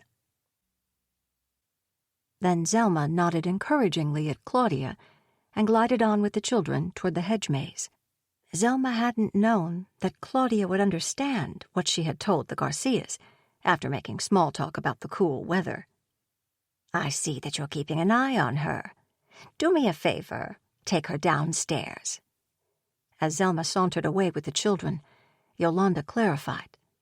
"She wants us to show you the gardening storage room, in the tunnels. We have to take an inventory of the supplies we have left, so we will know what to order for the winter and spring." They walked across the lawn toward a rear entrance of the main hall. All 3 of them pushed wheelbarrows. Claudia said, "This is an opportunity. While we're down there, I'll try to find the holding place. The teacher I told you about, the one who wants to leave, she might be down there if she's still alive. I'll search. Will you help me?" Yolanda looked uncertainly at her. "We can't get in trouble, Claudia." "Of course not. But Zelma is outside. We could look real quick. Maybe no one is in the tunnels right now.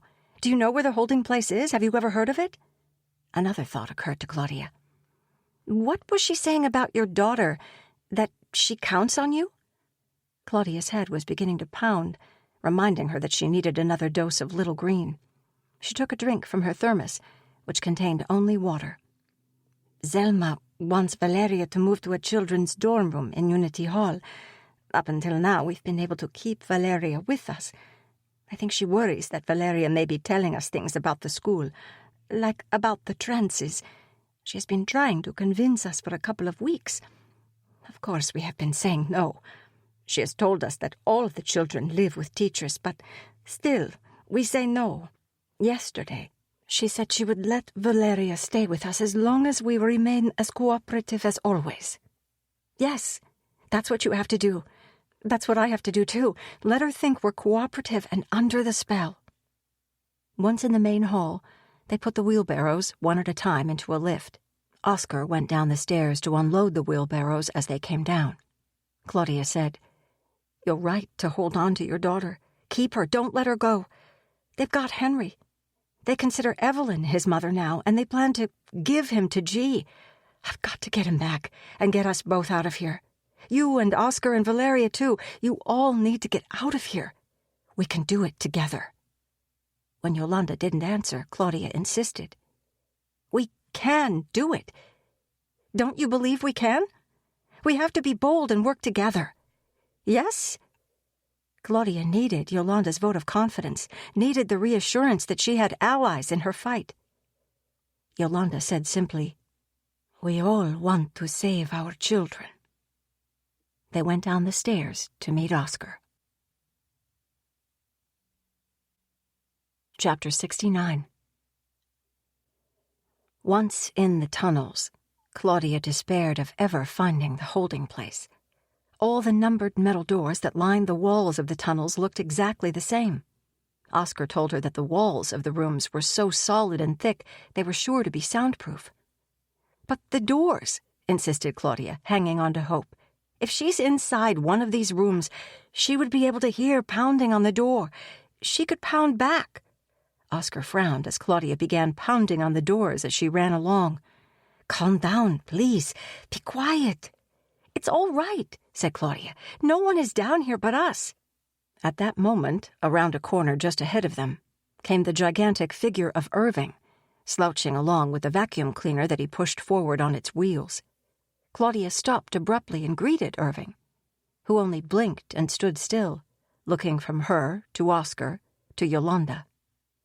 "We're just going to the garden storage room," stammered Claudia. "To take inventory. You know, to see what's in storage there." Irving's face, usually so expressionless, looked skeptical now.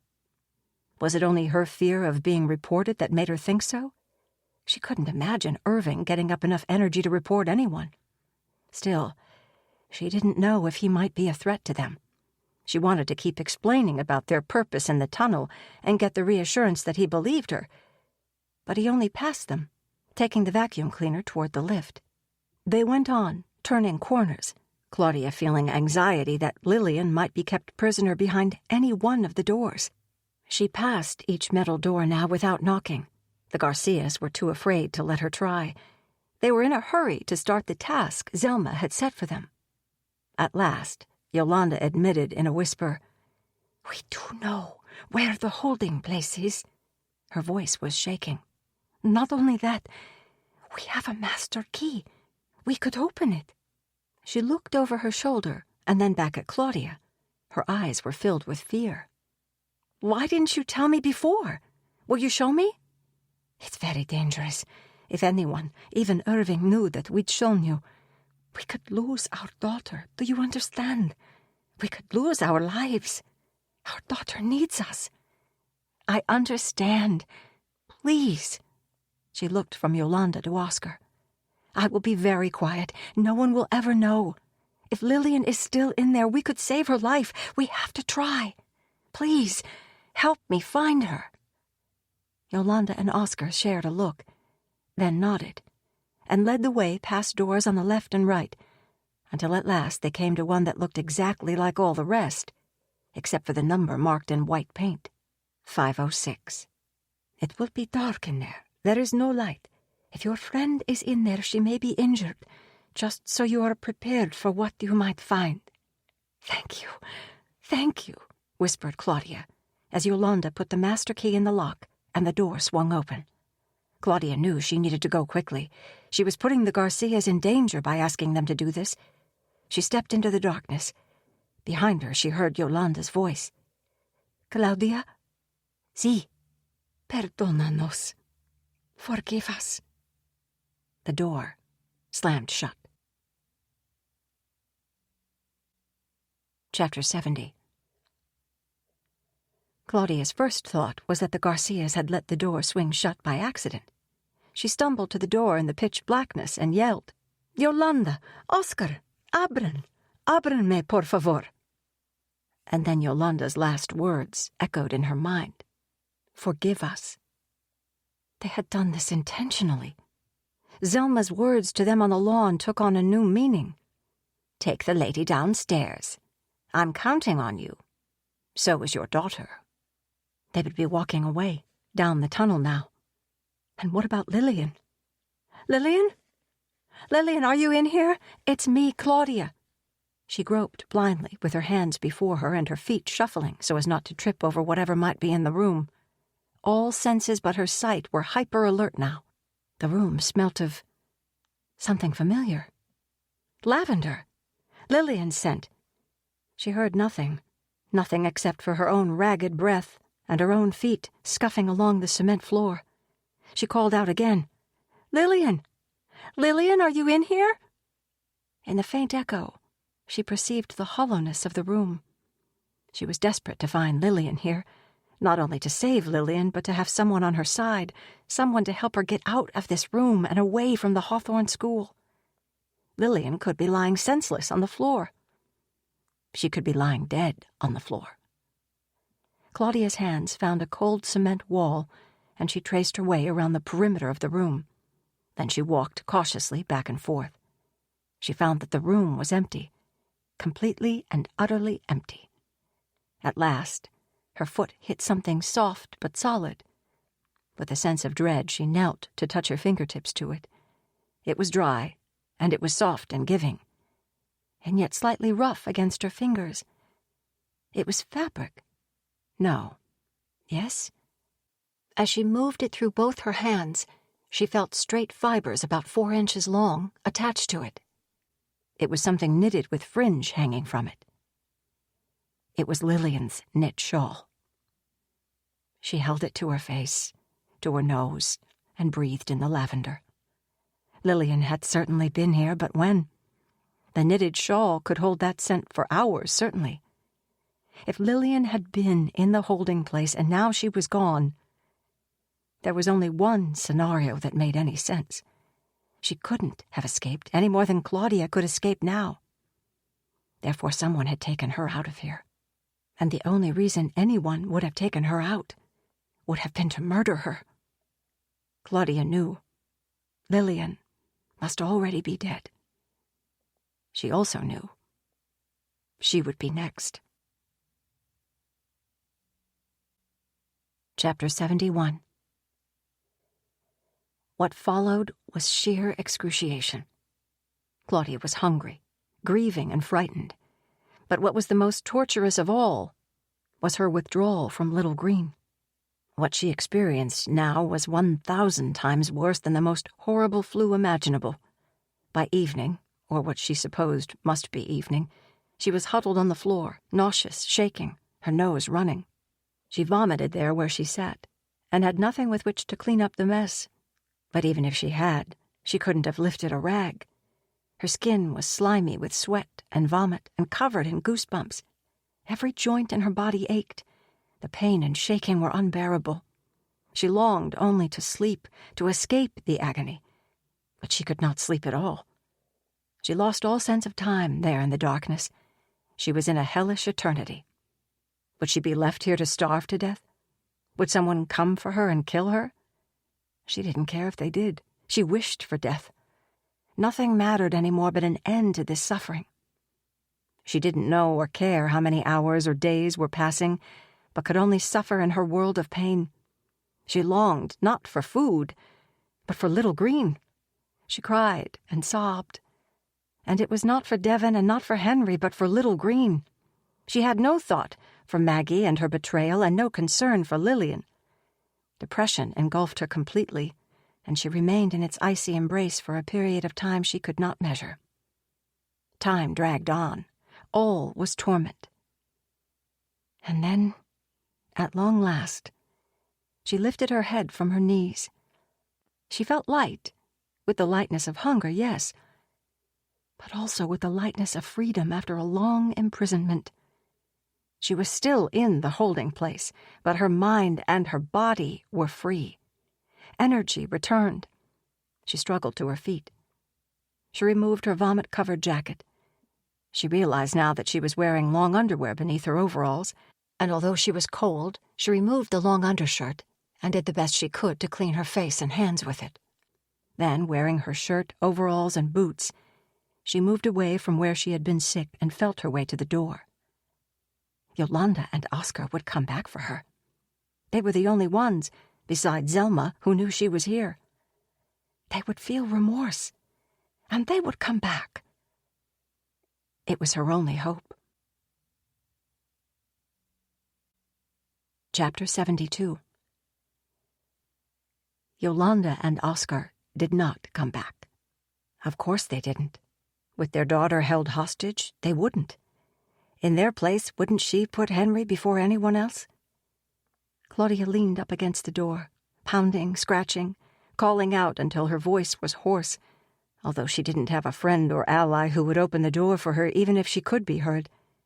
When she grew tired, her pounding became a slow, soft knock, and then she would gather energy and beat at the door violently again. Finally, there was a new sound, It sent a shock through her system, after days, she didn't know how many, in solitary confinement. The new sound was a key in the door. It would be Yolanda and Oscar, somehow having found a way to save Valeria and then to come and rescue her. Or it would be Zelma or Niles, come to murder her. It was neither. Chapter 73. The light of the tunnel came flooding into the black room, blinding Claudia. She put a hand to her eyes and stepped forward before the door could shut again. There was a large form before her, and it took her a few seconds to realize that the form was her savior, and that her savior was Irving. Behind him were two others, a woman and a man she had never seen before. One look was enough to tell her. They were night people. Had they come to kill her at last? Were they charged by Zelma with that duty? Not only to bury the dead, but also to kill whomever Zelma marked for death? Irving offered her an opened thermos. Claudia, still adjusting to the sight of Irving and these strange, hollow-looking people, didn't dare accept. She would never go back to Little Green. Irving said in his taciturn way, "Water." Claudia spilled a little on her hand to make sure. It was, blessedly, water. She drank. He then held out to her some food, a bread roll. Her stomach clenched. "Slow, slow," advised Irving. She took a small bite, swallowed, and then took another. Claudia had rarely heard Irving's voice. He spoke now through thick lips. "Save yourself." She echoed his words. "Save myself? You're letting me go?" Irving stepped back clumsily and gestured down the tunnels, as if to say she was free to go. She wanted to ask why he was doing this, wanted some assurance that it wasn't a trick, but she knew he wouldn't speak. In his weary eyes, she thought she saw that gleam of interest, that same light she had seen during their long days together, when she'd spoken trustingly to him and expressed interest in him as a fellow human being, and in his family. And was there a dawning clarity in his eyes as well? Had he taken her advice to begin breaking free of the toxic herb? She felt now she could trust him. "My son! I can't leave without my little boy." Irving lifted his right hand and shoulder as he turned from Claudia, mutely signaling her and the strange man and woman to follow him. "What time is it?" asked Claudia as they walked. There was a long silence. At last, the woman said, 2:00 in the morning. Her voice echoed through the tunnels. The four of them walked slowly along until they came to the stairway leading to Unity Hall, the teacher's dormitory. Henry, she knew, would be sleeping there in Evelyn's suite. Did Irving know that too? Of course he did. He knew every inch of this campus and where everyone slept. They mounted the steep stone stairs past the first floor, then the second, and on up. Claudia was weak from hunger and from her ordeal in the locked room, and was grateful for the slow pace of her companions. For balance, she traced the cold and clammy wall with her fingertips as she climbed. At the top of the stairs, there was a light. Although they could not see its source, they continued to climb. When they reached the third-floor landing, they heard the voice behind the light. "Dear heart, what are you doing up at this hour?" Chapter 74. "Claudia, Claudia, don't you know by now? There isn't a thing that happens at the Hawthorne School that I am unaware of. I have eyes and ears everywhere, dear." Claudia's desperation to get to her son had become a buzzing in her ears. Her weakness and hunger were gone, and all that was left was a pure red rage. Zelma shone her flashlight into the faces of Claudia, Irving, and his companions.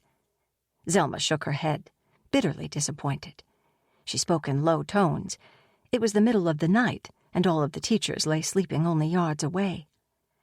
"So many years of loyalty on our part, concessions made, tuition waived, all of it, only to end this way. This is how you repay years of maintaining you here, educating your children. I regret ever giving you the opportunities you have had." The glare of the flashlight hit the face of each one in turn. "And you, Irving? I think it's your betrayal that hurts the most. It's a betrayal of trust, Irving. After all of the special faith I have placed in you." Her injured tone changed to one of resolve. "I'll have to deal with you first, won't I? You've been with us long enough to know how this ends. So you already know. Some have to be made to suffer for quite a while before their final release. And that is just." Claudia's weakness and hunger were gone. Her mind was clear and her body was gathering strength. Zelma turned to call out for backup from the dormitory rooms. In a moment she would have teachers at her command to overcome Irving. But before Zelma could raise her voice, Claudia stepped in front of Irving and knocked the flashlight from her hands. The hallway was at once shrouded in darkness. In an instant, Zelma's hand was on Claudia's shoulder, clutching. Behind Claudia, Irving picked up the flashlight and shone it into Zelma's face, a face of hatred. Zelma was elderly and Claudia was young, but there was inordinate strength in those grasping fingers. Claudia twisted in their grip and turned to see Zelma's mouth opening to cry out for help. In that moment, Claudia pulled her shoulder free, turned to put both palms against Zelma's chest, and pushed her toward the steep stairwell. Time slowed down. Zelma was falling back, reaching out to Claudia with her clawing hands. Her eyes were at first shocked, then fearful, and then pleading. Claudia, obeying a natural instinct, reached out to save the old woman. As Zelma got a stronghold, grabbing onto Claudia's sleeve, her eyes again became victorious. Claudia thought of Henry. She yanked her sleeve free, and Zelma tumbled backward down the steep stone stairs. Her descent seemed to go on, outside of time. At long last she landed, slumped and broken on the floor below. Claudia took the flashlight from Irving and ran down, to her horror passing streaks of blood, until she got to Zelma. Her left leg was bent, at odds with her body. One shoulder was dislocated, and her blue eyes were staring. A pool of liquid was spreading out behind her white hair. Zelma was dead. "Zelma will live forever." The words came echoing back to her. She had half believed them, but they weren't true. Zelma had fallen to her death in an instant. Or had Claudia pushed her? It had all happened so fast, and there were only minutes left for her to get to her son before she was stopped. Claudia left Zelma's body there. She rushed up the steps to find Irving, who had stopped at a door. He moved the keys on his key ring quietly, and with more stealth than Claudia would have thought him capable of. He inserted a key in the lock and stepped forward. Claudia followed, and after her came the woman and the man. The moonlight and lamplight from outside the building shone through falling snow into the suite to reveal a living room and other rooms beyond with open doors. One was a bathroom, the other two must be bedrooms. The man and woman went to the left, while Claudia and Irving went to the right. In the moonlit room, on a child's bed, lay Henry. He was deeply asleep. Claudia's heart filled with relief, love, and joy at the sight of him. She moved to his bed, and with one finger to her lips, she gently woke him. As he awoke, she lifted him in her arms, and he looked from her to Irving, and back to her again, and then closed his eyes, smiling. Then he opened his eyes wide at Irving. He murmured, "Is it you? Are you the giant of this castle?" Irving spoke. "Yes, I am." Henry stirred to attention. "I knew it, Mom. Remember when I told you this is a giant's castle? I was right." "Yes, Henry," whispered Claudia. She smoothed his hair as he rested his head on her shoulder. "You were right." "They said G was coming for me. I thought G was the giant. But he's not. G's just a regular man." Henry lifted his head to watch Irving lumbering toward the door. From the other room there was a stifled cry, and then silence. Claudia, her boy in her arms, was ready to leave the Hawthorne School. Chapter 75. Claudia found herself on the state route in the middle of the night, in the first snowstorm of the season, walking along holding her son's hand. The snow was already ankle-deep and still coming down heavily. The flakes coated Henry's eyelashes, and he looked up in wonder, as every small child does, at the first snow. The white gusts swirled around them, propelled by an icy wind. The sky was black, and the world was cold and silent. This was the snow under which she might have been buried. Devon was buried under this snow. Zelma, Niles, and Maggie had set the whole thing up. Claudia's mind was becoming clearer by the minute. Zelma had not wanted to risk Devon showing up at some point in the future, claiming his paternal rights, not when Henry was destined to be G's son. She saw it all now. Zelma had ordered Maggie to find Devon and bring him to the Hawthorne School, where Zelma would either acquire him as a supporter of the school or dispose of him. And Devon had made Maggie's job so easy by posting online that he was searching for Claudia. Zelma had seen almost instantly that Devon would never cooperate. And once Devon had shown Niles that he knew all about the herbs they were growing and using to subdue everyone at the Hawthorne School, the only possible fate for Devon was immediate execution. Claudia picked Henry up again, although she was weak and he was heavy for her, and she trudged on. He wore a coat she had taken from a hook in Evelyn's suite, but she herself had no coat. She had no car. She had relinquished that to the school as part of Henry's tuition. She had no phone. The Hawthorne School had taken that contraband from her. She had no money. She had turned over the contents of her bank account to Zelma, too. She had no identification. She had no friends. Henry's father was dead. She had no destination and she had no plan. When the police cruiser pulled up on the side of the road, she hurried to it. Chapter 76.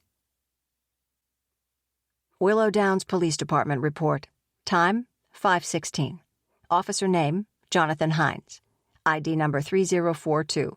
Case number 010004.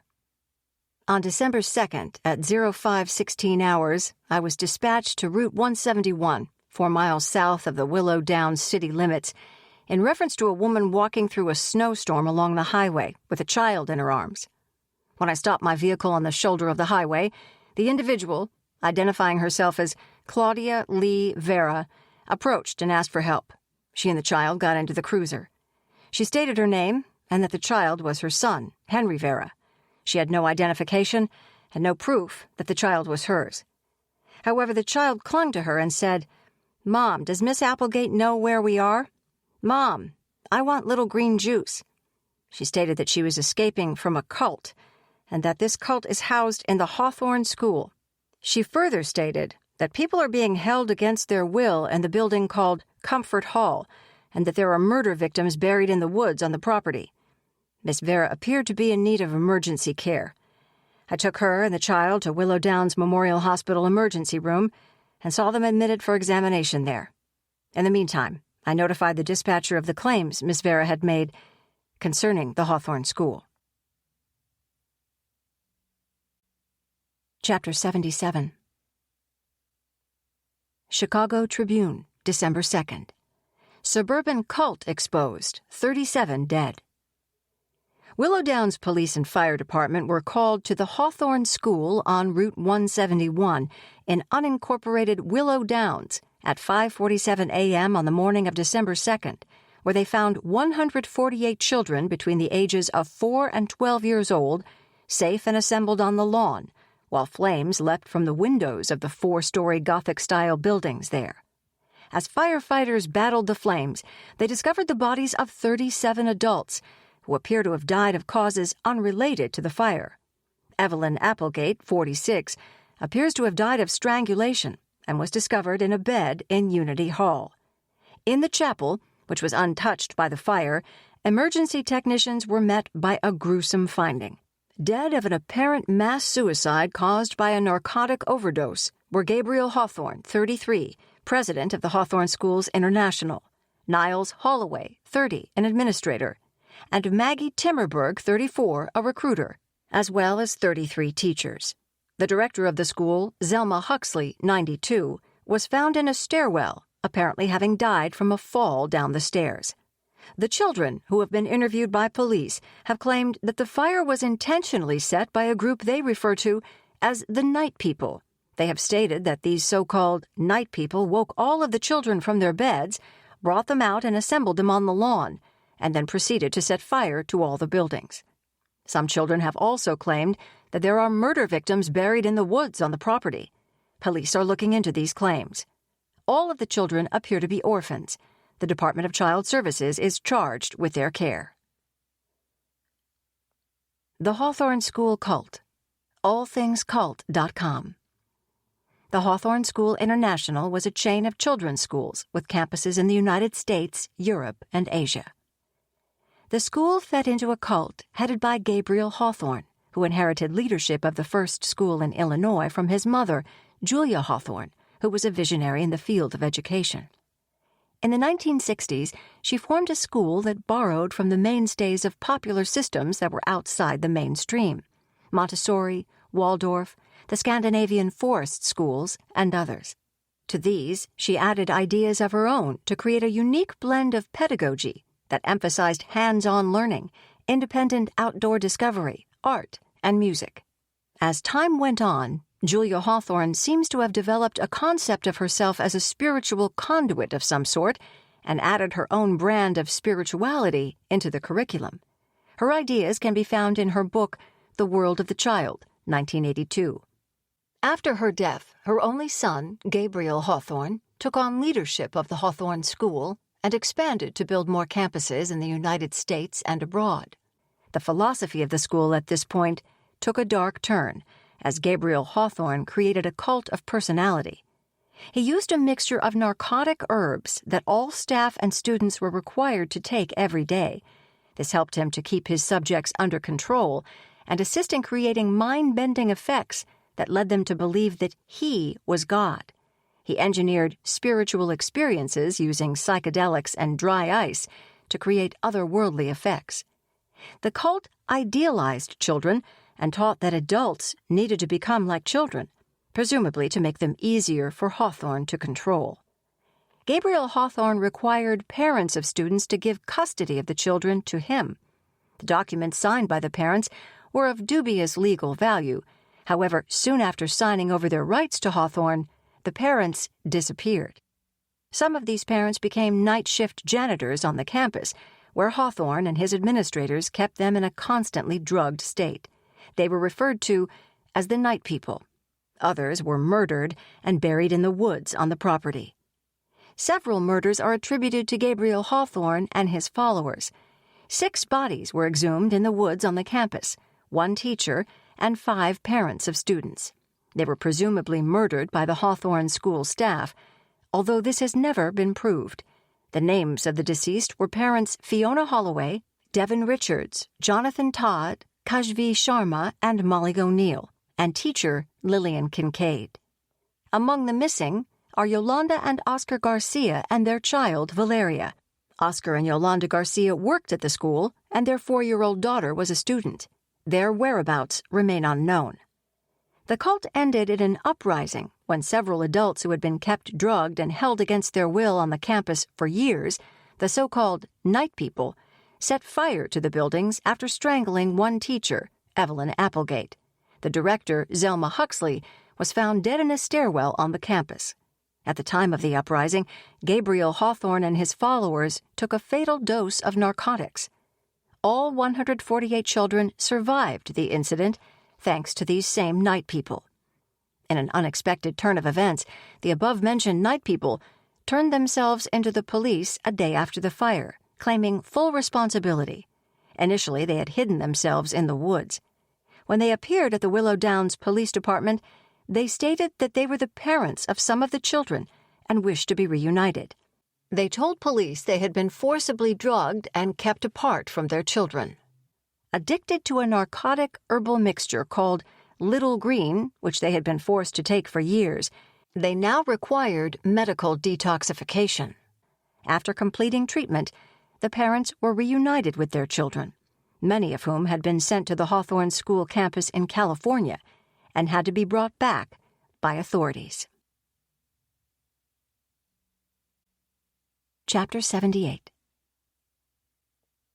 On the plane to Costa Rica, Henry was looking out the window and kicking his legs. Claudia was filling out her application for a work permit on the fold-down tray table. She was sure to find work as a massage therapist, although it might not pay much. Then again, it also didn't cost much to live in Costa Rica. She'd find a way to make it work. She'd already found a way to get her old job back and save a little bit. Now it was time to take the lessons learned and to move on. She'd create a new reality for them both. She looked at the sunlight reflecting off Henry's face, giving him a beautiful glow. He was safe, and he was well, she reminded herself with gratitude. The morning they were admitted to the hospital, the thing Claudia had dreaded most was Henry's withdrawal from Little Green. Her own experience had been horrific. As with the majority of dreaded events, it was not nearly as bad as she had anticipated, as his weaning occurred under medical supervision at the hospital, where he was administered carefully titrated doses of a medication to assist in his withdrawal. Henry hadn't noticed the loss of his red string bracelet, which Claudia had cut from his wrist while he slept in the hospital. What bothered Henry most was the loss of his teacher. Claudia told Henry honestly that Miss Applegate had died the night of the fire, but of course she kept back the fact that the cause of her death was murder. At 4 years of age, Henry's grasp of the concept of death was weak. "But she'll visit us in Costa Rica?" Claudia shivered and only pointed to the sunlit clouds so distant beneath them. "Look, Henry, we're so far away already.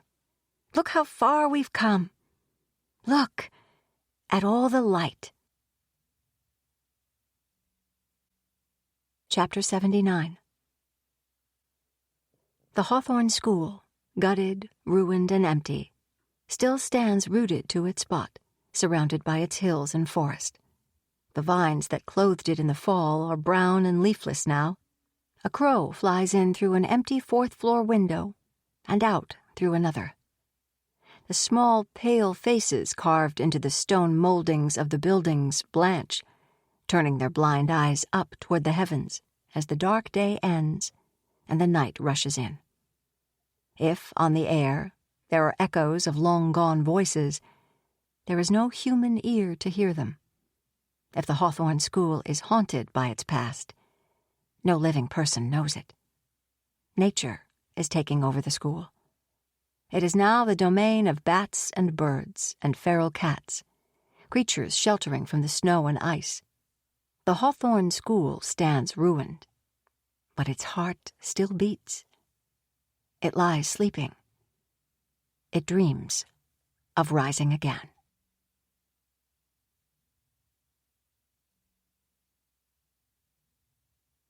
This recording of the Hawthorne School was presented by Dreamscape Media, LLC, narrated by Nan McNamara, produced by Pete Cross. Text copyright 2021 by Sylvie Perry.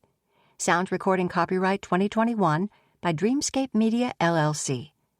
This recording may not be copied or played for an audience without the written permission of Dreamscape Media, LLC.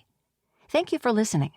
Please check dreamscapepublishing.com for Dreamscape's latest releases.